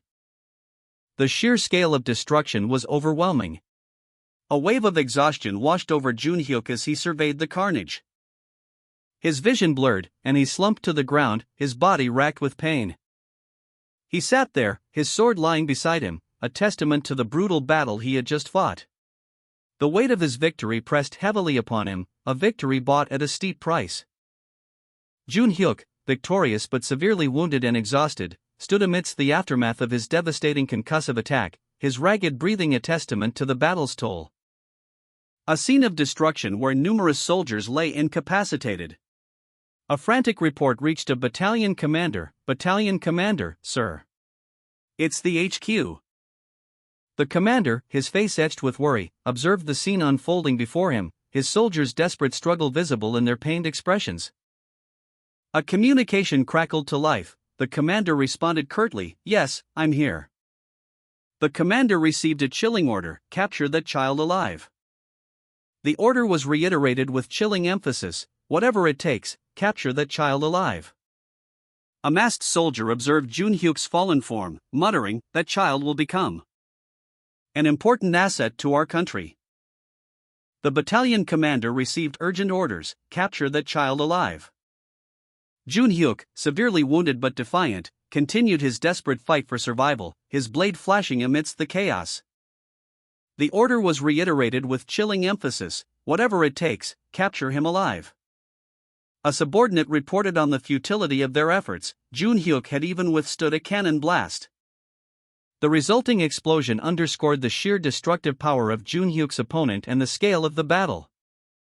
A cannon blast engulfed Jun-hyuk in a fiery explosion, the shockwave throwing him violently across the battlefield.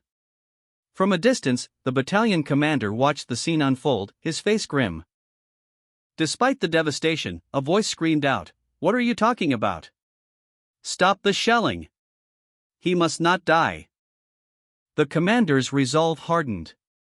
He thought to himself, "That child will become an important asset to our country." The shelling ceased, leaving behind a trail of smoke and destruction. A close-up showed Jun-hyuk's bloodied sword, still clutched in his hand, a testament to his tenacity amidst the chaos. Jun-hyuk, despite the critical injuries he sustained, managed to launch himself away from the direct impact of the cannon blast. His body contorted in a desperate attempt to evade the full force of the explosion, the resulting shockwave still sending tremors through his body as he crashed to the ground. The battalion commander, witnessing the scene from a distance, immediately ordered a halt to the shelling. He was determined to capture Jun Hyuk alive, despite the apparent severity of his injuries. One of his subordinates questioned the feasibility of such an order, exclaiming, "How the fuck are you gonna take that alive?" The battalion commander, his face grim, remained resolute in his decision, his focus unwavering. Several vehicles, including a dark-colored SUV, drove along a highway. The SUV was prominently featured, suggesting its importance. The perspective shifted to a view from directly above the road, showing the flow of traffic and the SUV's position within it. A subordinate addressed his superior, questioning the necessity of deploying all the available weaponry. The superior officer responded, dismissing concerns about armor-piercing rounds and emphasizing the difficulty of capturing Jun Hyuk alive without overwhelming force. A close-up on the superior officer's face revealed his grim determination. His subordinate, seemingly surprised, questioned the implication of the officer's words. The scene shifted to show a convoy of vehicles, including several unmarked trucks, driving across a bridge. Inside one of the trucks, a vast arsenal of weapons was revealed, ranging from rifles and pistols to rocket launchers. A subordinate officer voiced his apprehension to the battalion commander, stating, "Not at least a little crazy after that, that would be crazy." The commander, however, remained unfazed, calmly replying, "Even so, we're fixing to make a huge mess here." A subtle, almost imperceptible smile played on the commander's lips as he contemplated the impending chaos. His expression intensified, revealing a predatory grin that hinted at his ruthless determination. The commander then revealed a shocking piece of information to his subordinate: all the Aegis mercs and the security teams under contract in the Middle East cancelled their contracts and are in process of coming home. The subordinate officer's eyes widened in disbelief, his jaw dropped as he stammered, Are you serious?" The battalion commander's eyes narrowed, a grim determination etched on his face. He revealed a shocking statistic, plus, about 20 times that number, of operators from our subsidiaries across the country are currently en route to Seoul or are already here. Inside a vehicle, 3 officers sat tense, their faces grim. One, visibly distraught, muttered about the rage stemming from the loss of his son. The fear in their eyes palpable as they contemplated the potential for widespread urban warfare. A chilling premonition of the chaos to come.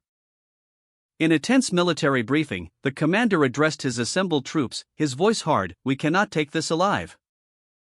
The battalion commander sat alone in the war room, his face etched with grim determination. A palpable tension hanging heavy in the air as he reviewed the latest reports. His subordinate officers, seated around the large table, were visibly apprehensive. The room was filled with the quiet hum of computers and the low murmur of hushed conversations. The commander's gaze swept across the faces of his officers, each one reflecting a growing unease. A female officer reported, "He escaped, after all?" The commander, his face falling, responded with a sigh. Another officer added, "I just got a report that he is no longer within the observation perimeter." The commander's eyes narrowed, his concern deepening. He pressed, "What about the Bravo company?" The officer responded grimly, "They report significant casualties from the engagement. They're urgently requesting immediate reinforcement." The weight of the situation settled heavily upon the commander's shoulders. A subordinate officer informed the battalion commander that reinforcements were standing by, awaiting orders. The commander responded by demanding the immediate presence of Bravo Company's surviving members at HQ. A female officer questioned the commander's decision to bring the survivors to HQ. But the commander insisted on hearing their report directly. The battalion commander, visibly distressed, reflected on the mission's failure. A carefully planned operation against a lone civilian had resulted in heavy casualties for Bravo Company. His grim expression underscored the gravity of the situation. The battalion commander's voice, heavy with anger and concern, echoed through the room. "My special ops unit is crushed, the tank division annihilated. And I need to know why." A soldier's legs, clad in tactical pants, are shown, gripping a large, ornate sword. The scene shifts to a wide shot, revealing a catastrophic scene of burning vehicles and widespread destruction. A lone figure runs through the chaos.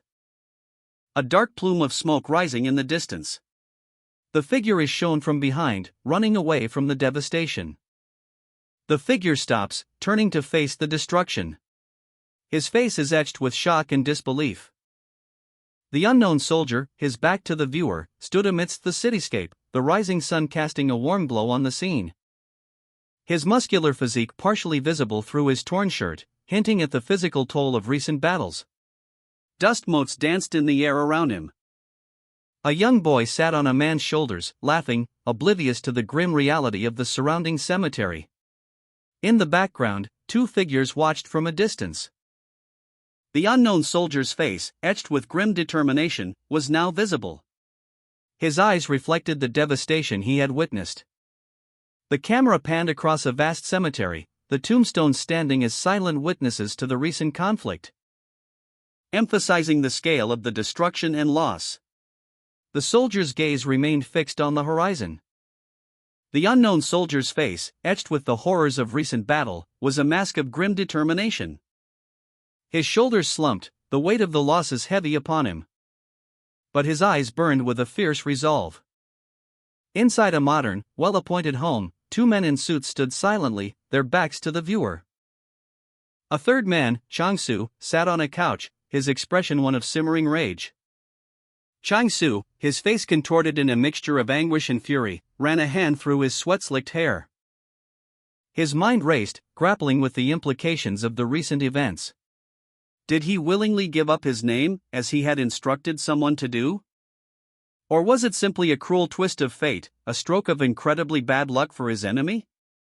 His anger intensified, focusing on the unfortunate timing of his enemy's death. Chang-Su, that fuck, he's even got a shitty timing for fucking dying, he thought. Despite his rage, a chilling realization dawned on him: no matter how he looked at it, he was the next target. His eyes narrowed, a grim determination settling on his features as he braced himself for the inevitable. Chang-Su, still reeling from the recent death of an associate, muttered to himself, useless to the end, that fuck. He sat on his couch, two imposing figures standing silently behind him. A cell phone lay on a nearby table. The phone lit up, displaying an incoming call from Kim Gapjeon. Chang-Su's eyes narrowed as he stared at the screen. He picked up the phone, his expression unreadable. "What?" he asked, his voice tight with barely suppressed anger. The call was clearly unwelcome. Chang-Su's fury boiled over as he shouted into the phone, "Why the fuck did it take you so long to pick up?" A woman with spiky, dark red hair, wearing a pink top and shorts, stood in a fighting stance, her hands extended as if she were wielding claws.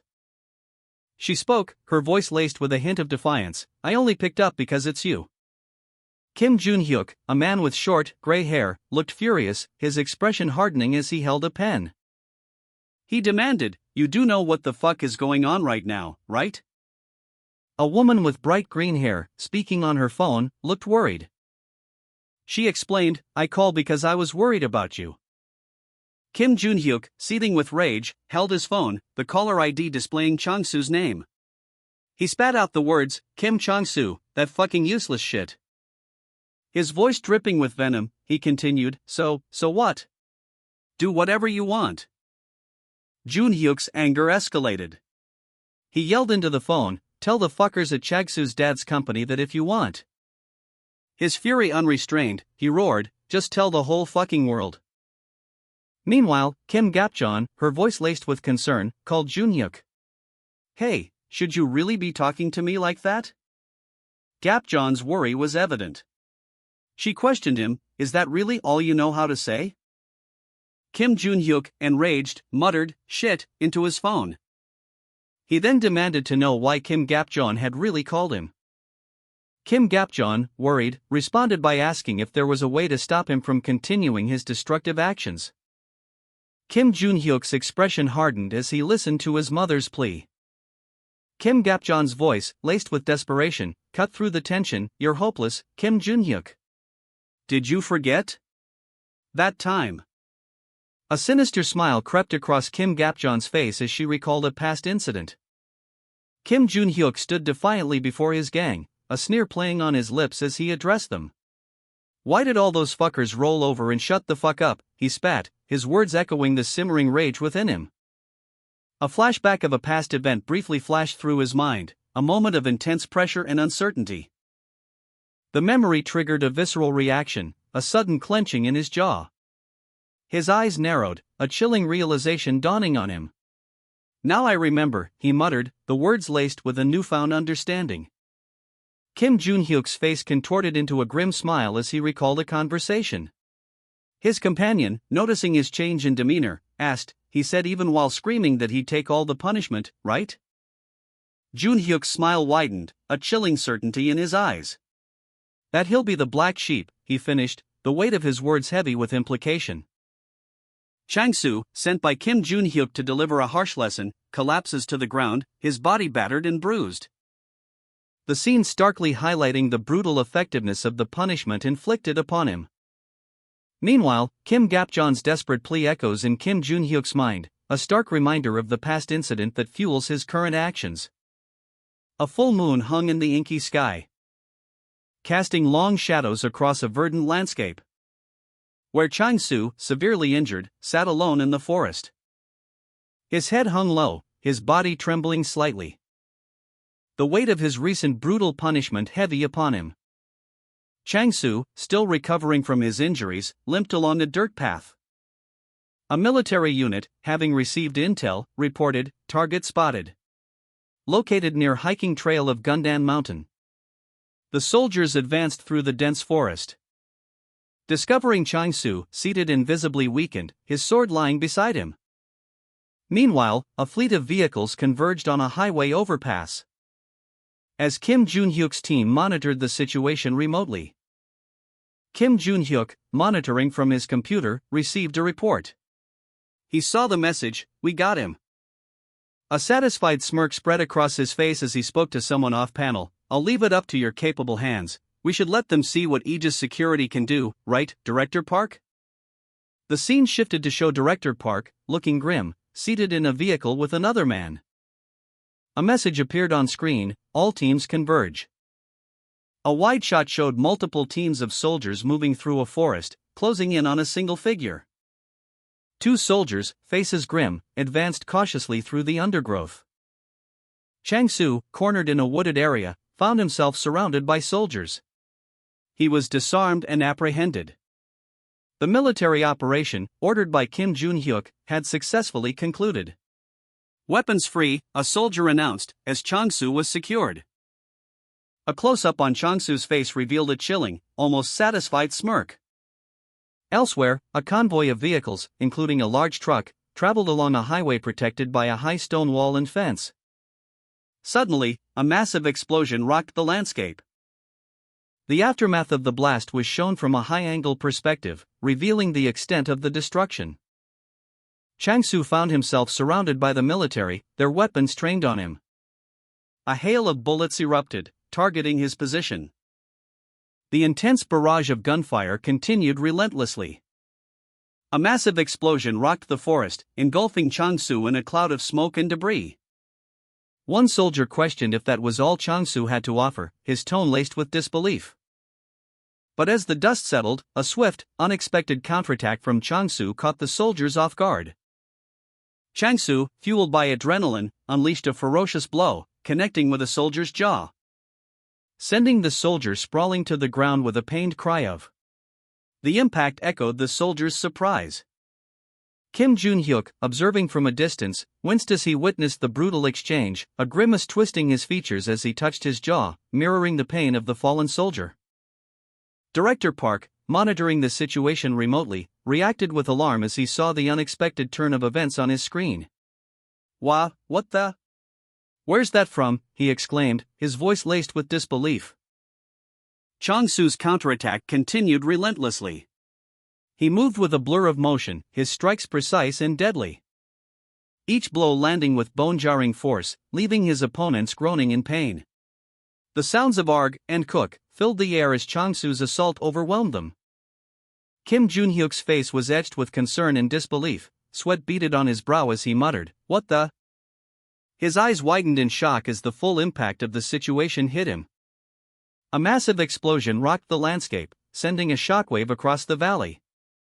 The force of the blast was immense, throwing vehicles into the air and sending debris flying. A dark, shadowy figure, seemingly emerging from the epicenter of the explosion, plummeted towards the highway below.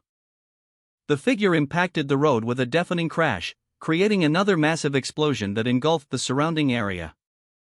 Chang-soo's counterattack reverberated, a shockwave of immense force visible even from inside a moving vehicle. Kim Jun-hyuk, seated beside a visibly shaken driver, stared in disbelief. The explosion's epicenter, a maelstrom of destructive energy, obliterating everything in its path. Chang-soo, having unleashed the devastating blow, landed heavily, his body strained from the exertion. Meanwhile, Kim Jun-hyuk's driver, his face contorted in terror, gripped the steering wheel.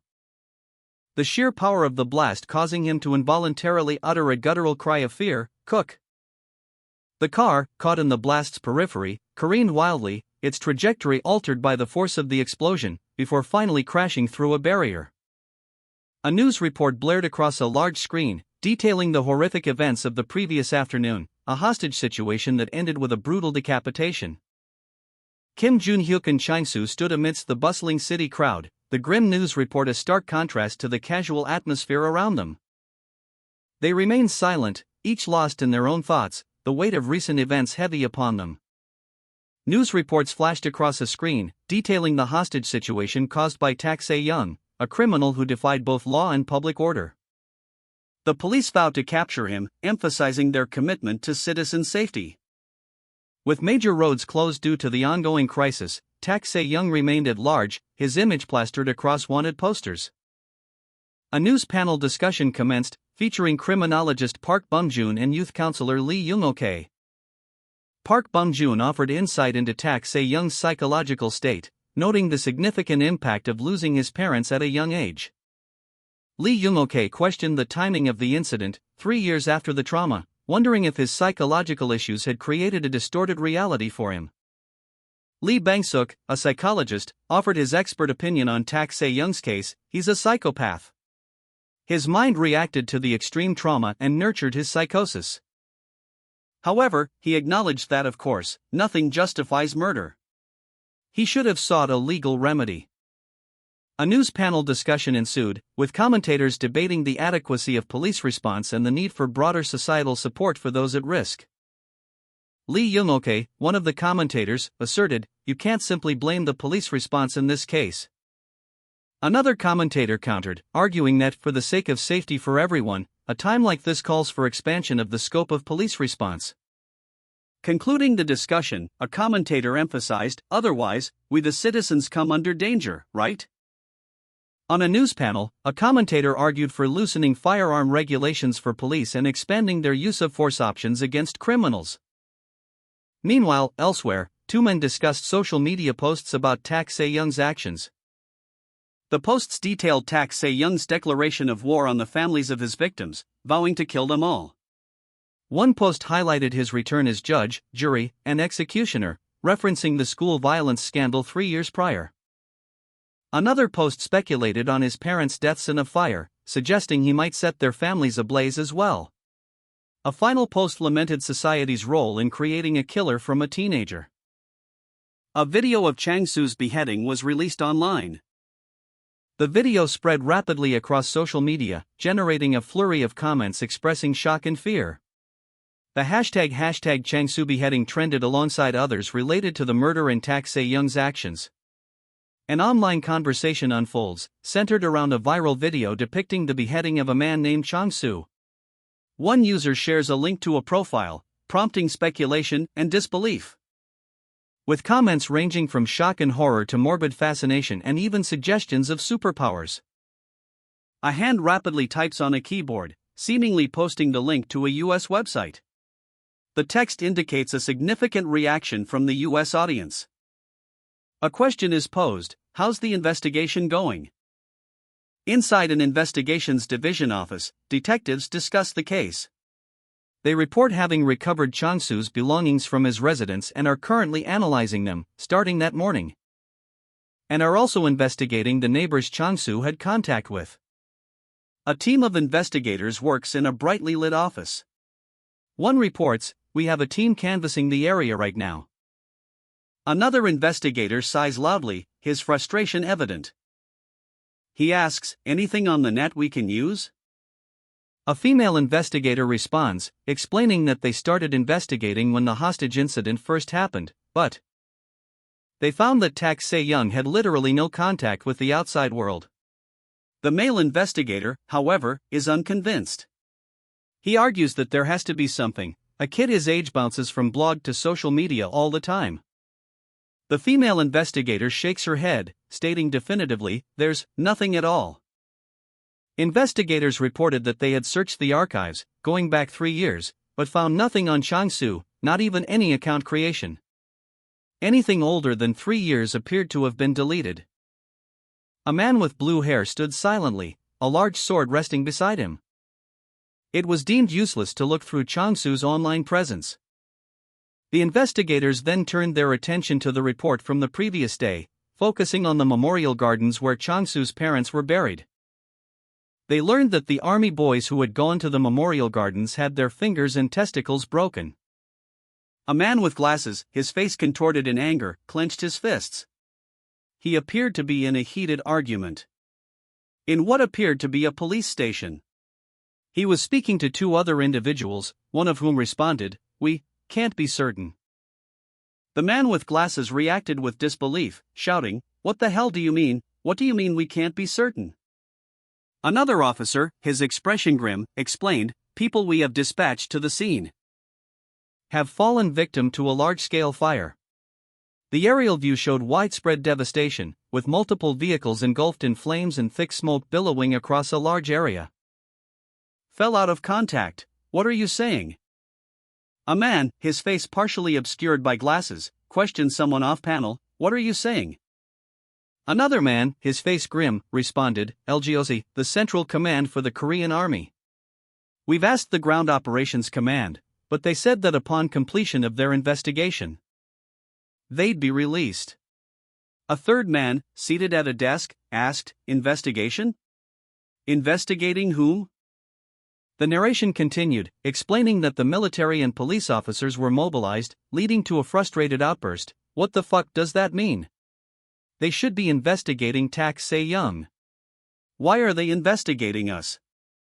A scene of soldiers with rifles, behind police tape, was shown. The narration continued, I told them to, but all they'd say is that due to regulations regarding national security and military secrets, they cannot give us any information. The man with glasses slammed his fist on a whiteboard in anger. Kim Jun-hyuk, seething with frustration, exclaimed, those fuckers at the GOC. They think they run this fucking show. He continued, his anger escalating, what the fuck are those guys up to? Jun-hyuk stared intensely at his colleagues in the office, a silent question hanging in the air. One of them responded, yes? Jun-hyuk, exasperated, argued, right? I know this was a major, forcible crime, but it was one person committing it, and there's no group behind it and it's not terrorism related, so why is the military trying to muscle in on police business? He slammed his fist on the desk, his frustration palpable. In another part of the office, a woman with dark hair watched the scene unfold, her expression unreadable. Kim Jun-hyuk sat at his desk, a phone in his hand, his expression one of quiet contemplation. A sudden call jolted him from his thoughts. He answered, his voice sharp, why are you calling? The voice on the other end of the line reported, Team Leader, we got inquiries from the Special Protective Service attached to Jang Sejong. Jun-hyuk's eyes widened in surprise. What? He exclaimed. The caller continued, relaying urgent information, Team Leader. Detective Jang attached to Shinjin Group is saying, they forced their way through and demanding protective services for Kim Jun-hyuk. A female detective, her face etched with worry, reported to a superior officer, we got a bunch of army guys gathering at. A man, presumably a detective, received a frantic call. Army personnel were gathering at the Kim residence, claiming to be acting on orders from the GOC. And they were ordering the police to withdraw from the investigation site. The detective's face contorted in a mixture of disbelief and anger. He muttered a string of expletives, expressing his outrage at the military's blatant disregard for the ongoing investigation. A sign reading Military Intelligence Agency is visible on a door. Inside an office, a man sits at his desk, reviewing documents. He appears to be a high-ranking official. The camera angle shifts, revealing 2 sheets of paper lying on the floor, suggesting a possible disturbance or hasty departure. The man sits at his computer, a thoughtful expression on his face. He takes a drag from his cigarette, lost in contemplation. A superior demanded, "What have you found?" A subordinate reported, "Her name is Go Hyun-jin, and we've confirmed her address in the US." Go Hyun-jin? The superior muttered, Tak Se-young's maternal aunt. The subordinate presented a file containing Hyun-jin's information. It seems she studied abroad in the US, married someone she met there, and decided to stay. Detective Jang reviewed Go Hyun-jin's file, the photograph showing a young woman with dark hair. A question arose in his mind: "Are you taking measures I've asked for?" He continued his investigation, focusing on another image of Hyun-jin. A report confirmed that agents stationed at the embassy had been contacted, with instructions to explain the situation thoroughly. Detective Jang, smoking a cigarette, contemplated a more forceful approach. He planned to put enough pressure on Hyun-jin to make her concerned, but without being overtly unkind. Detective Jang's subordinate reported, "Of course, Chief." The subordinate continued, explaining, "If at all possible, we'd like to have her return to Korea on her own, but we have to prepare for any inconvenient developments." He added, "We're prepared to handle it in an unconventional route, should that happen." Detective Jang responded curtly, "Good." The location was identified as LA, USA. 2 figures, presumably Detective Jang's agents, approached a building in Los Angeles. A man in dark clothing walks down a staircase, approaching a modern, well-lit apartment building. Inside, Go Hyun-jin cleans the table while a man holds a baby. They are identified as being from the Korean embassy. Go Hyun-jin looks concerned. She hurries to a locked case and struggles to open it, whispering, "How can I help?" Go Hyun-jin anxiously attempted to open a locked case. A sudden noise startled her, causing her to react with alarm. "What are you doing? How rude!" A man from the embassy pleaded, "Please open the door. We're from the embassy." He explained further, "We've already told you, so please, tell us what you want. Do you mind if we talk inside?" 2 embassy officials urgently pressed Go Hyun-jin to open the door, their words laced with a sense of urgency. Their demand met with resistance as Go Hyun-jin questioned their reason for intrusion. The embassy official revealed that the matter concerned her nephew, Tak Se-young, prompting a look of alarm on Go Hyun-jin's face. The official confirmed Tak Se-young's identity, prompting Go Hyun-jin's worried confirmation. Go Hyun-jin's worry escalated as she questioned the nature of the trouble Se-young had found himself in. The embassy official explained that Se-young was in serious trouble, implying that opening the door was the only way to help him. Go Hyun-jin, alerted to her nephew Tak Se-young's predicament, rushed towards the door, urgently calling out, "Hold on." She reached for the door handle, but a gloved hand quickly intervened, stopping her. A tense moment hung in the air as the hand firmly grasped the chain securing the door.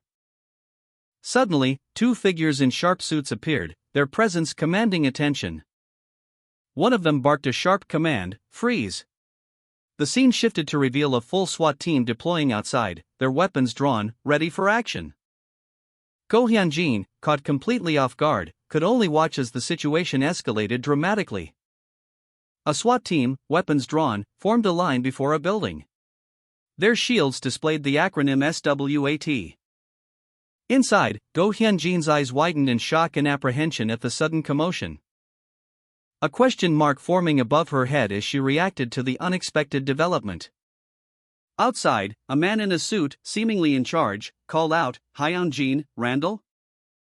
He stood calmly amidst his armed security detail, observing the scene unfold.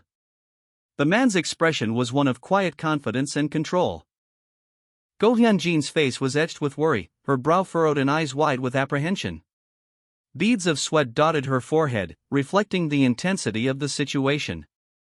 A close-up revealed the dampness clinging to her skin, a testament to the stress she was under. The scene shifted to Tak Se-young, partially visible, his expression obscured by shadow. He seemed tense, his posture rigid. Two men in sharp suits stood silently, their faces impassive, observing the scene from a distance. Their presence suggested a level of control and authority. Two men walked past Go Hyun-jin, who reacted with a surprised, "What?" Hyun-jin, his expression hardening, checked his phone, revealing an incoming call from someone named Nam Il-gon. Hyun-jin's eyes narrowed, his gaze intense. Elsewhere, Soo Hyub received a call, his voice laced with urgency as he exclaimed, "Hey, Soo Hyub." Hyun-jin, still on the phone, asked, "Why did you call me?" Nam Il-gon called Go Hyun-jin, expressing concern for her well-being and asking if she was alright. Hyun-jin, displaying a hardened demeanor, curtly told him to worry about himself and not call unless it was important. She then explained that she had police protection at her house, implying a heightened security situation. Il-gon, seemingly unconcerned, responded dismissively, asking if she was alright. Hyun-jin, still on the phone, sarcastically questioned Il-gon, suggesting he was envious of her enhanced security provided by Shin-jin. Il-gon, chuckling, acknowledged her security detail, even speculating about the presence of SWAT protection, ending the call. Nam Il-gon, on a phone call, expressed his belief that Tak Se-young would soon be attacked. He stated, "Of course. Tak Se-young, that fucker is gonna get fucked the second he shows up here." He then questioned Go Hyun-jin's safety, asking if she was staying home. He added with a chuckle, "Then, you must be staying safe at home then, right?" "Ha ha." Go Hyun-jin responded curtly, "Nope." Il-gon, surprised, pressed further, "You're not at home?" Go Hyun-jin revealed her location, "I'm at Yongsan." Il-gon showed a look of slight surprise, questioning, "Yongsan?" Go Hyun-jin explained that her father had sent her to the US base in Yongsan with minimal security, along with Suho. A decision that left her questioning the wisdom of such a move. As she gazed upon the sprawling USFK Yongsan garrison, a vast military complex, Nam Il-gon, on a call, confidently asserted that his actions ensured he would not be easily found, dismissing the idea of going to Go Hyun-jin's house as a waste of time. But his tone shifted slightly as he casually agreed that the US Army base would likely be safer for her. A subtle shift in his demeanor hinting at a deeper, more calculating strategy. Nam Il-gon received a phone call. The caller warned him that the USFK Yongsan garrison wasn't a place for casual visitors. Il-gon, however, unconcerned, countered that no place could be safer than the base for Go Hyun-jin. The caller, irritated by the length of the conversation, abruptly told Il-gon to hang up. Il-gon, slightly flustered, mumbled an agreement, before ending the call with a final, barely audible sigh. Il-gon's expression shifted to one of quiet contemplation. Se-young, muscles tense, performed intense weight training exercises, his face contorted in exertion. His back revealed, showcasing a powerfully built physique. A testament to his rigorous training regimen. A man, his face etched with desperation, pleaded for forgiveness, "Please, forgive me this one time. Please." He questioned his actions, I did what you told me to. Right? The aftermath of a brutal confrontation was laid bare, a scene of carnage, bodies strewn across the floor, a large crack splitting a counter, a testament to the destructive power unleashed. A man lay dead, impaled by a sword. The aftermath of a brutal fight is shown, a body lies still, blood staining the ground. An unnamed man, his face contorted in a mixture of fear and desperation, whispers, "You heard it too, right?"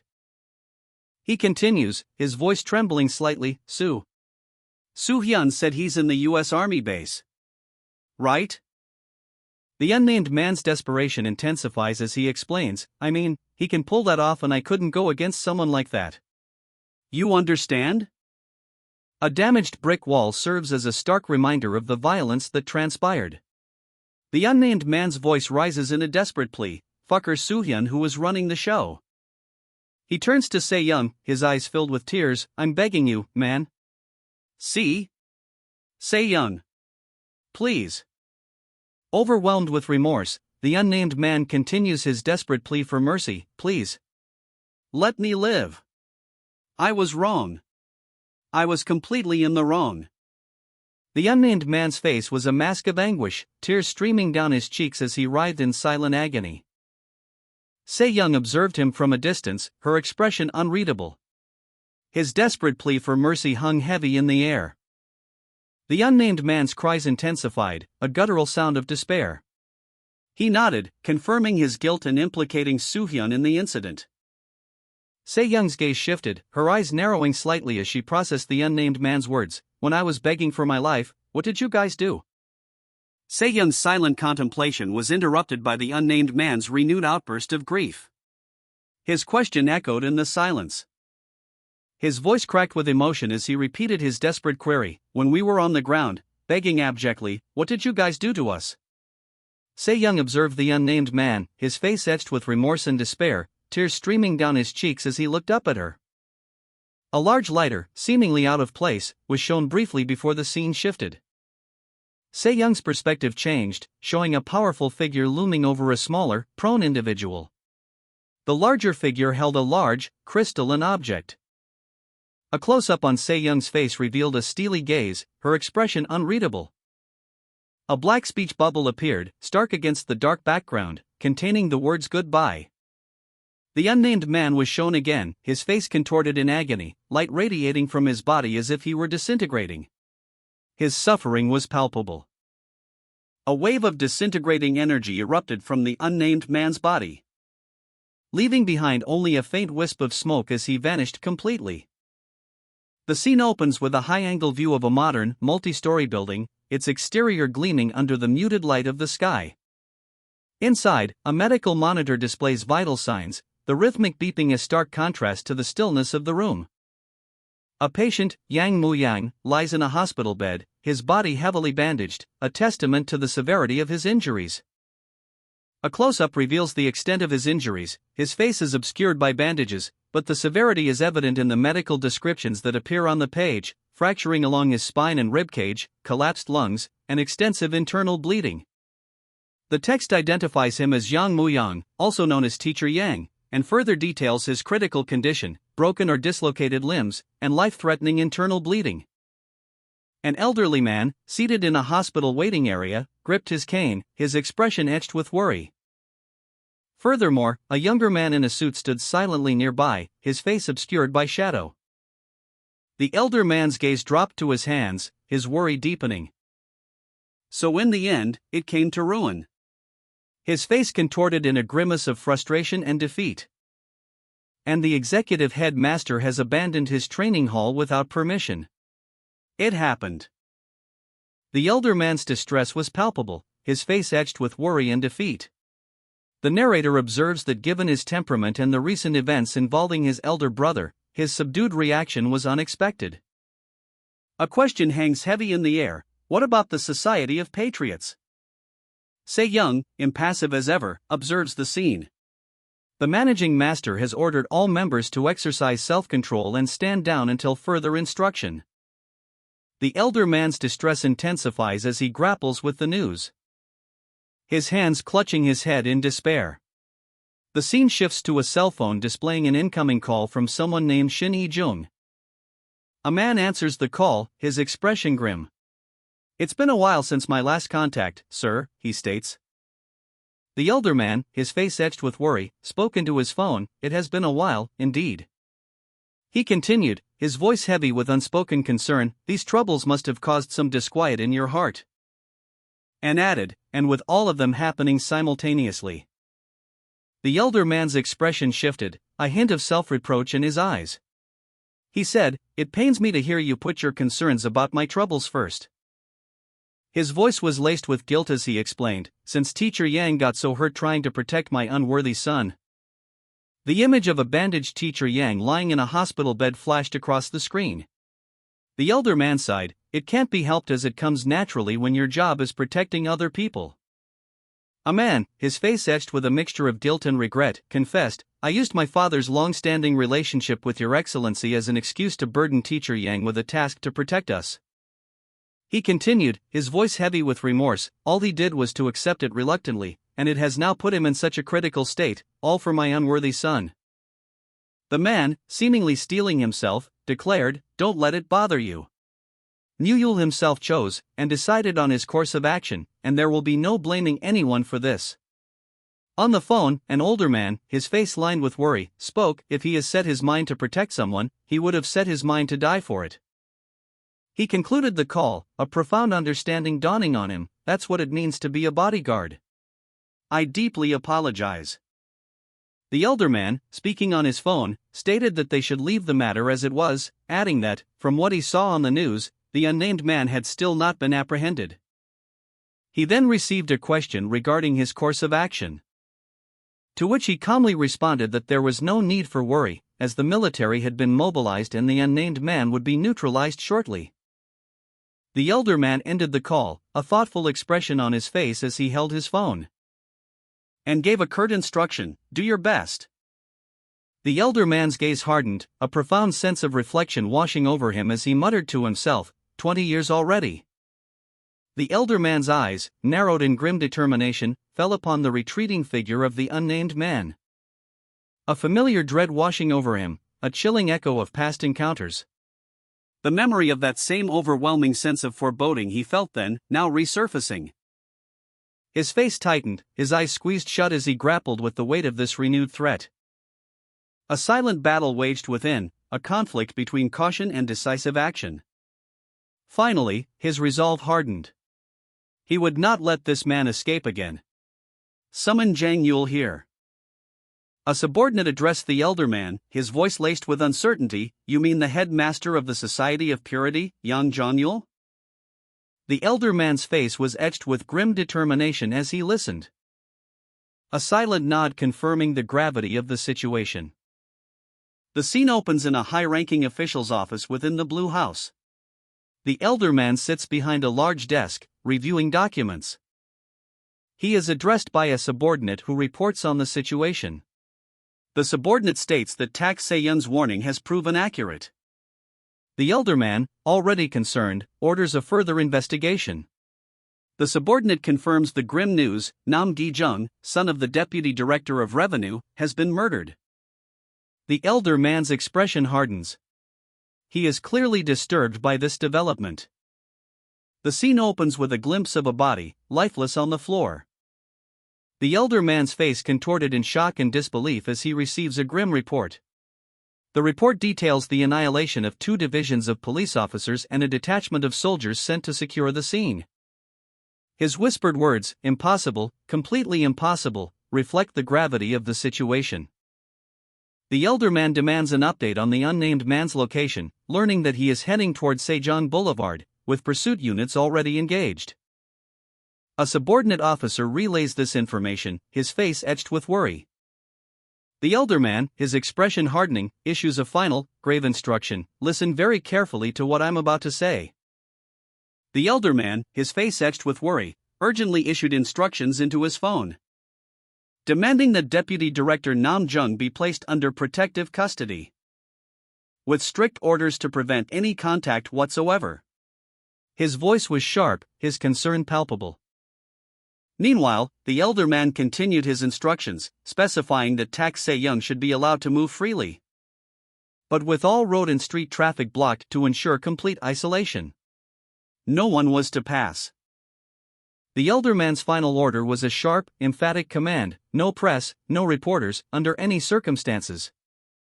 The elder man, his face etched with grim determination, issued a stark order into his phone: if you see any reporters taking pictures, confiscate their cameras. No. Take them into custody. He paused, a bead of sweat trickling down his temple, a visible tremor in his voice as he added, but I will take full responsibility. The elder man slammed his fist on the table, the sound echoing the weight of his decision. A subordinate, his face a mask of concern, responded with a questioning. The elder man's response was immediate and firm: the presidential inauguration day is 2 days from today, and until then, no one must know. The elder man's face, partially obscured, showed a grim determination. He contemplated the implications of his actions, acknowledging that even with their efforts, complete secrecy was impossible. All it takes in this country to control the narrative is to shut down the press from broadcasting the news. The elder man's steely gaze reflected his resolve. He would ensure control of the information flow. He issued a direct order, emphasizing the need to ignore internet and other alternative media channels. The elder man's words highlighted the power of television in shaping public opinion, asserting that controlling the television narrative was sufficient to manage the potential backlash. His final statement underscored his confidence in their ability to manage the situation, dismissing any concerns about online or youth-led protests. The elder man's eyes, magnified, showed a steely resolve. As he addressed Commissioner Lee, he ordered the commissioner to prepare for increased responsibilities, emphasizing the gravity of the situation for the future of the administration. Commissioner Lee responded with a simple, "I understand. Please leave it to me." The unnamed man, seemingly unaware of the elder man's directives, walked away from a building. The unnamed man, observing from a distance, noted the chaos unfolding before him. Several individuals were fleeing the scene. He muttered to himself, "They're all running away. I don't have a license either." A sudden, sharp pain shot through his body, causing him to cry out, "Hyuk!" His eyes widened in recognition as he spotted Se-young in the distance, exclaiming, It's Tak Se-young." He rushed towards her location, his movements swift and powerful. Easily dispatching those who stood in his path with a powerful yell, "Howua!" Se-young waited patiently at a bus stop, the city's hum a dull backdrop to her quiet contemplation. A city bus approached, its number 16 clearly visible. But Se-young's quiet observation was interrupted by the sudden, loud yawn of a nearby man. A man who appeared to be the unnamed man, his presence unexpected and his motives unclear. He stood, seemingly observing Se-young from a distance. Then, with surprising speed, the unnamed man revealed a large sword, causing Se-young to react with alarm.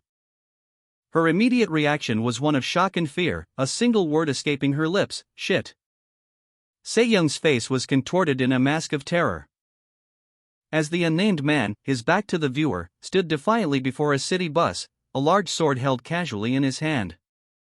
The imposing size of the weapon a stark contrast to the mundane urban setting. With a sudden, violent motion, the unnamed man shattered a nearby bus stop, sending shards of glass and metal scattering across the street. His actions a clear demonstration of his power and intent. The unnamed man, in a display of raw power, effortlessly destroyed a bus stop with a single, powerful blow. The impact echoing with a resounding hi-hack, as debris rained down around him.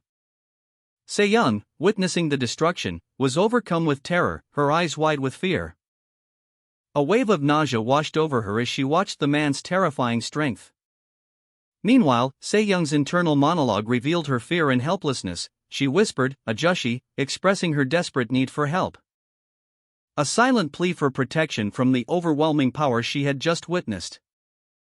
An unnamed man, his face etched with grim determination, spoke into his phone, "So you've heard about the deputy director Nam?" His eyes widened in shock as he processed new information. He continued, "I just heard the news myself and gave a direct order for an informational blackout."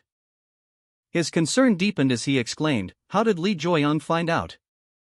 The man's face reflected his mounting anxiety as he listened to the response on the other end of the call.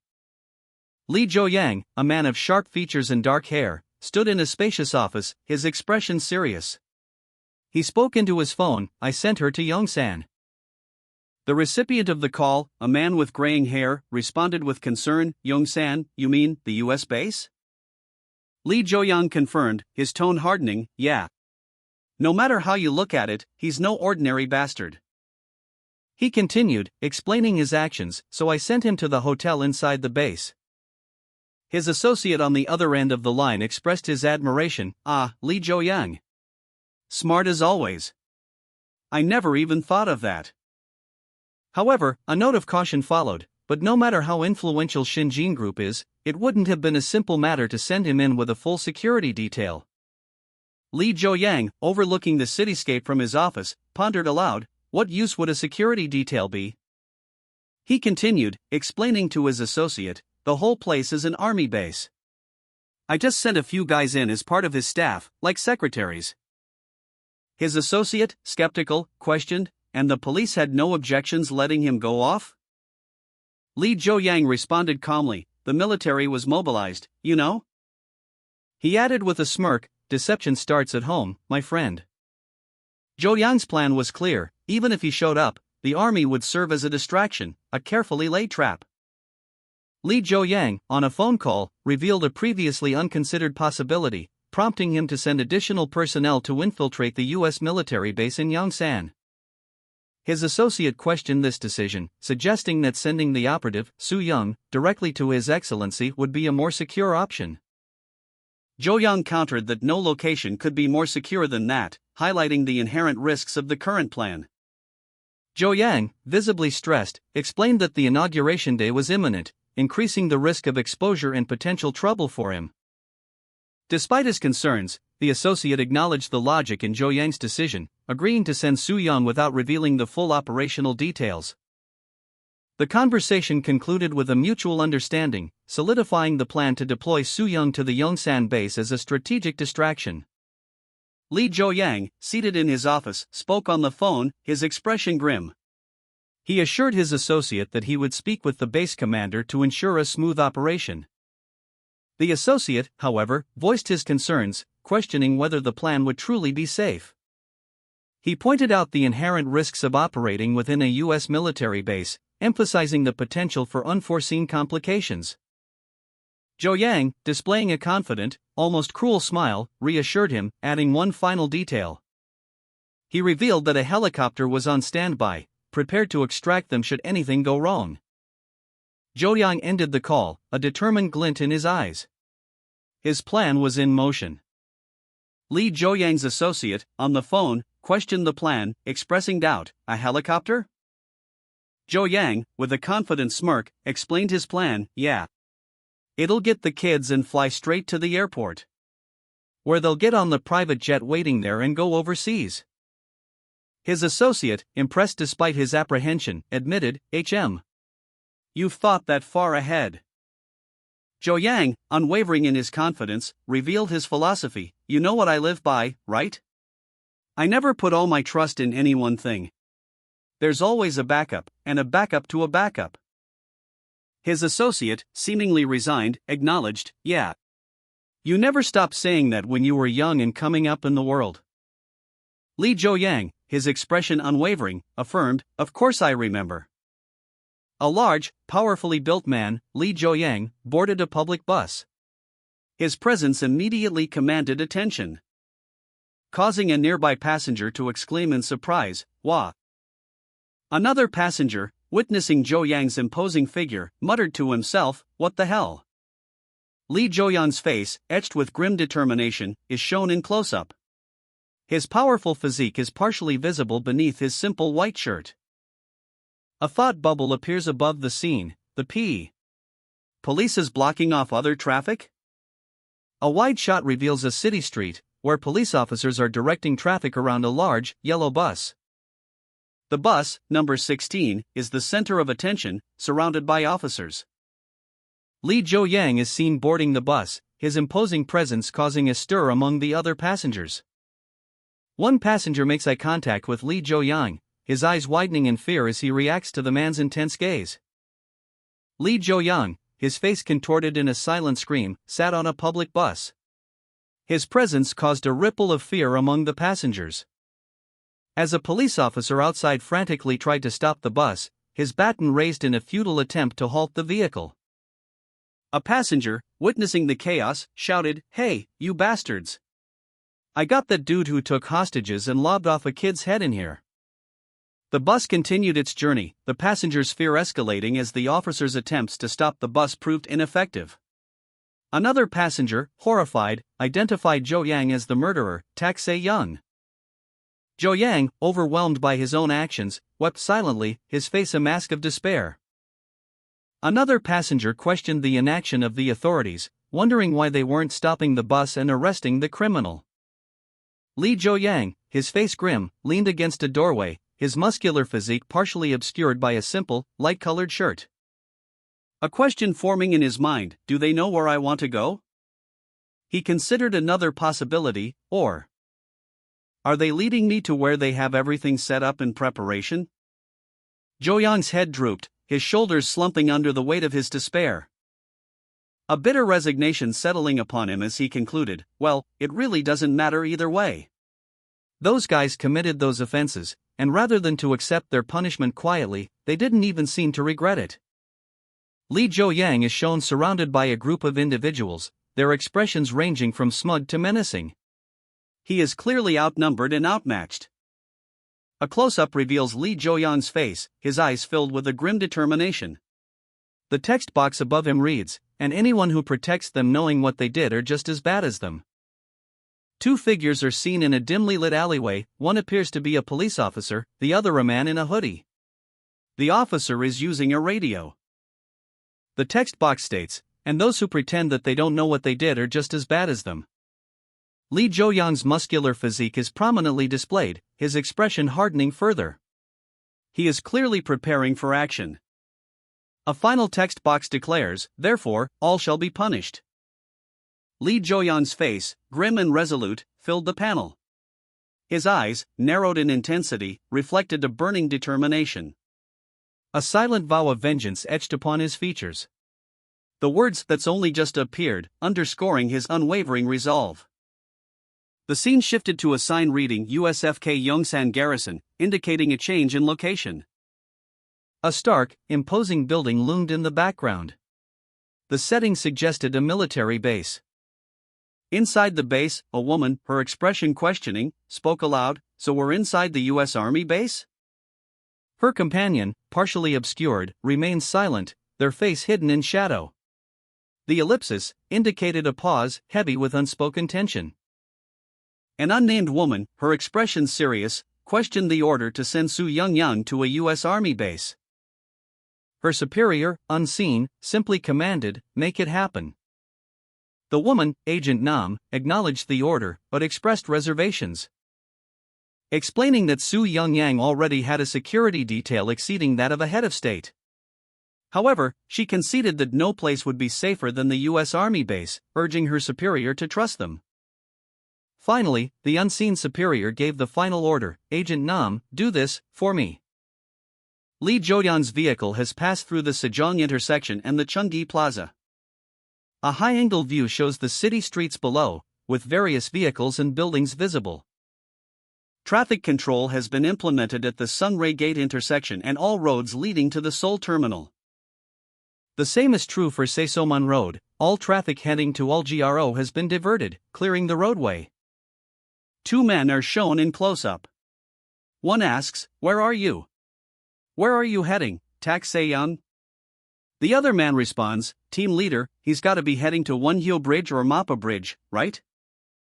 In a district in southwest Seoul, just over the Han River, two associates observed Lee Jo-young's movements. They speculated on his purpose, wondering if he was headed to find Young Da-hun at Yeongdongpa. Lee Jo-young crossed an intersection and headed toward Namdae-mun police station. A fact noted by his observers, who deduced that if he continued on his current path, he would likely reach either the Mapo Bridge or the Han River Bridge. They concluded that he must be searching for Young Da-hun. One associate expressed surprise.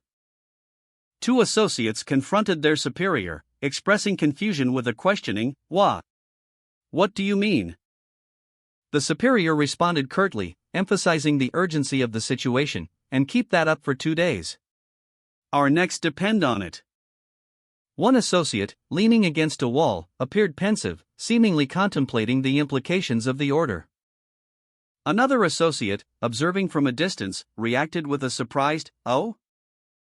The scene shifted to reveal Lee Jo-young, unexpectedly perched atop a wall, prompting an exclamation of disbelief from the associates below. "Wah! What's this?"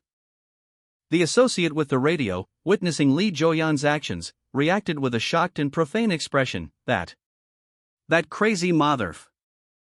A frantic voice crackled over a radio, "Stop him. Stop him right now." Unnamed Associate 1, holding the radio, looked on in disbelief. What's this? What is happening?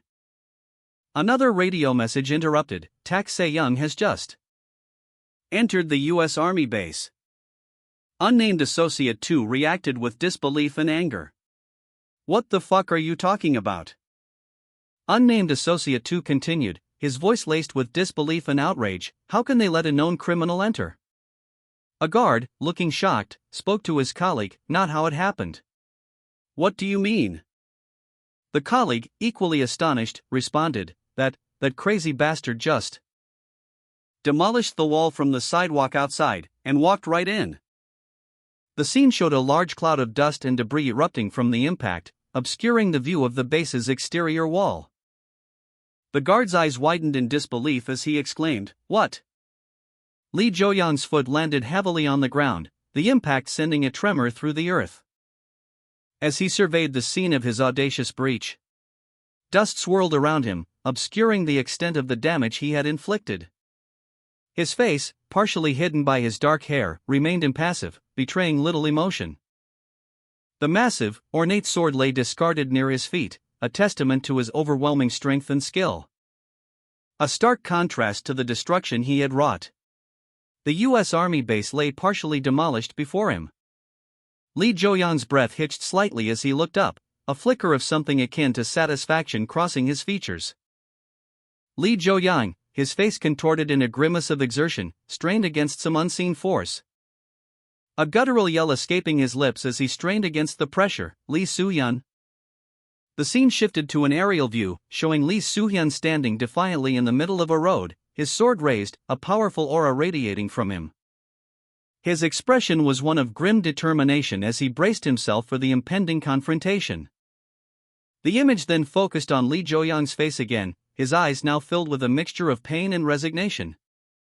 A muscular man's foot stepped onto a grimy surface. His back turned, he walked away from a barbed wire fence and a bus stop.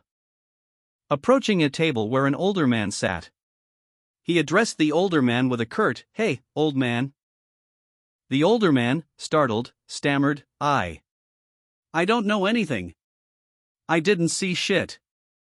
The muscular man reacted violently, leaving the older man in a state of terror.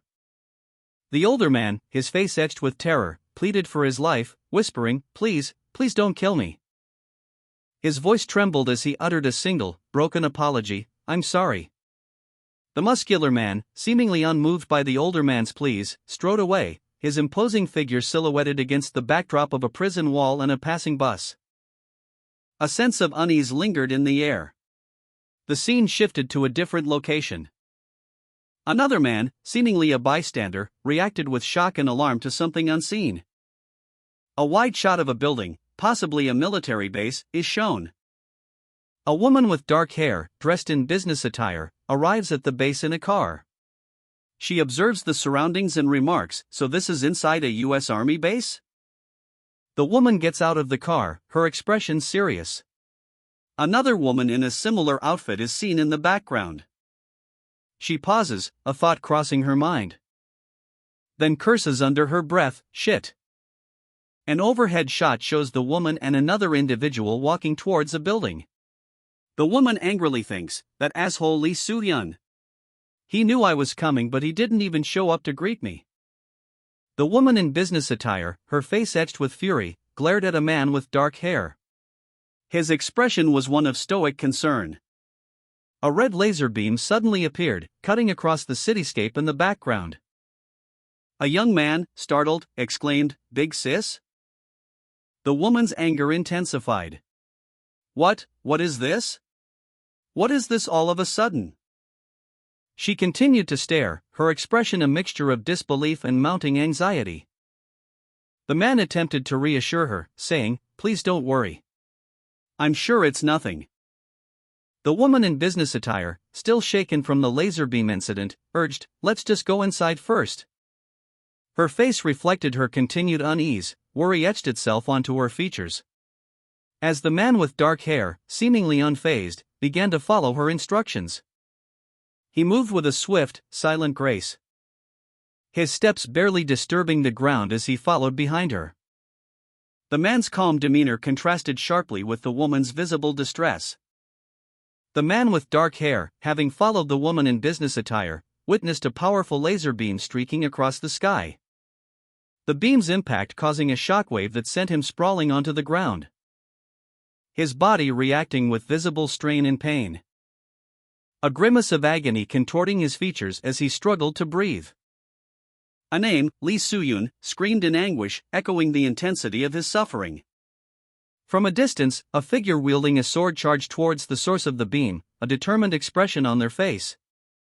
The man with dark hair, his face contorted in pain, clutched at his chest, the lingering effects of the laser beam still racking his body.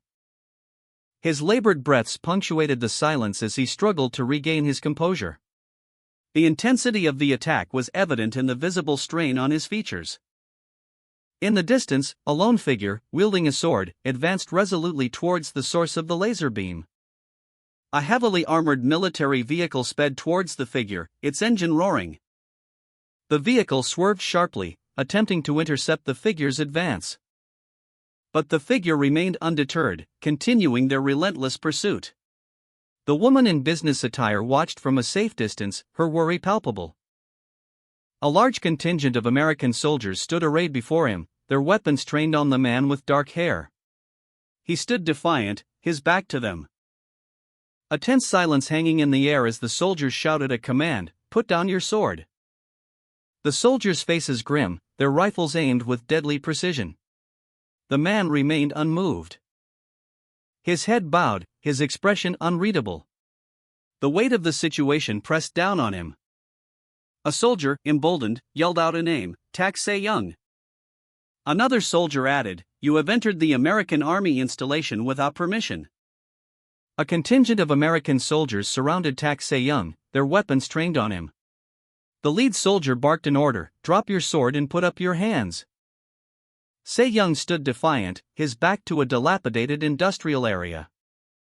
He remained resolute, his gaze unwavering. He stated his purpose, "There are people I seek hiding in this place." His face, etched with determination, showed no sign of backing down.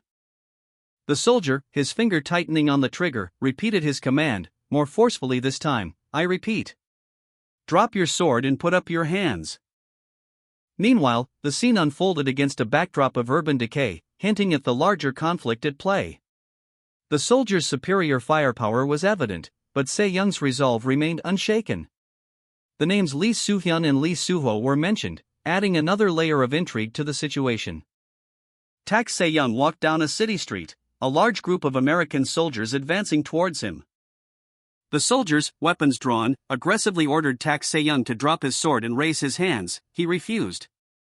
One soldier moved closer, aiming his rifle. While Tak Se-young remained defiant, his expression hardening. In the end, Tak Se-young's defiance was clear, a silent scream of rage filled his face. A soldier, face grim, peered through his rifle scope, the red dot of the sight fixed on his target. A moment later, a deafening explosion rocked the area, sending debris flying as a crater appeared in the street. The soldier, knocked off his feet by the blast, found himself staring up at the sky, disoriented. From a distance, a question mark filled with alarm appeared above a building, indicating the soldier's confusion and concern about the unexpected attack. Tak Se-young, having evaded capture, plummeted from a great height. His body a blur of motion as he hurtled towards the ground, narrowly avoiding a collision with several military vehicles below. Tak Se-young, his face contorted in a grimace of exertion, charged forward, his massive sword held high, the ground trembling beneath his powerful strides. He roared, "You are all the same." A blinding flash of light erupted as he unleashed a devastating attack.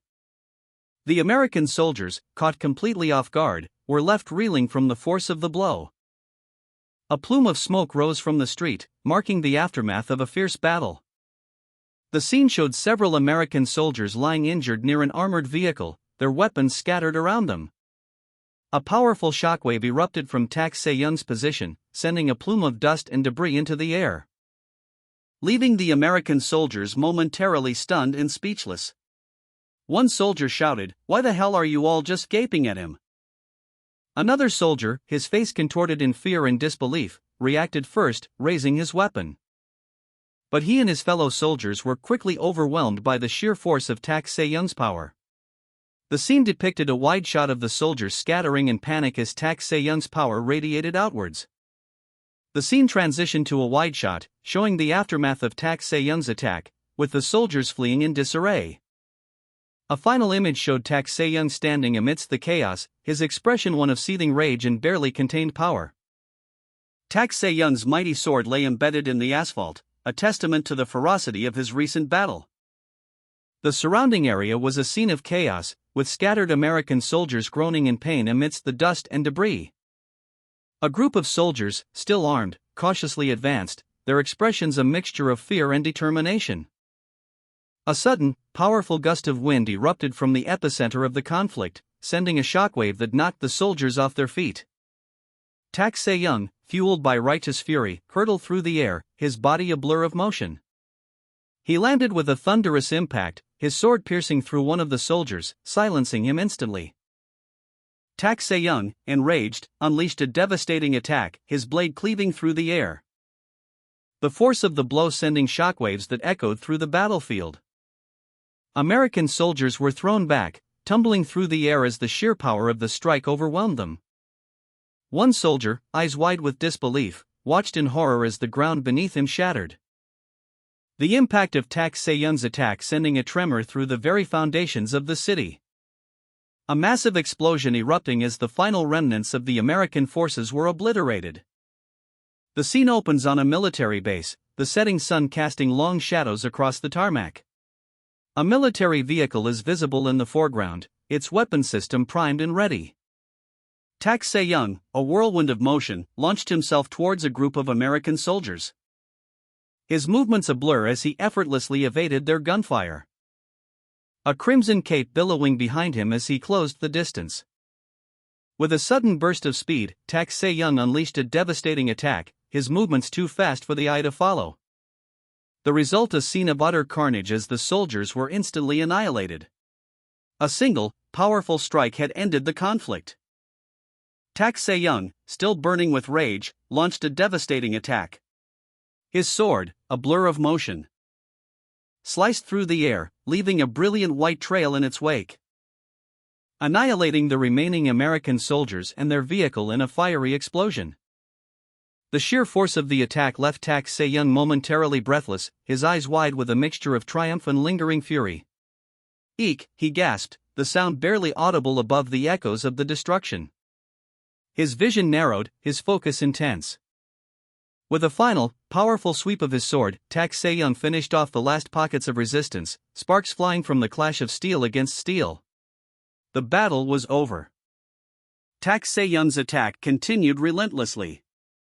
He moved with terrifying speed, his blade a blur, slicing through the American soldiers with brutal efficiency.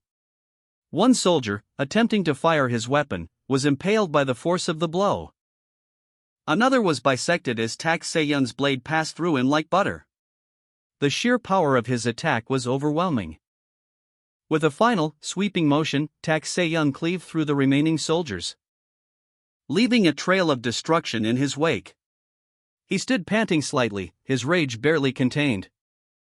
In the distance, a military vehicle sped away, the last vestiges of the American forces fleeing the scene. Tak Se-young, still furious despite his victory, unleashed a devastating final assault. A wave of raw power that obliterated the remaining American soldiers and their armored vehicle, leaving behind only destruction in its wake. The sheer force of his attack sent tremors through the ground, as remaining structures shook violently under the impact. A testament to the overwhelming power of Tak Se-young's final blow. Tak Se-young, victorious but still seething with barely controlled rage, stood atop an armored vehicle, his sword dripping with the blood of his fallen enemies. The remnants of the American squad, their faces contorted in expressions of fear and disbelief, advanced on him. But their advance was cut short as Tak Se-young unleashed a devastating final assault, his movements a blur of deadly precision. The scene opens with an aerial view of the Langley CIA headquarters. Inside, American soldiers are engaged in a tense situation. One soldier urgently orders another to focus on recording the events unfolding before them, emphasizing that this is a live feed to command in Langley. The soldier confirms the live feed is active, reporting affirmative, as Tak Se-young, wielding his sword, stands amidst the aftermath of battle. Tak Se-young stands victorious, his sword dripping with the blood of his fallen enemies, his expression a mixture of triumph and barely contained rage. A high-level meeting was underway. A U-shaped table filled a large room, senior officials seated around it, their faces grim. One official exclaimed, "Incredible! Much more so than what we saw on YouTube." Another official, a woman, whispered in disbelief, How is that possible?" An older, stern-looking man at the head of the table simply grunted, "HM." A report was presented. Our elite soldiers were completely wiped out in about a minute by a single Asian Opfer. The man at the head of the table sat silently, his expression unreadable. American military officials gathered, reviewing the devastating defeat inflicted by Tak Se-young. One official observed that at this rate, the combat android's DARPA is developing are rendered pointless. Another official countered, pointing out that their current power-assisted combat armor system, a project 2 decades in the making, is finally nearing completion. A third official questioned whether they possessed a similar system, prompting a response detailing a system with mechanized assistance to parts of the body and pharmaceutical injections designed to enhance performance. However, even at its most optimal setting, this system only provides a 30% performance enhancement. The officials concluded that their current technology pales in comparison to the overwhelming power displayed by Tak Se-young.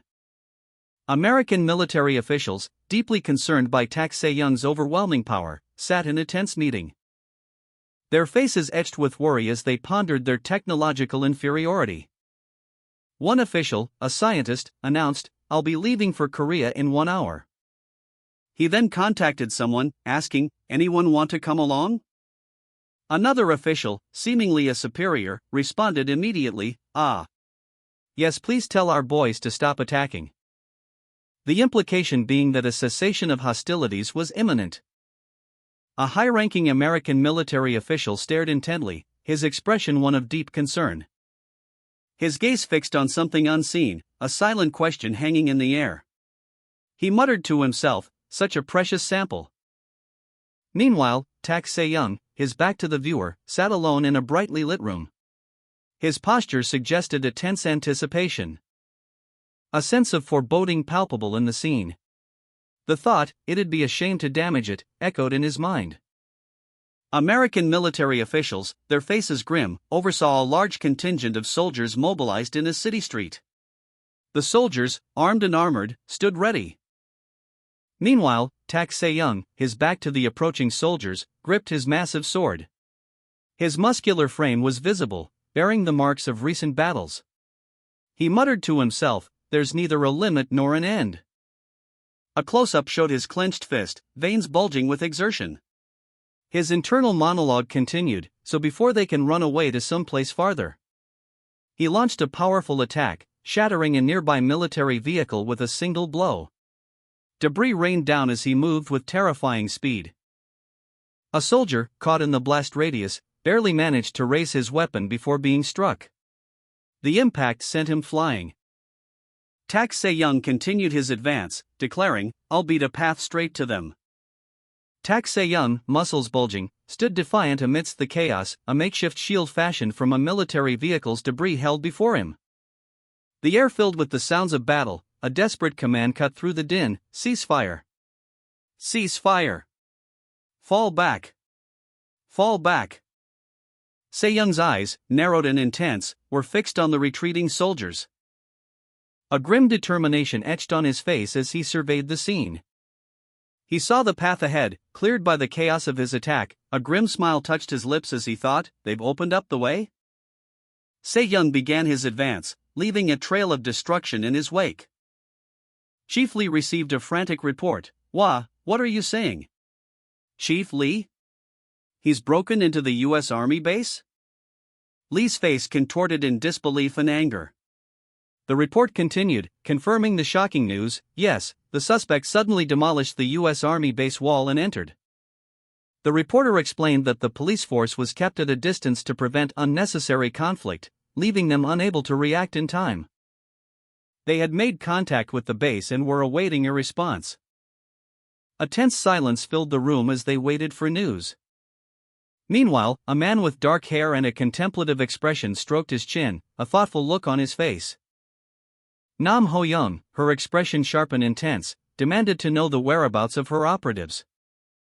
A subordinate reported back, confirming their presence at a hotel within the U.S. Army base, further specifying that both Lee Soo-hyun and Lee Soo-ho were with them. Nam Ho-young, her gaze unwavering, issued a curt order, "Right this instant, get." She paused, her mind racing, strategizing the next move. A thoughtful expression settling on her face as she considered the implications of her team's successful infiltration. Nam Ho-young, focused and strategic, observed Lee Soo-hyun and Lee Soo-ho from a distance as they rested after their infiltration of the U.S. Army base. A phone screen displaying a low battery warning and a peculiar image of a hand holding a lit cigarette caught her attention. A reaction of surprise and confusion washed over her as she processed the image. She approached a soldier, calmly requesting to examine his phone for a moment. The soldier, initially hesitant, complied, handing over his device. Upon examining the phone, Nam Ho-young's eyes widened in realization. The battery level was identical to the one she had seen earlier. Nam Ho-young examined a soldier's phone, his attention drawn to a specific app. A highly rated game called A Dark God's Fall. The app's popularity and high rating seemed unusual given the circumstances. Meanwhile, at the U.S. Army base, Lee Soo-hyun and Lee Soo-ho rested, but Soo-ho voiced his suspicion. "Are we being jammed?" Soo-ho considered the possibility of a tactical exercise, but dismissed it, concluding, "Something's not right." Nam Ho-young's eyes narrowed in suspicion as he pondered the soldiers' intentions, observing their movements from a distance.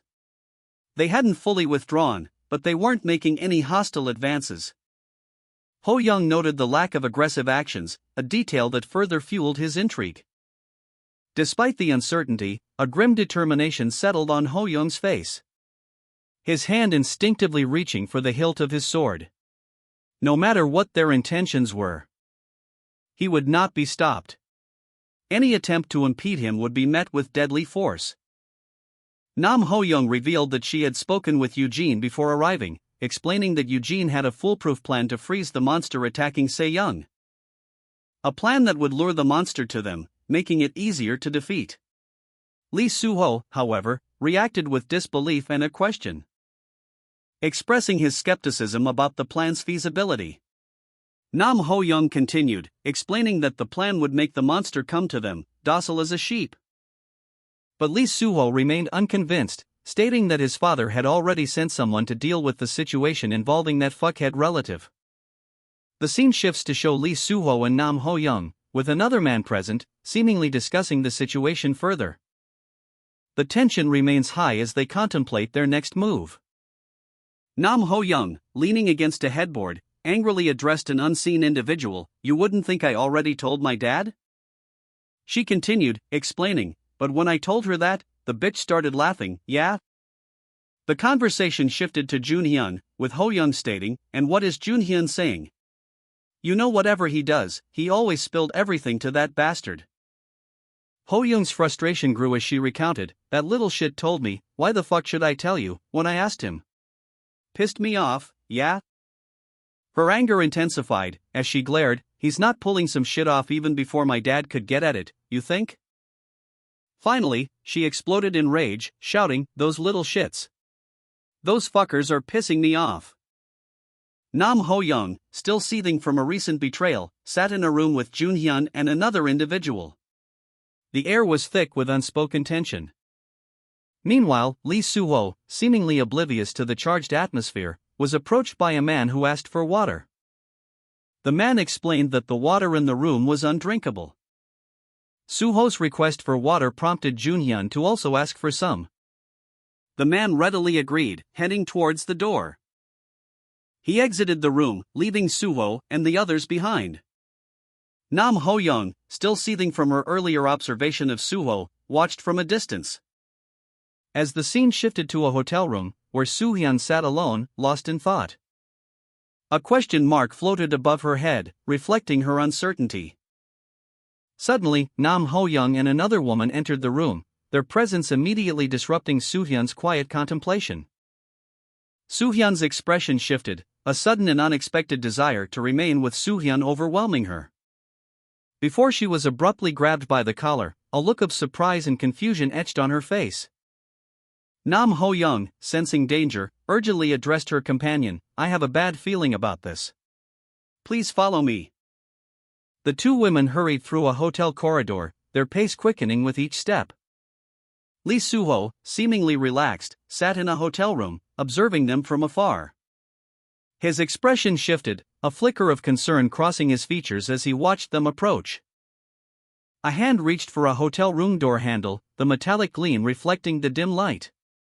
Nam Ho-young, leading the way, gestured for her companion to follow her into the hotel, where several guards stood silently watching. A tense scene unfolded inside a hotel. Nam Ho-young, apprehensive, led another woman through a hallway, guarded by several men armed with weapons. One of the men muttered, "Big sis? That's not the way back to our..." The sentence was cut short as a sudden commotion erupted. A fierce struggle ensued, with Nam Ho-young and the other woman fighting back against their attackers. The sounds of blows and grunts filled the air. One of the women, clearly distressed, urged the other, "Run." The two women fled, leaving their attackers behind, towards room 318. Nam Ho-young crashed against a wall, the impact causing a spider web of cracks to spread across the surface. His body momentarily stunned by the force of the blow. He gasped, "Cook," as pain shot through him. His eyes widened in disbelief and alarm as he struggled to comprehend the situation. The question, "What's happened?" echoed in his mind. He looked up to see several figures silhouetted in the doorway, their menacing forms partially obscured by the shadows. They were closing in. A group of men, their faces contorted in anger, advanced on him. Their leader's expression was particularly fierce. Another man, his face obscured by shadow, watched from the doorway, his expression unreadable. The scene was tense. Nam Ho-young, injured and bleeding, found himself surrounded by a relentless wave of attackers. He braced himself. But despite his injuries, a surge of adrenaline coursed through him as he prepared to fight back. His eyes blazing with a fierce determination as he prepared to meet his attackers head-on. Nam Ho-young, despite his injuries, grits his teeth, his mouth slightly open, a thin stream of blood visible. His eyes, wide and filled with fury, are locked on his attacker. With a surge of adrenaline, Nam Ho-young rises to his feet, ignoring the pain. He grabs his attacker by the throat, his muscles bulging with effort, and slams him against a nearby wall, his rage evident in his crimson eyes. He is clearly not finished fighting. Nam Ho-young, already wounded, glared with furious intensity as his attacker loomed. His face contorted in a grimace of pain and defiance.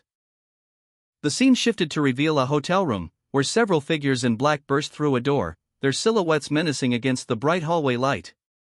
Nam Ho-young, despite his injuries, was already on the defensive. He braced himself, readying for a desperate fight against overwhelming odds. In a blur of motion, he unleashed a flurry of blows, his movements surprisingly powerful given his condition, overpowering his attacker with a desperate, enraged counterattack. Nam Ho-young, despite his injuries, continued to fight relentlessly, overpowering his attackers with a combination of skill and sheer determination. One final blow bringing down another opponent. Exhausted but victorious, Nam Ho-young collapsed to the ground. His body battered but his spirit unbroken. He stood, silhouetted against the light, his sword held high, a symbol of his hard-won victory. Nam Ho-young, already severely injured, lunged forward, dodging a flurry of blows from his attackers, his body screaming in protest as he used the momentum to impale one of his assailants with his sword, the blade piercing through the man's skull, killing him instantly. He then turned to face the remaining threat. Nam Ho-young, despite his injuries, glared with fierce determination, his resolve unwavering. Two more armed figures emerged from a nearby doorway, aiming their rifles at the exhausted warrior. But before they could fire, Nam Ho-young unleashed a desperate, final attack, shouting fire, as he lunged forward. A man in a suit, his face contorted in a grimace of exertion, peered through the scope of a rifle, his target unseen but clearly in his sights. But before he could fire, a blur of motion erupted from the shadows. Nam Ho-young, his body battered and bruised but his eyes burning with fierce determination, launched a counterattack. He swung a powerful blow, the force of his strike sending a shockwave that shattered the would-be assassin's weapon, leaving the attacker stunned and vulnerable. Nam Ho-young's face was a mask of pain and exhaustion, but his resolve remained unbroken. He braced himself, his body screaming in protest. As a massive explosion rocked the building, sending debris flying and shaking the very foundations. The aftermath of the attack left a trail of destruction in its wake. The car sped down the highway, the driver urged on by a voice from the back seat, "Step on it. Hurry." The driver responded, "Yes, Mr. Chairman," as he gripped the steering wheel tighter. His knuckles white with tension, the chairman's frustration boiled over. "God damn it." The Mr. Chairman, his face etched with worry, muttered the name Soo-yoon. A single exclamation point punctuating his silent distress. He frantically searched for his phone in the backseat of his car, his impatience growing with each passing second. Why haven't they gotten back with me? Those bastards. A message appeared on his phone screen: "The communication near the base is being blacked out, so there's not much we can do." His fury intensified. "Tell me what the fuck's going on." The chairman's team reported that their entry was denied, and their explanations were not being heard. They had tried mentioning Lieutenant Colonel Kessler, but to no avail. Further compounding the problem was their inability to contact Lieutenant Colonel Kessler. Enraged and desperate, the chairman shouted Kessler's name, a string of curses following. His face contorted in a mask of fury and frustration. The chairman's desperate attempts to regain control of the situation were thwarted by the communication breakdown. The Mr. Chairman, his face contorted in a mask of fury, slammed his fist on the ornate desk. He let out a guttural cry of frustration, "Hyuk!" The sheer force of his rage was palpable, a raw, visceral emotion that threatened to consume him. He cursed, a single word echoing the depth of his despair, "Fuck." He stumbled back, his body racked with a combination of physical and emotional exhaustion. Another pained cry escaped his lips, "Hyuk." The chairman, desperate to regain control, pushed himself to his feet. He was surrounded by his men, their faces grim and anxious as they watched him. He pushed through the throng, his movements jerky and uncontrolled, a storm of barely contained rage. He was determined to reach Lieutenant Colonel Kessler, despite the severed communication lines. His escape was short-lived. A powerful blow sent him sprawling across the polished floor. He crashed into a wall, his body momentarily still. A powerful figure, clad in white, moved with terrifying speed, his attack a blur of motion, leaving only a faint trail of smoke in his wake. The scene shifted to a man with striking blue hair, his expression unreadable. His face was etched with a grim determination, his body bearing the marks of a recent struggle. Elsewhere, a desperate cry pierced the air, "Sojung!" The chairman, cornered and visibly distressed, was being pursued by a group of menacing figures. His face contorted in a grimace of fear and anger. The name Jang Sojung echoed through the halls, a desperate plea for help. The chairman, cornered and terrified, burst from a room, his body tense with fear. His face contorted in a grimace of pure terror as he desperately tried to escape his pursuers.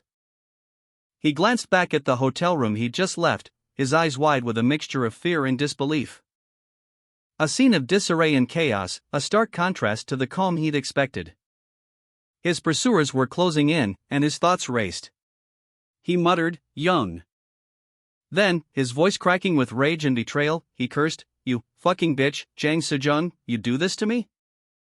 The Mr. Chairman, face contorted in a mask of terror and betrayal, could only utter a string of curses. Mother *cur. he hissed, the word barely audible above the pounding of his own heart.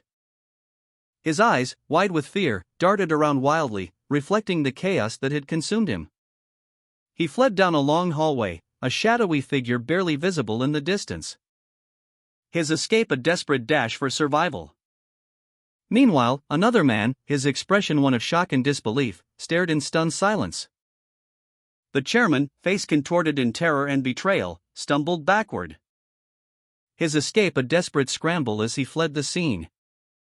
Meanwhile, another figure, clad in yellow pants, also retreated. Their hurried steps echoing the chairman's panic. Suddenly, a powerful figure emerged, sending the chairman sprawling into the water with a mighty blow. The impact creating a large splash. Soo-hyun's face was contorted in a mask of furious rage, sweat beading on his forehead. His eyes blazing with a terrifying intensity as he repeated the question, "You understand why I have to do this, right?" The question hung in the air, unanswered, as Soo-hyun's inner turmoil was palpable. 3 years prior, a younger Soo-hyun is shown, surrounded by classmates. He smiles, a stark contrast to his current rage. Soo-hyun's face was a mask of barely contained rage, his eyes narrowed in intense self-condemnation. A silent apology escaping his lips as he stared at the papers in his hands. He carried a large stack of papers, walking down a school hallway, two imposing figures standing near a doorway. One of them casually asking, "Yo, what's up?" Soo-hyun, seemingly unburdened by his earlier turmoil, smiled at a female classmate as he passed. The two imposing figures watched him go, their expressions unreadable. Soo-hyun walked down the school hallway, his earlier rage seemingly subsided. A female classmate peeked out from behind a door, observing him. Meanwhile, two other students huddled together, reviewing some papers. One of them wore a smirk. The student with the smirk muttered to his companion, "Those fucks." He continued, "They piss me off, yeah?" Soo-hyun's face hardened, his eyes narrowing in anger as he registered the conversation. A close-up on his face emphasized his simmering fury. Soo-hyun, still simmering from his earlier encounter, was suddenly and violently attacked. A brutal blow sent him sprawling. He crashed to the ground, the impact jarring him. He lay there, momentarily stunned. As the world swam around him, he struggled to regain his bearings. But the pain was intense. His attacker loomed over him. And with a final, contemptuous command, I said, "Raise your head." "You fuck," the attacker delivered a final blow. Soo-hyun received a brutal blow, sending him sprawling to the ground. His attacker, seemingly unfazed, addressed him, stating that the fight had barely begun and that Soo-hyun shouldn't even be feeling pain yet. He warned Soo-hyun not to pass out. Soo-hyun, groaning in pain, lay on the ground, bleeding slightly from his mouth. His attacker, Tak-seong, approached him, kneeling down. Seong then asked Soo-hyun if he knew who he was. Soo-hyun, badly injured and lying on the ground, groaned in pain. His attacker loomed over him. "Don't," Soo-hyun whispered, barely audible. "Of course I know who you are," the attacker stated, his voice dripping with a chilling confidence. "But we've never even talked once, even though we're in the same class," he continued, his words laced with a hint of mockery. Soo-hyun's vision blurred as he struggled to comprehend the situation. "You don't?" the attacker asked, a smirk playing on his lips.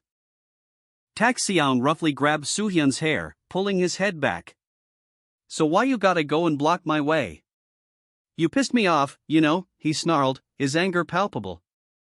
Tak-seong continued his interrogation of Soo-hyun, his face contorted in a mask of barely controlled rage. Pressing the badly injured young man for answers. Soo-hyun, disoriented and bleeding, weakly denied any wrongdoing, questioning if he had ever done anything to warrant such brutal treatment. Seon's anger intensified as he pressed further, his words dripping with venom. He accused Soo-hyun of failing to block his path in a hallway, a seemingly trivial incident that clearly held a deeper, more personal significance for Seong. Soo-hyun's mouth bled profusely as the weight of Seong's accusation sunk in. The young man, tears streaming down his face, seemed to finally understand the true nature of Seong's fury, the seemingly minor infraction was clearly something far more significant to his attacker. Tak Seong, his face contorted in rage, addressed Soo-hyun. For that? This little fuck, you haven't even reflected on the error of your ways, huh? His eyes, narrowed and intense, betrayed a simmering fury. Tak Seong unleashed a brutal blow, striking Soo-hyun across the face. The impact sending Soo-hyun sprawling to the ground. He wasn't interested in hearing about the reason or the excuse. Soo-hyun, battered and on the ground, thought to himself, but he's using that incident to heap abuse on me? Tak Seong continued his assault, his anger escalating. For that, Soo-hyun, already badly injured, was further brutalized by Tak Seong. The assault leaving him bloodied and crying out in pain. Tak Seong's rage was palpable. He questioned the worth of such violence for such a minor infraction. Soo-hyun collapsed, defeated and vulnerable, on the ground. Tak Seong, still seething, was about to continue his attack when a voice shouted, "Stop it!" The scene shifted to reveal another student, their face obscured, confronting Tak Seong. Soo-hyun, his face etched with the strain of recent trauma, glared defiantly ahead. Tak Seong's cruel smile, a chilling display of triumph, filled the next panel. And the words "you came" appeared, a stark challenge in the empty space. Soo-hyun, despite his grievous injuries, glared defiantly at Tak Seong. His voice, raw with pain and anger, cut through the air. "Fuck. Go ahead, try and kill me, motherfucker." He repeated his defiant challenge, his words laced with bitter contempt. Tak Seong loomed over Soo-hyun, a towering figure wielding a gleaming sword. The contrast between their sizes emphasized Soo-hyun's vulnerability, yet his defiance remained unbroken. Soo-hyun's face, contorted in a grimace of pain and hatred, showed his unwavering resolve. While Tak Seong's expression remained a mask of cold amusement, his lips curled into a slight smirk. Tak Seong, amused by Soo-hyun's continued defiance despite his injuries, lets out a chilling laugh. "Yeah, don't mind if I do." His cruel smile widens, revealing a hint of sadistic pleasure as he contemplates his next move. Soo-hyun, despite his pain, grits his teeth, his face contorted in a grimace of defiance. He coughs, a pained cook, escaping his lips. His eyes burn with a fierce determination as he delivers a desperate threat, "But if I die?" Soo-hyun's desperate threat is met with Tak Seong's cold, calculated response. He casually threatens Soo-hyun's aunt, "That bitch you call your aunt or whatever, she dies too. You know this, right?" Tak Seong's chilling words hang in the air, a stark contrast to Soo-hyun's desperate struggle. He unleashes a cruel laugh. "Now you see how it works? You fucking retard." Tak Seong's face contorted in a furious grimace, his teeth bared in a snarl. He spat out a vicious threat. "If that bitch dies, she dies because of you. Again, motherfucker." Tak Seong slammed his fist down, the force of the blow shaking the very ground beneath him. A wave of destruction emanating from the impact. A building in the distance erupting in flames. A soldier, witnessing the destruction from afar, called out. News of a developing situation reached Soo-hyun's father, a situation that jeopardized his daughter's safety. He reacted with a look of intense worry and concern. His son, upon hearing the news, confidently declared, "I knew it. All right, Dad." The son continued, explaining that money could easily influence any army, including the U.S. Army, implying that bribery could easily resolve the situation. He then defiantly challenged his father, daring him to kill him, showcasing his reckless confidence and disregard for his own life. His father, enraged by his son's arrogance, retorted with a furious insult, "You fucking retard. I said, kill me?" A soldier, face contorted in exertion, gripped a megaphone, announcing through the device that certain steps had been taken to ensure the safety and well-being of Go Hyun-jin. As military vehicles rolled through the city streets, a show of force. The announcement continued, stating that she had been evacuated to a safe place under their protection. Soo-hyun's brother, witnessing this display, reacted with a chilling, satisfied smirk. A subtle shift in his expression revealed a hint of unease beneath the surface. Soo-hyun's brother watched in disbelief as a powerful figure loomed over him, uttering a single, shocked syllable. Before a torrent of profanity escaped his lips, "What the fuck?" A man with vibrant green hair, dressed in a crisp white lab coat, swirls the remaining wine in his glass. A self-satisfied smirk plays on his lips as he reflects on a job well done. "You have handled it magnificently," he thinks to himself. The man continues to contemplate his actions, a smug expression etched on his face. Of course, the method of controlling a target through his family ties is the basic of all basics, taught to the greenest of agents, he muses. Suddenly, his expression shifts, a hint of intrigue replacing his earlier complacency. "We have just learned that one of the evacuees in the hotel is," he thinks, his eyes narrowing, "personnel from the Korean Secret Service, as well as the daughter of the president-elect." The man's gaze hardens. "Are you following through with their safety plan?" he asks, his tone sharp and demanding. He takes another sip of his wine, his response a single, curt word, "No." The unnamed man sat comfortably in a luxurious private jet, a drink resting on the table beside him. He reviewed the current situation, a thoughtful expression on his face as he considered the implications. He mused. The man pondered a strategic question: should they stall for time? He quickly dismissed the idea. "Let's not overextend ourselves," he decided. The man's reasoning was clear: any way you see it, a daughter of the president-elect can be a hot potato. He continued his internal monologue, adding, "Plus, the Secret Service is there too, so let's not give them anything to be suspicious about." The unnamed man made a decision. Then, he would agree to their demands, calling for a helicopter to transport them to their desired location. He checked his watch, he would arrive by early morning at the latest. The unnamed man instructed his contact to relay his message and hold the group until his arrival. A subtle, almost imperceptible smile played on the lips of Mr. Tak as he confirmed his understanding. Mr. Tak's expression shifted to one of anticipation. A sinister grin spread across the unnamed man's face as he revealed his plan.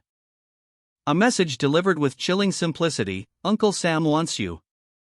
The ensuing chaos erupted as a powerful force, a destructive wave tearing through the city, leaving a trail of destruction in its wake. Soldiers, caught completely off guard, were left stunned and vulnerable. The unnamed man, pleased with his machinations, watched as his plan unfolded. He had triggered a large-scale attack, likely orchestrated by Uncle Sam, the results of which were immediately apparent. Mr. Tak, nearby, witnessed the brutal aftermath with a mixture of shock and dawning comprehension. A man lay bleeding profusely on the ornate floor, gasping for breath. The unnamed man's attack had claimed its first victim. The man's pained expression a testament to the ferocity of the assault. His eyes, wide with terror, reflected the chaos he had unwittingly become a part of, his body convulsing as he struggled for his last breaths. The scene was a stark reminder of the power wielded by the unnamed man, and the devastating consequences of his actions. Mr. Tak, his face etched with worry, could only watch as the man succumbed to his injuries. The unnamed man's plan unfolded with devastating efficiency. A large-scale attack, likely orchestrated by Uncle Sam, commenced. Mr. Tak watched in horror as the consequences of the unnamed man's actions became brutally apparent. A man, likely a victim of the attack, clutched his chest, his face contorted in agony as he gasped, "Cook!" The scene shifted to reveal a figure wielding a sword, his movements swift and deadly. He stood over a fallen opponent, the golden hilt of his weapon gleaming amidst the carnage. The man lay dead, his body slumped on the ornate floor, a stark contrast to the elegant surroundings. His lifeless eyes stared blankly upwards. His final moments were filled with unimaginable pain and terror, as evidenced by his contorted features and wide, staring eyes. The scene was one of brutal finality. Meanwhile, a figure with dark blue hair watched from the shadows, his expression unreadable, his hands clenched tightly. The unidentified man with blue hair's lips curled into a chilling smile, a glint of something cold in his eyes. As he watched Mr. Tak, his face contorted in pain and shock, clutching his side. Mr. Tak gasped, "Why did you do that?" The unidentified man with blue hair responded, a cruel smirk playing on his lips, "I was going to let you go fast and easy." With a swift, brutal movement, he brought his sword down on Mr. Tak, leaving Mr. Tak groaning in agony on the ground. Mr. Tak, severely injured and in agony, cried out in pain, "Hyuk!" The unidentified man with blue hair observed him silently, a cold, calculating glint in his eyes. He thought, "But I knew that you'd be like this until the end." He continued, his voice devoid of emotion, "You're not the one to get scared and reflect on the error of your ways." The unidentified man with blue hair stood over Mr. Tak, his expression unchanged. The scene ended with Mr. Tak's pained expression and the blue-haired man's calm demeanor. The unnamed man's plan reached its horrifying climax. Impaled upon a makeshift cross of golden metal, Mr. Tak lay bleeding, his body contorted in agony. As the unidentified man with blue hair loomed over him, a chilling smile playing on his lips. "So I planned this special end just for you," he stated, his voice dripping with cold satisfaction. Mr. Tak, eyes wide with a mixture of terror and disbelief, could only manage a weak, pained gasp. "Something that's alone." "Final goodbye," the blue-haired man declared, his voice echoing with cruel finality as he prepared to deliver the killing blow. A close-up on the unidentified man with blue hair's face showed a cruel, almost gleeful expression as he prepared to end Mr. Tak's life. Mr. Tak's face, in contrast, was one of pure, unadulterated terror. The final blow was swift and decisive, ending Mr. Tak's suffering. The unidentified man with blue hair stood over his fallen victim, his expression unchanged. A fiery, triangular weapon materialized, its edges shimmering with intense heat. The weapon's sudden appearance causing onlookers to react with shock and disbelief. The unnamed man, eyes wide with a mixture of anticipation and grim satisfaction, held the weapon aloft. A surge of power coursing through him as he channeled his dark energy into the weapon. The weapon's fiery glow intensified, signaling the completion of the ritual. The word fence appeared, marking the end of the scene. A wide shot depicted a sprawling cityscape, smoke billowing from a distant point, suggesting a recent event of significant scale. An online chat displayed a flurry of messages.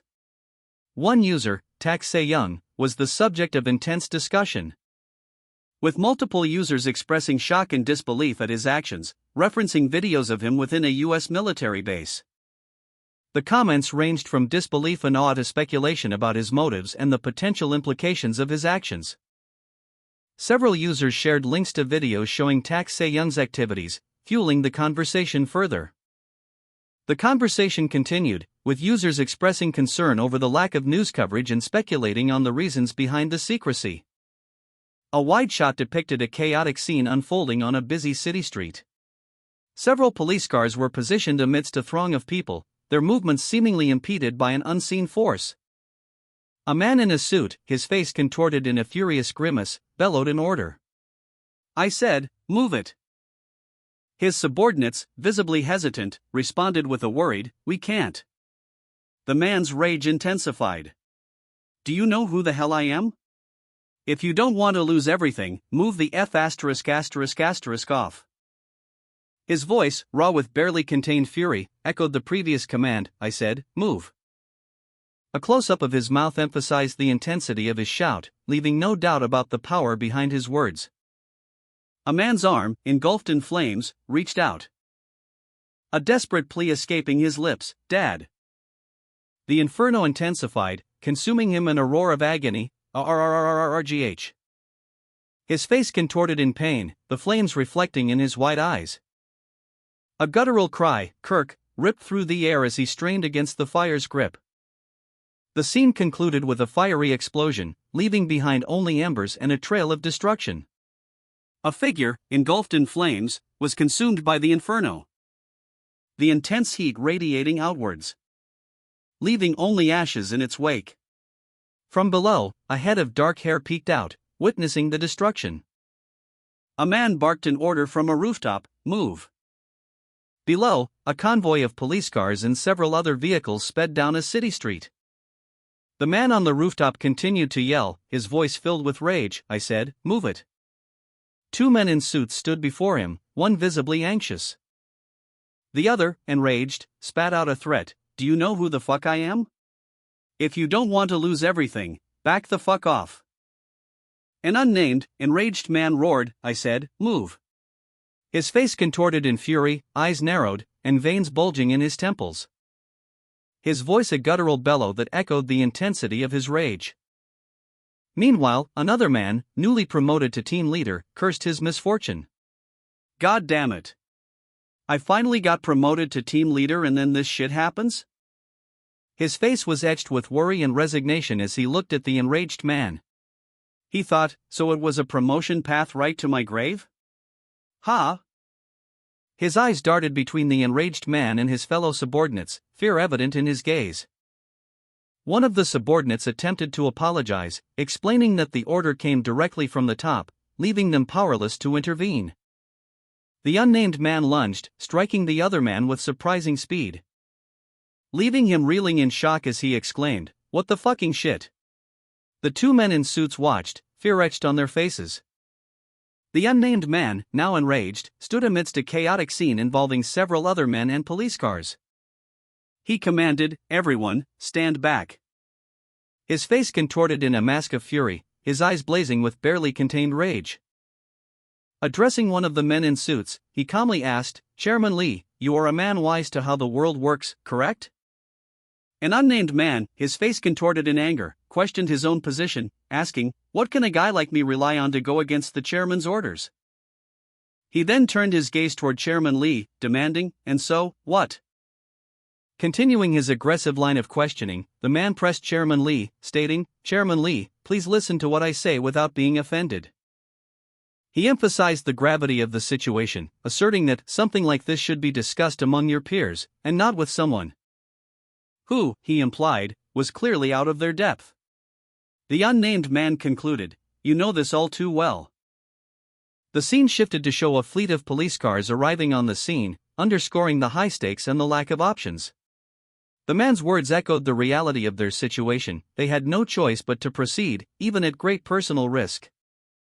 The unnamed man, his face contorted in a mask of fury, confronted Chairman Lee and his entourage. He forcefully demanded answers amidst the tense atmosphere. The chairman's men, visibly anxious, exchanged nervous glances as the unnamed man's anger escalated. One of the men in suits hesitantly addressed the chairman, his voice laced with apprehension. The unnamed man's glare intensified.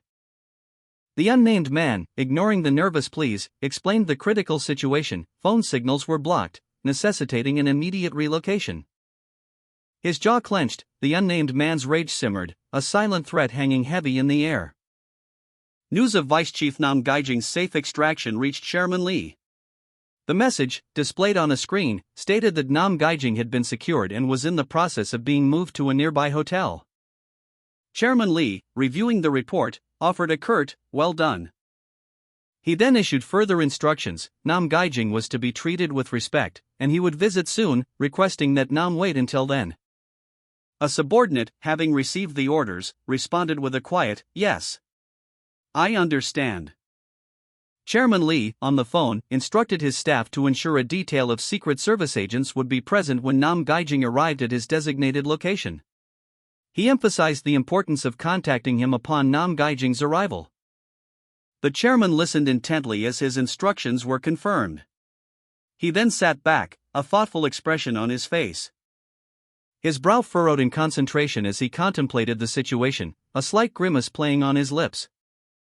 A sudden surge of worry washed over him as he muttered, "My Su-young." An aide interrupted Chairman Lee's thoughts, informing him of an incoming phone call. The aide specified that the call was from Agent Nam Ho-young of the Presidential Security Team. An assistant, her expression a mixture of concern and apprehension, looked on. As Chairman Lee, his face etched with worry and beads of sweat on his brow, clenched his fist and barked an order, "Well, what the fuck are you doing?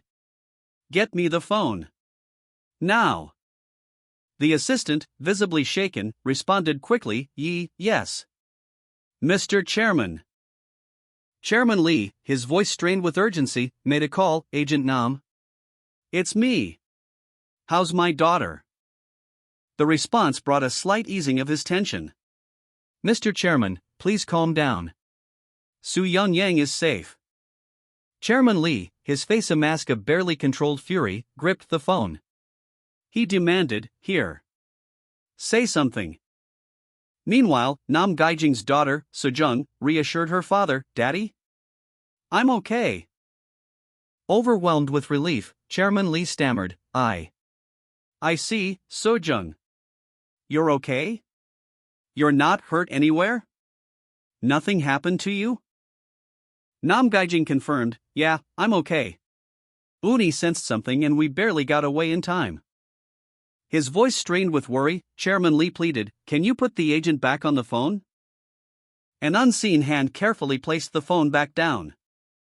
Agent Nam, speaking on the phone, confirmed her identity to an unseen caller and reported their current location, en route by helicopter, explaining that they would land at a nearby helipad and proceed discreetly. Meanwhile, Chairman Lee, listening intently on the other end of the line, expressed relief at hearing his daughter's voice and confirmed her safety. Then inquired about Soo-yeon's whereabouts.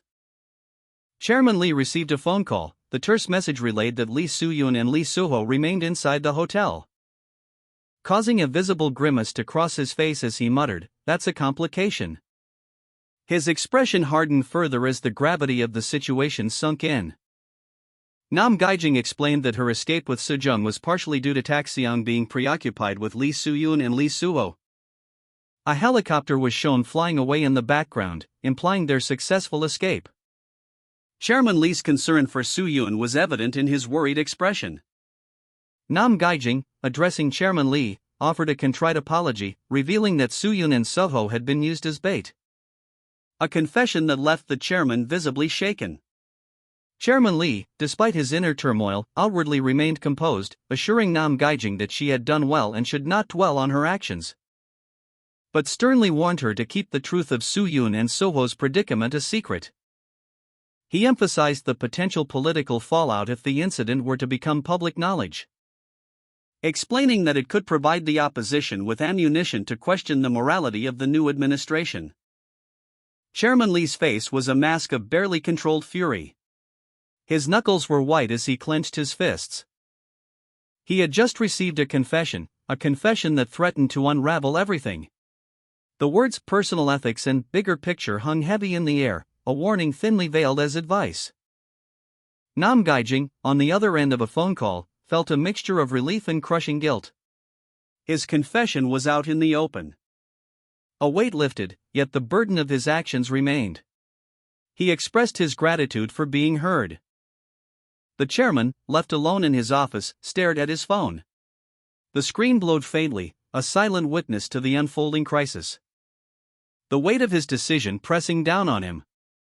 He was worried, deeply worried, about the political ramifications of the truth. A blank white rectangle, possibly a phone screen, rests on a wooden table. An incoming call notification appears on the screen. The caller ID reads Lee Joyoung. Chairman Lee, on a phone call, asks for confirmation. "You're sure that Jang Soo-jung also went into the base, right?" A man in a suit, presumably a subordinate, replies to Chairman Lee's question. He confirms, "Certain, sir. I saw the two entering through the gate with my own two eyes." Nam Gaijing, his face contorted in a mask of furious frustration, angrily demanded to know Jang Sung-kol's whereabouts, exasperated by the latter's refusal to answer his phone calls. His grip tightening on his phone as his anger escalated. His rage intensified. Nam Gaijing's thoughts turned to Jang Sung-kol's reckless disregard for his own safety and the potential danger to his daughter. A visceral image of his bared teeth reflecting his inner turmoil.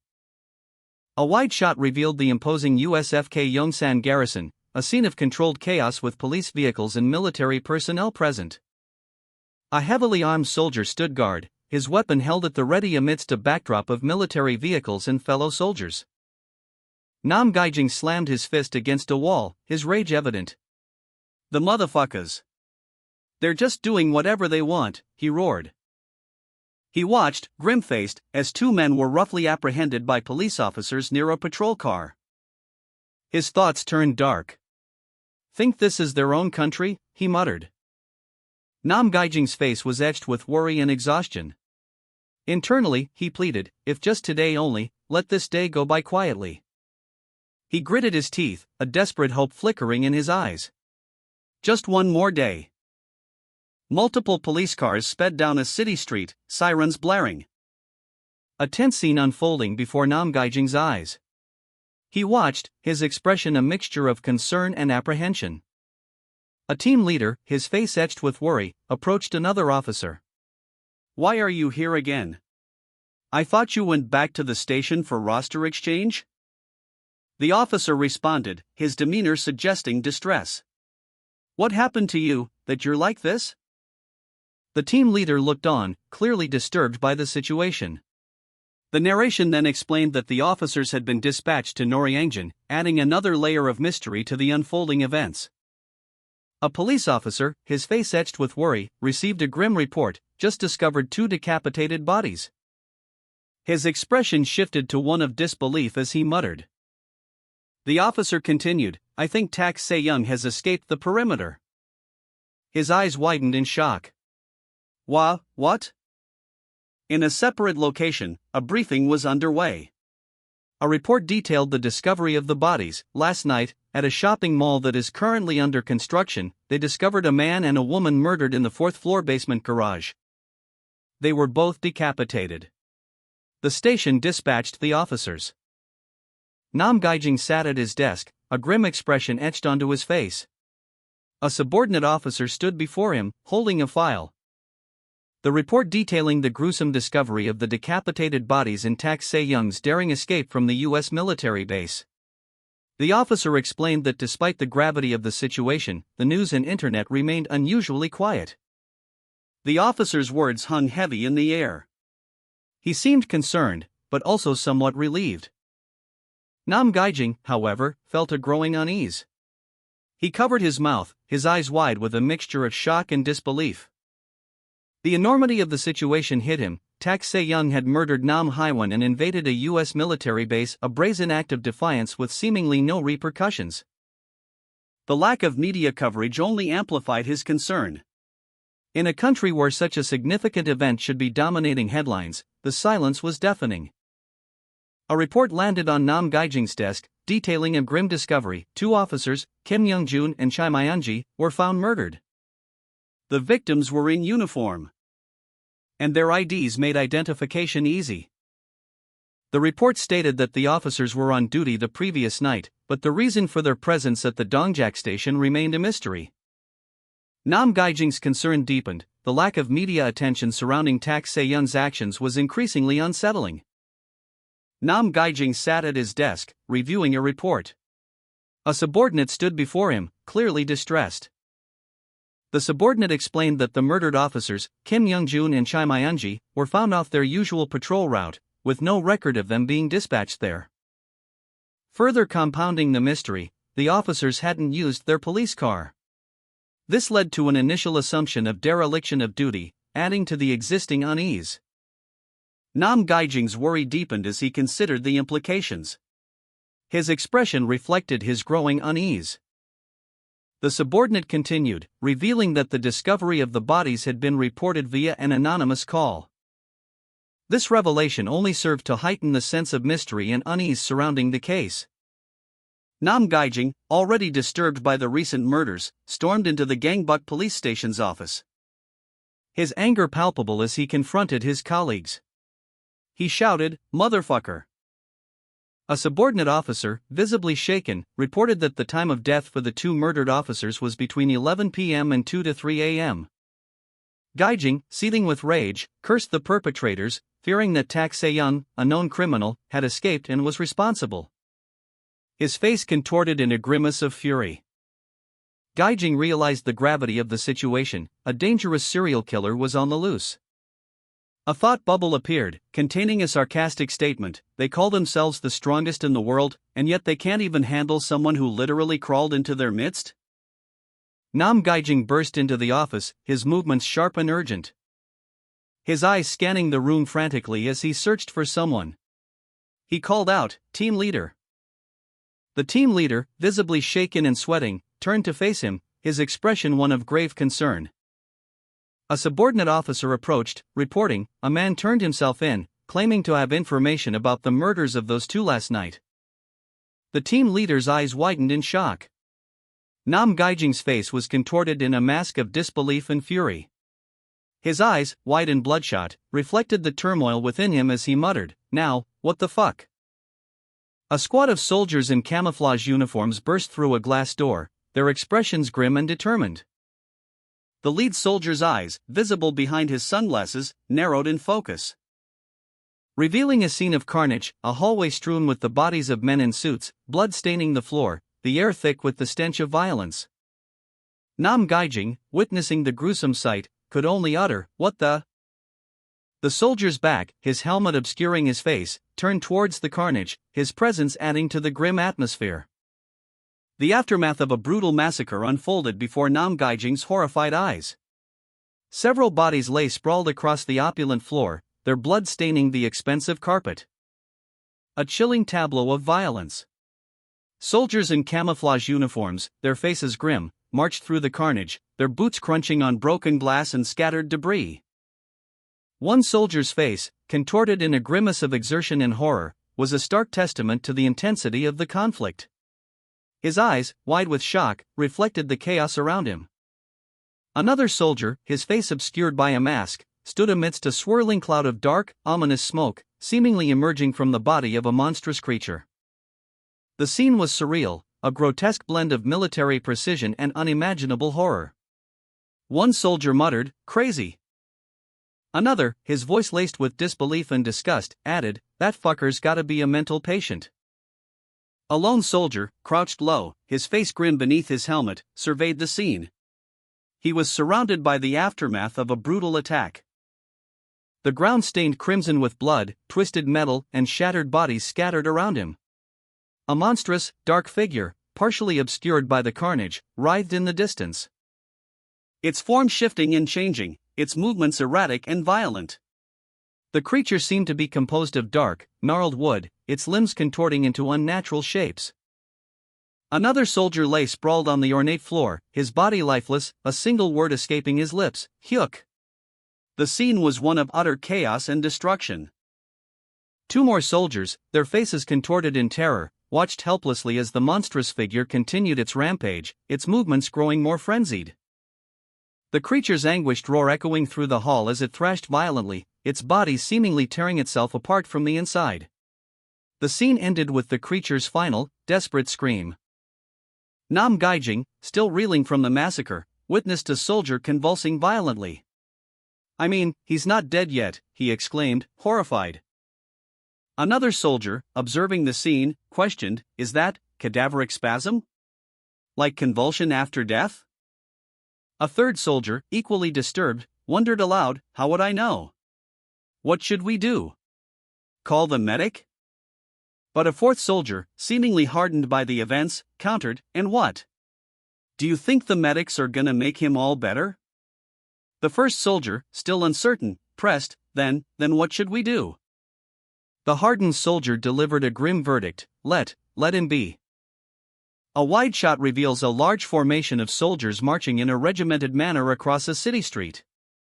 One soldier collapses in the middle of the formation, unnoticed by his comrades. The soldiers continue their march, stepping over the fallen man without hesitation. A soldier, his face grim, informs someone off-panel, "There's someone who wishes to see you from our country."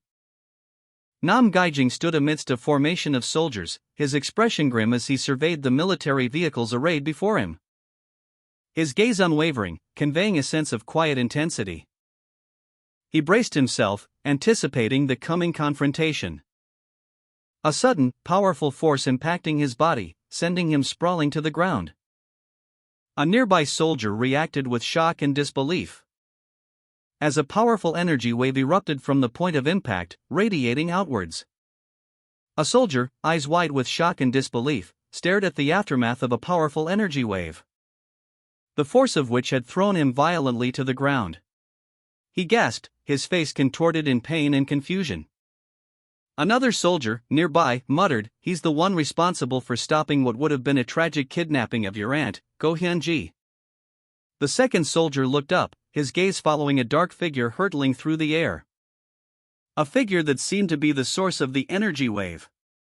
Nam Gaijing, the figure in question, landed hard, the impact sending tremors through the ground. A powerful shockwave erupted from the point of impact, sending debris flying and causing further damage to the surrounding area. A powerful shockwave, seemingly emanating from Nam Gaijing, ripped across the schoolyard, leaving a trail of scorched earth in its wake. Nearby soldiers watched in stunned silence, their faces etched with a mixture of fear and disbelief as the dust settled. Nam Gaijing, his body bearing the marks of immense exertion, stood amidst the devastation, his expression grim. Soldiers ushered Nam Gaijing to a room, offering him a place to rest for the night. "Mr. Tar," one soldier stated, "please rest here tonight and get a good night's sleep." Another soldier added, explaining that a superior officer was expected to arrive from America the following day. Nam Gaijing, his expression unreadable, simply nodded in acknowledgement. The soldiers, showing their concern for his well-being, informed him that they had prepared dinner and some clothes for him. They also offered him the option to leave the room and walk around outside if he felt bored. Nam Gaijing, still silent, considered their offer. A soldier, his face etched with concern, addressed Nam Gaijing. "Then, we'll excuse ourselves here."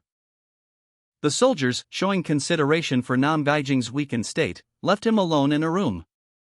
A food cart, laden with a variety of dishes, stood nearby.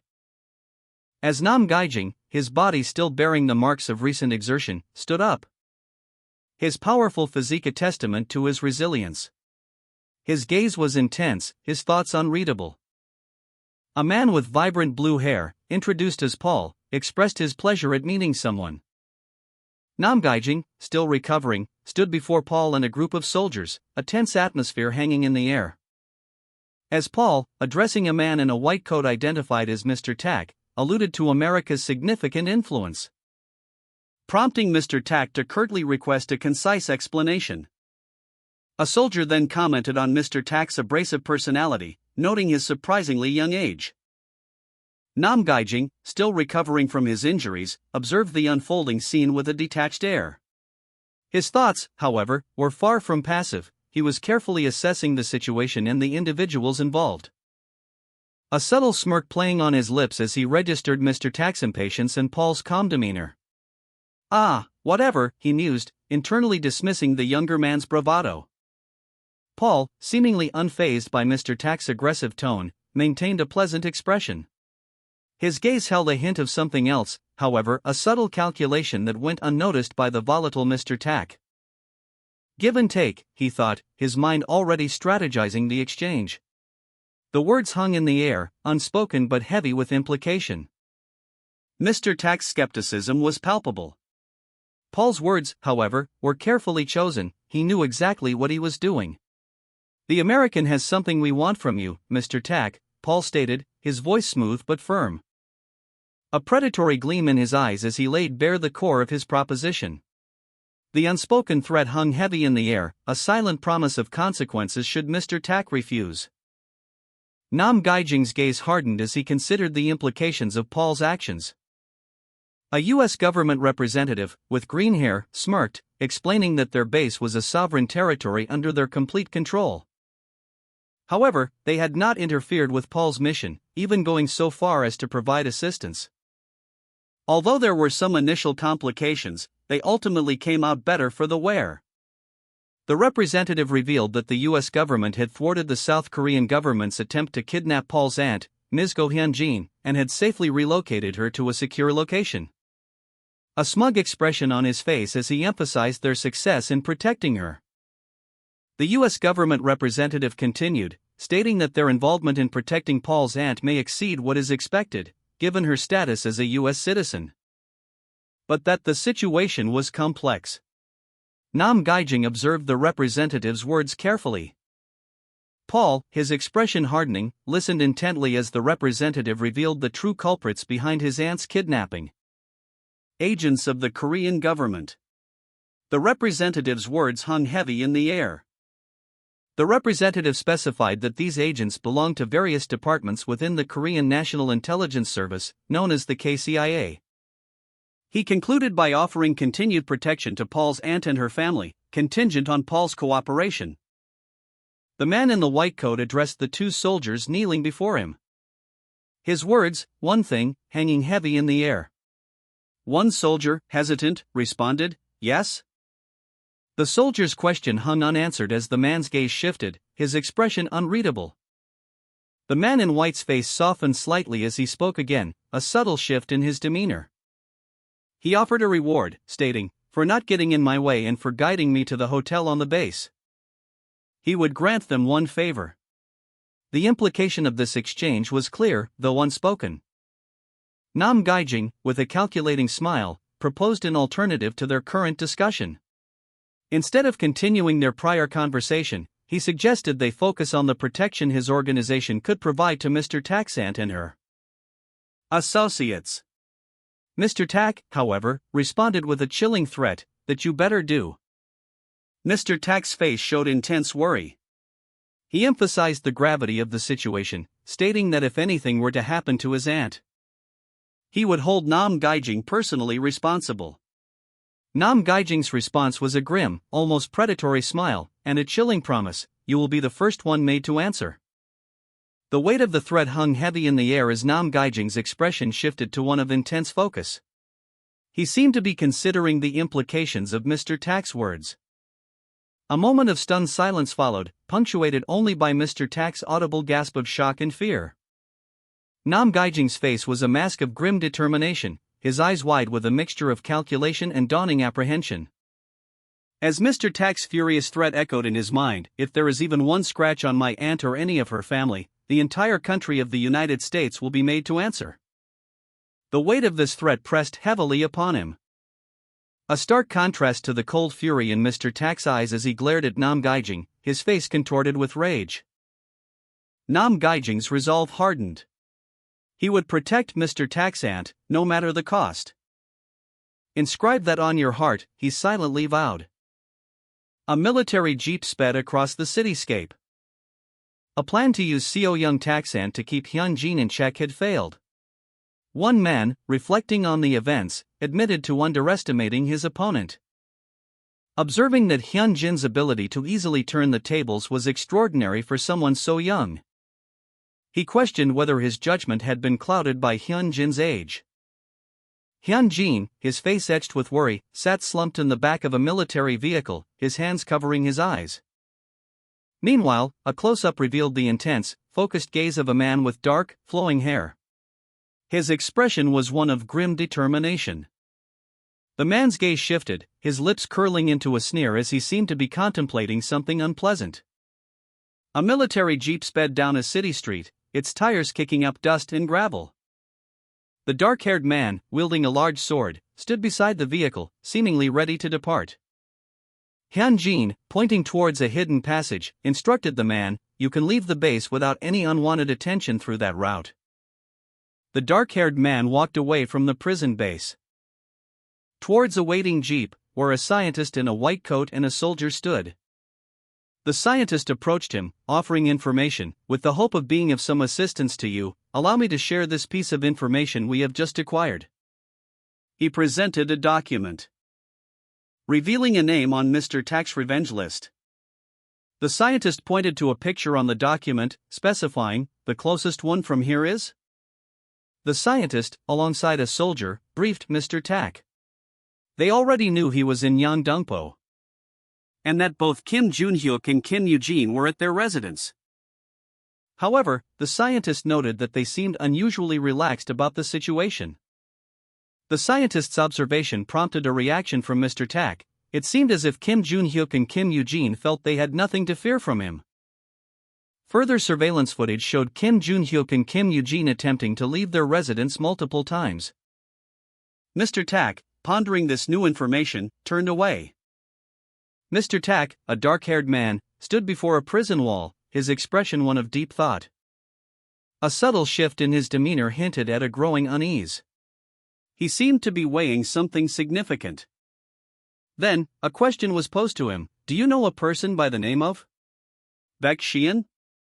The scene shifted to show a figure, partially obscured, seemingly observing from a distance. A scientist relayed information. Our electronic surveillance team has obtained a rather interesting tidbit of information. That Kim Jun-hyuk and Kim Eugene both frequently referenced the name Baek Sheehan in conversations about Mr. Tak.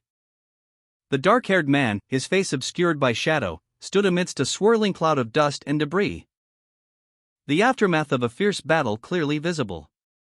His imposing figure, clad in dark attire, was accentuated by the large sword strapped to his back.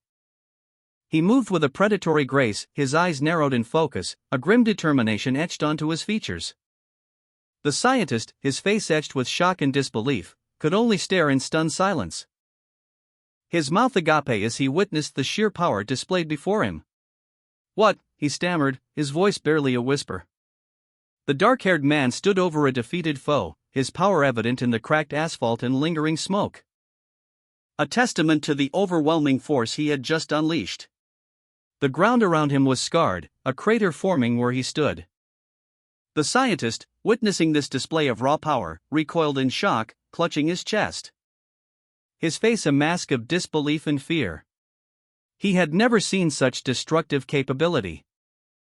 The scientist's fear intensified, his breath hitching in his throat. The dark-haired man unleashed a devastating attack. A shockwave of energy ripping through the city landscape, sending debris flying as he effortlessly decimated his opponent. His opponent, a figure in a dark suit, was sent hurtling through the air. A testament to the overwhelming power displayed by the dark-haired man. His body impacting the ground with a resounding crash. The dark-haired man's face, contorted in a ferocious grimace, filled the panel. His eyes, glowing with an unnatural light, were fixed on something unseen, his muscles tense with barely contained power. A hand, gnarled and powerful, reached out, fingers splayed as if grasping at an unseen foe. His head thrown back in a roar of barely suppressed rage, the dark-haired man's face was a mask of furious determination. The lines on his face deepened, his expression one of raw, untamed power. The name Sheehan echoed in the air, a desperate cry lost in the maelstrom of the dark-haired man's unleashed fury. Meanwhile, a man in a sharp suit sat at a table, his expression unreadable. He appeared calm amidst the chaos unfolding elsewhere. A question hung in the air, unspoken but heavy with implication. What are you saying?" The dark-haired man's face contorted in a mask of furious rage, as he muttered the name Baek Sheehan.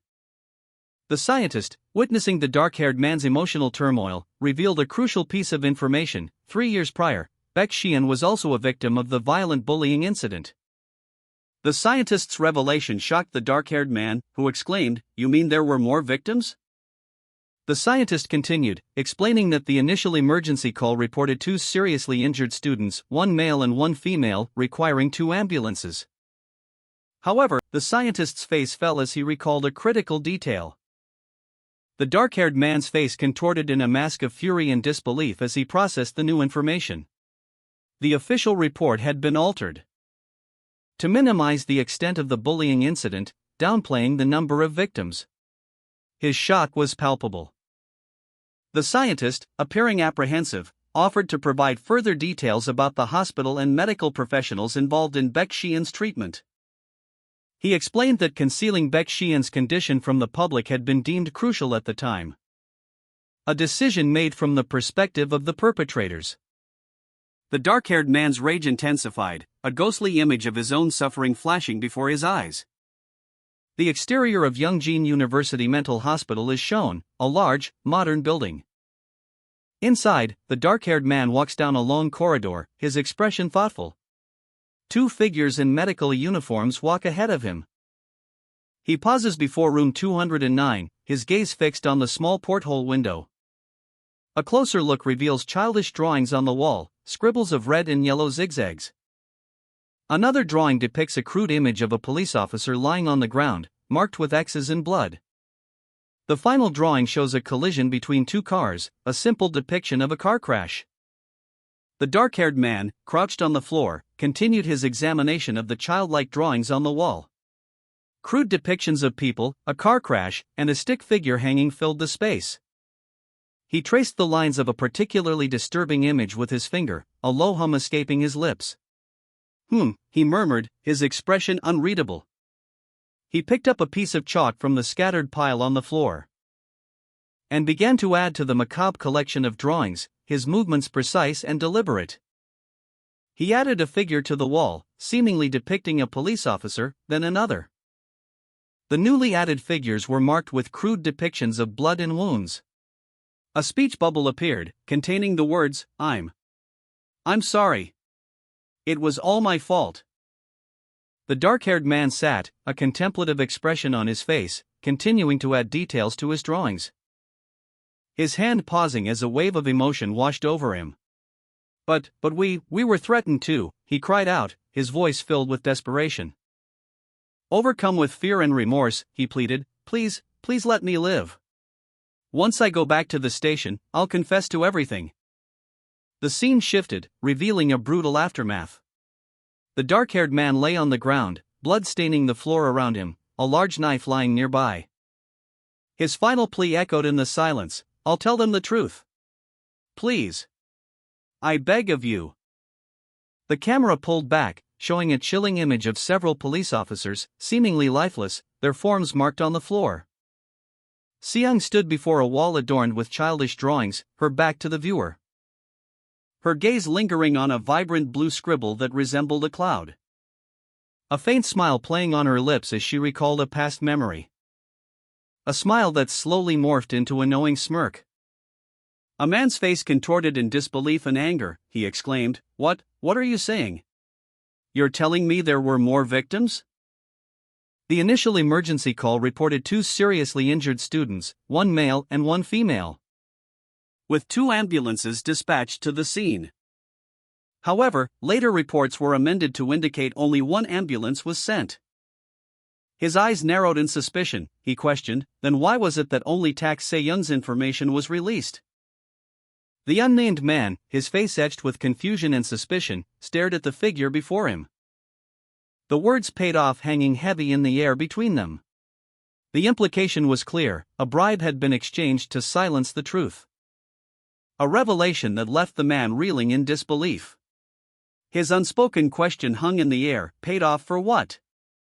The chilling explanation followed, even Tak Se-young's parents were kept in the dark about another victim besides their son. The unnamed man's mind raced, the enormity of the situation hitting him with full force. The school had numerous students and teachers. And the weight of the unspoken truth pressed down on him as he sat across from the figure, the silence amplifying the gravity of the situation. He knew it was hard to believe, but the evidence was undeniable. The unnamed man processed the horrifying revelation, a vast cover-up silencing numerous victims. His face etched with disbelief and outrage. He struggled to comprehend the scale of the conspiracy, the sheer number of people silenced.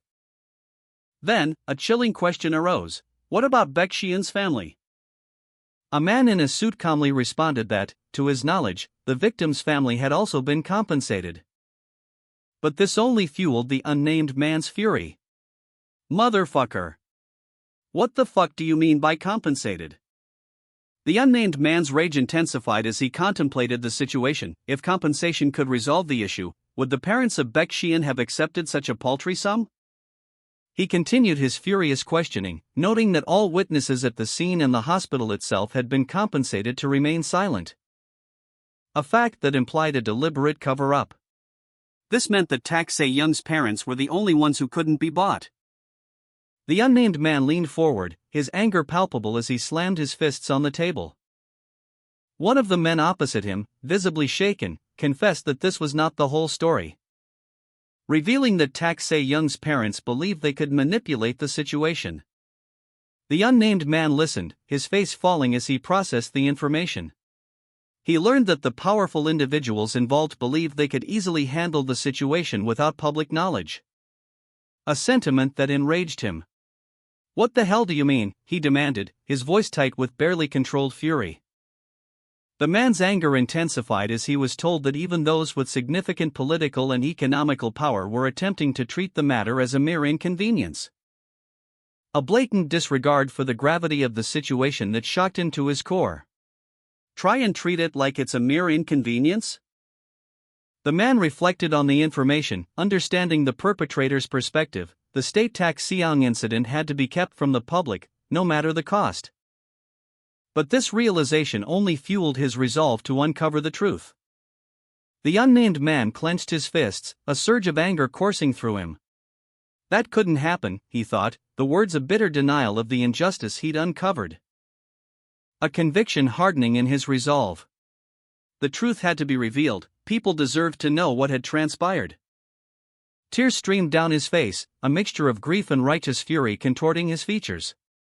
His rage was a burning fire, fueled by the injustice he witnessed.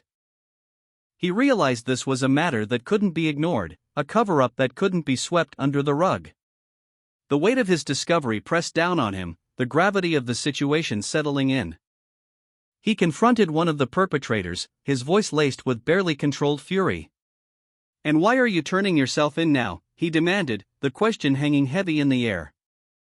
The unnamed man, his face etched with grim determination, recalled the murders of Kim Hyung-jun in Chimyeonji, revealing that the perpetrators had joined the force the same year as him.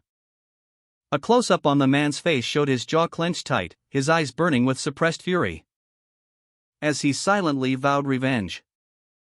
His internal monologue revealed a desperate plea, "I don't want to die." A desperate cry born from the weight of his past and the threat to his future. A subordinate rushed in, shouting, "Team leader." The subordinate continued, breathlessly reporting, "A report just came in that states Tak Se-young was witnessed leaping out of the U.S. Army base and heading toward Gangnam." The team leader's eyes widened in shock. What? His expression hardened as he processed the information. Today? Not yesterday? A chilling realization dawned on him. If Tak Se-young has been in the base until just now, then who murdered those victims yesterday? Rage consumed him. God damn it! An unnamed man, enraged, barked orders into his phone, his face illuminated by the screen's bright light. He demanded an immediate update on the ongoing investigation. His voice laced with frustration as he questioned the timeline of events. So what the hell happened yesterday? Did Tak Se-young murder those victims and then hide back in base? He paced, his anger simmering. He muttered to himself, considering the logistical impossibility of Tak Se-young's actions. But if he could do that, no way he'd be observed leaving the base today. The weight of the unsolved mystery pressing down on him. His brow furrowed in deep concentration. His eyes widening in sudden realization. Sweat beaded on his forehead as a chilling possibility dawned on him. A single, unspoken question hanging heavy in the air, could it be? Tak Se-young lay on her bed, sighing, boredom weighed heavily on her. She idly scrolled through her phone. Then her eyes widened as she noticed something on her screen. A notification that piqued her interest. She leaned closer, her expression shifting from boredom to intrigue. Tak Se-young, eyes wide with a mix of fear and desperation, slumped against a wall, her body trembling. Her gaze fixed on a shattered smartphone embedded in the wall. A live video feed was visible on the screen. The phone displayed a live feed from the Fence app, showing Tak Se-young running towards Gangnam. The words "live video of Tak Se-young" and "running toward Gangnam" were clearly visible. A desperate cry escaped her lips, "Mom." Elsewhere, a man with silver hair sat on a couch, a sigh escaping him as he looked at his phone. He gripped his own phone tightly, a question mark floating above his head as he examined a notification. The silver-haired man received a notification on his phone. The message urged him to check Fence immediately. He questioned whether Tak Se-young understood the gravity of their current situation. He frantically checked the Fence system, finding the process useless in the current emergency. His expression shifted to one of shock and disbelief as he processed the information on his phone. A close-up of his face emphasized his utter astonishment. A live feed showed Tak Se-young flying through the air above Gangnam, prompting reactions from various observers. One exclaimed, "Dude, Tak Se-young is flying, bro." Another added, "Keek crazy." A third, seemingly a child, simply asked, "Oh? Daddy?" A live video feed shows Tak Se-young flying over Gangnam. Online, a discussion unfolds amongst several viewers, speculating about her destination and who she might be targeting, Kim Junhyun or Kim Eugene? The comments range from casual observations to more anxious predictions. Meanwhile, a silver-haired man watches the live feed, his expression shifting from shock to intense concern. He mutters to himself, frustrated by the nonchalant chatter of the online viewers, completely oblivious to the gravity of the situation. The man's concern intensifies as he sees Tak Se-young abruptly change course. A group, including the silver-haired man, gathered around a table, anxiously monitoring a situation. The question, which way?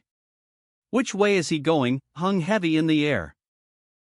The silver-haired man's face was etched with worry as he contemplated the unfolding events.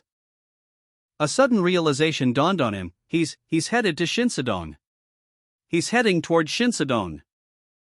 Another sigh escaped the lips of the silver-haired man and one of the other men at the table, reflecting the tension of the situation. One of the men offered a cautious assessment, I don't think he's coming this way, for now.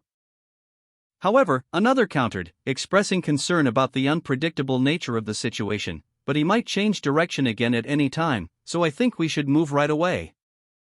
The silver-haired man stood, his expression a mask of grim determination, as a woman with similar hair, but visibly distressed, watched him from the doorway. His face etched with worry, his eyes darting about as if searching for something. A sudden realization dawned on him, a grim thought crossed his mind, if she was headed to Shinsadong, then Eugene was in danger. His eyes widened, reflecting the gravity of the situation. He frantically checked his phone, his agitation growing with each passing second. Finally, he made a call, his voice tight with urgency as he relayed the information. The silver-haired man's face was etched with worry, beads of sweat glistened on his brow. His eyes wide with a dawning sense of urgency. He gripped his phone and frantically dialed a number, his knuckles white with tension. He barked into the phone, "Hey, that fucker's headed your way." The call ended abruptly, leaving him breathless and staring at his phone. A mixture of anxiety and grim determination hardening his features. He seemed to be waiting for a response. A slight frown creasing his brow as he muttered, The unidentified man with silver hair gripped his phone, his knuckles white as he made a frantic call. He spoke urgently, his voice strained with worry. Uttering a single, desperate name, Eugene? The man's face, etched with deep lines of concern, reflected the gravity of the situation. His eyes darted around nervously as he waited for a response. A woman, presumably his associate, stood nearby, equally anxious. Her silence amplifying the tension. The man's brow furrowed, sweat beading on his forehead. Another man entered the room, his presence adding to the already palpable anxiety.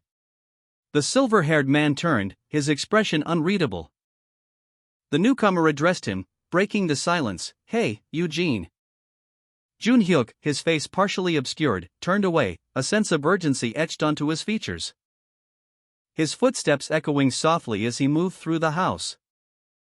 Entering the kitchen where his mother sat, her expression one of quiet concern. "Junhyuk," she questioned, her voice laced with apprehension. Junhyuk's response was immediate and fraught with tension. "Mom, we have to go right now," he explained, his back to her, "before that fucker comes here." His mother's voice sharp with alarm. "What are you talking about, Junhyuk?" Junhyuk's mother insisted that the military presence offered protection, but Junhyuk remained unconvinced. He vehemently declared that their safety was an illusion. If a certain bastard reached them, they would all die. Junhyuk's mother looked at him, a mixture of fear and disbelief etched on her face. She was clearly taken aback by his desperate tone and the gravity of his words. Despite his fear, Junhyuk revealed a glimmer of hope. He claimed to know of a potential solution, prompting his mother's immediate inquiry, "What?" Junhyuk's face was a mask of grim determination, a fierce light burned in his eyes. As he declared, "I know of a way." His declaration was met with a mixture of disbelief and hope from those around him. Junhyuk's mother, in particular, looked on with a mixture of alarm and apprehension. As he continued, explaining that he knew of a way to completely stop the threat. Jun Hyuk's mother voiced her suspicions, demanding to know what happened the previous day. She questioned whether Tak Seong had murdered the victims and then hidden within the base. Jun Hyuk, considering the implications, argued that if Tak Seong had the capability to commit such acts, he would have found a way to leave the base undetected. His face etched with grim determination. The weight of the situation was clearly pressing upon him. A sudden realization dawned on Jun Hyuk, his eyes widening in shock and disbelief.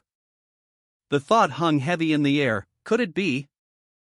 Jun Hyuk's mother, frantic with worry, repeatedly demanded to know what had happened to Baekshir Hyun. Jun Hyuk, visibly shaken, sat across from his mother at a table. He remained silent for a moment, struggling to process his thoughts, before finally stating that Baekshir Hyun was likely dead. He explained that given the severity of her injuries when he first saw her, survival seemed impossible. Jun Hyuk's statement left him visibly disturbed, his face etched with a mixture of grief and disbelief. Jun Hyuk, his face contorted in anguish, demanded immediate information about Baekshir Hyun's fate, ordering Detective Gu to ascertain whether she was alive or dead, and to bring all available information on her immediately. Detective Gu responded with immediate obedience. Jun Hyuk's face was etched with deep worry and distress, sweat beaded on his brow. He then pressed Detective Gu for information about Baekshir Hyun's parents, wanting to know what had happened to them after the incident. Overwhelmed by grief and a torrent of unspoken emotions, Jun Hyuk visibly crumbled under the weight of his concerns. Jun Hyuk's face was contorted in a mask of anguish, sweat beading on his forehead, his eyes wide with a mixture of grief and fury. He was overwhelmed by the weight of his worry. The unspoken question hung heavy in the air: what had happened to Baekshir Hyun and her parents? A single word escaped his lips, barely a whisper: they are. The image of a city skyline flashed before his eyes, a stark contrast to his current state of turmoil. A visual representation of the vast unknown that lay ahead. The search for answers had begun. A hand, calloused and strong, gripped a handgun. The weapon seemed to hum with barely contained power. The trigger was pulled, a shot fired with deadly precision. The bullet streaked towards its target, a blur of motion against the gritty backdrop of a military vehicle. But Jun Hyuk, with superhuman speed and reflexes, effortlessly dodged the projectile. The bullet's impact sent debris flying, narrowly missing him as he moved with a grace that belied his raw power. A slight graze on his chest was the only evidence of the near miss, a testament to the soldier's skill and Jun Hyuk's exceptional agility. A soldier aimed his pistol, the barrel filling the frame. Jun Hyuk's intense gaze met the soldier's, his expression grim. "You guys," he thought, a silent vow forming in his mind. The soldier fired, but Jun Hyuk's superhuman reflexes allowed him to effortlessly dodge the bullet. The scene shifted, revealing Jun Hyuk standing amidst the aftermath of a battle, his sword drawn, a look of cold determination on his face. "Should have turned those guns of yours to them, not me," he muttered, his voice laced with barely contained fury. His eyes narrowed, a chilling intensity radiating from him.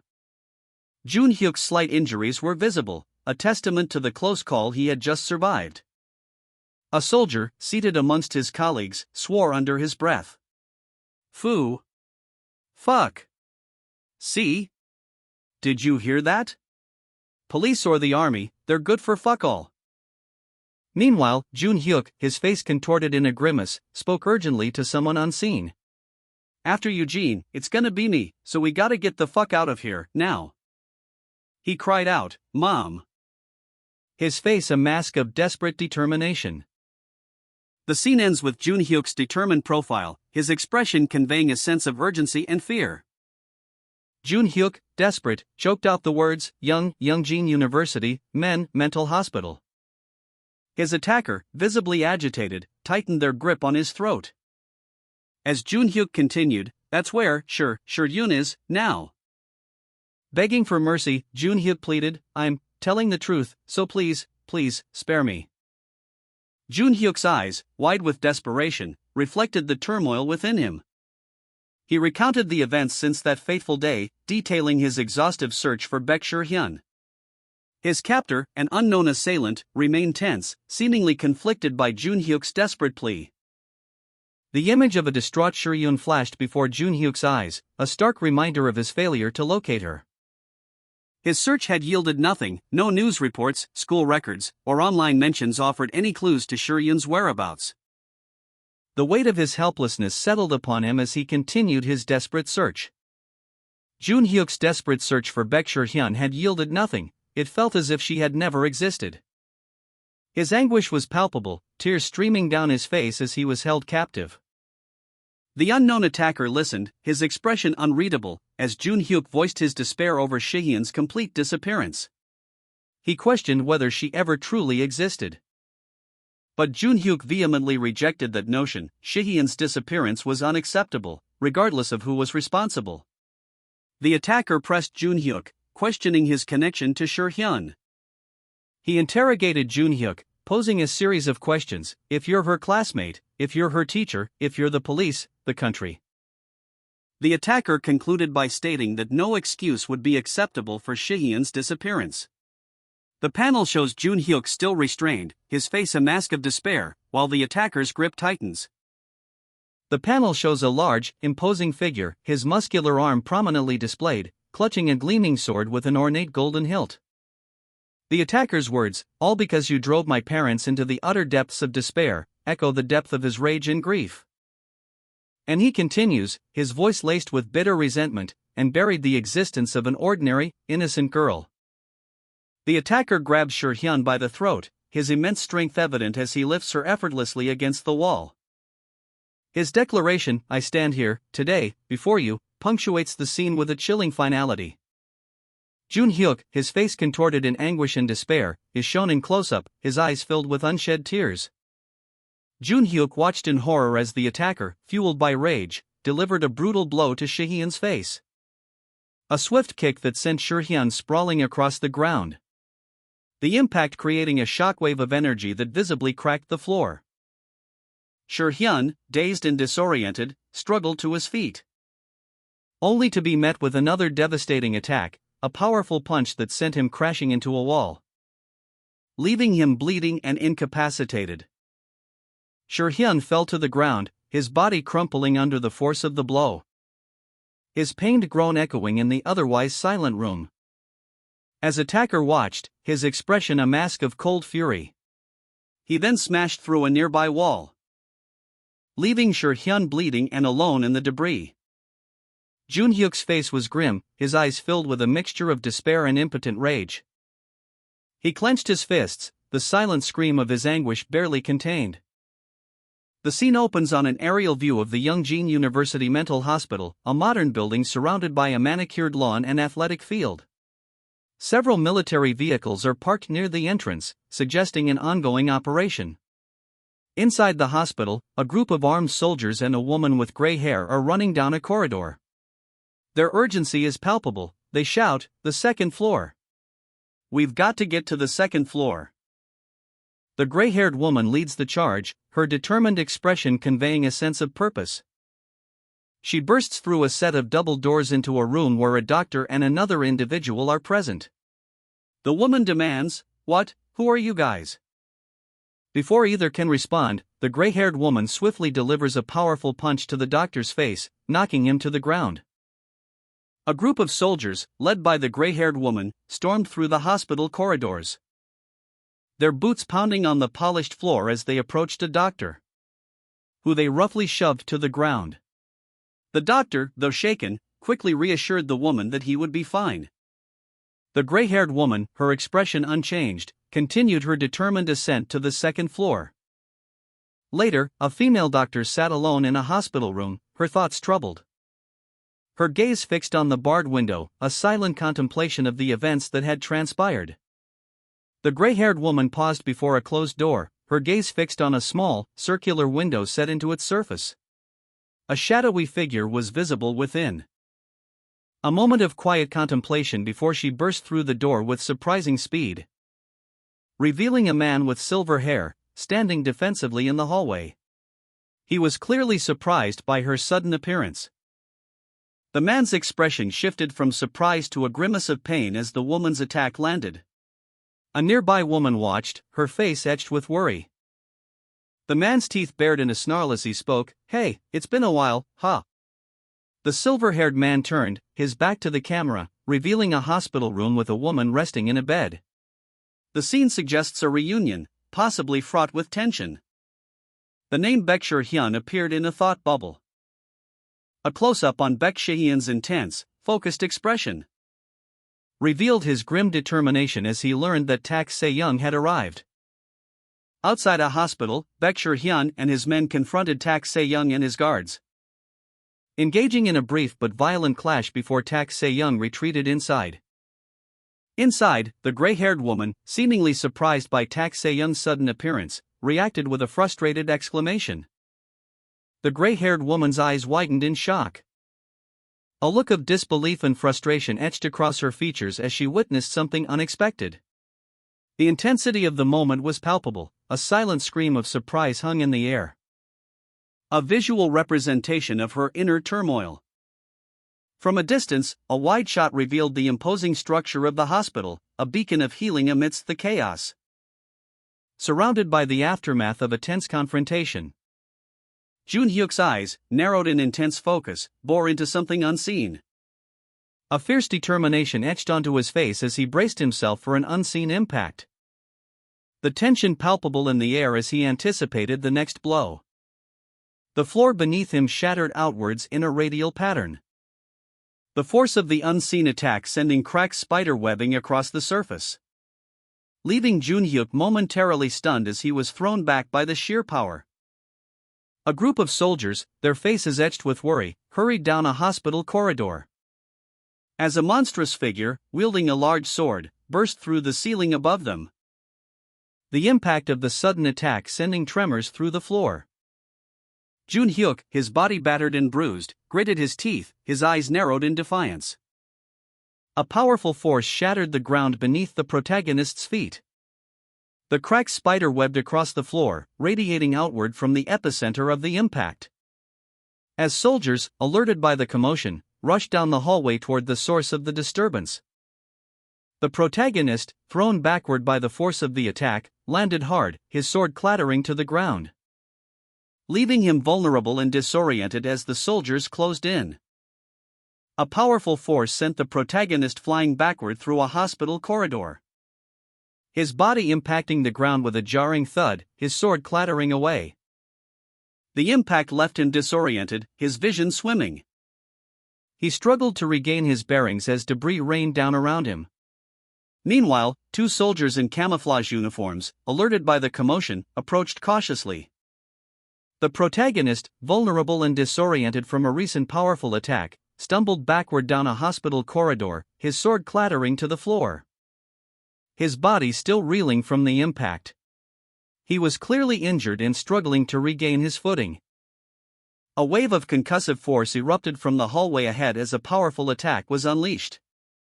The force of the blast sent debris flying, obscuring the immediate aftermath. Several soldiers, alerted by the commotion, charged down the corridor, their expressions a mixture of caution and aggression as they approached the fallen protagonist. One soldier, leading the charge, unleashed a swift, powerful blow aimed at the protagonist, but another soldier intercepted the attack, creating a brief moment of confusion. A powerful blow sent the protagonist sprawling backward, his sword clattering to the floor. He landed hard, the impact jarring his already injured body. He found himself in a long corridor. His vision swam as he struggled to his feet, his sword lying several feet away. He clutched his side, wincing at the pain. His muscles screamed in protest as he attempted to rise, his body weakened by the previous attack. He gritted his teeth, determined to fight on. His eyes narrowed, focusing on the approaching soldiers. His resolve hardened. He would not surrender.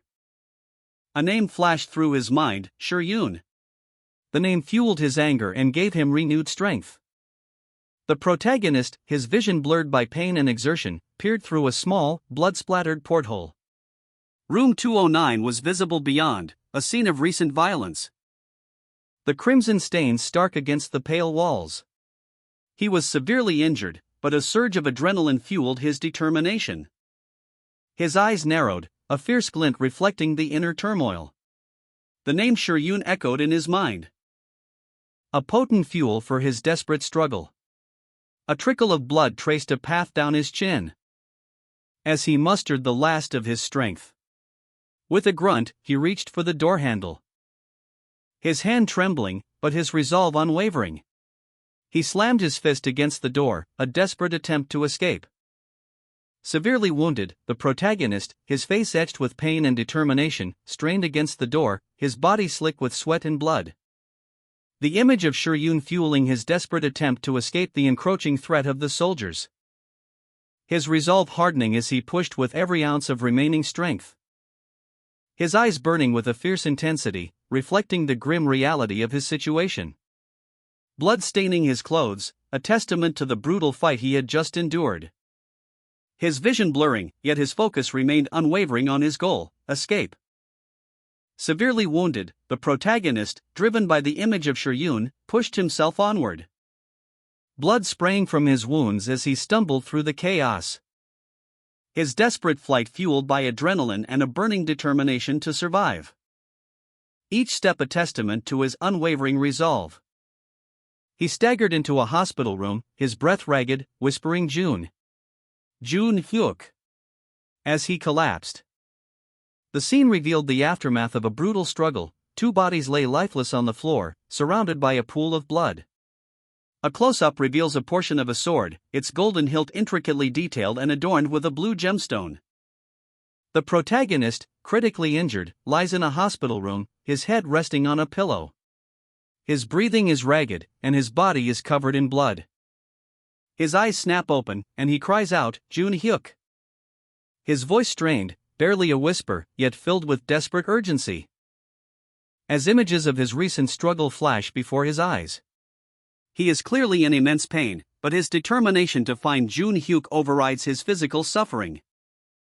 A woman, presumably Jun Hyuk's mother, enters the frame, her face contorted with grief and rage. She screams, "What right do you people have to lay your hands on my son?" The scene opens on a chaotic hospital room, blood staining the floor. Jun Hyuk's mother, her face contorted in grief and rage, kneels beside her son's body, which lies still and lifeless. A woman with long brown hair stands over her, a bloody curved knife held aloft. As she prepares to strike again. The mother's eyes blaze with fury as she screams, "Who do you think you are?" Her anguished cry echoes through the room, a testament to her overwhelming despair and fury. The brown-haired woman remains poised, her expression unreadable. The mother's rage intensifies, her face a mask of pure, unadulterated fury. She is consumed by her loss and the injustice of it all. The brown-haired woman brings the knife down in a swift, decisive motion. The blade arcing through the air, leaving a trail of blood in its wake. The mother's body slumps to the ground, lifeless. The brown-haired woman mused, "My parents, no, Se-young's parents should have said the same thing as well." A subtle smirk played on her lips as a trace of blood stained her shoulder. Her gaze hardening into a chilling expression as she questioned, "Right?" The woman's smile widened, revealing a hint of malice. Then, she uttered a single name, Se-young? The image shifts to Se-young, his eyes wide with a mixture of shock and fear. A classroom scene unfolds. A teacher instructs a new transfer student to introduce themselves. A young woman with short brown hair steps forward, stating that her name is Baek Shiryun and that she previously attended Hoyun All-Girls Middle School. She expresses her hope that everyone can get along. A teacher addressed the class, informing them that Hoyun, a former student from All-Girls Middle School, had achieved the top rank. He then urged the current students to study harder. Baek Shiryun, seemingly unfazed, observed a muscular young man with dark hair entering the classroom.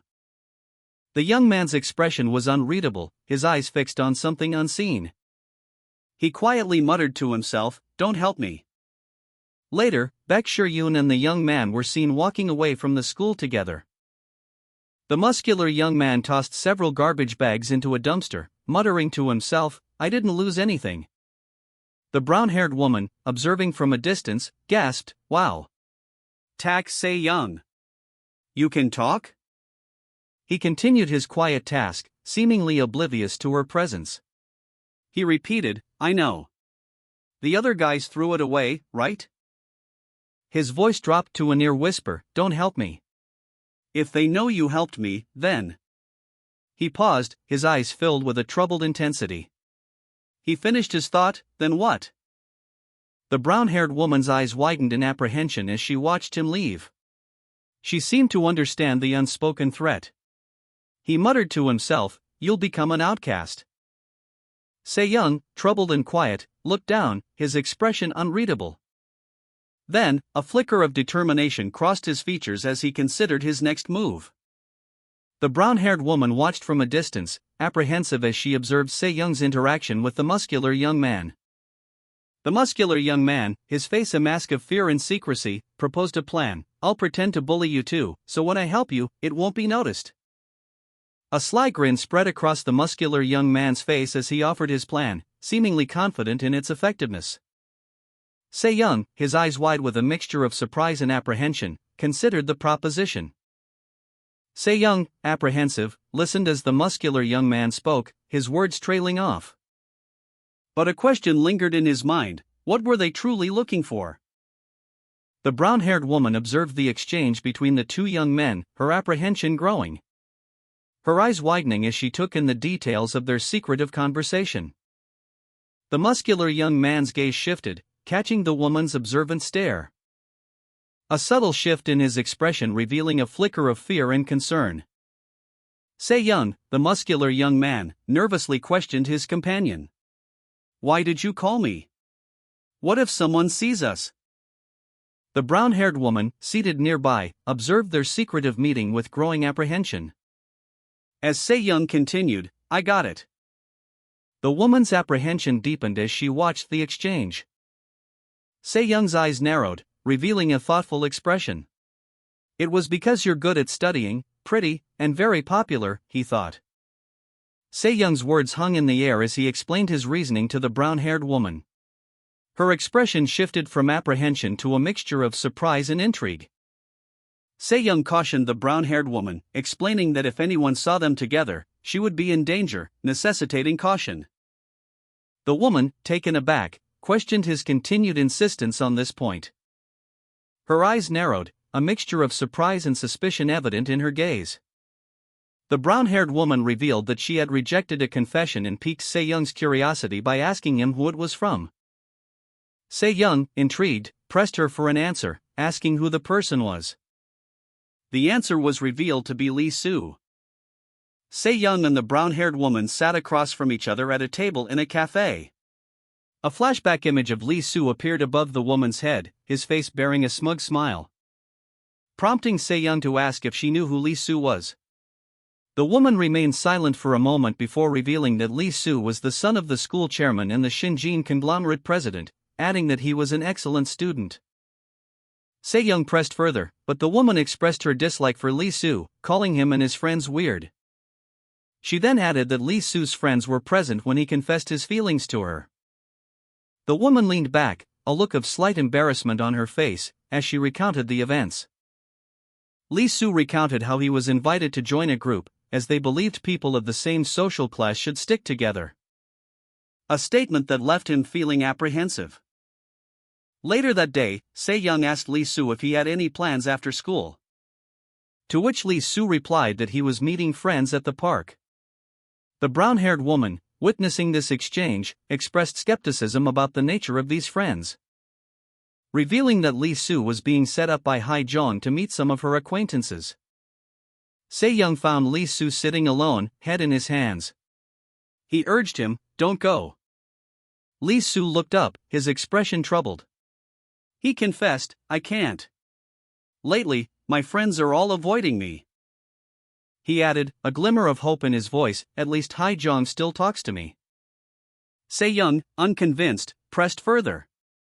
Lee Soo, desperate to avoid social isolation, insisted, what's wrong with you? If I don't go today, I'll become an outcast. Se-young's response was blunt and harsh, you're already an outcast? Lee Soo was taken aback by the unexpected statement. Se-young's face was etched with worry, his eyes wide with a mixture of concern and suspicion. He was clearly troubled by Lee Soo's situation. And he revealed a harsh truth: Lee Soo was already an outcast, ever since he rejected Lee Soo-ho and was seen with Se-young himself. The weight of this revelation hung heavy in the air. Se-young continued, explaining that if Lee Soo went to meet Hai-John's acquaintances today, they would force him to do as they say, or he would lose his friends entirely. The threat was clear and chilling. Lee Soo, already feeling isolated, was now grappling with the full extent of his predicament. He repeated the words, "do as they say," his voice laced with disbelief and dawning horror. A grim realization dawning on him. What would they make him do? The question hung unspoken, yet heavy with dread. Se-young's face contorted into a grimace, his teeth bared in a silent snarl of anger and helplessness. The situation was dire, and he was powerless to stop it. Lee Soo, hunched over and visibly distressed, sat before the brown-haired woman. She observed him with a mixture of suspicion and concern, her sharp gaze questioning his actions. "Can you smoke?" she demanded, her voice laced with suspicion. Then, escalating her interrogation, she pressed further, "Have you stolen from somewhere before?" The woman's tone implied a threat. "If not," she warned, "they will make you do all of that." Lee Soo, overwhelmed by the accusations and the implied threat of violence, could only utter a desperate plea, "Stop it." Se-young appeared, his expression a mixture of worry and apprehension as he watched the scene unfold from a distance. Lee Soo stood alone outside a building, his shoulders slumped, the weight of recent accusations heavy upon him. Se-young and another student watched from a distance, their faces etched with worry.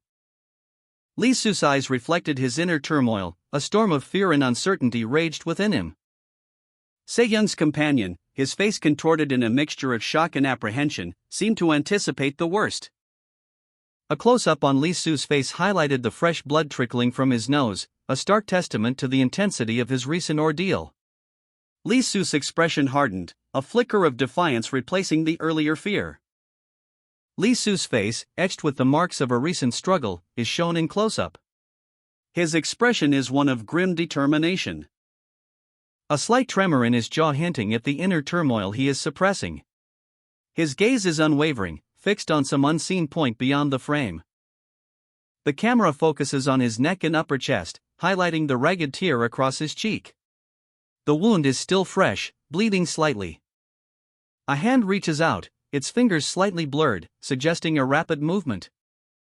It gently touches the jagged edges of the wound on Lee Soo's face. The hand belongs to Lee Soo himself. He carefully traces the outline of the injury, his expression unreadable, but a flicker of pain crosses his eyes before he closes them.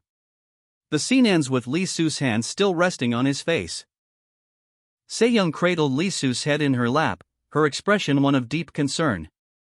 The name Shur-yoon appeared in a speech bubble above them. As she tended to his wounds, Lee Soo, despite his pain, remained resolute, his gaze fixed on something beyond her. Lee Soo lay unconscious on the ground, surrounded by a group of students in uniform. Se-young stood among them, observing the scene. A blonde-haired young man sneered down at Lee Soo. "You can't even take care of yourself, nor do you know what's happening, but you decided to interfere." Lee Soo groaned in pain, struggling to rise.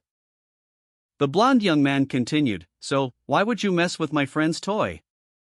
Se-young, her expression cold and calculating, spoke. "HM? Who said you could? I heard that Hyun even warned you. But you still decided to steal our toy and interrupt our fun?" The blonde-haired young man and his group confronted Lee Soo, demanding to know what he thought he was doing. Their anger palpable as they questioned his sanity. Lee Soo, already injured, was brutally beaten into unconsciousness. His face was bloodied and bruised. Se-young watched from a distance, her displeasure evident. Lee Soo lay unconscious on the floor, his body still. The blonde-haired young man's group brutally beat Lee Soo into unconsciousness, leaving him severely injured on the floor. Se-young observed the scene with displeasure. As one of the group members, addressing the blonde-haired young man, questioned his actions, asking why he was making such a fuss. The blonde-haired young man revealed that Lee Soo was the one who had been rejected. Se-young, visibly upset, and another male student stood together, their expressions reflecting their concern for Lee Su's condition. The blonde-haired young man, still angry, confronted Tak Se-young, accusing him of spending a lot of time with a particular girl. He then directly questioned Se-young, asking if the two were dating. Se-young's face is shown, a subtle hint of worry in her expression. As the focus shifts to Lee Su, lying on the ground, bruised and unconscious. Kim Yujin's voice cuts through the silence, questioning the blonde-haired young man's actions. Are you for real? The blonde-haired young man smirks, his words laced with sarcasm. Are you two really dating? I thought you were just playing house with each other. His smirk deepens as he continues, so, it turns out the asshole was just putting on a brave front? He then taunts Se-young further. Are you upset that Sejong and Yujin are going to force your girlfriend to kiss for a part-time job? Se-young and Kim Yujin stood in a dimly lit shop, their expressions grim. Se-young explained that their plans were constantly being disrupted by a persistent interference, leaving them frustrated and angry. Lee Su lay unconscious on the ground, his body twisted at an unnatural angle. Blood trickled from his mouth. The extent of his injuries was clearly severe. The blonde-haired young man smirked, his words dripping with malice. He taunted Se-young, accusing her of setting up the conditions for her own girlfriend, Sejong, to be angered. Lee Su lay unconscious on the ground, the result of a brutal beating.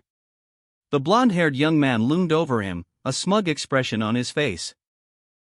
His victim's pleas for mercy barely audible. Please stop. I'll do anything you tell me to. He choked out. The blonde-haired young man continued his assault, indifferent to Lee Su's suffering. Se-young watched, helpless, as the beating continued. Lee Su, barely conscious, managed to utter a desperate plea, please don't do anything to Se-young. The blonde-haired young man paused, a cruel smile playing on his lips. His gaze shifted to Se-young, filled with malicious intent. Se-young's silent fury was palpable. The blonde-haired young man let out a sinister chuckle, muttering, well, shit. The blonde-haired young man loomed over Lee Su, a cruel smirk twisting his lips. He issued a chilling command, hey, strip his clothes. His underwear, too. Lee Su, already battered and bleeding, could only whimper, please, Se-young. Se-young watched, helpless and horrified, as the assault continued. Lee Su's face, contorted in pain, was a testament to the brutality he endured. His eyes, wide with fear and pain, reflected the despair of his situation. Se-young's eyes, wide with terror, reflected the brutal scene that had just unfolded. Lee Su lay broken and vulnerable. The blonde-haired young man, a cruel smirk playing on his lips, stood silhouetted against the cityscape. He had inflicted the beating, leaving Lee Su stripped and severely injured. Se-young, still reeling from the violence, watched as the young man turned away. His back to her, the young man gazed out at the city, a complex mix of emotions swirling within him. A sense of triumph warred with a flicker of something akin to regret. The weight of his actions began to settle upon him, the initial thrill fading into a growing unease. Tears welled in his eyes, a stark contrast to the brutality he had just displayed. The young man's triumph was short-lived, replaced by a profound sense of guilt. Lee Su lay on the ground, severely injured, his body a canvas of bruises and cuts. Se-young watched in horror, her eyes wide with terror. As the blonde-haired young man stood over him, his face a mask of guilt and conflicted emotions. Blood splattered the floor, a grim testament to the brutal beating. A stark visual representation of the violence that had just transpired. The scene was punctuated by a chilling silence. Se-young's companion, crouching nearby, cried out, shit. Is she dead? His voice filled with a mix of fear and disbelief as he witnessed the aftermath of the attack. His eyes darted around, reflecting his panic and uncertainty. Se-young whispered Lee Su's name, her voice barely audible above the pounding in her ears. Her companion stood frozen, fear etched onto their face as they watched Lee Su's still form. The blonde-haired young man's guilt gnawed at him, the weight of his actions settling heavily on his conscience. Lee Su, his face bruised and bloodied, lay unconscious. Se-young watched, eyes wide with terror. Her companion equally horrified by the scene unfolding before them. Lee Su's head throbbed, a wave of pain washing over him as he slowly regained consciousness. Se-young, her face etched with worry, leaned in close, whispering, "You've changed so much, haven't you?" Her words a stark contrast to the brutal reality of his injuries. Lee Su struggled to focus, his vision blurry. Barely able to articulate, "I can't even recognize your face." A sinister smile played on the lips of a mysterious figure, their eyes gleaming with an unsettling intensity. "I'm sure you're curious about a lot of things." Se-young stared, horrified, at the scene before her. Lee Su lay on a hospital bed, his body battered and bruised, a large, ornate sword resting nearby, stained with blood. She clutched a bloody cloth, her face a mask of worry and distress as she took in the extent of his injuries. With a surge of adrenaline, Se-young helped Lee Su to his feet, supporting his weakened frame as they began to leave the room. Lee Su, despite his injuries, maintained a stoic expression, his gaze fixed ahead. Se-young's concern was evident in her worried expression. As they hurried down the corridor, a sudden shout echoed behind them, "Don't move!" Se-young, her face grim with determination, helped Lee Su escape the hospital, navigating the dimly lit corridors. Lee Su, despite his severe injuries, remained conscious and focused, his eyes fixed on the path ahead. Suddenly, a group of armed men appeared, blocking their escape route. "Don't move, even one step," one of them shouted, aiming his weapon. The men, dressed in military fatigues, surrounded Se-young and Lee Su, their expressions menacing. The tension escalated as the armed men closed in. In a swift, unexpected move, one of the men lunged forward, aiming a blow at Lee Su. The scene was filled with chaos and violence. Se-young's companion, witnessing the unfolding events from a distance, watched with a mixture of shock and concern. Lee Su and Se-young, having escaped their hospital confinement, found themselves cornered in a hallway. A gaping hole appearing in the floor beneath them as they fell into the darkness below. Their pursuers, several armed guards, followed closely behind, only to meet a similar fate. Above, a man in glasses calmly reported, "Cleanup complete." He then instructed someone, "Prepare to retreat." The man's retreating footsteps echoed in the silence that followed. Lee Su, muscles bulging, leaped across the hospital corridor, his escape from the hospital a blur of motion. Se-young, close behind, tumbled into a large hole in the floor as the ground gave way beneath them. Meanwhile, the man in glasses, overseeing the operation, received a report, "We've successfully completed the cleanup." He responded with a curt, "Your Grace." Back in the hole, Lee Su helped Se-young to her feet. He commented, "You did well." Se-young replied, "It was nothing. We should get going." Se-young, her expression a mixture of determination and apprehension, urged Lee Su, "Let's leave here first." Lee Su, his eyes wide with a mix of fear and relief, simply nodded in response. The pair made their escape as a flurry of motion blurred around them. Helicopters and police vehicles filled the sky and streets. SWAT vehicles sped through the city, sirens blaring, in hot pursuit. Lee Su and Se-young found themselves crammed into the back of a police vehicle, narrowly avoiding capture. Once safely away, Lee Su reflected, "We escaped in one piece, luckily enough." Lee Su's gaze was intense, his expression unreadable. Se-young's face, though bearing the marks of her ordeal, held a hint of a smile. A subtle shift in her demeanor suggesting a newfound confidence. Se-young spoke, her voice laced with a touch of playful irony, "I'm sure you're curious about how I've been, right?" Lee Su's expression hardened as he looked at Se-young, his tone sharp, "But you grew up to be so disgustingly big?" "My poor Se-young did?" A scene of quiet contemplation gave way to Lee Su's bemused observation, where did my cute Se-young go?" Se-young, her expression a mixture of wariness and amusement, sat silently, observing Lee Su. A beat of silence hung in the air before Se-young's playful smirk returned. Lee Su, his posture tense, remained watchful as Se-young's demeanor shifted. Se-young's question hung in the air, "Are you not going to talk to me? Aren't you curious though?" She pressed further, "Are you not going to ask?" Lee Su's face tightened, his jaw clenched as he struggled to contain his emotions. Se-young, her face partially obscured by shadow, tilted her head slightly, a hint of playful curiosity in her eyes. She questioned, "Are you hurt anywhere?" Lee Soo, powerfully built and brooding, sat nearby, his expression unreadable.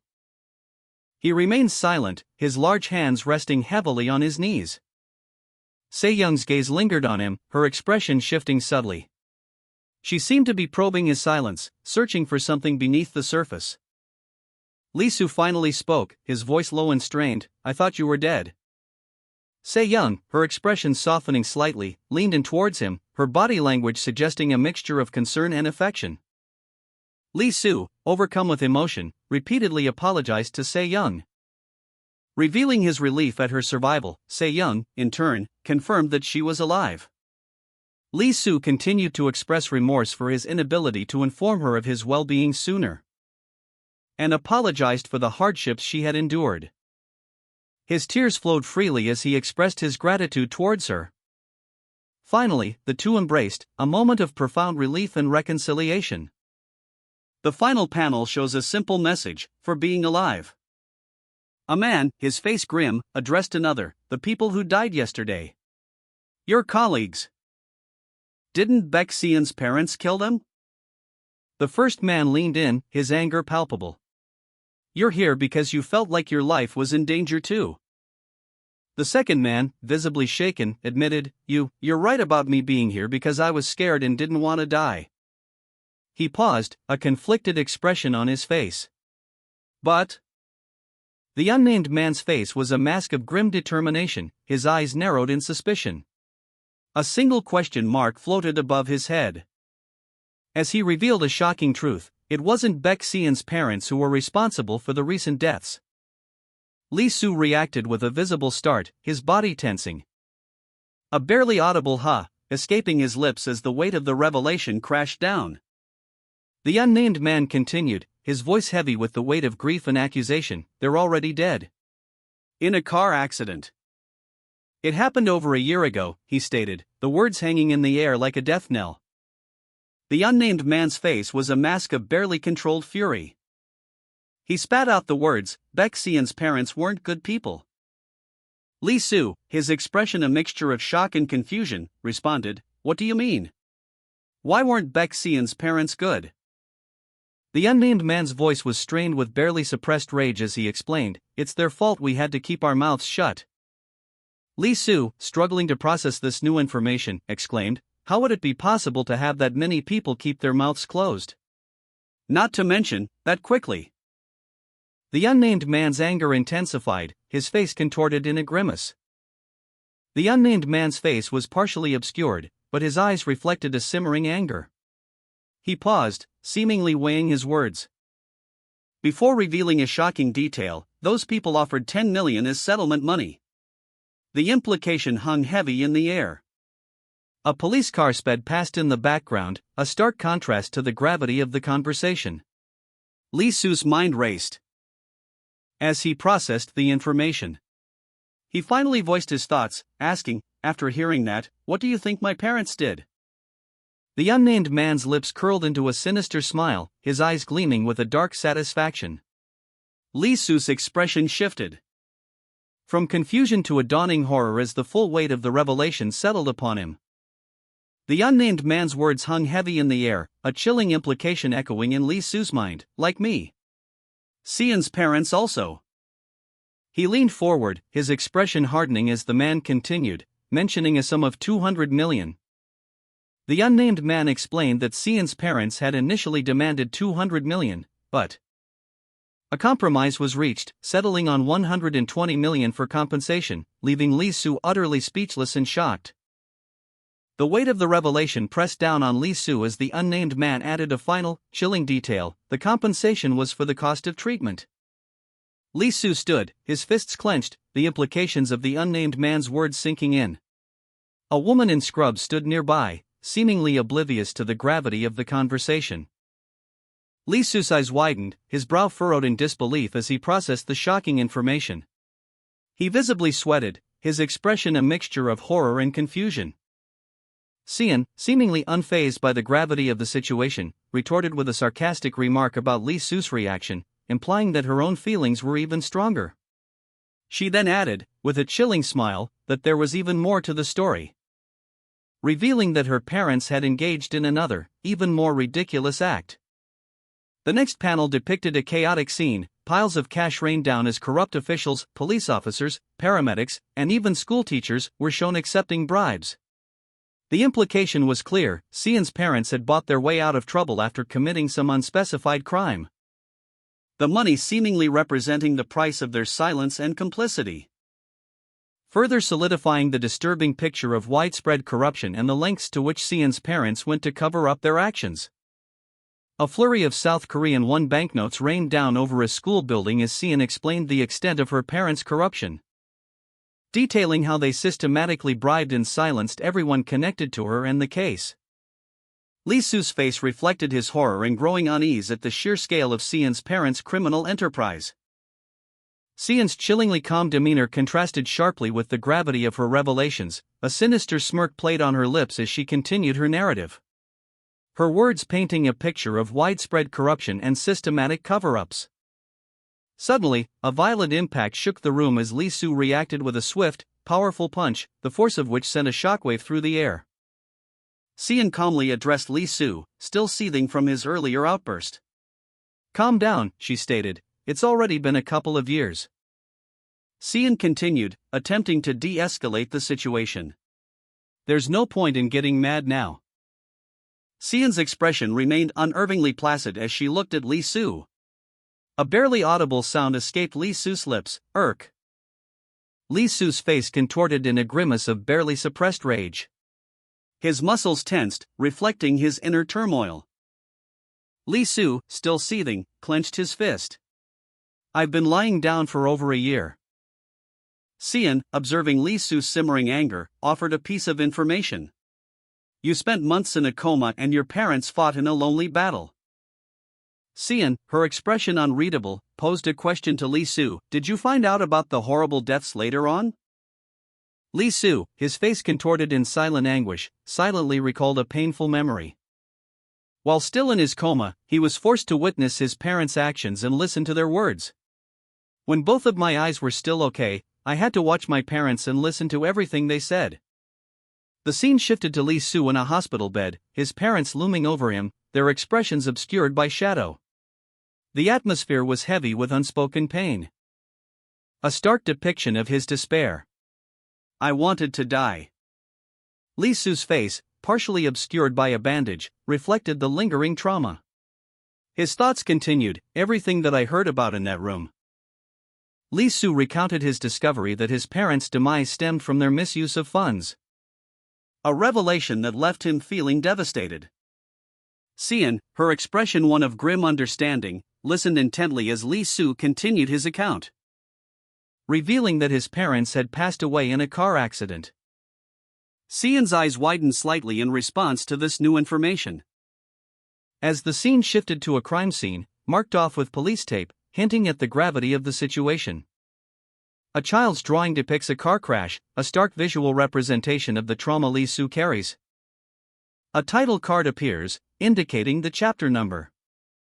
Several small motorboats sped across the water, their wakes churning the surface. A wide shot shows a cityscape in the distance, the scene ending with a sense of unease. Lee Soo and another man sped away in a motorboat, leaving a trail of churning water behind them. Meanwhile, Sian, appearing distressed, hastily boarded a smaller boat. Lee Soo, his expression unreadable, observed from a distance. Sian, her face partially obscured, glanced back, her expression one of apprehension. Sian revealed that she enlisted in the army not long after her parents passed away. Lee Soo reacted with a look of surprise to this revelation. Lee Soo, observing Sian from a distance, reacted with a mixture of surprise and concern to her recent revelation. He questioned how her brother could have left her alone to join the army. But Sian quickly corrected his assumption, her expression hardening slightly. Sian explained that while her brother was returning home from school, the military police arrived unexpectedly and took him away. Lee Soo, still processing this new information, questioned if Sian's account could be verified simply by listening to her. Sian, with a knowing smirk, seemed confident in her narrative. Xian then revealed a further detail, mentioning Seo Young and the people who were with her. Xian stood on a boat, her expression unreadable, as Li Su watched from a nearby dock, his large sword resting at his side. Li Su abruptly commanded Xian to stop talking. Xian's eyes widened, a look of defiance crossing her face as she declared that she didn't want to know anything more. Li Su, his face partially obscured by shadow, pressed her further, questioning whether she was truly uninterested in the people who had helped him. Xian, still on the boat, looked away, her expression hardening as she revealed her true motivation: revenge. Xian's voice rose in anger as she emphasized her desire for vengeance. Li Su's face was a mask of grim determination. He clenched his jaw, his eyes narrowed in fierce resolve. Uttering a single, resolute statement, "I'll do it." Xian, from her vantage point, watched him with a mixture of apprehension and concern. She pleaded, "Don't say that." Her voice laced with worry as she questioned, "Why do you have to be the one to suffer?" Li Su, unmoved, simply replied, "It's not hard for me." Standing tall and powerful on the dock, Li Su declared his intentions to Xian, who remained seated in her boat. "Xian, I'm going to kill those guys." Xian, aboard a boat, looked out at the water with a worried expression. Li Su's voice, filled with grim determination, echoed in her mind, "I'll kill them for revenge in your name." His face contorted in a grimace of rage. Li Su's resolve hardened. Xian's apprehension grew as she heard his words, "We'll get revenge together." Xian's profile showed a conflicted expression, her internal struggle evident. A subtle shift in her expression hinted at a decision. She whispered, "Thank you, Xiong." Xian's face, marred by a jagged scar, contorted into a chilling smile. Her eyes gleamed with a disturbing intensity. Li Su, his dark hair framing a similarly intense expression, mirrored her unsettling grin. Xian's eyes widened, a flicker of apprehension crossing her features as she processed the implications of Li Su's words, but no. Li Su's expression shifted, his smile fading into a look of grim determination as he continued to explain his plan. Xian listened intently, her gaze fixed on Li Su as he revealed the targets of his revenge. "They are the ones you have to kill for me to get revenge. But, the ones who turned against us." Li Su, his powerful physique accentuated by his dark attire, stood protectively over Xian, his resolve unwavering. Their shared commitment to vengeance was palpable. Li Su, his face grim, revealed his plan to Xian. He would personally exact revenge on those who aided in the past affair. "I'm going to be the one to kill them all," he declared, his voice low and dangerous. Xian listened intently, her expression a mixture of apprehension and grim acceptance. Li Su's thirst for vengeance would be her revenge. A woman's voice, cold and resolute, declared, "They are the ones you have to kill for me to get revenge." But she continued, specifying, "The ones who turned their backs on us." A muscular man stood before her, his large sword at his side. The woman added, "The ones who aided in the affair." She stated her grim determination, "I'm going to be the one to kill them all." The man, his face partially obscured, responded, "That will be my revenge." The muscular man revealed, "I killed all the officers present that night." His confession elicited a shocked response from the woman. Before he continued, "I cut my hair like yours." The woman responded, "They might think you did it." She added, "Sorry about that." The woman explained, "At first, I wanted to disguise myself as an accidental death." The muscular man, his face contorted in a grimace, declared, "This is what revenge is. This is why I'm acting like this." He continued, his voice thick with emotion, "This is the reason they should die." With a roar, he unleashed a brutal attack, the impact sending shockwaves through the air. His opponent screamed in agony as the attack connected. The woman watched, a chilling smile playing on her lips as she declared, "People need to know." Her expression hardened, revealing a cold determination. "Isn't that right?" The question hung in the air, a silent challenge. The woman's chilling smile, a mask of cold satisfaction, confirmed it.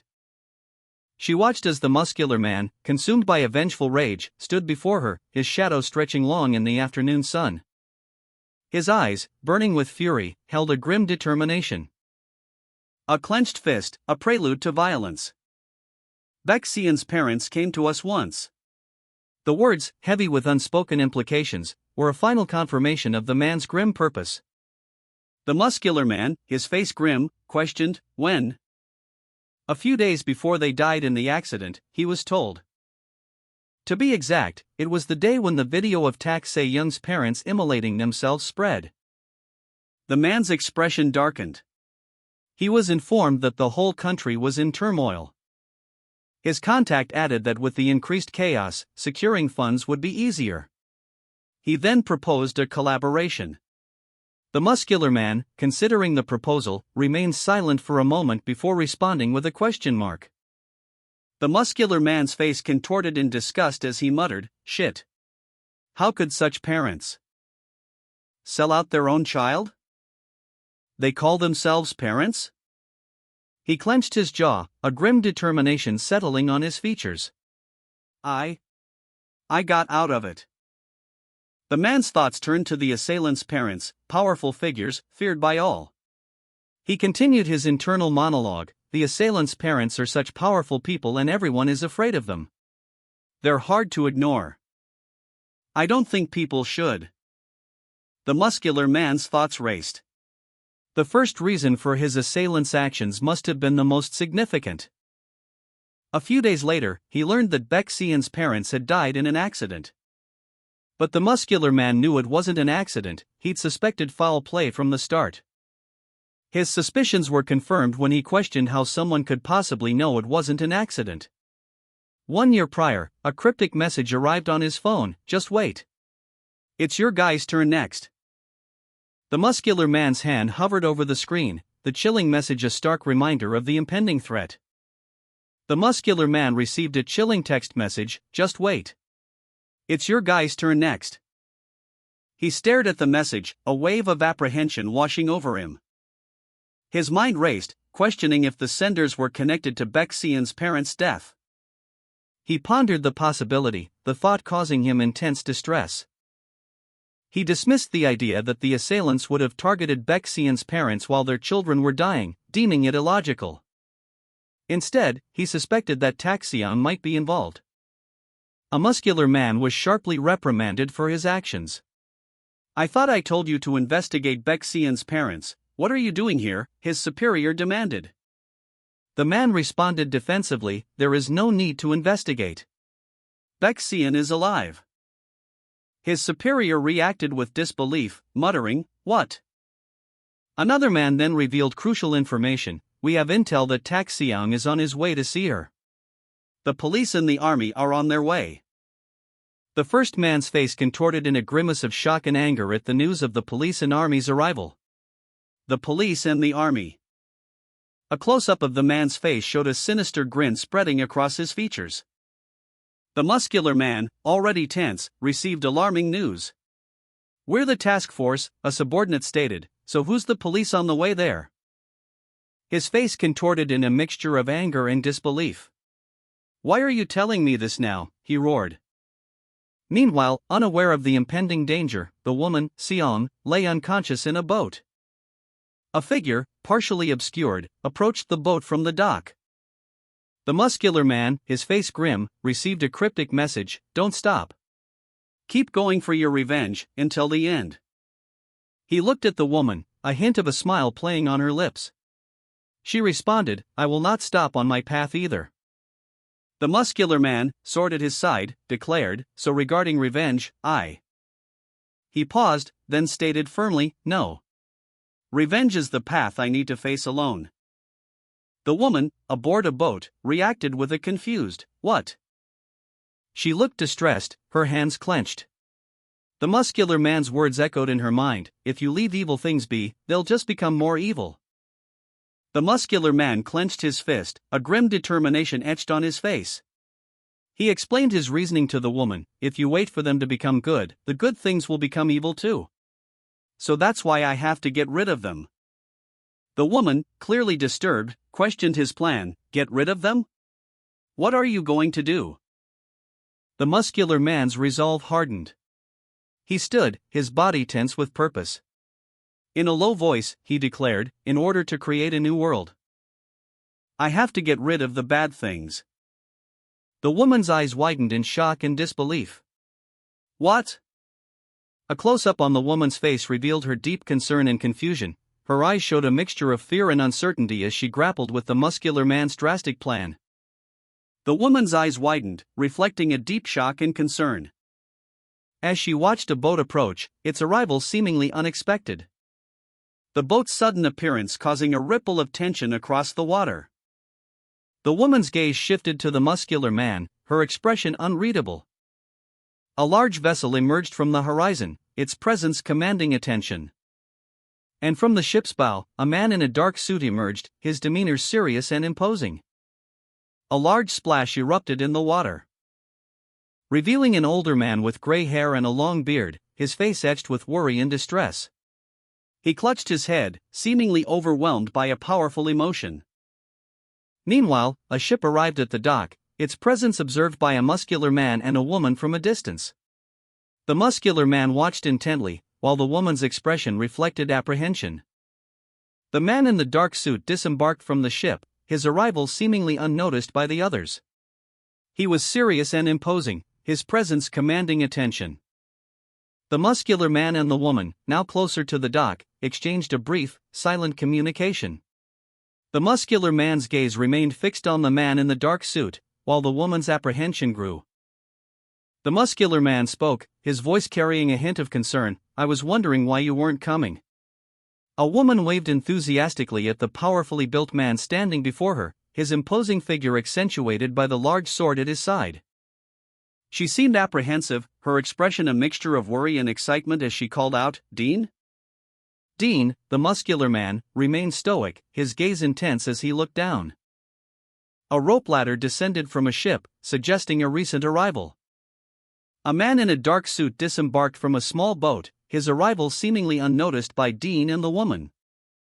Dean's expression hardened, his focus shifting as he observed the man in the dark suit from afar. An elderly man with long white hair and a scarred face, dressed in a dark coat with red accents, holds a small, dark object in his hand. Meanwhile, a woman with long brown hair urges someone named Se-young to hurry up. The woman and the muscular man with a sword stand on a dock, observing the arrival of the elderly man by ship. The elderly man instructs the woman to leave the muscular man, explaining that his mind must be moved before his body can move. The woman, apprehensive, asks the elderly man who he is. The elderly man's face is shown in close-up, his expression unreadable, as he remains silent. An elderly man with silver hair arrived by boat, his gaze fixed on a muscular man standing on the dock. A woman in the boat, apprehensive, questioned the elderly man's identity. I said, "Who are you?" The muscular man, Se-young, was observed intently by both the elderly man and the woman. The woman's apprehension grew as she processed the situation, muttering, "Se-young." The elderly man, seemingly unfazed, responded to her unspoken question with a quiet, almost melancholic, "You know." He then revealed a crucial piece of information, stating, "Our name, we don't have one." The scene opens with a view from behind a figure wielding a large sword, their back to the viewer. In the background, an elderly man with white hair, a woman in a light green uniform, and a muscular man in orange are visible on what appears to be a vehicle. The sword's hilt and scabbard are prominently displayed, emphasizing the figure's imposing presence. The camera focuses on the muscular build of the sword-wielding figure, their arms powerfully defined. The figure's face is partially visible, revealing a determined expression. The figure, clearly agitated, questions the elderly man's intentions, demanding to know if he is being mocked. "Are you playing with me right now?" The elderly man calmly responds, revealing a crucial piece of information, "We are just spokesmen." The elderly man, his face etched with the wisdom of countless years, explained his group's purpose, to aid those lost, like the young man before him. He added that this was all they needed to know. The name Taxion was then revealed, belonging to the young man with dark, brooding eyes. A suggestion to depart was made, prompting a shift in focus to a bustling harbor scene, where a muscular man, his sword strapped to his back, stood by a small motorboat, observing the others boarding a larger vessel. The woman, Se-young, was called out to, her apprehension evident in her expression. The woman, apprehensive, called out to Tak Seong, "Are you not coming?" Seong, brooding, began to board a boat. He was urged on by an unseen voice, "Seong, don't stop." The unseen voice continued, instructing him to proceed as planned, just like you said. Further emphasizing the importance of his quest, keep going for your revenge. The woman, her face etched with determination, silently vowed, I'm going to see the end to my revenge. Seong, now aboard the vessel, stood tall and resolute, his muscular frame a testament to his resolve. The woman watched him depart from the dock. Tak Seong, his face obscured, gripped a long, metallic weapon, its sharp point gleamed ominously. The woman watched him leave, her expression a mixture of worry and grim determination. A brief, almost inaudible sound escaped her lips as she witnessed his departure. Meanwhile, Tak Seong walked away, his back to the woman, accompanied by another man, their figures silhouetted against a gray sky. The accompanying man, seemingly amused, commented on the younger generation, remarking that kids these days are pretty cool. Tak Seong, a smirk playing on his lips, continued walking, leaving the woman and her concerns behind. Tak Seong, his back to the viewer, stood with his glowing sword sheath. He was cloaked in darkness, the ethereal light of the blade illuminating the sharp lines of his powerful physique. A stark contrast to the deep shadows that concealed the rest of his form. He prepared to depart.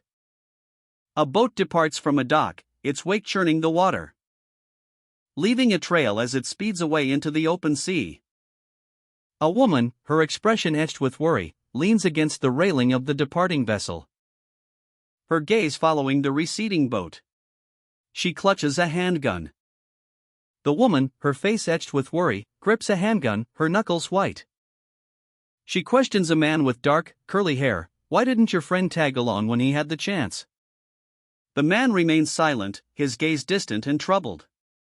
He finally speaks, "Who are you? I haven't seen you before. It doesn't look like you're one of us." He pushes back against her assumptions, stating, "Don't treat me like one of your mental hospital patients." The woman's expression hardens, and she points her gun at him. The woman, her face etched with suspicion, leveled a pointed accusation at the man, "Did you just call all of us crazy?" The man, his expression hardening, remained defiant under her scrutiny. As the woman pressed her advantage, her tone sharp, "Well then, is it sane to teach a kid how to shoot?" He remained silent, his gaze unwavering. The woman, undeterred, continued her relentless interrogation, revealing a chilling motive, "In order for us to make a new nation." "Ah. Also, this is your last chance to move your gun." "A chance?" "That's right." The man's face contorted into a cruel smile, his eyes gleaming with malicious intent. A stark contrast to the woman's horrified expression. "We're arriving soon," a voice announced, the words carrying a chilling finality. Aboard a fishing vessel, the woman brandished a pistol, her gaze fixed on the man, who stood defiantly beside a stern-faced older man. "Before Tak Se-young kills the president's daughter, Jang Soo-young." The older man, his face etched with worry, spoke, "We have to secure Jang Soo-young." A young woman, her expression questioning, responded with a single word, "Why?" The older man, puffing on his pipe, explained, "It's for the future. Before the world completely turns its back on Tak Se-young, we have to stop it from happening." The older man, his face etched with worry, cried out, "Goodness! Soo-hyun!" His voice was filled with a desperate urgency. He continued, "Waiwoon! My son!" Meanwhile, a woman's voice echoed, filled with a mixture of shock and fear, "Suho! My child! What do I do? My child!" Her cries of anguish filled the air.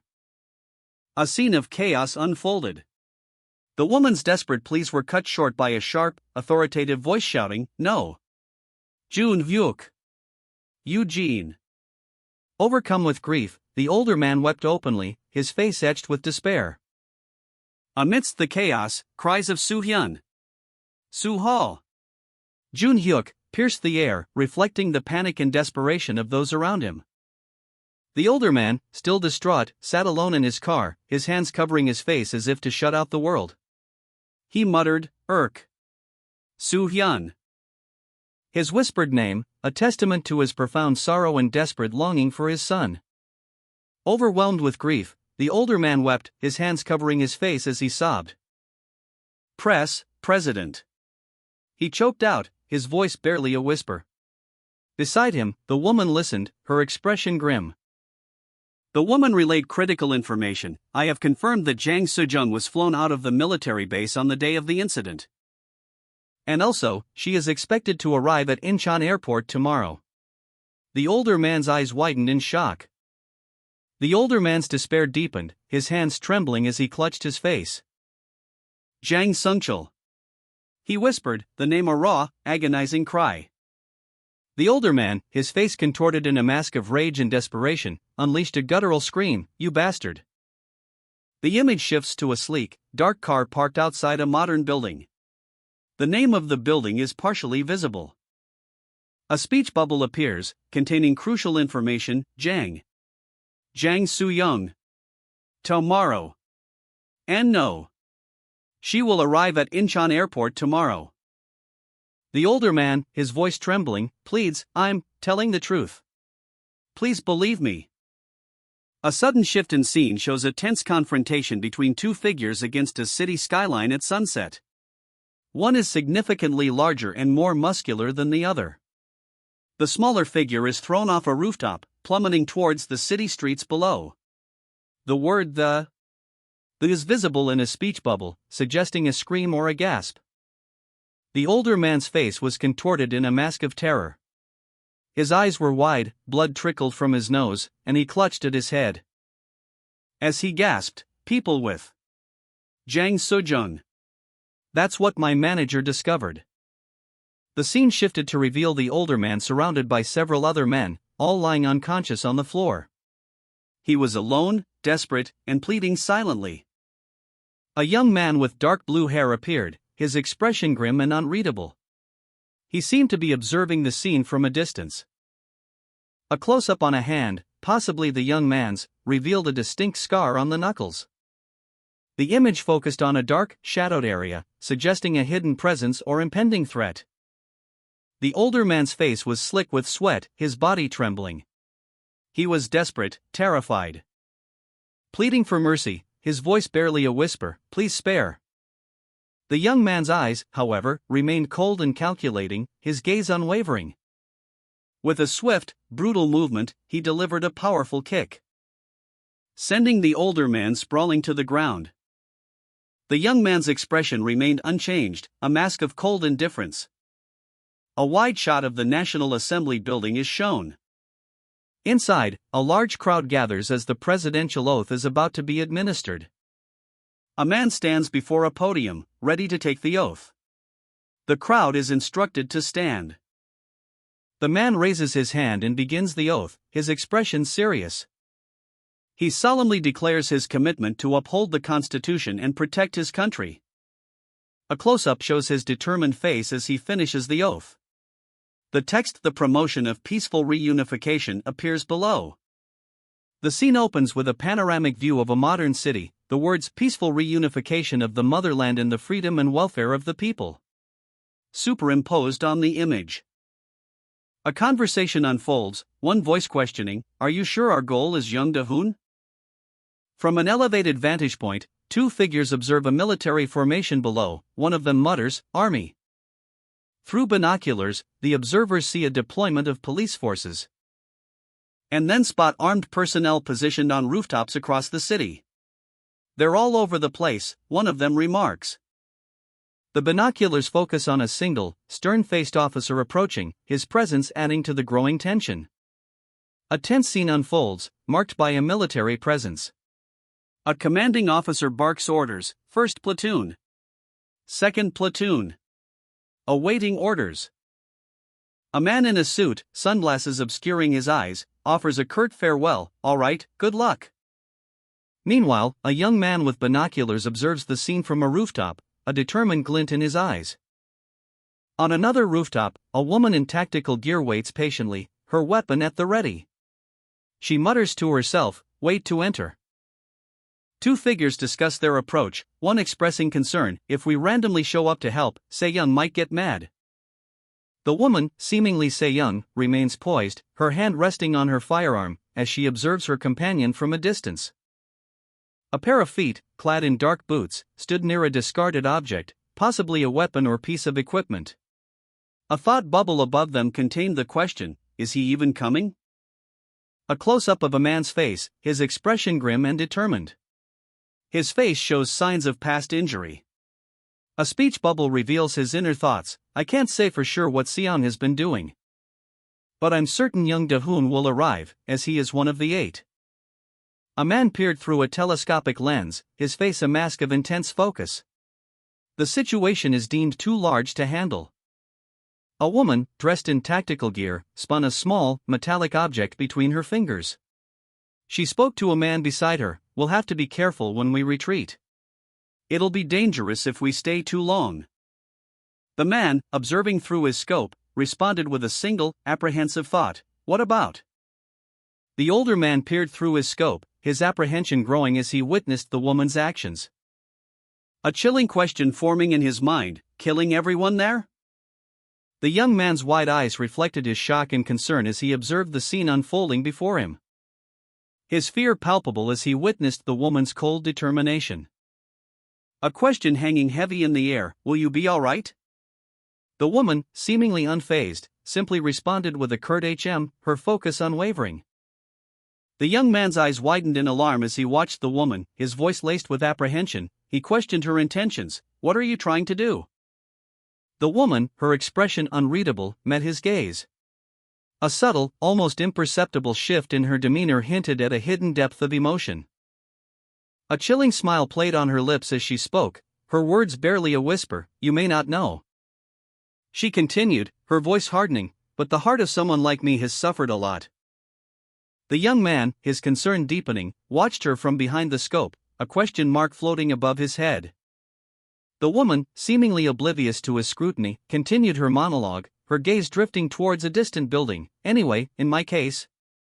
The woman voiced her contempt for the police and army, stating that they did not join to help people like them, instead characterizing them as parasites who only serve those of higher status. A shot of riot police in formation further emphasized the woman's point, as she then revealed her plan to the young man, casually holding a handgun. The woman's question hung heavy in the air: what would change if they killed all 8 of them? The young man's horrified expression reflected his inner turmoil as the woman explained her reasoning for wanting revenge on Se-young. The woman, a grim determination etched onto her face, held a pistol, her eyes gleaming with a cold resolve. A caption box appeared, stating her justification: for the sake of a brighter future in goal. The older man, unseen, continued to observe her through his scope. A blur of motion indicated the woman's swift departure from her location. She sped towards Incheon International Airport, her plan to kill 8 people firmly in mind. Surrounded by a swirling vortex of water, the man hurtled through the air, leaving behind a trail of debris as he ascended, his determined expression hardening as he approached his target. The manhwa opens with an aerial view of Incheon International Airport. A figure is shown speeding towards the airport, moving with incredible speed, a blur of motion against the backdrop of the airport's infrastructure. The figure descends rapidly, creating a vortex of air and debris as they approach the ground. The figure lands with a powerful impact, their face contorted in a grimace of exertion.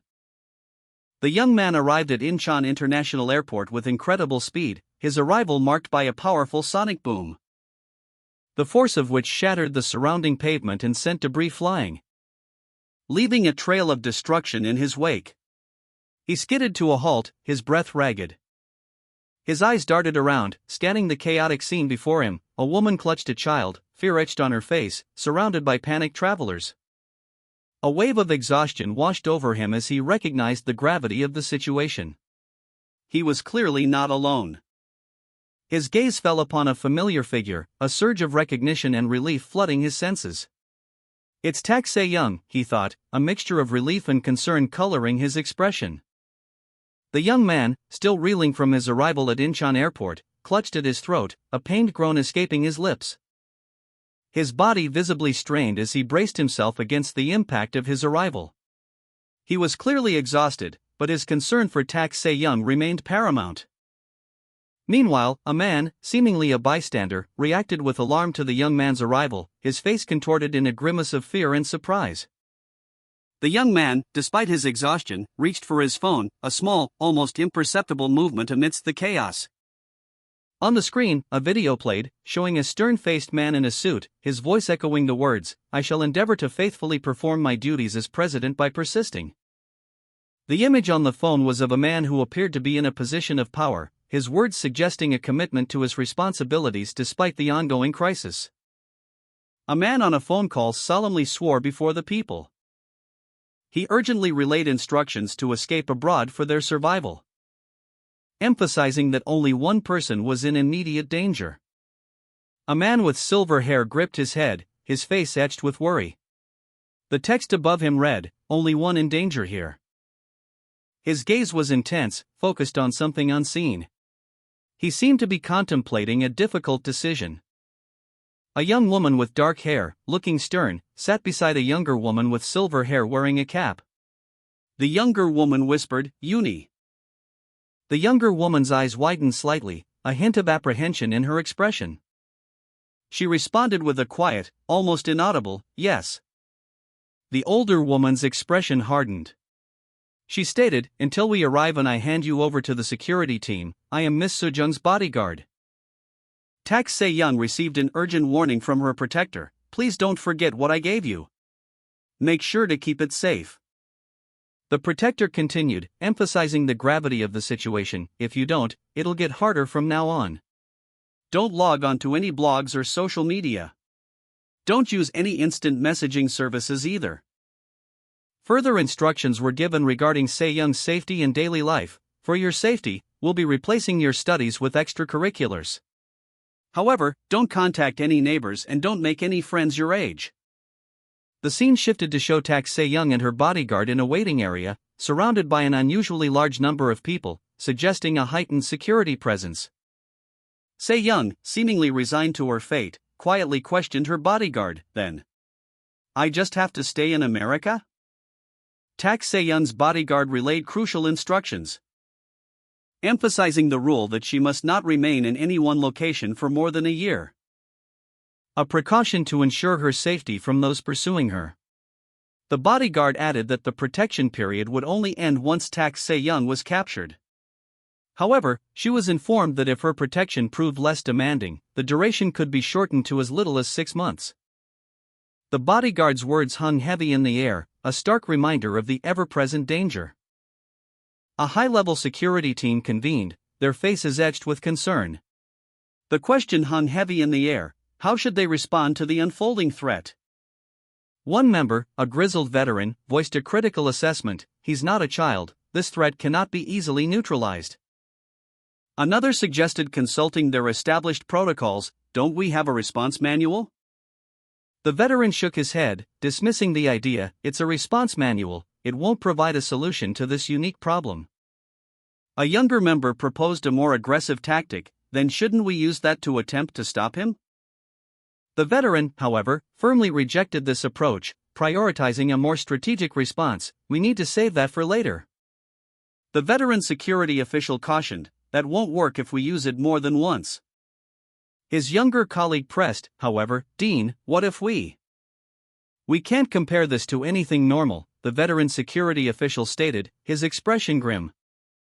The younger security official, clearly concerned, muttered, "He's a completely different kind of person than us," the veteran security official explained, his gaze intense. The veteran security official, his face etched with worry, added, "Always make a habit of assuming the worst." A terse exchange took place over a secure communication channel. "Are you there?" a voice demanded. Special Agent on Kanhyeon responded, "Yes, reporting." The questioner pressed, "How long until Jang Suayel gets on the plane and takes off?" A digital display announced, "Boarding will begin in 20 minutes. A nearby figure urged, "Let's hurry." On Kanhyeon and his colleague moved swiftly, the latter reporting, "Tak Se-young is already here." An Kanghyun reacted with a silent expression of surprise. He then issued a final instruction: if anything happens, carry out the backup plan. The two agents stood in a high-tech command center, their faces grim. An Kanghyun stated, "We have to help the president's daughter." An Kanghyun, overseeing the operation, received a report. Understood. Since we have only been preparing, there are no problems. We'll be on our way now, he stated, his voice firm and resolute. He added, now, it's only a matter of time. A subordinate, confirming the readiness, responded with a crisp, yes. Another subordinate cautiously suggested, shouldn't we start heading out as well? An Kanghyun, however, replied, I have to meet Tak Se-young first. His internal monologue revealed his strategy: even if it's just a little, I have to drag out the time, even though I don't know if it'll work. An Kanghyun's bodyguard voiced his concern, you're going to face him alone? The bodyguard's apprehension was evident as he reiterated, that's too dangerous. An Kanghyun, however, remained calm, puffing on his pipe and simply stating, don't worry. He reassured his bodyguard, asserting, I'm not going to provoke him. Alone in the room, An Kanghyun reflected, what can I do with this old body of mine? He then added, almost as an afterthought, I'm just trying to have a chat. An Kanghyun's bodyguard, ever vigilant, asked a crucial question, are you Agent Nam Ho-young? Tak Se-young reacted with a startled, questioning expression. The scene shifted to reveal a wide shot of the airport waiting area. An Kanghyun and Tak Se-young sat amidst a large contingent of airport security personnel. Lee Suchul, airport security, stepped forward, identifying himself. Tak Se-young's apprehension grew, mirrored by her bodyguard's worried expression. Lee Suchul's calm demeanor belied the seriousness of the situation as he issued a simple request, please follow us. Tak Se-young burst into the airport, her apprehension evident on her face. A sudden, sharp cry escaping her lips as she reacted to something unseen. An Kanghyun, calm amidst the chaos, observed the scene unfolding around him, his bodyguard mirroring his worry. Lee Suchul, exuding authority, calmly approached, identifying himself and directing Tak Se-young and An Kanghyun to follow him. The scene shifted to reveal Lee Suchul, his imposing figure filling the frame. An Kanghyun, his expression unreadable, followed closely behind, his sword sheathed at his back. Lee Suchul, his face etched with grim determination, lamented, this is unfortunate. To think that we would meet again like this. An Kanghyun, his expression unreadable, listened intently. Lee Suchul continued, stating his request to An Kanghyun, the truth is, I have a favor to ask of you. He then made a specific and crucial request, can you possibly let Jang Soo-young go this time? Lee Suchul explained his reasoning, emphasizing the importance of Jang Soo-young's role for the future of this country, in order for this country to become the country that Sian has envisioned. He concluded, to build that country, Jang Soo-young must be alive to negotiate with the current government. An Kanghyun, his imposing figure filling the frame, declared, Jang Soo-young is the only weakness of the current regime. He continued, suggesting a strategic approach, so think of it as Sian's request. Suddenly, Lee Suchul appeared, challenging An Kanghyun directly, did you think you could keep me here alone? Lee Suchul's unexpected arrival startled An Kanghyun. As An Kanghyun warned, if you go and kill Jang Soo-young, Sian will be very disappointed. An Kanghyun revealed Sian's location and intentions, stating, Sian is waiting for you on Young Da-hoon's side. Lee Suchul's face, scarred and grim, reflected his unwavering resolve. It's not too late, he declared, his voice a low growl. His eyes burned with a fierce intensity, a stark contrast to the weary lines etched around them. An Kanghyun stood before him, his expression unreadable. Suchul continued, his tone hardening, I don't care about government negotiations. An Kanghyun's eyes widened slightly in surprise. Suchul pressed on, also, this is the last time I'll let you talk about Sian as a shield. His voice rose in anger, if you do something like this again. His eyes flashed with a cold fury. Even if you mention Sian's name, he hissed, his threat hanging heavy in the air. Lee Suchul, seething with barely contained rage, leveled a chilling threat at An Kanghyun, should you ever cross me again, 100 times, I will kill you. On Kang Hyun, his face etched with surprise and apprehension, could only manage a barely audible gasp of shock. Suchul's words hung heavy in the air, the unspoken weight of his threat palpable. His eyes burned with a furious intensity. Understand? The question hung in the air, unspoken but clearly understood by both men. On Kang Hyun, visibly shaken, retreated, leaving Suchul alone in the vast expanse of the airport. Suchul watched him go, his expression unreadable, before turning and walking away, leaving the lingering tension in his wake. Two men in suits escorted a woman through airport security. One of the men urged them to hurry, while the woman questioned their destination. The woman expressed concern about the safety of their route, pointing out that Taxion would remain a threat even once they boarded the plane. But her escort reassured her that they were fully aware of the risk. One of the men reassured the woman, stating that there was no way for Taxion to find their route.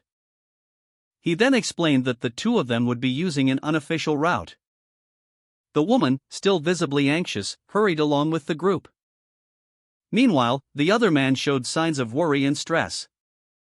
The group proceeded through the airport, the man urging them to maintain focus. A caption appeared, emphasizing that Taxion is now considered the most dangerous terrorist. A large contingent of armed soldiers stood in formation, their faces grim and determined. They awaited orders. As a commanding officer's voice boomed across the airport terminal, "You are hereby ordered to shoot on sight." The soldiers, their expressions hardening, braced themselves for action. "So stay alert." A stern warning echoed through their ranks.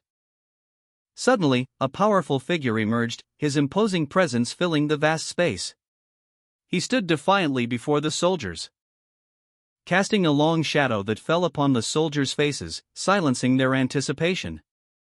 A squad of soldiers, their faces obscured by shadow, stood poised and ready. The air crackled with unspoken tension. Meanwhile, a man with dark, intense eyes stared ahead, his expression unreadable. His veins pulsed visibly beneath his skin. A single word, "move," appeared in bold letters, a stark command against the stark white background. One soldier, his face contorted in fear and apprehension, glanced nervously around. The man with dark hair, now revealed to be powerfully built and wielding a large sword, effortlessly dispatched a soldier with a swift blow. "Ah!" the soldier cried out in pain.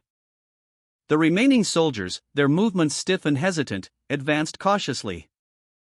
The powerful figure's boots, clad in polished black leather, advanced silently across the airport floor. His imposing figure, a silhouette against the bright interior, cast a long shadow as he moved with purpose. He carried a large, ornate sword strapped to his back. A soldier, eyes wide with fear and sweat beading on his brow, watched the figure approach. His grip tightened on his weapon. Another soldier, equally terrified, raised his gun, aiming directly at the approaching figure. The powerful figure continued his advance, seemingly unfazed by the soldiers' weapons. One soldier's hand trembled visibly. With a swift, brutal movement, the powerful figure disarmed and incapacitated one of the soldiers, sending him sprawling to the ground. A soldier's face, contorted in shock and fear, filled the panel, eyes wide with disbelief as he witnessed an unfolding event. The scene shifted to reveal a powerful figure, their face obscured by shadow, moving with terrifying speed. A blur of motion indicated a swift, decisive strike. The woman, her anxiety palpable, looked around the empty airport terminal, a question mark hanging in the air. What happened? She wondered silently. A caption box appeared, stating, "Tak Se-young is heading for the runway." The implication was clear, the powerful figure was moving toward a specific location, their purpose unknown. Inside a brightly lit control room, a man in a dark suit and glasses spoke into a radio, his voice calm despite the urgency of the situation. He speculated that the powerful figure was searching for Jang Soo-young. Meanwhile, a grizzled, older man with white hair, his face etched with worry, listened intently to a report on his radio. The report detailed the figure's extraordinary abilities, far exceeding normal human capabilities. He immediately issued a command to all units: avoid contact with the powerful figure at all costs. Back in the control room, the man in the suit reassured his colleagues, confidently stating that Jang Soo-young would escape safely. The older man, still monitoring the situation from afar, remained grim-faced, his expression reflecting the gravity of the situation.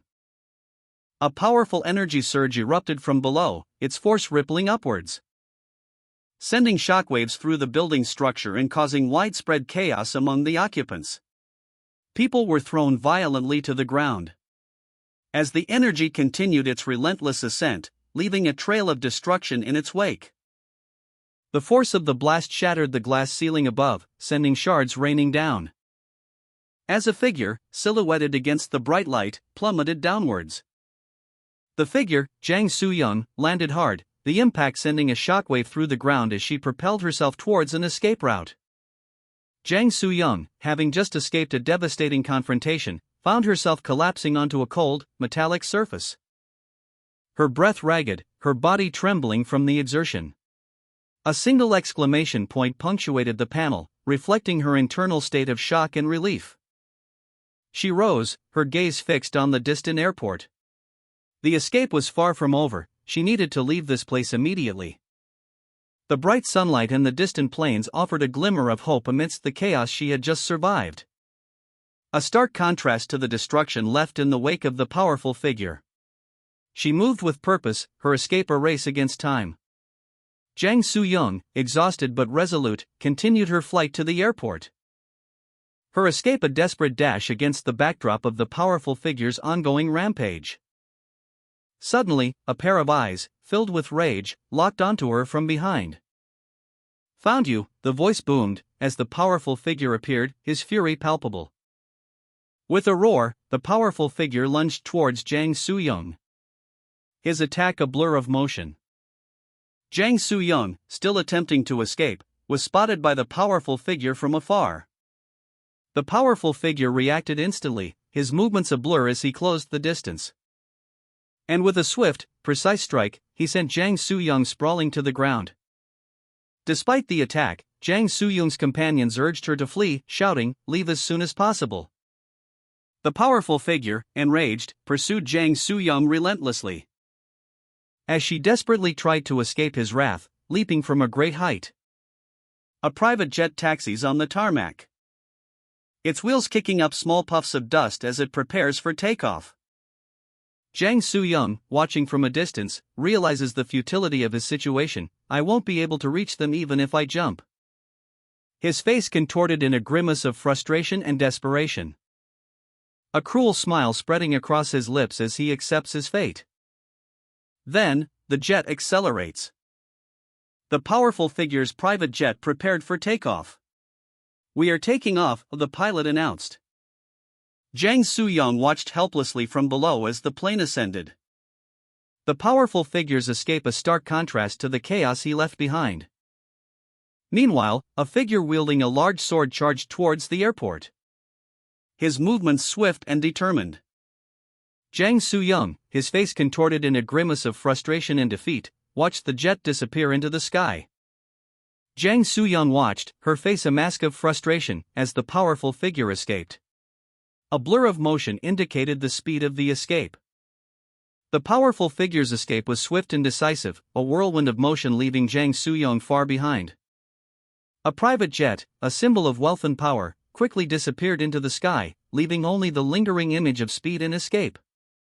A private jet, purple and white, ascended rapidly, leaving the ground far below. The powerful figure's escape was swift and decisive, a blur of motion against the backdrop of the airfield. A final, desperate lunge by Jang Soo-young proving futile as the jet vanished into the sky. Jang Soo-young, defeated, could only watch, a scream escaping her lips as the powerful figure's escape was complete. The jet accelerated, leaving a trail of motion lines in its wake, a stark visual representation of the powerful figure's successful escape. Jang Soo-young watched in frustration as the powerful figure escaped, leaving a trail of turbulent air and ice in his wake. The powerful jet engines of the private jet propelling the powerful figure away from the scene. From the ground, Jang Soo-young could only watch as the jet disappeared into the sky, leaving behind a lingering cloud of exhaust. Meanwhile, a narration box appeared, stating, "Currently, Tak Se-young has no weapons in his hands." Tak Se-young's escape was swift and calculated. He evaded pursuit by utilizing a fleet of identical vehicles, creating confusion and allowing him to slip away unnoticed among the identical cars. Tak Se-young sped away in a vehicle, part of a fleet of identical cars designed to confuse pursuers. As a team of armed officers, acting on the dean's orders, gave chase, determined to stop him, shouting fire as they opened fire on the escaping vehicles. Tak Se-young, unfazed by the hail of bullets, continued his escape, the intense gunfire narrowly missing him as he expertly navigated the chaotic scene, leaving the frustrated officers in his wake.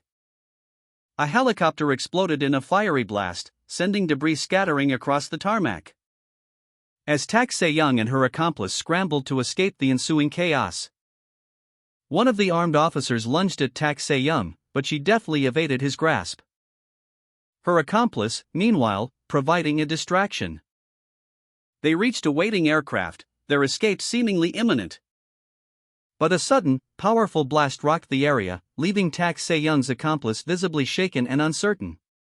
Tak Se-young, her face etched with grim determination, confronted her accomplice. He looked shaken, his eyes wide with a mixture of fear and adrenaline.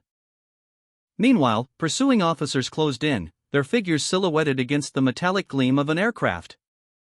Suddenly, the accomplice, with a desperate cry of "AAAHHH," launched himself into action, creating a diversion as he engaged the officers. Seizing the opportunity, Tak Se-young escaped, leaving her accomplice to fend for himself. She glanced back, a flicker of worry crossing her features. The accomplice, despite his injuries, continued to fight, buying Tak Se-young precious time. As Tak Se-young disappeared into the distance, the accomplice's struggle seemed to fade into the background, leaving only the image of his determined, yet desperate, fight. Tak Se-young's accomplice, despite his injuries, continued to fight, creating a diversion, buying Tak Se-young precious time to escape. The force of the impact sent him sprawling across the tarmac, leaving him momentarily stunned and vulnerable. The pursuing officers closed in, their expressions grim. Tak Se-young, having escaped the immediate danger, felt a surge of relief, but his worry for his accomplice remained. His face contorted in a grimace of determination. Soo-hyun stood before the imposing building, rain lashing down, his face etched with grim determination. A silent vow hardening in his heart as he recalled his father's death. He clenched his fists, the memory fueling his resolve. "Soo-hyun." A voice echoed in his mind, a promise whispered on the wind. "Your dad will get revenge for you." The words solidified his purpose, a burning fire in his soul. "I'll return a more painful and terrible death than the pain that you suffered," he vowed, his gaze hardening. Soo-hyun, his face etched with grief and rage, clenched his fists. Tears streamed down his cheeks as he silently vowed revenge. "I'll make them pay for what they did," he muttered, the words a low growl of barely contained fury. Following the funeral, the bereaved families held a press conference. In the days following the funeral, Tak Se-young, the father of one of the victims, addressed the press and the murderer, his voice thick with grief and anger, revealing the brutal nature of his child's death. The families of the victims gathered, their faces grim and determined as they condemned the government's incompetence in protecting its citizens. Meanwhile, Soo-hyun, consumed by grief and a burning desire for vengeance, checked his phone, his eyes scanning the news. News reports detailed the widespread devastation following the initial murders of the president's daughter and another victim. The citizens were reeling from the loss of their friends. In a dimly lit office, government officials huddled around computer screens, their expressions betraying a mixture of fear and uncertainty. Soo-hyun watched a video of his young son, a painful reminder of the tragedy that had stolen his family and left him with a profound sense of loss. But this was only the beginning of his journey, his quest for justice had just begun. The aftermath of the recent events was far from over, it was, in fact, only the beginning of a major controversy. As the news highlighted the hundreds of innocent military and police casualties in the process of Tak Se-young's killings, resulting in a wave of seething public opinion. Those who had previously viewed Tak Se-young as a hero or had honored him mysteriously disappeared. Soo-hyun, deeply affected by the widespread impact of the murders, felt a surge of grief and a burning desire for vengeance. Meanwhile, government officials anxiously monitored the public's volatile reaction, their uncertainty growing with each passing moment. The aftermath of Tak Se-yeon's actions continued to unfold. As the public reacted to the news, the government's narrative framed Tak Se-yeon as a terrorist who disrupted law and order. Online, various individuals shared their opinions. Waterwheel of Rice Cakes commented on Tak Se-yeon's methods, questioning the necessity of such public displays of violence. Cafe Dog simply stated that the situation was ruined. Waterwheel of Rice Cakes then shared a link to a video, prompting Tak XX to express their disapproval. Heartbug called for Tak Se-yeon's capture, while LOL Master defended the military and police actions as following orders. Nalalinala condemned Tak Se-yeon's actions, describing them as a hobby. Wanna get hit? Expressed confusion and disapproval. Yeah noted the irony of Tak Se-yeon's actions aligning with his online persona. Double Life questioned the whereabouts of those who previously defended Tak Se-yeon's actions. Killbang1 expressed their inability to act, while School Boss expressed fear. The name Tak Se-yeon appeared on screen. A stark reminder of his actions. And the consequences that followed, he became a public enemy. News of Tak Se-yeon's actions spread rapidly. A government official, reviewing the footage on his tablet, muttered Soo-young. He slumped against the wall, overcome with grief and guilt. Tears streamed down his face as he whispered, "Soo-young, my kind daughter, your dad is sorry." The weight of his actions crushing him.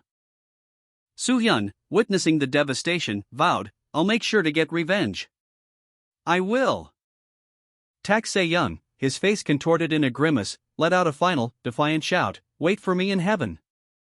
He collapsed onto the highly polished mahogany desk, his body convulsing slightly as the life drained from him. The silence of the opulent office amplifying the finality of his demise. Soo-hyun stood before the imposing double doors of the government official's office, his grief a palpable presence. His resolve hardening with each step he took closer to his vengeance. He announced his arrival with a quiet, yet firm, "I have arrived." Soo-hyun, her expression grim, entered the office of Park Sang-hyun, the head of the National Intelligence Service. "You don't look so good," she observed, her voice devoid of sympathy. Park Sang-hyun, his face etched with weariness and grief, replied simply, "I'm all right." The panel showed Park Sang-hyun's name and title, emphasizing his position of authority. Park Sang-hyun, addressing Soo-hyun directly, stated, "I'll get straight to the point." He gestured towards another man, a figure shrouded in shadow, indicating that this individual would be the one to advise Soo-hyun. The shadowed figure emerged, revealing himself to be Director Park, his face a mask of cold calculation. His presence radiated power and authority. A stern-faced, elderly man with silver hair and a prominent beard introduced himself, "My name is Yang Yunjong." The narration shifted to the past, showing a younger Yang Yunjong in a formal setting. It was revealed that Mr. Yang served as a training instructor in the past, laying the foundation for the country's Ministry of Security until his retirement. In the present, Park Sang-hyun, his face etched with worry, urgently asked, "So is there a way? A way to kill that bastard?" Yang Yunjong listened intently, his expression unreadable. A close-up on Yang Yunjong's face showed his reserved expression as he listened intently. Park Sang-hyun's clenched fist betrayed his desperation, his knuckles were white with suppressed rage. His intense gaze fixed on Yang Yunjong, silently pleading for help. Park Sang-hyun's open mouth revealed a desperate plea, his teeth gritted in barely controlled fury. "What do you need?" he demanded. Yang Yunjong's eyes narrowed, his expression unreadable as he weighed Park Sang-hyun's request. He responded calmly, outlining his plan. "First, we'll have to arrest Young Da-hoon, who is still alive." Park Sang-hyun's face was etched with a profound shock and disbelief. As the weight of his request to Yang Yunjong sunk in, his desperation was palpable. A sudden, violent explosion rocked the city, sending shockwaves through the streets as a building crumbled. A soldier, caught in the blast, screamed in agony. The aftermath of the explosion was catastrophic, a plume of dark smoke rising into the sky. As a city block was engulfed in flames. A terse announcement confirmed the situation: all units have been notified. Amidst the chaos of the explosion's aftermath, a commanding officer barked an order: "Troops, retreat." Park Sang-kyun, still reeling from the shock, watched as a figure emerged from the smoke, his form obscured but radiating immense power. The figure, seemingly impervious to the destruction, commanded, "Don't retreat." Yang Yunjong, calmly assessing the situation, observed the figure's defiant stance. While the soldiers, confused and frightened, questioned the contradictory orders. What is he saying? Their uncertainty deepened as they grappled with the implications of the figure's command. What kind of order was that? What are we supposed to do? Yang Yunjong, his face contorted in a grimace, muttered to himself, "This is why you need to have athletic experience." A thought process interrupted by the sudden appearance of Park Sang-kyun's questioning gaze. Park Sang-kyun, his expression a mixture of confusion and apprehension, silently questioned the events unfolding before him. As he witnessed the mysterious figure's declaration, "I'll go against you." The mysterious figure, seemingly unfazed by Park Sang-kyun's size and strength, confidently asserted, "Being big and strong isn't all that matters, kiddo. Your skills matter." The former boxing world champion, Park Sang-kyun, declared his title with a confident smirk. His opponent, a mysterious figure, countered that avoiding his attacks would be trivial, and challenged him to begin the fight. Park Sang-kyun, adopting a fighting stance, prepared to engage. But his opponent remained calm, stating that this was a fight between only the two of them. Before unleashing a sudden, powerful attack that left Park Sang-kyun reeling in shock. A blinding flash of energy erupted from the attacker's hand, sending Park Sang-kyun reeling backward across the pavement. The force of the blow sending him crashing into a nearby building. From an elevated vantage point, the aftermath of the attack was clear. Park Sang-kyun lay defeated amidst a cloud of dust and debris. A command was issued: "Report Tak Se-young as soon as you find him." Park Sang-kyun lay defeated on the ground, his body battered and bruised. His face a mask of pain and exhaustion. His breathing was ragged. The camera focuses on his chest, highlighting the severity of his injuries. Meanwhile, Yang Yunjong watched from a distance, observing the aftermath of the battle. His expression unreadable. He noticed the arrival of several helicopters. The scene shifts to show a group of men in suits, their faces grim and concerned, discussing the situation. Several helicopters approached the scene of Park Sang-kyun's defeat. Their arrival swift and decisive as they descended towards the city below. Yang Yunjong, observing from a distance, witnessed the reinforcements. A grim expression etched onto his face as he registered the implications. Park Sang-kyun, already severely wounded from his previous encounter, lay defeated, the dust settling around him as the battle concluded. A powerful shockwave erupted from the point of impact, sending a spray of debris and dust into the air. The force of the blast visibly cracking the nearby building's facade, leaving a trail of destruction in its wake. A group of soldiers watched from a distance, their faces etched with concern and alarm. Amidst the chaos, Yang Yunjong observed the scene, a grim expression on his face. Debris rained down around him as he muttered, "TSK." A cold smirk playing on his lips as he silently vowed to keep his distance from the escalating conflict. Park Sang-kyun's body lay broken and defeated, his labored breaths a testament to his grievous injuries.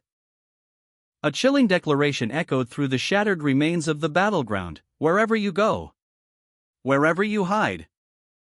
An imposing figure of a new combatant emerged, his sword gleaming, a stark contrast to the destruction around him.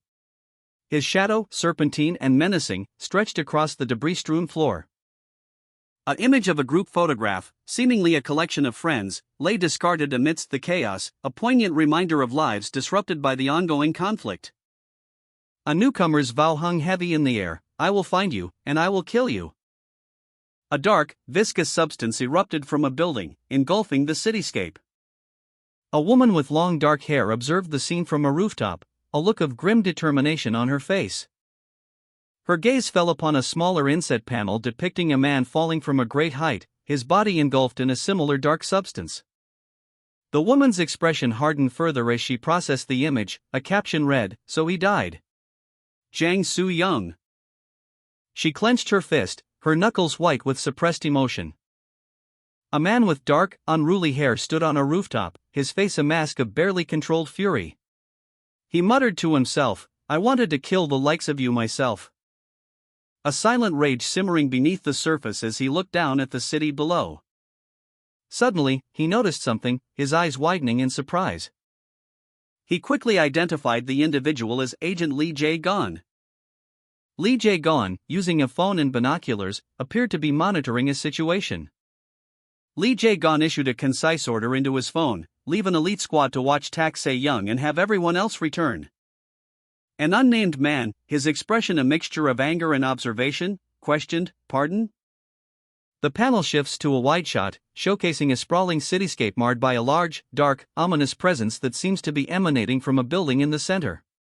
This suggests a significant event or disturbance is underway. The text on the panel reveals that spy agents active in Seoul are targeting Seon. Further information is revealed: China is indiscriminately interfering without regard for location or district. Lee Jae-gon, in response to the unfolding situation, declares his intention to assign company agents to Seon to ensure her safe return. Another character emphasizes Seon's importance, highlighting her value to the organization. A shadowy figure's words echoed, outlining a plan: Seon, a child, would be reborn as a symbolic figurehead, spearheading a movement to dismantle the puppet government. Meanwhile, an unnamed man, his face etched with worry, urgently contacted someone on his phone, his voice laced with concern. Lee Jae-gon, receiving the call, responded curtly, "I understand. I shall personally escort her back myself." The safety of Seon became the top priority. He emphasized the importance of constant surveillance, instructing his subordinate to report Seon's every move, further reinforcing the strict limitations on Seon's freedom, stating that leaving without permission was strictly forbidden. An unnamed man, his face partially obscured, spoke into a phone, his voice tight with worry. "Yes, Dean." He continued, his voice laced with urgency, as he peered through binoculars. The Dean's question hung in the air, unspoken but clearly implied: was Seon safe? The unnamed man's concern deepened as he listened to the Dean's response. The implication was clear: Seon's return was also a matter of concern. Lee Jae-gon, his expression hardening, reacted with irritation to the unnamed man's report. "Can you not start jawing at me?"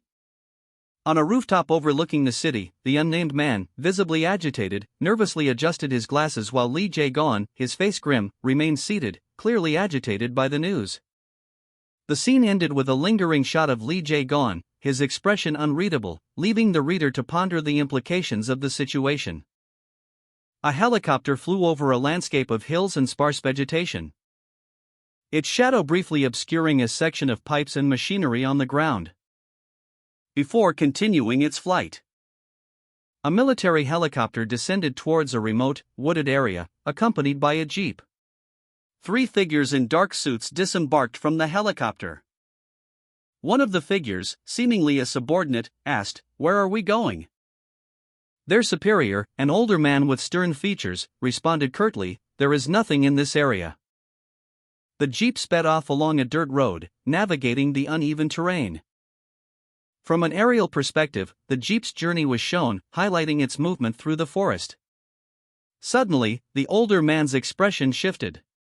He pointed towards a distant location, stating, "There is a military unit up there."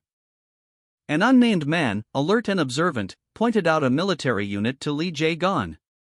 The unexpected presence of the soldiers caused Lee Jae-gon to frown, prompting him to question the military's involvement. Military unit?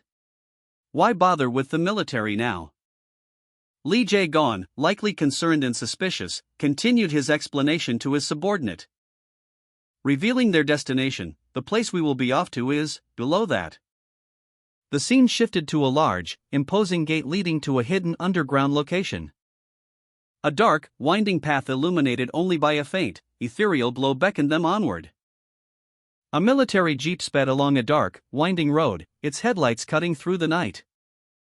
The vehicle's camouflage paint barely visible in the dim light. Inside, Lee Jae-gon's subordinate, Director Park, nervously questioned his superior, Director Park, "Where are we going now?" Lee Jae-gon remained silent, his gaze fixed on something outside the vehicle. He then added, "And what is this tunnel under the military unit?" Director Park, seemingly unfazed, simply replied, "Explain the details then." Lee Jae-gon, his expression hardening, let out a single word, "Huh?" Lee Jae-gon's eyes widened, reflecting a mixture of shock and dawning comprehension. A silent question mark hanging in the air as he stared at the scene before him. The vehicle approached a massive, imposing structure, a military facility, its stark, metallic exterior hinting at a clandestine operation within. Director Park's voice, laced with disbelief, broke the silence. What's this? This facility, when?" The camera focused on a large circular emblem emblazoned on the facility's wall, a symbol that seemed both familiar and utterly alien to Lee Jae-gon. The emblem's design repeated itself across the facility's entrance, hinting at the scale and secrecy of the hidden base. A military vehicle, its headlights cutting through the gloom, rumbled down a ramp into a cavernous underground facility. Lee Jae-gon, his expression a mixture of apprehension and confusion, watched from the vehicle as the surroundings became clearer. Director Park, seated beside him, stared in disbelief, his eyes wide with shock. "Is this?"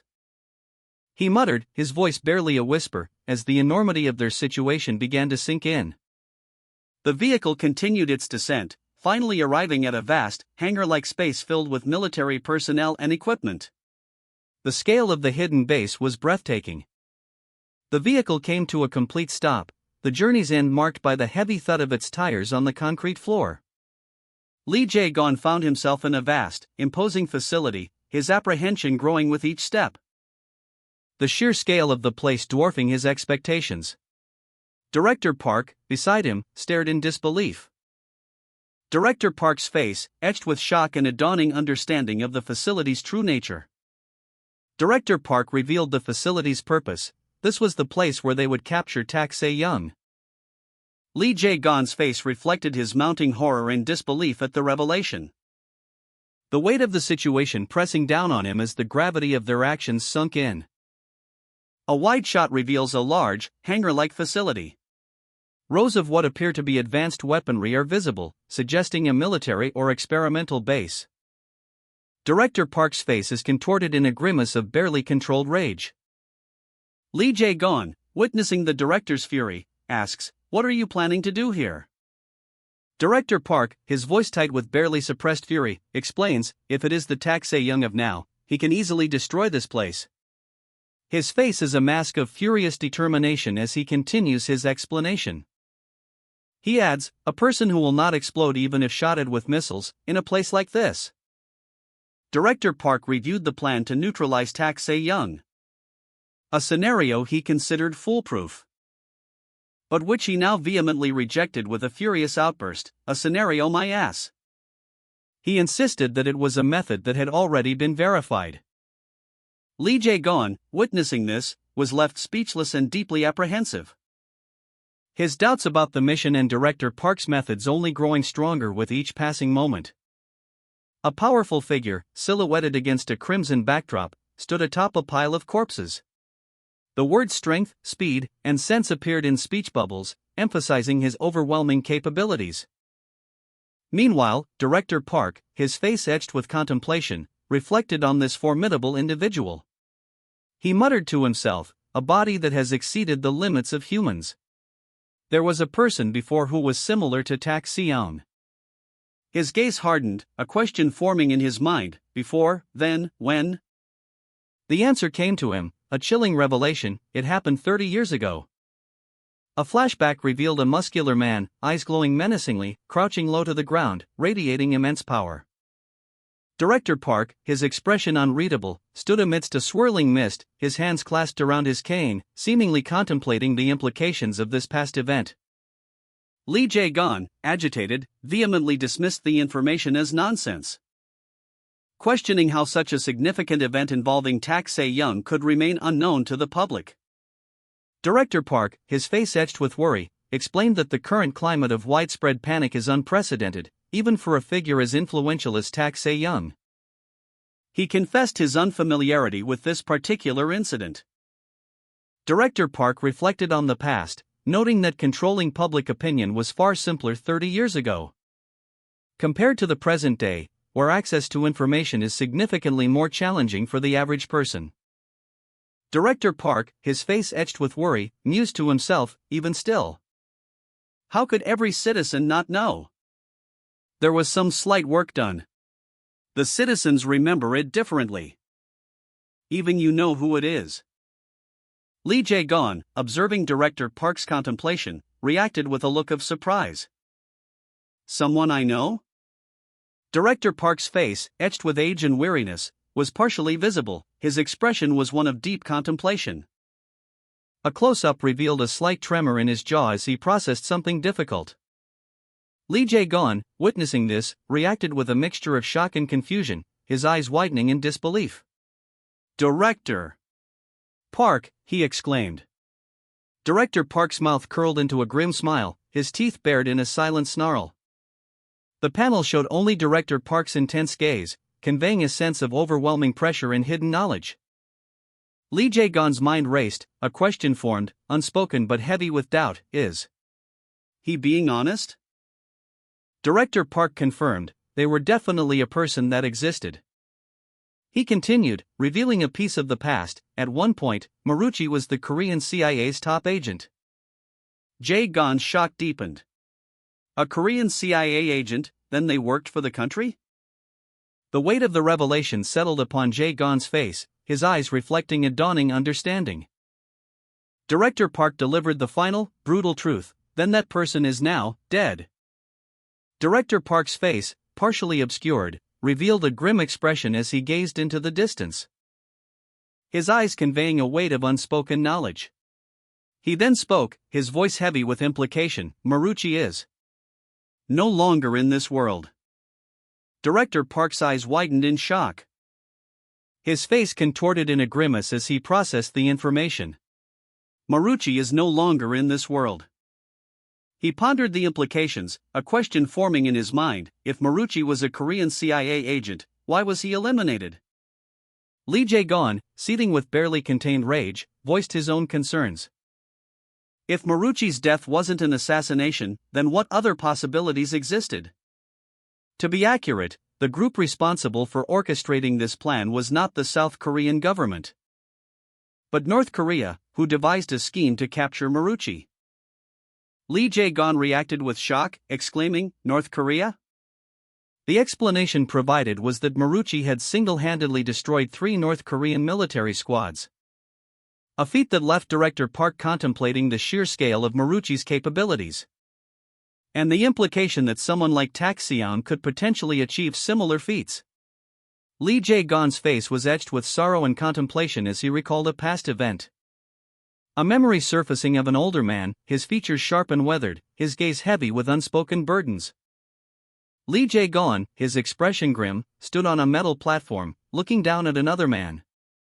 A scene unfolding silently, the tension palpable between them.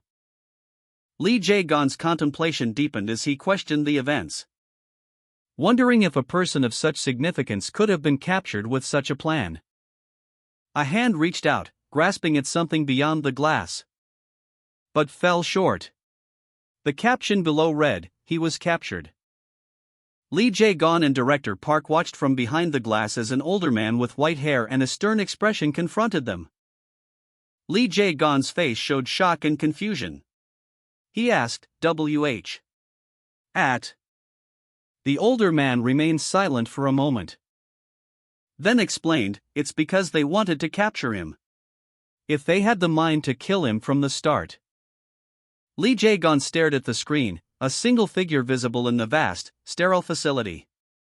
A question forming in his mind, then he probably would not have been able to escape this place. He continued his internal monologue, then how did he come to die? The older man, observing Lee Jae-gon's reaction, explained, at the time, he died while eliminating insurrection forces. Lee Jae-gon, visibly disturbed, questioned, an amazing person like that died to something so small? The older man continued his explanation, revealing he infiltrated a submarine in the East Sea, while performing the elimination of the Japanese. A desperate plea echoed through the city streets, "Please escape this way." A police officer, urgently contacting someone, shouted a warning, "Be careful." The scene shifted to a tense confrontation, a man's voice filled with concern, "Where are you?" Young De-hoon stood defiantly in the middle of a city street, his shadow stretching long behind him. Someone shouted his name from a distance, his face hardening into a grim expression as he turned to face his unseen assailant. A chilling declaration echoed in the air, "Unless I kill you." Young De-hoon's resolve seemed unshaken, a hint of grim determination in his eyes. He looked up, his expression a mixture of anticipation and grim acceptance. Young De-hoon walked down the street, his gaze fixed on Nunwang Middle High School. A grim determination etched on his face. He sensed a presence, a threat unseen but palpable. Suddenly, a powerful concussive force erupted nearby, sending debris flying through the air as a shockwave ripped through the area. De-hoon braced himself for impact. He reacted instantly, leaping high into the air to avoid the worst of the blast.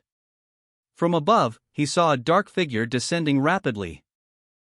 Young De-hoon, anticipating further attacks, launched himself backward, narrowly avoiding an unseen projectile, the force of the near miss sending a shockwave that rippled across the rooftop, leaving him momentarily disoriented as he struggled to regain his footing.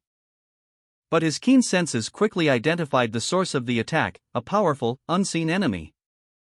He stood on the rooftop of a building, his expression hardening as he processed the implications of the attack. "What do you mean, outcast?" he thought, his anger simmering. Young De-hoon sat in his office, listening to his colleagues' complaints about the rapid pace of societal change. His colleague continued, expressing his concerns about the teacher's many responsibilities and his inability to focus on personal matters. Suddenly, a powerful fist slammed against a nearby wall. A wide shot revealed young De-hoon outside, surrounded by a group of attackers. One of them shouted, accusing him of being stupid and not understanding. Another attacker called him a stupid bastard. The panel focused on young De-hoon's neck, showing the strain of the attack. "It's Tak Seong. Be careful, or we'll become outcasts too. If it were me, I would want to die. How come no one is helping?" "Then you go help him." "No. Do I have a reason to get fucked? Ha ha ha. This whole school belongs to his family." Young De-hoon fell from a great height. Young De-hoon, dangling precariously from a great height, felt a surge of terror as he plummeted towards the unforgiving ground. His eyes wide with a mixture of fear and disbelief as the world rushed towards him. A moment of sheer panic before a strong hand grasped his, halting his descent. A woman, her expression unreadable, pulled him to safety. "It will get better now," she said, her voice a low murmur. De-hoon, his face streaked with tears and grime, looked up at his rescuer, a glimmer of hope flickering in his eyes. A faint whisper escaping his lips, "Seong." Young De-hoon sat precariously on a crumbling ledge, the vast darkness yawning beneath him. He lost his footing and plummeted downwards, his body falling through the air, a silent scream trapped in his throat. A wave of terror washed over him as he fell, his thoughts racing to his parents, to the son I love so much. He thought, his heart breaking with the fear of never seeing them again. The image of his parents filled his mind, a painful reminder of the life he might lose. "Your mother and father will both." The unspoken fear hung heavy in the air. But then, a strong hand reached out, catching him just before impact, pulling him to safety. Young De-hoon, consumed by a fiery inferno, plummeted from a great height. The words "get revenge" echoing in his mind as he fell. His face contorted in a grimace of pain and fury. A silent scream escaping his lips as he braced for impact. He clenched his fist, fueled by a burning desire for vengeance. Then, with a final surge of adrenaline, he unleashed a powerful blow. Young De-hoon plummeted from a significant height, his body a blur against the stark white background. The force of the impact sending a shockwave through the earth, shattering the ground beneath him. As cracks spread like a spider web, radiating outwards from the point of impact, leaving a glowing fissure in its wake as he continued his descent. The debris raining down around him like a dark storm. A testament to the sheer power of his fall. A fissure split the earth, radiating intense energy. The ground trembled violently as rocks and debris were flung into the air. A powerful shockwave rippled outwards, leaving a trail of destruction in its wake. The force of the explosion sent chunks of earth flying in all directions. A chaotic maelstrom of rock and dust obscured the scene, leaving only a blinding white light in its center. A massive explosion rocked the city, sending debris raining down from the sky. The epicenter a chaotic maelstrom of energy and destruction, leaving behind a trail of devastation in its wake. Young Daehoon, amidst the falling rubble, landed hard, his body battered but his spirit unbroken. His eyes blazing with a fierce determination. A thirst for vengeance fueling his every fiber. The manhwa panel displays the name Hyun-suk. A scene unfolds outside a grand building. Someone calls out, "Hyung-nim. Were you waiting long?" Inside, two men in suits meet. One responds, "Not at all. Thank you for coming." The older man reveals, "All the children died, my only daughter died and now you only have one son left." He continues, "Don't you think you'd have to do everything to keep him alive?" The younger man, Young Hyun-suk, of Nan Financial Holdings Savings Bank, solemnly replies, "Hyung-nim." Hyung-nim's face was partially obscured, but a grim determination etched itself onto the visible features. His expression shifting from a calculating gaze to one of profound sorrow. The weight of the recent tragedy was heavy upon him. Hyung-nim, visibly distressed, stood amidst a scene of chaos. A woman wailed in the background, while another man looked on in stunned silence. Young Hyun-suk's son was being held by someone, his face hidden from view. A young man's voice, barely a whisper, broke the silence. Dad?" Hyung-nim, his face etched with grief, spoke to young Hyun-suk, explaining the situation. He relayed the unit commander's assessment of their current predicament, emphasizing the need for them to act as a unified family unit. His words hinting at the drastic measures that may be necessary to ensure the survival of young Hyun-suk's son. The weight of this responsibility was evident in Hyung-nim's pained expression, his hand covering his face. Hyung-nim, visibly shaken, expressed his concern that the hideout's discovery was linked to their current predicament. A sudden, sharp noise startled him. Hyung-nim's face contorted in a grimace as he revealed that Taek-se-young's sole target was Daehoon. A subordinate explained their plan to move Daehoon to a prearranged safe house. A plan Hyung-nim immediately approved, emphasizing the urgency of the situation. Hyung-nim, his expression hardening, explained his personal involvement in the operation. Hyung-nim's subordinate explained his actions, stating, "It is because I thought that you would worry if I didn't deliver these words myself." Hyung-nim, head bowed, listened intently to the report. The subordinate continued, "This way, wouldn't this also make you less nervous?" Overwhelmed with relief and gratitude, Hyung-nim could only express his thanks repeatedly. "Thank you, thank you." A handshake sealed their agreement, as Hyung-nim's subordinate and other associates stood by, observing the exchange. A high-angle, long shot shows city traffic flowing smoothly. A green bus is visible among the cars. Inside, Hyung-nim and his subordinate sat in tense silence.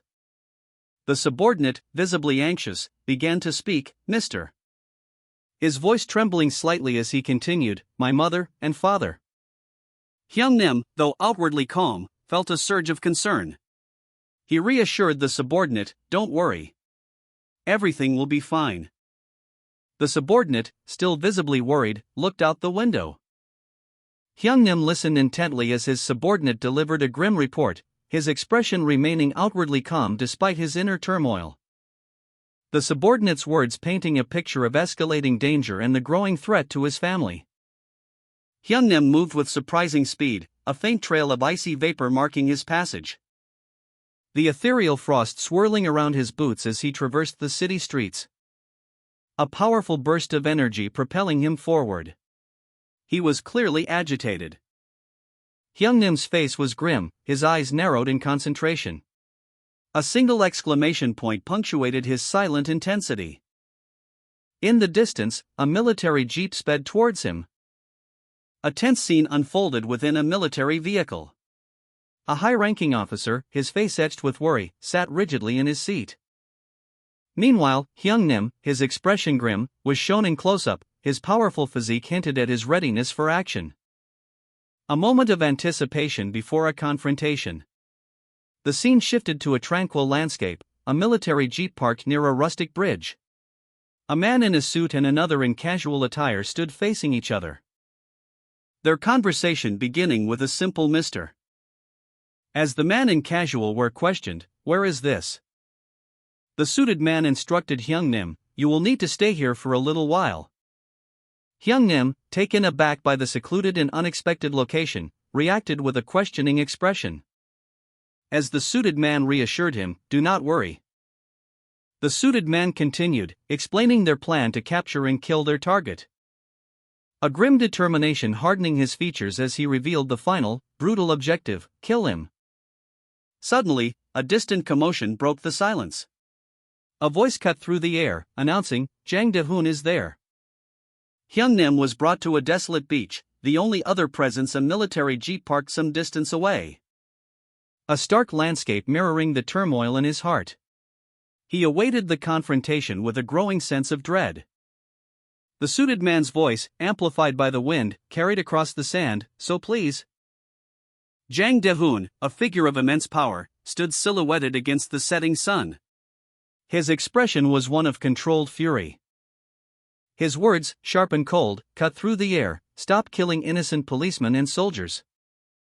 Hyungnim, his face etched with worry, watched as the confrontation escalated. He felt a growing sense of helplessness. Jang De-hoon, his dark hair partially obscuring his face, landed with a powerful impact, his sword held firmly in his grip. A slight grimace etched onto his features as he braced himself for the next attack. He muttered a single word, "Tisk." He launched himself into the air, his movements swift and precise, a blur of motion against the setting sun. Leaving a trail of energy in his wake as he disappeared from view. A large explosion erupted below. The suited man and his associates stood in a sterile, modern facility. "Good work," one of them stated, acknowledging a job well done. However, another questioned the necessity of such personal involvement. "But was there really a need to do that kind of work yourself?" he inquired. The suited man responded with a firm conviction. "When doing something, it is better to do it properly by oneself." His tone suggested a deep-seated belief in personal responsibility. He further explained his actions, revealing a strategic motive. "If I didn't go, young Hyun-suk wouldn't have handed his son over so easily." His words implied a calculated risk and a successful manipulation. A close-up on Hyungnim's face showed a chilling, satisfied grin. His expression spoke volumes about his ruthless efficiency and cold calculation. The suited man received confirmation, "Your assessment is correct." He then inquired about Jang De-hoon. Observing the scene unfolding before him, the suited man declared it a mess. The suited man and Hyungnim surveyed the scene, their expressions grim. As a distraught young Hyun-suk pleaded, "I just want to be with my father." His desperation continued, his plea echoing through the sterile environment, "Please let me out of here."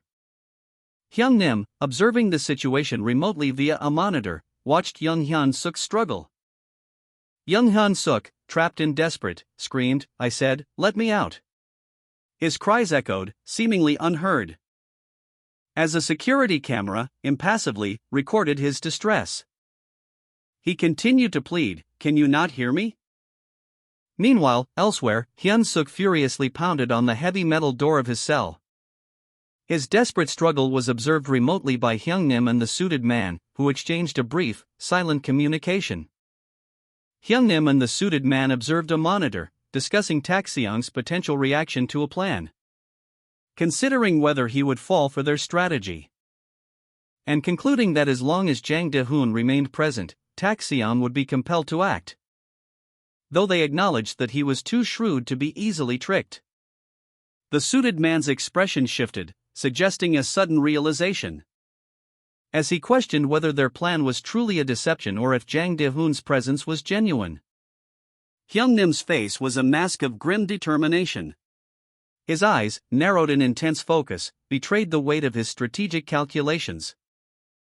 A silent question hanging in the air as he considered the implications of their plan. Jang De-hoon must stay there until the end, he stated, the words carrying the weight of a critical decision. A suited man listened intently, his expression unreadable.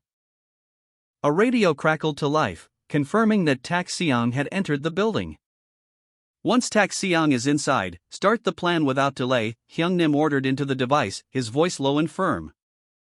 Hyung-nim's fist clenched, a surge of power emanating from him as he silently confirmed the plan's commencement.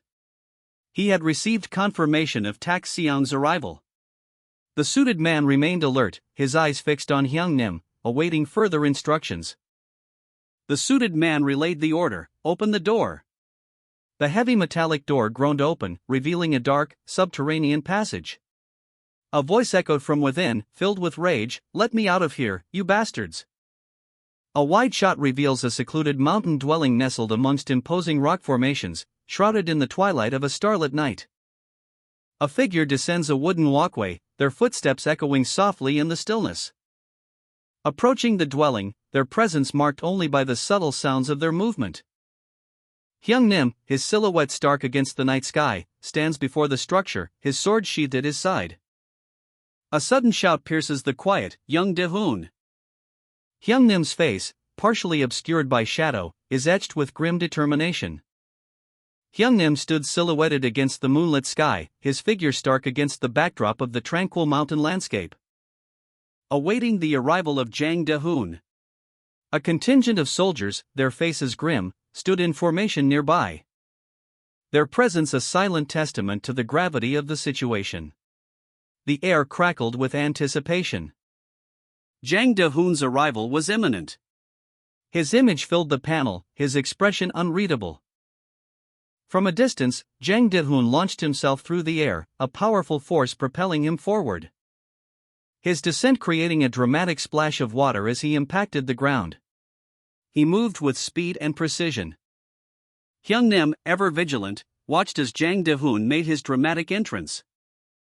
The glint of the jeweled hilt of his sword catching the light. The weapon seemed to hum with barely contained power. He raised the sword high above his head, a clear challenge to all present. With a roar, Jang De-hoon unleashed a devastating attack, a torrent of energy erupting from the blade. The force of the blow leaving a visible trail of energy in its wake. The sheer power of the attack was breathtaking, a testament to Jang De-hoon's skill and strength. A crimson blade, imbued with immense power, descended from above. Its trajectory aimed at the rocky terrain below. The impact causing a devastating shockwave that shattered the stone into countless fragments. Jang De-hoon unleashed a devastating energy blast. The raw power of the attack creating a massive crater in the earth, leaving behind a scene of utter destruction. Hyung-nim watched, assessing the scale of the attack and Jang De-hoon's capabilities. Two bombs, seemingly unaffected by the blast, were seen falling from the sky. The impact of the bombs created another shockwave, sending debris flying across the landscape as Hyung-nim braced himself for further attacks. Jang De-hoon's powerful energy attack had subsided, leaving behind a scene of devastation. Numerous chunks of debris littered the ground where the bombs had fallen. Hyung-nim, his expression a mask of grim determination, observed the aftermath with narrowed eyes. The sheer force of the attack was evident. A low, guttural sound escaping his lips as he assessed the situation, preparing for any further attacks from Jang De-hoon. The air crackled with tension. Elsewhere, Tak Seong, still imprisoned, groaned in pain. His struggle against his bonds was futile. The metallic clang of his restraints echoing in the confined space. His fate remained uncertain. Meanwhile, a figure emerged from the shadows, his face obscured. He moved with a quiet intensity, his presence a palpable threat. Jang De-hoon's attack reverberated through the air, the force of the blast visible even from a distance. Leaving a crater in the ground where Tak Seong had been standing moments before. The impact sent tremors through the earth. And Hyungnim watched, his eyes narrowed in assessment, bracing himself for any further attacks. Meanwhile, a suited man emerged from the shadows, silently observing the scene. His expression unreadable. Jang De-hoon, panting slightly, stood amidst the chaos, a triumphant yet wary look on his face. The aftermath of the attack left Hyungnim visibly shaken, his face etched with concern for Tak Seong's fate. Tak Seong cried out in pain as Jang De-hoon's attack struck him. The raw power of the blow sending tremors through his body, leaving him vulnerable and defeated. Hyungnim watched, his face etched with concern, as the energy dissipated. The aftermath of the attack leaving a trail of destruction in its wake. His gaze fixed on Tak Seong's seemingly lifeless form. Jang De-hoon stood over his defeated opponent, Tak Seong, a cruel smirk playing on his lips. The words "hide and seek" is over, echoing in the air. De-hoon's name, a declaration of victory, punctuated the silence. Hyungnim watched, tears streaming down his face, as the events unfolded before him. The weight of Tak Seong's defeat heavy on his heart. With this, Jang De-hoon revealed himself, a triumphant grin spreading across his face. "Hide and seek is over," he declared, his voice echoing with power. De-hoon. The aftermath of the battle left a trail of destruction, smoke and debris filled the air around the cave entrance. A soldier relayed urgent orders over his radio, seal the entrance with the remaining explosives. Following the order, a powerful double explosion rocked the area, sending a shockwave that crumbled the stone bridge and surrounding terrain, completely sealing off the entrance. Jang De-hoon, battered but victorious, stood amidst the debris. He surveyed the scene, his expression grim. Tak Seong lay unconscious nearby. The suited man observed from a distance, his features obscured by shadow. Jang De-hoon stood over his defeated opponent, Tak Seong, who lay unconscious on the ground. His imposing figure casting a shadow over the scene. Hyungnim observed from a distance, his expression a mixture of concern and awe. Meanwhile, the suited man remained a silent observer, his gaze fixed on Jang De-hoon. Tak Seong, defeated and barely conscious, muttered the name De-hoon? Jang De-hoon, a smirk playing on his lips, asked, "Get started," his tone suggesting a readiness for further conflict. Jang De-hoon unleashed a swift, powerful blow, striking Tak Seong in the chest, sending him sprawling to the ground with a pained cry of "Cook." Tak Seong lay defeated, his body racked with pain, blood trickling from his mouth. Jang De-hoon stood over his fallen opponent, his expression grim but victorious. He observed the unconscious Tak Seong, his eyes scanning the surroundings for any further threats. The sounds of "Cook" echoed in the alleyway as Tak Seong continued to writhe in pain. Jang De-hoon unleashed a devastating blow, sending Tak Seong sprawling to the ground. The impact echoing in a resounding ahhhh as Tak Seong cried out in pain, leaving a pool of blood on the floor as Jang De-hoon stood over his fallen opponent. The close-up showing the extent of Tak Seong's injuries. Jang De-hoon stood over Tak Seong, his victory evident. He then addressed his defeated foe with a chilling command, "Get up." Tak Seong, defeated and bleeding, lay on the ground, his face contorted in pain. The scene was one of stark contrast, the aftermath of a brutal fight, marked by smoke and the lingering scent of battle. Jang De-hoon, his silhouette imposing against the gray backdrop, stood over his fallen opponent. "I said, get up," he commanded. Tak Seong, groaning in pain, attempted to rise, his body trembling with exertion. But his strength failed him, and he collapsed again, his face etched with agony. With a swift, decisive movement, Jang De-hoon delivered a final blow, sending Tak Seong sprawling once more. Tak Seong's face, contorted in a grimace of pain and barely suppressed rage, was a testament to the brutal beating he had just endured. Jang De-hoon, having delivered the final blow, watched as his opponent crumpled to the ground. the impact of the strike sending tremors through the very structure of the building. Debris rained down from the ceiling as Tak Seong crashed into the wall. Hyungnim, observing from a distance, felt a surge of concern for Tak Seong's well-being. While the suited man, ever enigmatic, maintained his detached observation from afar. Tak Seong coughed, a bloody splatter marking the wall. He struggled to rise, his body screaming in protest, but the damage was done. The fight was decisively over. Jang De-hoon unleashed a brutal blow, sending Tak Seong crashing into a wall.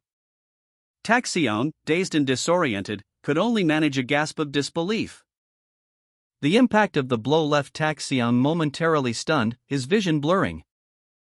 As his vision swam, Tak Seong felt a surge of panic as he struggled to regain his bearings.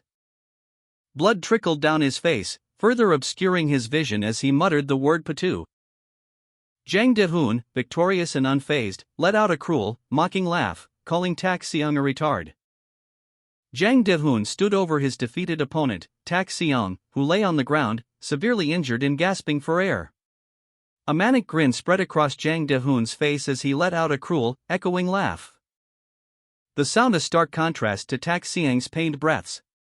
His body trembled, his eyes wide with a mixture of shock and defeat. Meanwhile, Hyungnim and the suited man observed the scene from a distance, their expressions unreadable. The suited man's gaze shifted to a monitor displaying a grainy image of Tak Seong's final moments. He muttered to himself. That's not tear gas, right? Is it something like poison or a biochemical weapon?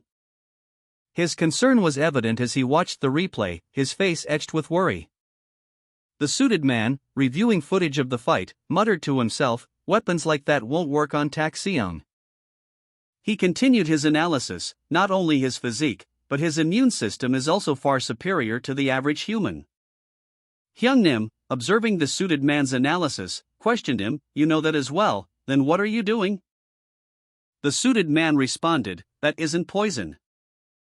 Hyungnim's expression hardened as he stared at the screen showing a cloud of gas emanating from a ventilation shaft. That isn't poison? Hyungnim's gaze was intense, his suspicion growing.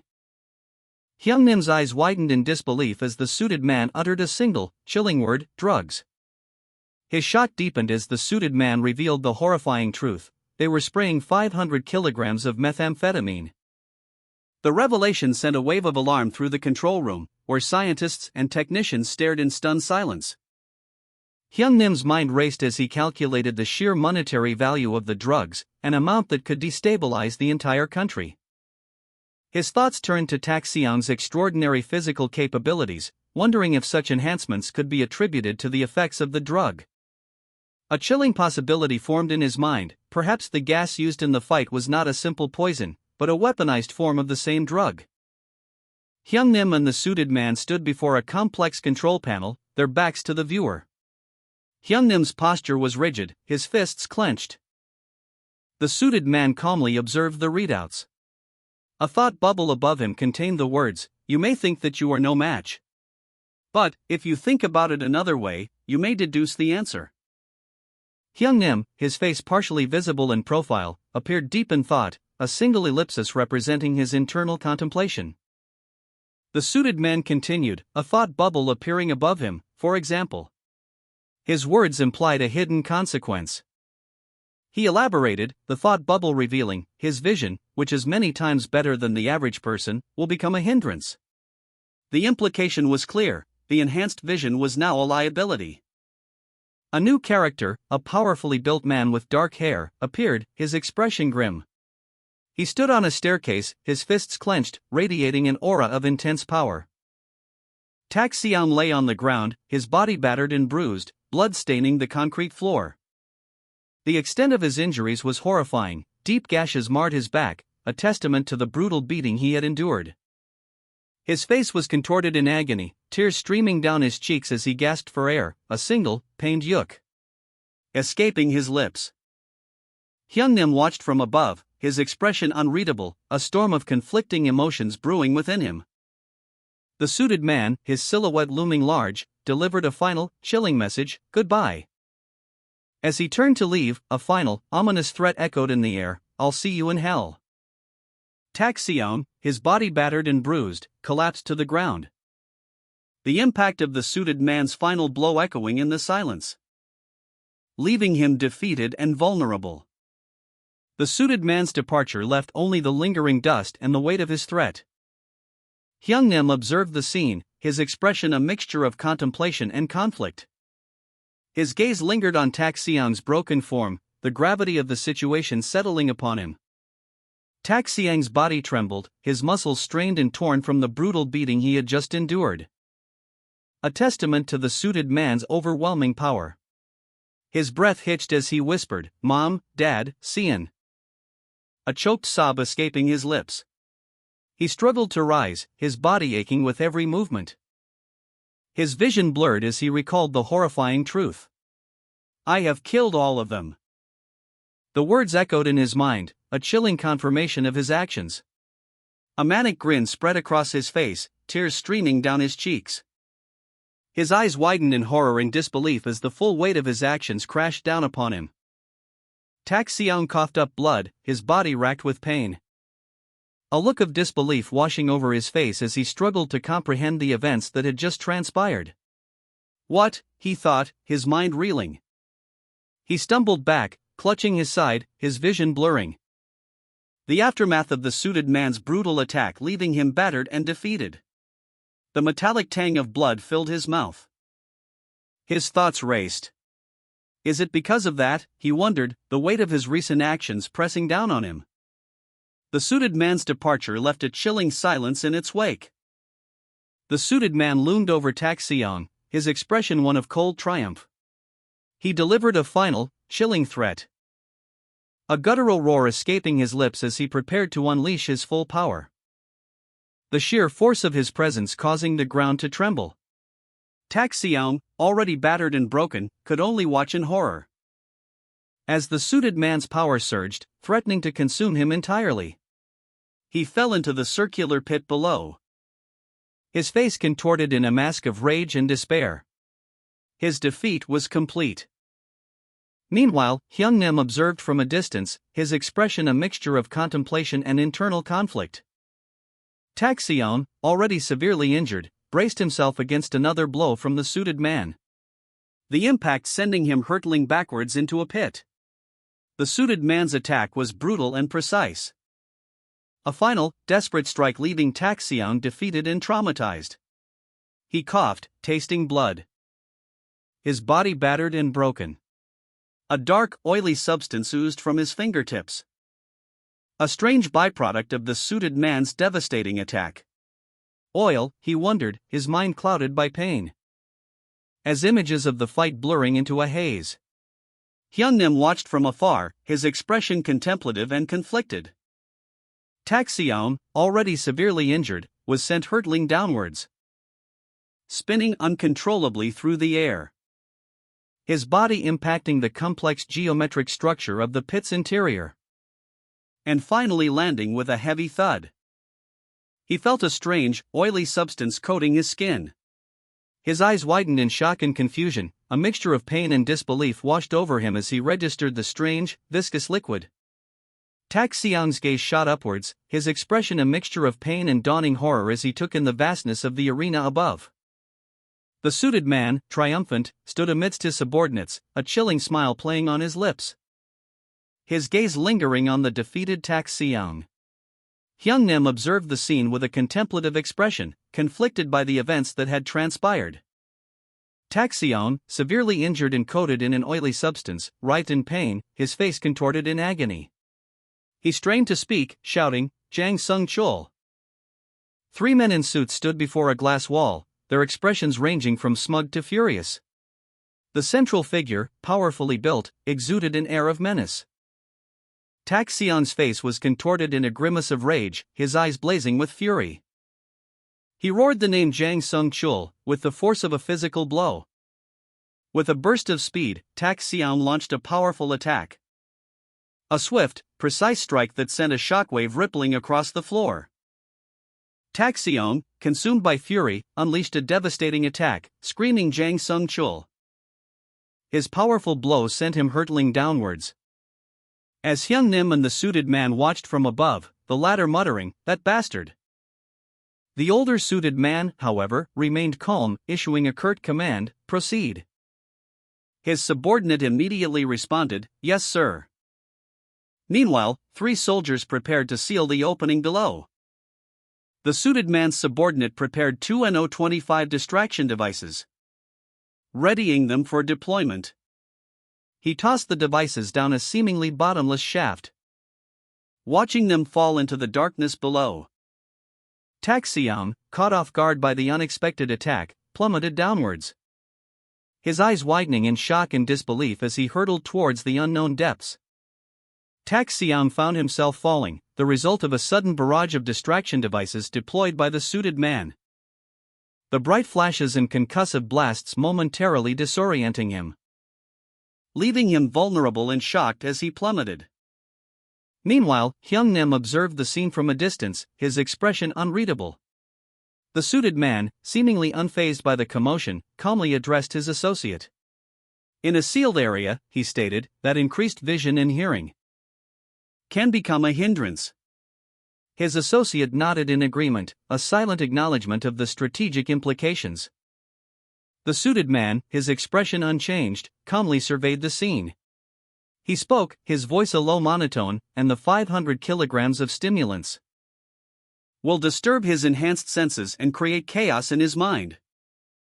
Hyung Nim watched as Tak Seong, his body convulsing, was hit by a wave of disorientation. A sharp pain racking his senses as the stimulants took effect. He crumpled to the floor, a pained cook, escaping his lips. Tak Seong, his senses dulled by the stimulants, crawled weakly across the metallic floor. Meanwhile, in the observation room, the suited man watched intently, along with several other figures. "Kill him right now," he barked, his voice sharp and commanding. The suited man's order was met with a moment of hesitation from his subordinate, who questioned the urgency. "What are you hesitating for?" the suited man snapped, his impatience growing. The subordinate explained, "Even though his senses are dulled, knives and guns still don't work on him." The suited man, unfazed, responded, "If you want to be sure in finishing off Tak Seong, we have to proceed as planned." Governor Yang and Director Park discussed Tak Seong, noting that powerful countries worldwide are vying to acquire him. Governor Yang suggested extracting Tak Seong's blood if possible. Director Park, alerted by an urgent message, looked concerned. Governor Yang reflected on the failed assassination attempt from North Korea, stating that such a plan would not work twice. He explained that Tak Seong's heightened senses would adapt to any repeated attempts. The scene shifted to show Governor Yang and 2 suited men, seemingly plotting further actions against Tak Seong. Governor Yang, his expression grim, voiced his concerns to his associates. If Tak Seong escaped, recapture would be impossible. He stated, the weight of the situation heavy on his shoulders. He then posed a critical question: would they still proceed with the plan? The answer, delivered with steely resolve, was a definitive yes. They would move forward with the final phase of their operation. Governor Yang, flanked by his loyal suited men, stood resolute in a large industrial facility. He held a strange, gnarled staff, a symbol of his authority and the power he wielded. Meanwhile, in a separate control room, technicians monitored various screens, their faces illuminated by the glow of the monitors. One technician, with a focused expression, precisely manipulated a series of controls, initiating a sequence of events.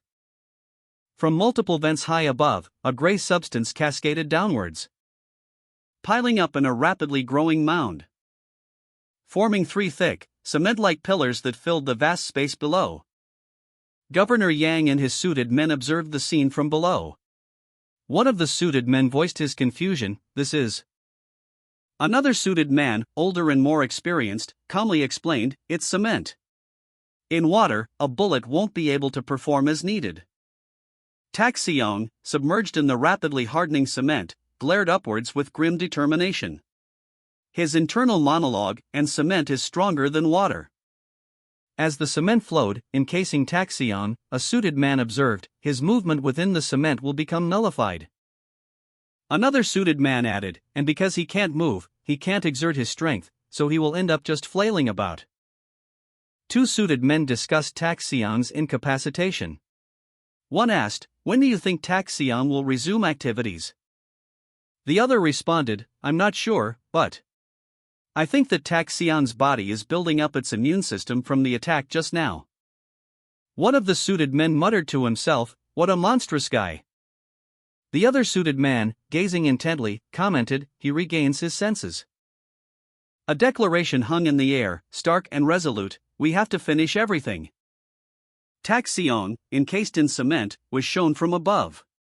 His body, though immobile, displayed signs of immense strain and exertion. His muscles bulged, and dark veins pulsed beneath his skin. A testament to his body's desperate struggle against the hardening compound. The camera angle shifted, focusing on Taxiang's face. His expression was one of grim determination, his jaw clenched tight, eyes narrowed in fierce concentration. A silent scream of defiance against his confinement. A close-up on Taxiang's mouth revealed a single, pained word forming on his lips, "Where?" Taxiang, encased in cement, felt a surge of power within him. His body instinctively reacting to the confinement. He strained against the bonds. A surge of energy building within him. A voice echoed in his mind, "Go back." The command startled him. He saw a vision of shadowy figures and monstrous creatures. A chilling scene that filled him with dread. He recognized the voice. A voice he had heard before. A wave of memories washed over him. Taxiang, encased in cement, felt a surge of power course through him. A wave of memories washing over him as he struggled against the confines of his prison. He was surrounded by monstrous, amorphous beings, their forms shifting and writhing. A voice, familiar yet distant, echoed in his mind, "You are the one from my memory?" The realization struck him with the force of a physical blow. He was connected to this dark, monstrous entity in a way he couldn't yet comprehend. From above, Taxiang saw the monstrous entity below, its form shifting and growing. Taxiang's vision was consumed by a horrifying, amorphous mass of flesh and teeth, a grotesque entity with multiple eyes and gaping maws. The monstrous form writhed and pulsed, its many eyes glowing with malevolent light. A nightmarish landscape of writhing tentacles and sharp teeth threatened to engulf him entirely. The creature's immense maw opened, revealing rows upon rows of razor-sharp teeth, a terrifying display of predatory intent. The monstrous vision receded, leaving Taxiang gasping for breath, his face contorted in a grimace of terror. A dark, serpentine pattern now marked his skin, a chilling reminder of his connection to the entity. A disembodied voice boomed, "It is still too early for you to fight Erebus." Taxiang, his face etched with the trauma of his recent vision, whispered, "Bus?" The voice continued, its tone hardening, "Do not prove your weakness with death. Only hatred moves mountains." A surge of dark energy erupted from within Taxiang, accompanied by a guttural cry of rage. The final panel showed Taxiang's back, his silhouette framed against a fiery backdrop. The voice concluded, "The one with the endless fighting spirit shall receive the..." Taxiang's face contorted in a grimace of rage, his eyes wide with a dark energy consuming him.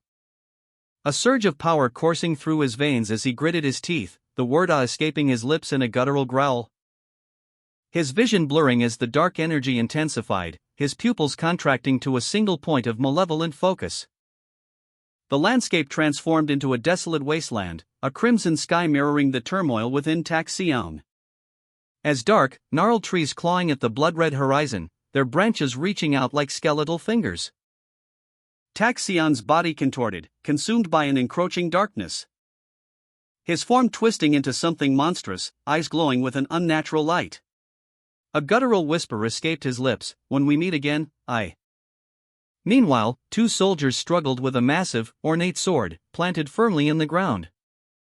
Their combined strength proving insufficient to move it. "It won't budge," one of them exclaimed. Another soldier approached, gesturing towards specialized equipment. "That's why we brought the equipment." News reports flashed across their minds, reminding them of Taxiang's incredible feat, lifting this very sword with a single hand. Two soldiers, their faces etched with concern, stood before a large, imposing sword embedded in the ground. one soldier hesitantly voiced his thoughts. So? Well, I just thought maybe I tried to move the massive sword, its golden hilt and blue gemstone inlay gleaming ominously. But even a slight push proved too difficult. The sheer weight of the weapon defying their combined strength. The soldiers struggled, their faces reflecting their astonishment. One exclaimed, "Sergeant! The sword, it's shaking." A sudden surge of energy erupted from the sword's base, radiating outward in a blinding flash of light and ice. One soldier shouted, "Whoa!" A surge of dark energy erupted from the earth, its raw power visibly warping the surrounding landscape. The force of the blast creating a massive crater in the forest floor. Leaving behind Taxian's sword, impossibly embedded in the ground, its hilt pulsing with an ominous glow. The swirling energy around the sword gradually subsided, revealing Taxian, his body grotesquely altered by the dark energy, his form now monstrous and powerful. His eyes, narrowed and intense, reflected the immense power he now wielded. Taxiang's eyes, wide and filled with barely contained rage, were the focus. His expression was one of intense pain and barely suppressed power. A network of cracks spiderwebbed across his skin, starting from his mouth, spreading across his face as a guttural scream tore from his throat. The sound of shattering stone echoing the violent transformation occurring within him. His body convulsed, the cracks deepening and spreading as dark energy surged through him. A final image showing a monstrous figure, radiating power, where Taxian once stood. Three suited men stood with their backs to the viewer, their posture rigid with anticipation. As two of them watched, faces etched with growing alarm, as something extraordinary unfolded before them. Taxian's body began to crack and distort, his features contorting in agony as dark energy coursed through him. A wave of dark energy erupted, accompanied by the sound of shattering stone, signaling a complete transformation. Leaving behind a monstrous figure, radiating immense power and a terrifying aura. A powerful shockwave radiated outwards, the force of the blast visibly cracking the very structure of the protagonist's face. Leaving him in a state of intense agony, his scream echoing the destructive power unleashed. The scene shifted to reveal three figures in sharp suits, their backs turned to the viewer, standing in a stark, empty room. One of them, a man with graying hair, turned, his face etched with worry and concern as he addressed his companions. The protagonist, his body cracking and splitting under the strain, unleashed a final, desperate attack. A surge of raw power erupting from his very being as he channeled his remaining strength into one last, devastating blow. The resulting explosion obliterating the immediate surroundings in a blinding flash of light and energy. Soldiers nearby reacted with shock and disbelief. What? Their cries of alarm echoing amidst the chaos as the full force of the blast rippled outwards, leaving them stunned and struggling to comprehend the scale of the destruction. A soldier, eyes wide with alarm, shouted, "I'm asking you, what is going on?" Another soldier, witnessing the aftermath, stammered, that SW. Sword." His face a mask of disbelief and dawning horror. The ground below them had been ripped apart, a geyser of water and debris erupting from the newly formed crater. A grim testament to the power of the protagonist's attack. A soldier turned his back, staring at the devastation. The governor and his associates reacted with shock and disbelief, their expressions reflecting a mixture of fear and outrage as they witnessed the aftermath of the protagonist's attack. The words "Governor Yang" escaped their lips. One of the men voiced his concern, noting that the protagonist had already regained consciousness. Another, Governor Yang, remained stoic, his thoughts revealing a grim determination. He reflected that despite the protagonist's awakening, nothing had fundamentally changed. He coldly concluded that no matter how hard the protagonist struggled, escape remained impossible. Governor Yang's face contorted in a grimace of barely suppressed fury as he witnessed the scene unfolding before him. The protagonist, despite his unconscious state, unleashed a devastating attack, his power surging outwards in a destructive wave, leaving two of his opponents sprawled on the ground, groaning in pain. What now?" Governor Yang exclaimed, his voice laced with disbelief. The force of the attack sent debris flying through the air. A chaotic spectacle of destruction that left Governor Yang and his remaining guards stunned and reeling from the unexpected turn of events. Amidst the wreckage, Governor Yang and his remaining guards stood their ground, their expressions a mixture of shock and grim determination. Governor Yang and his soldiers watched in stunned silence as the protagonist, still unconscious, emitted a surge of power. The raw energy manifesting as a colossal, ethereal sword. The weapon's emergence accompanied by a violent eruption of energy that shattered the surrounding environment, leaving behind a scene of utter devastation. Governor Yang's face was a mask of disbelief and grim determination. Governor Yang, his voice tight with barely controlled fury, muttered, "Why is that thing here?" His fear was palpable. He knew instinctively that this was far beyond anything they could handle. He barked a sharp order, "We have to leave." The protagonist, sweat beading on his brow, glared at Governor Yang. His face was contorted in a grimace of exertion. Governor Yang, his eyes wide with fear, barked an order, "Hurry and get out of this place." A surge of energy erupted from the protagonist, taking the form of a colossal, ethereal sword. The blade cleaving through the air with blinding speed, leaving a trail of destruction in its wake. The scene flashed, showing the devastating impact of the attack. The aftermath revealed widespread devastation across the facility. The protagonist, still unconscious, unleashed a devastating attack. A powerful energy beam erupted, the force of the blast shattering the ground, leaving a massive crater in its wake. The sheer power was awe-inspiring. The impact of the attack sent shockwaves through the earth, further emphasizing the destructive force of the protagonist's unconscious assault. The protagonist's unconscious power surged, a blinding flash of energy emanating from their weapon. Governor Yang, witnessing the devastating display, screamed, "You have to escape this place right now."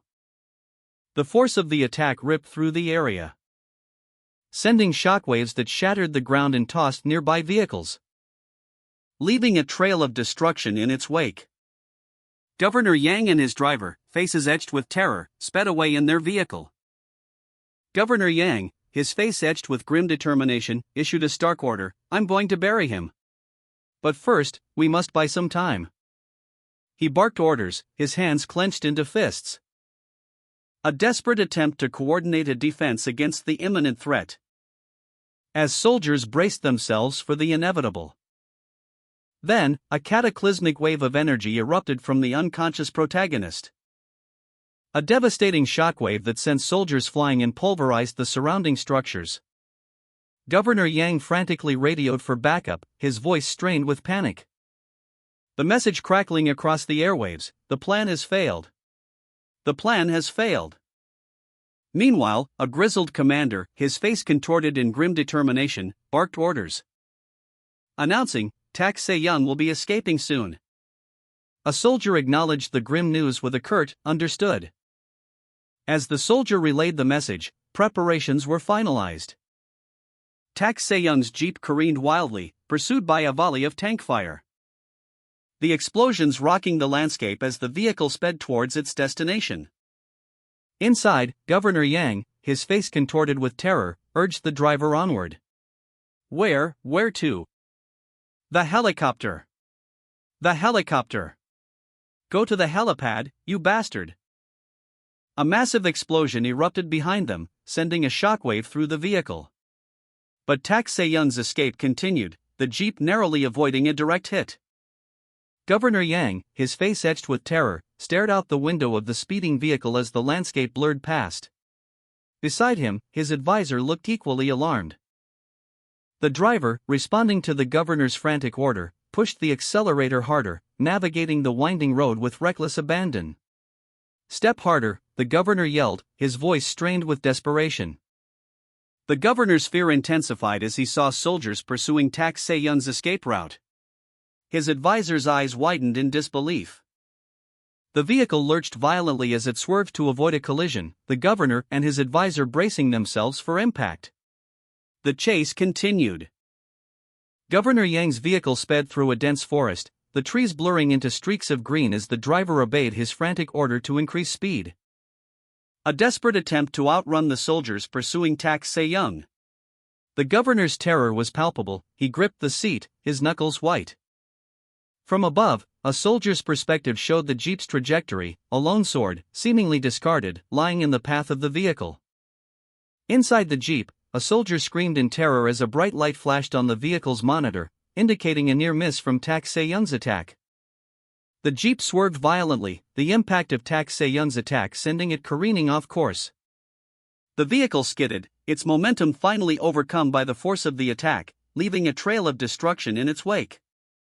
Tak Se-young's attack connected, the governor's jeep swerved violently, spinning wildly as it careened off the road. The vehicle crashed into a tree, sending debris flying. Tak Se-young, battered but victorious, stood amidst the wreckage. His body bore the marks of a brutal fight, his clothes torn and stained with dirt and blood. He leaned heavily on his sword, his breath ragged, but a grim satisfaction etched on his face. The governor's escape was short-lived. Governor Yang's vehicle, already damaged from Tak Se-young's earlier attack, careened wildly off the road, spinning violently before coming to a jarring halt. The governor, thrown from the impact, landed hard on the ground, his body crumpling as he groaned in pain. His face contorted in agony, he could only utter a pained question. Tak Se-young, battered but triumphant, stood over the wrecked vehicle, his sword still clutched in his hand. The aftermath of his successful attack a testament to his skill and determination. He was clearly exhausted, his body bearing the marks of a hard-fought battle. But his eyes burned with a fierce resolve. The soldiers, witnessing the scene from a distance, were left speechless. Governor Yang, his face a mask of shock and disbelief, clutched his chest. He had just witnessed his vehicle being attacked, the impact sending tremors through his body. His eyes widened in horror as he watched Tak Se-young approach, the young woman's face grim and determined. The governor, his voice strained with rage, managed to utter, "You bastard." His words barely audible above the roar in his ears. His thoughts were consumed by a single, desperate plea, "Bring back my daughter." Tak Se-young, his face bruised and bloodied, stood over the governor. His expression was a mixture of exhaustion and grim satisfaction. But beneath the surface, a deeper turmoil brewed. He muttered to himself, "Then, what about my parents?" Governor Yang looked up, his face contorted in a mask of furious disbelief, as a small, rectangular object, seemingly propelled by some unseen force, hurtled towards him. The object was a weapon, and it was clearly aimed at him. Tak Se-young, his attacker, was visible in the distance, his expression unreadable. Se-young's body showed signs of a recent struggle, his clothes were torn, and his muscles were visibly strained. He seemed to be both exhausted and resolute. The weapon, a gleaming sword, approached with terrifying speed, leaving a trail of energy in its wake. Governor Yang braced himself for impact. Governor Yang's eyes widened in terror as the weapon neared, the reality of his situation crashing down upon him. The sword, launched by Se-young, flew through the air, its trajectory aimed directly at the governor. Se-young watched, his expression a mixture of determination and regret.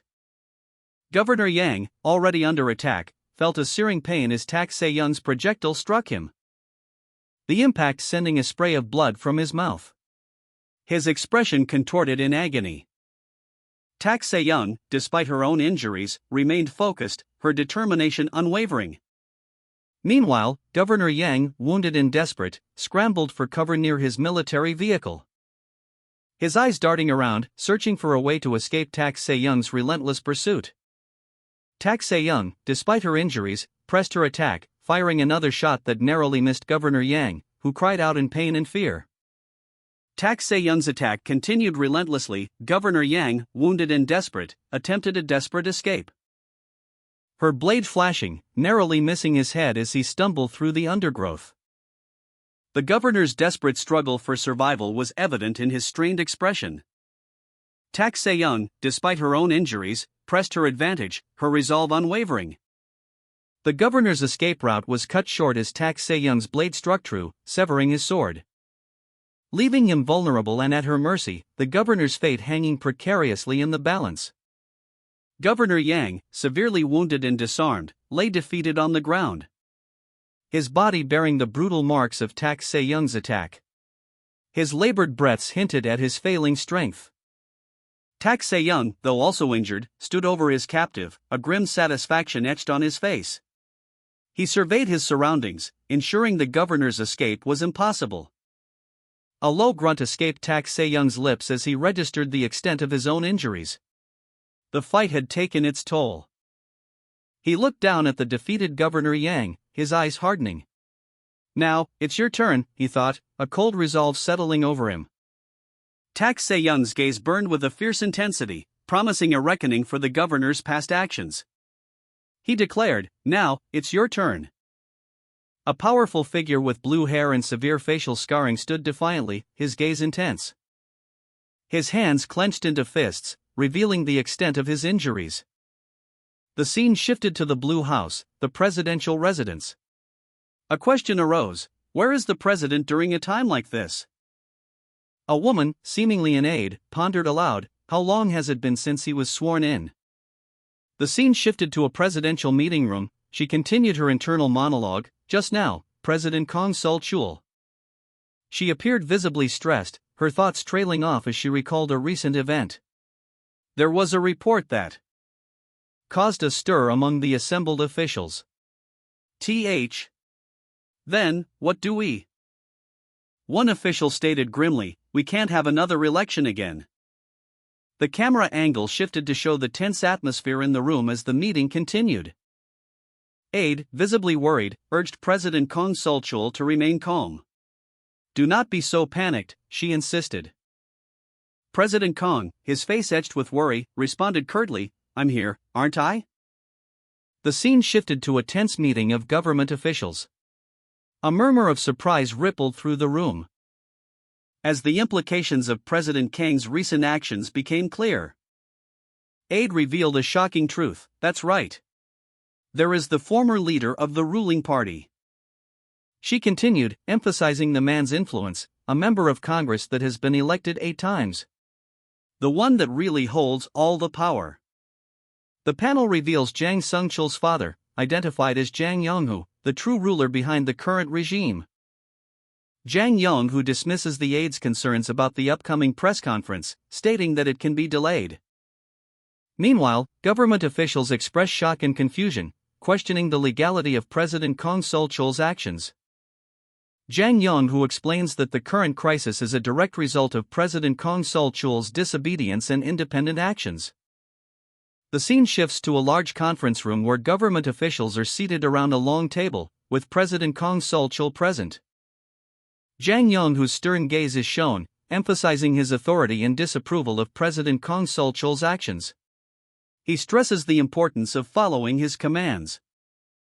Jang Yong-hunim's face, a mask of barely controlled fury, filled the panel. His eyes, narrowed slits, spoke of simmering rage and a deep sense of betrayal. The subsequent panel showed a tense meeting within a large, imposing conference room. President Kong Sul-chul's aides stood rigidly, their faces etched with worry as the gravity of the situation settled upon them. The air thick with unspoken accusations and the weight of impending consequences. The president himself remained defiant, his posture rigid, but a flicker of fear betrayed his outward bravado. A collective "yes sir" echoed through the room as the president's orders were carried out, a stark contrast to the growing unease among his staff. The camera angle shifted, providing a bird's-eye view of the conference table, emphasizing the isolation of the president amidst his increasingly apprehensive advisors. The scene ended with a sense of foreboding. Andre, perched high above the forest floor, observed the scene below through his binoculars. He muttered, This is worse than what I saw in the videos though?" The binoculars provided a clearer view of the carnage. Several bodies lay scattered near an overturned military vehicle, while Jang Yong-hunim stood over them, his sword still drawn. Andre lowered his binoculars, his face a mask of disbelief. "What? Don't we already know about his physical prowess though? That's why we planned countermeasures." "That's not the problem, Andre." The aide watched, horrified, as Jang Yong-hunim moved his sword with unnatural ease, despite not appearing to hold it. A look of dawning comprehension and terror spreading across her face as she processed the implications. Julia, the Russian spy agent, stated definitively, "He's not a human."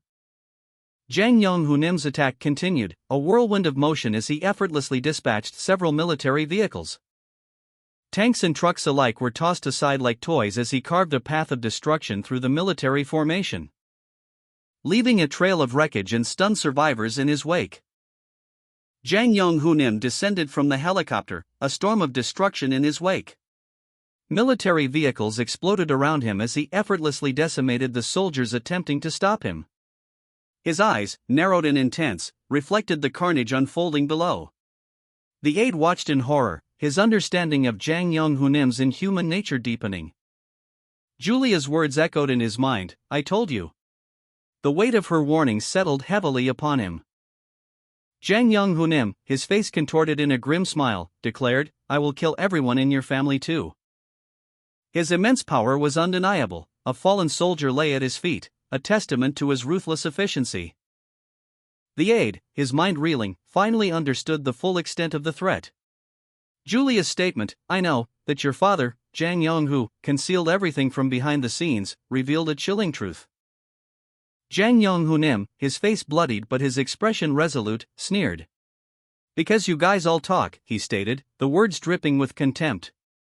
He launched himself into action, his movements a blur of speed and power. With a mighty heave, he sent a soldier sprawling. A military helicopter, a symbol of authority, became a target of his wrath. He effortlessly brought it crashing down. The impact of the falling helicopter shook the earth, a testament to his overwhelming strength. From the wreckage, he reached out, his hand grasping the helicopter's frame as he pulled himself upwards, a display of incredible power and control. Military vehicles exploded around him as he soared through the air. His descent was as swift and brutal as his ascent, his hand crushing the metal of a military vehicle with ease. Jang Yong-hunim, having decimated the opposing forces, now found himself clinging precariously to a damaged helicopter, his powerful grip preventing a fatal fall as the aircraft spiraled downwards. A soldier inside cried out in alarm. Another soldier, witnessing the scene, desperately yelled, "Don't shoot!" From the forest below, a contingent of soldiers stood ready, weapons trained on the falling helicopter. But before they could fire, Jang Yong-hunim's overwhelming presence caused one soldier to cry out in terror, leaving him vulnerable as the helicopter crashed. The scene ended with Jang Yong-hunim's silhouette emerging from the wreckage, leaving his whereabouts uncertain.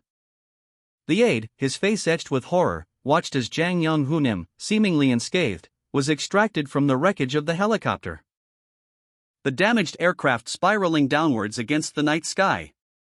The aide's question hung in the air, unanswered, "Where shall we escort you?" Jang Yong-hunim, his body bearing the marks of a brutal struggle, stood silently, his gaze fixed on something unseen, a grim determination hardening his features. The aide, still reeling from the events, could only stammer, "Huh?" Jang Yong-hunim issued a curt command, "Go." The aide, his face a mask of fear and confusion, obeyed instantly, his hand instinctively reaching for the controls.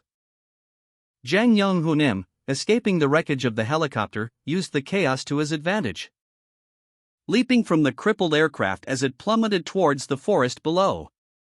The aide, witnessing the escape, felt a mix of terror and complicity as Jang Yong-hunim's actions unfolded.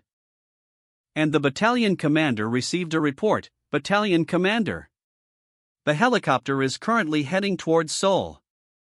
The commander's initial shock gave way to concern, as he ordered a connection with the Capital Defense Command, then quickly changed his orders to contact the 1st Air Defense Brigade instead. Jang Yong-hunim, aided by his terrified accomplice, escaped the wreckage of the helicopter and secured transport. He instructed the pilot to fly south, along the Han River. But the pilot, visibly shaken, expressed his concerns. Jang Yong-hunim, despite his injuries, insisted on taking the longer route, explaining that air defense units were heavily deployed near the capital and would likely shoot down any unauthorized helicopter. The pilot, now acutely aware of the danger, confirmed the risk, stating that a report had already been filed on their helicopter and that they would be fired upon without warning. Jang Yong-hunim's helicopter took a direct hit, but the pilot, concerned about the altitude, warned that a crash would be fatal. Jang Yong-hunim's aide countered that even flying low over the metropolitan area would risk detection by radar, further emphasizing the impossibility of a safe flight path near Seoul. The pilot looked grim. The aide's words hung heavy in the air as Jang Yong-hunim made a decision. Jang Yong-hunim, despite the pilot's protests, forcefully ejected from the damaged helicopter, choosing a risky, less direct route towards the Han River, leaving the pilot in a state of despair and fear as they plummeted towards the ground. The aide's anxious thoughts echoed the gravity of the situation. Jang Yong-hunim possessed superpowers, but what about her? The helicopter approached the Capital Defense Command, a stark reminder of the danger Jang Yong-hunim faced. Inside, Tak Se-young oversaw the operation, his gaze fixed on the approaching aircraft. The plan was simple: enter Seoul via helicopter. The helicopter flew over the Han River, its journey seemingly smooth. Suddenly, the helicopter was struck by a barrage of energy beams, forcing Jang Yong-hunim to eject. He landed hard, but survived. Jang Yong-hunim's helicopter came under heavy fire from a Capital Defense Command anti-aircraft battery positioned on a nearby rooftop. Soldiers cheered as their barrage struck the aircraft. The helicopter, severely damaged, began to lose altitude.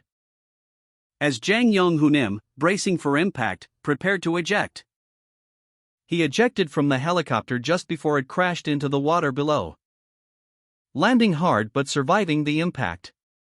His face showed grim determination as he surveyed his surroundings. Jang Yong-hunim, aboard a helicopter under heavy attack, cried out, "Ah! Mother!" As the helicopter was struck by energy blasts, he braced himself for impact. A massive energy blade sliced through the air, narrowly missing the helicopter, causing explosions to erupt around the aircraft. From the Capital Defense Command, Tak Se-young observed the chaos unfolding below, as the helicopter was engulfed in flames and plummeted towards the ground. A soldier on the ground watched in horror as debris rained down from the sky. The helicopter carrying Jang Yong-hunim was under heavy fire. Explosions rocked the aircraft, sending shrapnel flying, as pilots struggled to maintain control amidst the chaos. Jang Yong-hunim, bracing himself, prepared for the inevitable. With a deafening roar, the helicopter was struck again, causing a catastrophic failure. Jang Yong-hunim was ejected from the crippled aircraft, his body tumbling through the air. Oh, he gasped, the wind knocked out of him. The pilot, desperately fighting to save the aircraft, was also thrown from the helicopter as it spiraled towards the ground. "Whoa," he exclaimed as he plummeted.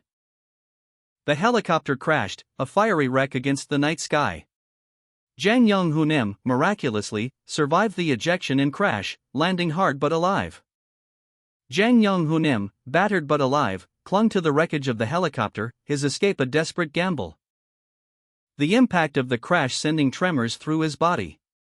He had survived the initial fall, but the explosion rocked the city, a fiery spectacle visible for miles. The helicopter was consumed by flames, leaving Jang Yong-hunim to make his way through the chaos on the ground. Meanwhile, at the Capital Defense Command, Tak Se-young watched the unfolding disaster on his monitors, his frustration growing with each passing second. His outburst reflecting the failure of the operation. "Why can't you shoot down a single helicopter?" From a command center, a military officer barked orders, "Use whatever means to shoot it down." Aide, her face etched with worry, frantically relayed the command over her headset. As multiple missiles launched from ground positions toward a helicopter in the night sky. Jang Yong-hunim, despite his injuries, glared defiantly from within the helicopter, shouting, "Don't disturb me." He unleashed a powerful energy blast from his hand, deflecting the incoming missiles. The force of the blast creating a shockwave that ripped through the city as he continued his escape. A large, imposing figure, cloaked in shadow, loomed beneath a full moon. Its head barely visible above the frame, only the dark, thick fur of its back and shoulders showing. A gleaming, silver sword descended from above. Jang Young-hunim, despite his injuries, braced himself against the ground. A surge of energy erupted from him, deflecting the incoming missiles. The resulting blast knocked several soldiers unconscious. One soldier, dazed and disoriented, struggled to his feet. His face contorted in a grimace of pain and frustration. Jang Young-hunim, despite his injuries, continued his desperate escape, utilizing his energy blasts to deflect incoming missiles. The powerful force of the blasts creating a wave of destruction across the cityscape, while a helicopter pursued relentlessly from above. He deflected another missile with a precise energy blast, the impact sending shockwaves through the air, leaving a trail of destruction in his wake. His escape seemed improbable, yet he pressed on. The aftermath of Jang Young-hunim's escape was catastrophic. A massive plume of dark energy billowed across the cityscape, leaving a trail of destruction in its wake. The helicopter, damaged beyond repair, plummeted from the sky. For the damage to be this much, Tak Se-young muttered, his frustration palpable. Inside the presidential office, President Kong Sul-chul anxiously reviewed reports on the failed operation. His aide stood nearby, visibly shaken by the events. His hand trembled slightly as he tapped the desk, his worry growing with each passing moment. Tak Se-young's voice echoed in his mind, after finally placing you in the position you wanted. The president's face hardened, a grim determination settling upon his features. President Kong Sul-chul received a grim report. Tak Se-young was headed his way. The president's aide, visibly shaken, urged immediate evacuation. The president, however, remained resolute, his expression a mixture of anxiety and grim determination. Meanwhile, Jang Young-hunim, having successfully evaded capture, let out a weary sigh. His escape had caused significant damage, but he was alive. He understood the gravity of the situation. The president's father, in a final, chilling pronouncement, lamented his son's foolishness in leaving this world before him. Jang Young-hunim, despite his exhaustion, gripped the controls of his damaged helicopter. He braced himself as the helicopter took heavy fire, the impact jarring him violently. Explosions rocked the aircraft as he desperately fought to maintain control, his body screaming in protest. Jang Young-hunim, critically injured but defiant, lay amidst the wreckage, a single, pained tsk escaping his lips. He glared at his pursuers from the damaged helicopter, his face a mask of grim determination. The helicopter, trailing smoke and sparks, plummeted towards the city below. Explosions rocked the cityscape as Jang Young-hunim's desperate escape continued, narrowly avoiding military vehicles. A military pilot, his face contorted in frustration, watched as the helicopter crashed, his hand shattering the cockpit's glass in a fit of rage. The helicopter exploded in a fiery ball, leaving only a trail of smoke and debris in its wake. Jang Young-hunim, critically injured but still defiant, looked up at the sky, a question mark forming on his lips. Tak Se-young, with a powerful blow, sent a soldier flying into a nearby vehicle, the impact causing a significant explosion. The city sprawled beneath them, a panorama of urban sprawl and green spaces, with a prominent palace visible in the distance. Tak Se-young's attack continued, a swift, precise strike that destroyed a helicopter in midair. The wreckage plummeting towards the city below, creating a fiery explosion. Tak Se-young, with another soldier in tow, fell from the sky, a dramatic descent punctuated by a final, resounding hoa. A soldier, his face contorted in a mask of anguish and terror, wept openly. His helmet was askew, and his uniform was disheveled. Meanwhile, Tak Se-young's face, grim and determined, was partially obscured by his dark hair. His eyes, however, burned with a fierce intensity. He launched his sword, a gleaming blade of light, towards his target. The weapon moved with terrifying speed, leaving a trail of energy in its wake. The sword connected with its target, sending the soldier flying through the air in a violent arc. The impact created a shockwave that rippled outwards, leaving a trail of destruction in its path. The sword continued its trajectory, leaving a brilliant streak of light across the night sky. Tak Se-young, relentless in his assault, unleashed a devastating blow with his sword. The force of the strike creating a shockwave that ripped through the air, leaving a trail of destruction in its wake as it hurtled towards its target. The impact was explosive, a brilliant flash of light and energy engulfing the area. A powerful shockwave radiating outwards, leaving behind only the lingering effects of Tak Se-young's overwhelming power. Tak Se-young, his face grim and determined, lunged forward, his sword arcing downwards in a swift, deadly strike, the blade narrowly missing its target as he narrowly avoided a counterattack. In the distance, the chaos of the battle raged on. Soldiers lay wounded amidst the rubble of a city street, while others desperately fought to maintain order amidst the destruction. Julia and Aide watched from a safe distance, their faces etched with worry. Se-young, his breath ragged, stood amidst the chaos, his gaze fixed on something in the distance. His face, partially obscured by shadow, revealed a mixture of exhaustion and grim resolve. A single, defiant word escaping his lips, "Ha!" Tak Se-young, exhausted but resolute, continued his assault, narrowly avoiding a counterattack. His blade a blur as he pressed his advantage.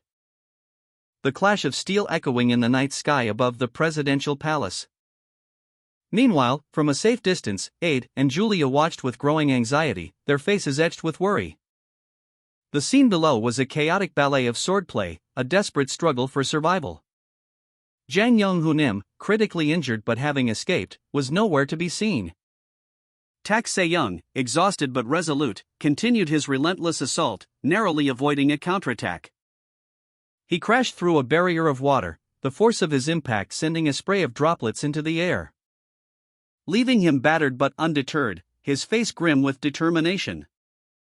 A pained grunt escaped his lips as he collapsed onto a fallen soldier, the weight of his injuries momentarily overwhelming him. The news spread rapidly. Tak Se-young has breached the Blue House. Tak Se-young stood before the Blue House, his sword held high, a lone figure against a backdrop of soldiers scrambling to respond. Soldiers, armed with assault rifles, received urgent orders: do whatever you can to stop him.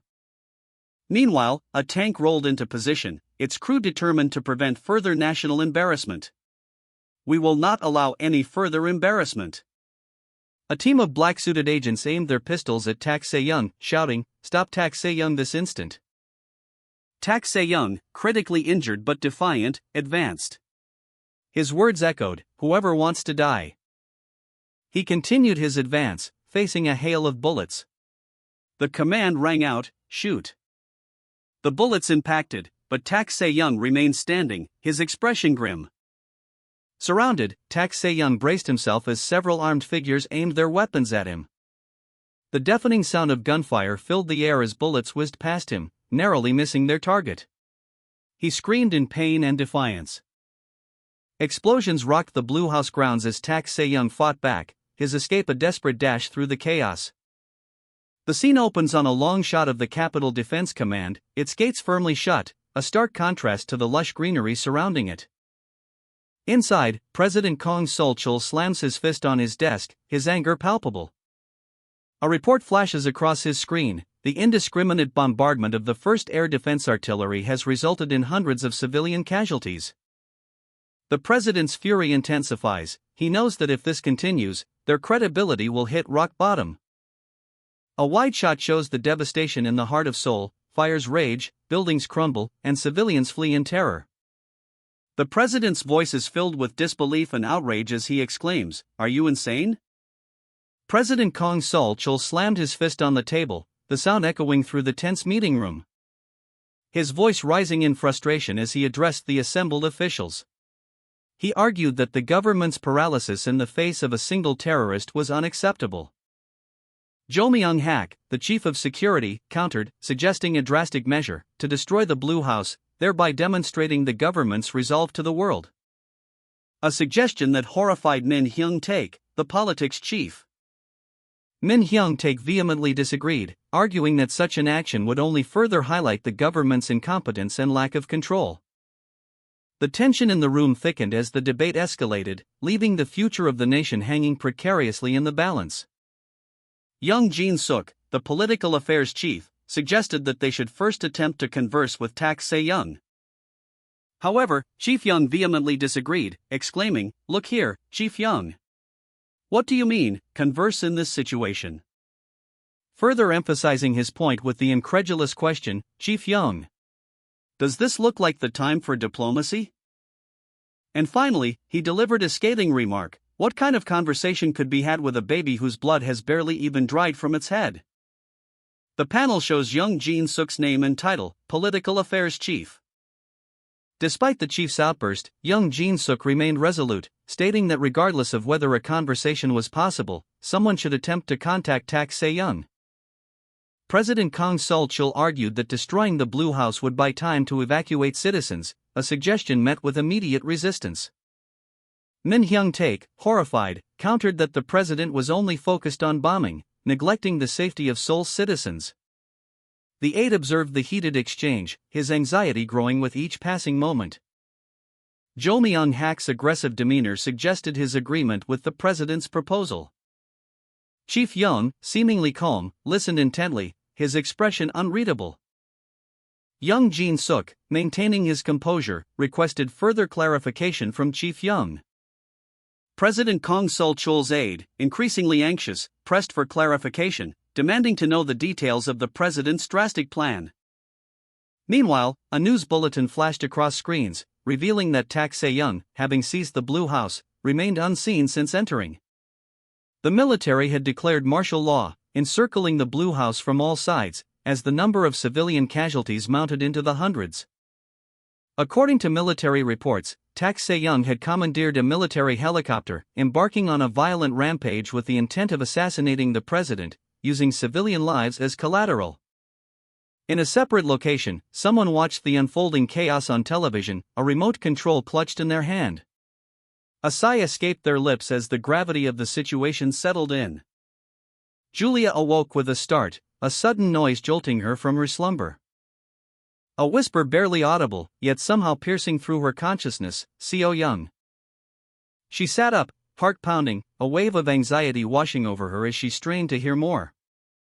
"Who is it?" she whispered, fear creeping into her voice as she grabbed a nearby object for protection. Peering cautiously towards the hallway, her eyes scanning for any sign of the intruder. A question forming on her lips as she approached the door, "Might you be Haewon University?" A knock echoed through Julia's apartment, causing her to jump up in alarm, her heart pounding in her chest as she raced towards the door. Julia cautiously approached the entrance, a sense of unease washing over her. Peering through the peephole, only to find a man on the other side. The man, a police officer, politely greeted her, "Hello, ma'am?" Tak Se-young sat on her couch, absently flipping through channels with the remote. A wistful expression on her face as she murmured "Se-young," a term of endearment implying closeness. Her thoughts drifting to a regret, "If only I'd paid more attention." A sudden noise jolted her from her reverie, causing her to quickly stand and ask, "Who's there?" A voice called out from behind the door, "Are you Kim Bora SSI from Haewon University Hospital?" Kim Bora, startled, responded, "Yes, that's me. Is everything all right?"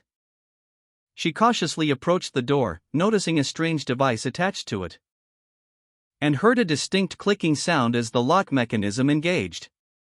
A sudden, sharp noise startled her, leaving her visibly shaken and apprehensive. The chain on the door was locked, and a small, unfamiliar device was attached to the doorframe. How?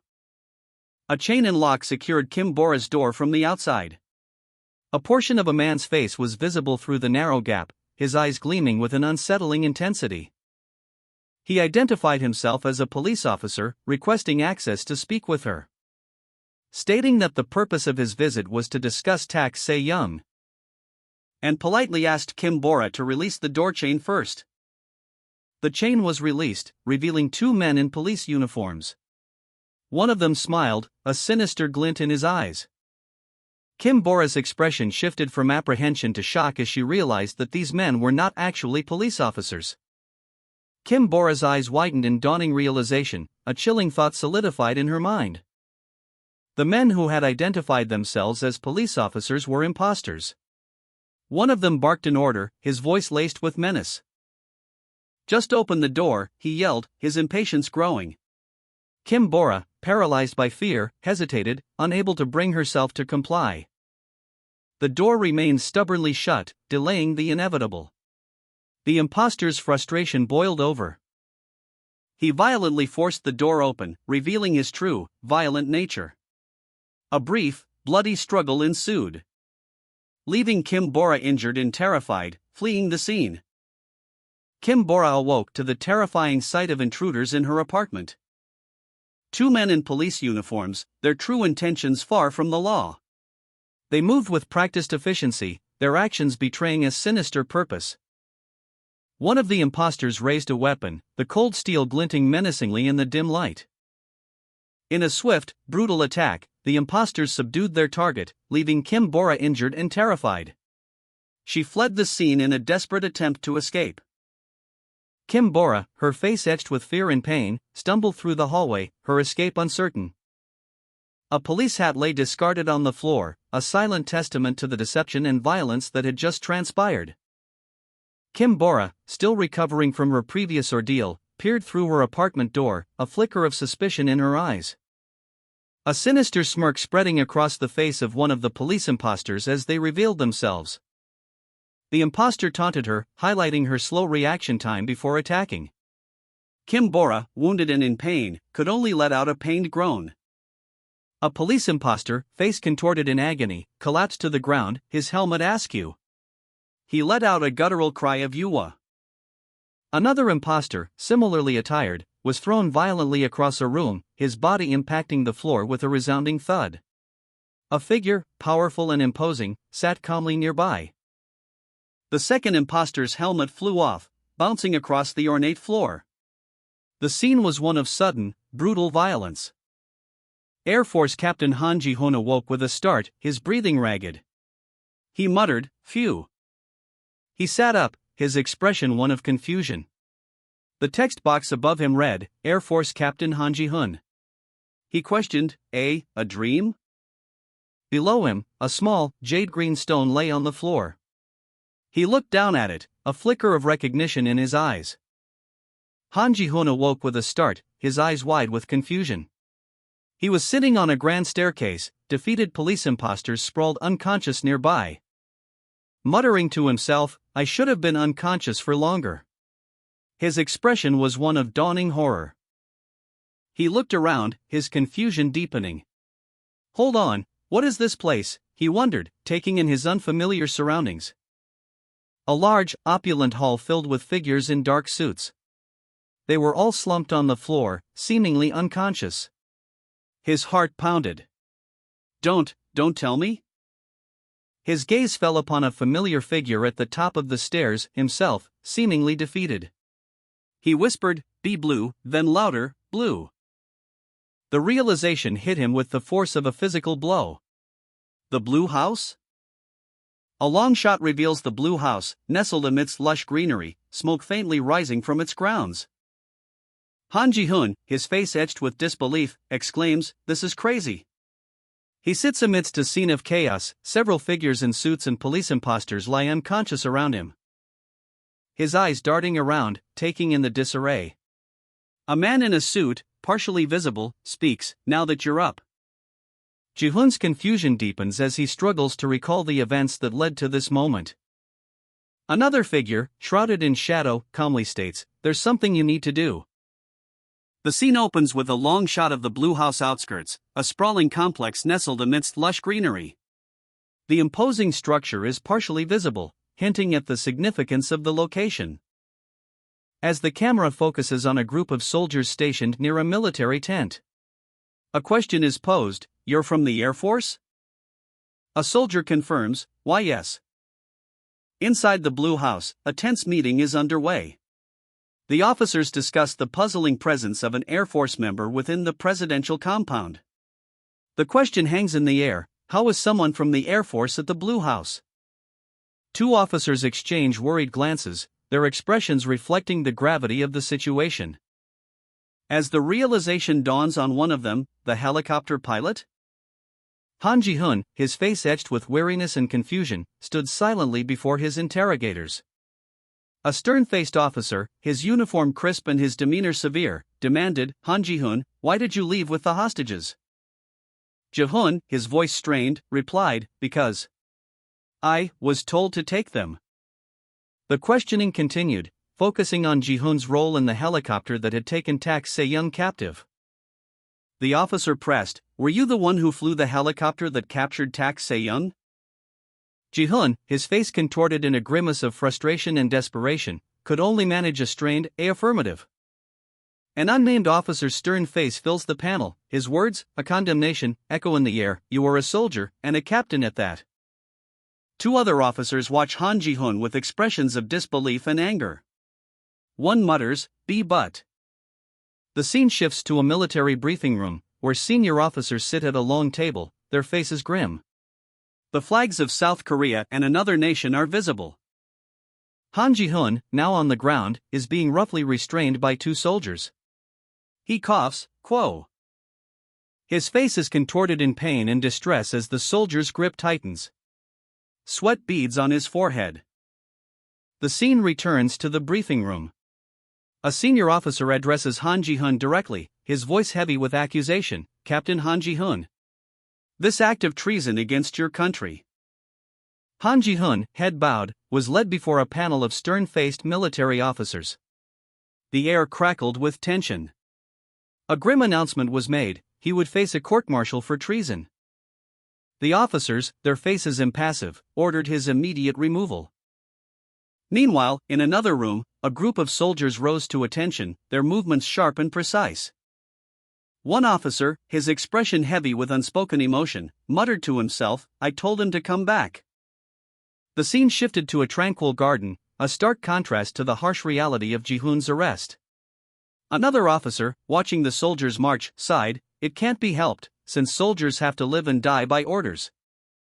Han Ji-hun, bound and under guard, is escorted towards a military transport truck. The officers' faces grim as they reiterate the severity of his actions. Disobedience, they state, is unforgivable. Even if it means facing charges of treason, military prosecutors, and a court-martial. One officer explains that this is preferable to remaining with a dangerous serial killer. The truck carrying Han Ji-hun speeds away, leaving a trail of dust in its wake. While another officer mentions hearing that Tak Se-young is willing to negotiate under certain conditions. Han Ji-hun, in transit under heavy guard, is suddenly jolted by a powerful explosion. The military transport vehicle is violently rocked by the blast, sending him tumbling through the air. Disoriented, he glances around. As the vehicle's rear door is blown open, revealing a chaotic scene outside. Han Ji-hun falls from the transport, plummeting towards the ground, only to be intercepted by a figure who grabs him mid-air, preventing a fatal impact. Han Ji-hun, eyes wide with terror, looked up from his precarious position. As a figure with dark, intense eyes and dark blue hair appeared before him. The scene shifted to show Ji-hun escaping from a military transport, chaos erupting around him. As soldiers shouted in confusion, their orders unclear amidst the sudden ambush. One officer yelled, "What are you all doing?" Another officer, amidst the escalating violence, screamed, "Shoot him." The military transport vehicle overturned, sending Ji-hun plummeting towards the ground. Military officers pursued Han Ji-hun, their weapons trained on him. As he fell from a significant height, the ground rushing towards him. A nearby officer, witnessing the fall, reacted with shock, exclaiming, "What?" Another officer, equally surprised, voiced his disbelief, "You're saying that to me?" The impact of the explosion rocked the area as the military transport was destroyed. One officer lay incapacitated on the ground, groaning in pain. A streak of light cuts across the night sky, as Han Ji-hun, escaping a military transport, hurtles through the air. His thoughts turning to the rescuer's unexpected intervention. Why did he have to flip out over my situation? An officer shouts, "Captain Han," as he is pulled from the wreckage. Another officer reveals, Tak Se-young raided our command base because he was looking for you. Accused of treason, the soldier responded with a pained expression, explaining that he was merely delivering a message verbatim. A message that left his superior officer stunned. The officer then issued a grave warning: any harm to Han Ji-hun would result in dire consequences. The gravity of the situation weighed heavily on the assembled officers, leaving one officer visibly shaken by the implications. The soldier, face streaked with tears, wept openly. His distress was palpable. A single, anguished word escaping his lips: fuck. A wide shot revealed a cityscape, a vast expanse of buildings and green spaces stretching out before him. A figure, silhouetted against the skyline, stood poised, a large sword at his side. The man turned, revealing a powerful physique and a determined expression. He was ready. A pair of legs, clad in dark trousers, descended a flight of steps. Approaching a waiting limousine, 3 men in suits stood by, their expressions serious and guarded. The panel displayed the names and titles of 3 high-ranking officials: Min Hyun-taek, Jo Myung-hak, and Jong Jin-seok. The scene shifted to a grand building, its traditional architecture hinting at a place of power. The 3 officials entered the building, their arrival marked by a sense of anticipation and gravity. Min Hyun-taek arrived at the imposing government building, his expression serious and his brow furrowed. He appeared tense, the weight of the situation pressing down on him. A government official directed them inside with a polite, "This way, please." The 3 high-ranking officials, Min Hyun-taek, Jo Myung-hak, and Jong Jin-seok, proceeded toward the building's entrance, their movements purposeful and their demeanor grave. Min Hyun-taek, Jo Myung-hak, and Jong Jin-seok stood before a powerful figure, their expressions grim. The imposing figure sat in a large chair, radiating an aura of authority. His physique was imposing, a testament to his strength and power. He extended a hand in a gesture of greeting. Jo Myung-hak's eyes narrowed. He found the man's greeting unsettling, given his reputation. "It's a pleasure to make your acquaintance," the powerful figure stated, his tone deceptively cordial. Min Hyun-taek subtly signaled to his colleagues to remain calm and cautious as the powerful figure spoke. "Allow us to introduce ourselves first," he said. The senior secretary of public safety, Min Hyun-taek, stepped forward, his face betraying his apprehension. He stated his position and introduced his 2 subordinates. The powerful figure's eyes widened slightly at the revelation of the number of his subordinates. The powerful figure's voice boomed, echoing through the room. His words were a stark command: everyone in Seoul must leave the city before midnight, without exception. And all national department heads were to gather immediately in this very location. The image of the powerful figure, seated and imposing, filled the panel. A stark contrast to the apprehension etched on the faces of Min Hyun-taek, Jo Myung-hak, and Jong Jin-seok. Their surprise was palpable, they exchanged worried glances. As the gravity of the situation settled upon them, one of the officials, his face creased with worry, muttered, "Don't tell me." The powerful figure's gaze shifted, his eyes cold and calculating. Behind him, a glimpse of another figure, older and equally imposing, was visible. As he continued his pronouncements, the deadline was clear: midnight tomorrow. All tasks must be completed by then. Min Hyun-taek's face contorted in a grimace of barely suppressed rage, his eyes wide with a mixture of fear and defiance. The powerful figure's demands echoing in his mind: a citywide evacuation. This is insane, he thought, the words a silent scream against the absurdity of the situation. From a high-angle perspective, the city's traffic flowed, oblivious to the impending chaos. Jo Myung-hak and Jong Jin-seok, seated in the back of a limousine, watched the city streets, their faces etched with worry. "His demands are too unreasonable," Jo Myung-hak muttered, the weight of the situation pressing down on him. Jong Jin-seok, beside him, remained silent, his eyes darting nervously between the passing cars and his colleagues. A palpable tension filled the vehicle, the silence broken only by the low hum of the engine. The powerful figure, however, remained calm, his voice a low rumble as he spoke of mobilizing troops. "Mobilizing all the military troops from the city itself is a tall order," he stated, his words carrying the weight of his authority. Jo Myung-hak and Min Hyun-taek reacted with disbelief to the powerful figure's order, exclaiming that evacuating 10 million people from Seoul in just 18 hours was absurd. Their frustration escalating as they called the figure a crazy bastard. Meanwhile, Jong Jin-seo cautiously approached the powerful figure, who sat atop his desk, seemingly unconcerned, and inquired about the reason for the citywide evacuation order. The powerful figure remained silent for a moment, his expression unreadable, before revealing that Seoul was about to become a battlefield. Min Hyun-taek's eyes, wide with apprehension, reflected his inner turmoil. He voiced his deep-seated worry, stating, "I don't want innocent people to get mixed up in this and die." Jo Myung-hak, his face etched with worry and perspiration, stood silently, his profile a testament to the gravity of the situation. A high-level meeting was underway, the tension palpable in the room. Several figures in suits, their faces grim, entered the chamber. A question was posed: how did it go? What did Tak Se-young say? Lee Jun-heep, the Prime Minister and acting president, was shown, his expression a mixture of grim determination and weariness. The panel clarified that he was temporarily filling the president's role due to an unspecified emergency. 3 grim-faced men in suits stood in a hallway, their expressions reflecting the gravity of the situation. A close-up revealed the intense worry etched onto the face of the central figure. The same intense gaze was shown again, emphasizing his concern.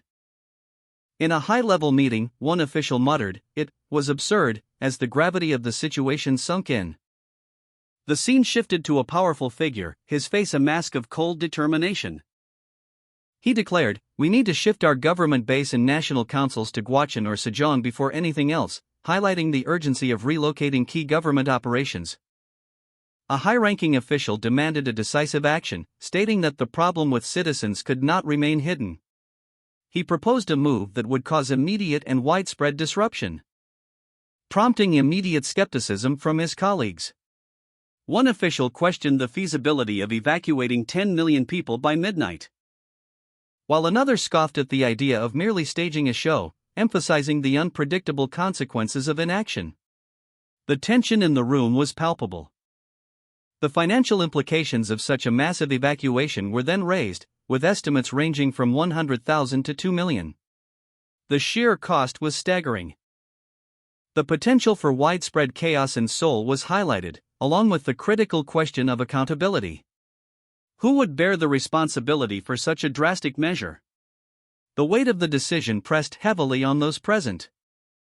One official, overwhelmed by the enormity of the situation, slumped in his chair, groaning in despair. The high-level meeting commenced in a large, imposing conference room.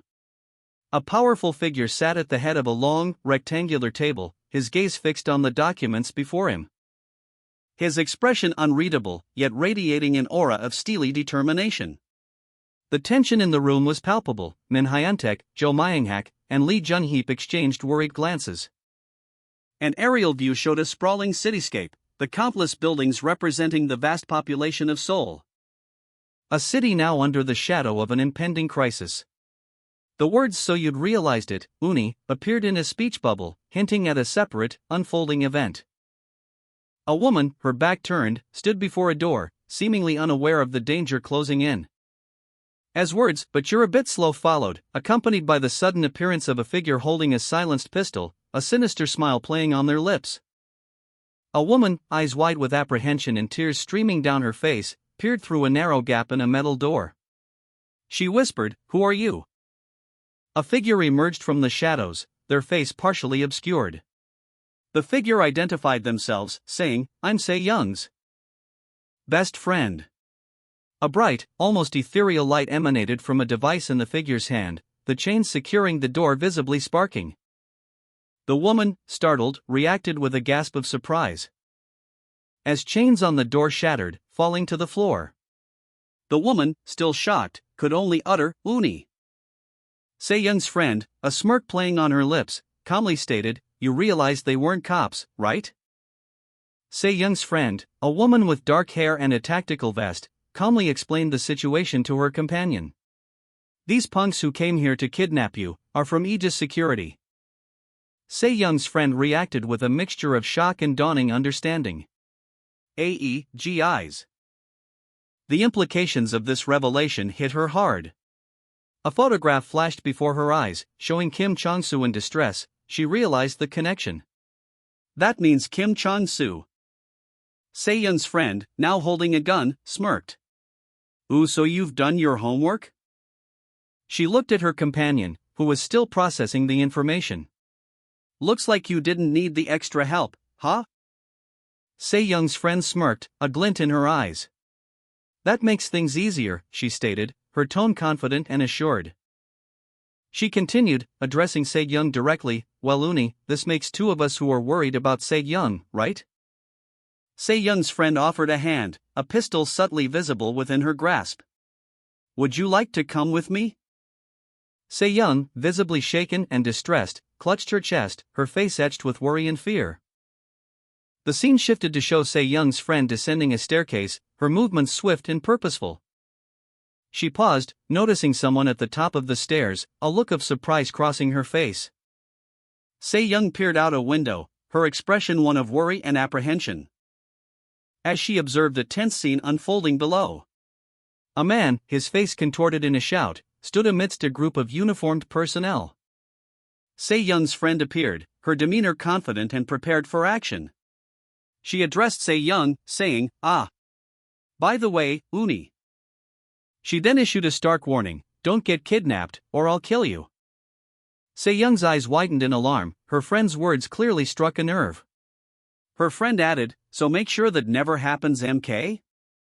The friend casually displayed a grenade, a chilling demonstration of her resolve. A grenade hangs ominously in the air above Se-young and her friend, as they ascend a staircase inside a building.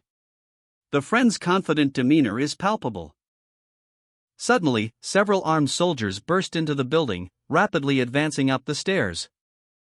Se-young's friend, seeing the approaching soldiers, swiftly throws the grenade, resulting in a powerful explosion that engulfs one of the soldiers. The blast sends debris flying, creating chaos and destruction. The remaining soldiers react to the explosion. Se-young's friend, still shaken from the grenade explosion, sat on the stairs, catching her breath. While Se-young, visibly distressed, clutched the railing above, her mind racing. Her friend's face hardening as she spotted more soldiers approaching.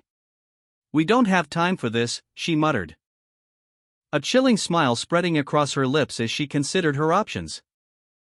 She leveled a chilling question at Se-young, "You'd like to die like them too?" Se-young's friend's expression turned grim, her gaze fixed on her companion. A large boot, clad in dark, armored greaves, landed heavily on the ground, leaving a puff of white dust in its wake. Two figures stood before a stone structure, silhouetted against the night sky. One commented, "I didn't know we'd find a place like this in Korea." The other replied, "It'll be hard to find Baeksean if they hid in a place like this." An aerial view revealed St. Michael's Monastery, a fortified structure situated on a small island, surrounded by water and a small contingent of soldiers. Wang Queching, a Chinese secret agent, voiced his concern, "Isn't getting 100 people a bit too much?" Chan Yanoa, another Chinese secret agent, responded, "The other side will be teeming with troops soon." Se-young's friend and Wang Queching discussed the incoming troops. Se-young's friend noted the arrival of Japanese, British, and German forces, while also mentioning the expected arrival of fighters from the Middle East. Wang Queching, concerned about their numbers, questioned the troop deployment strategy. Se-young's friend proposed a solution: to overwhelm the enemy with superior numbers. Both Se-young's friend and Wang Queching reacted with expressions of determination. A lone figure, presumably Chan Yanoa, was shown walking towards a building near a river. Se-young's friend's face was a mask of ruthless determination, a cruel smile played on his lips, his gaze unwavering as he considered the plan. Wang Queching, though visibly concerned, nodded in grim agreement. The sounds of battle echoed, shouts of alarm, pained cries, and the dull thud of bodies hitting the ground. "What's with this guy?" one soldier exclaimed in disbelief. As the scene shifted to Chan Yanoa, who had arrived at a large building near a river. The building showed signs of recent, intense fighting. From an aerial perspective, the devastation was clear. Numerous bodies lay scattered across the ground, amidst cracked earth and pools of blood. Parachutes, remnants of a recent aerial assault, were visible. A grim testament to the overwhelming force that had been unleashed. The battle was over, the enemy was routed. A severely wounded man, his face marred by cuts and blood, lunged forward with a desperate, defiant expression. His body collapsing to the ground as he succumbed to his injuries. The scene unfolded near a stone tower under a darkening sky. Chan Yanawa arrived at the scene, the aftermath of a brutal battle evident in the damaged building near a river.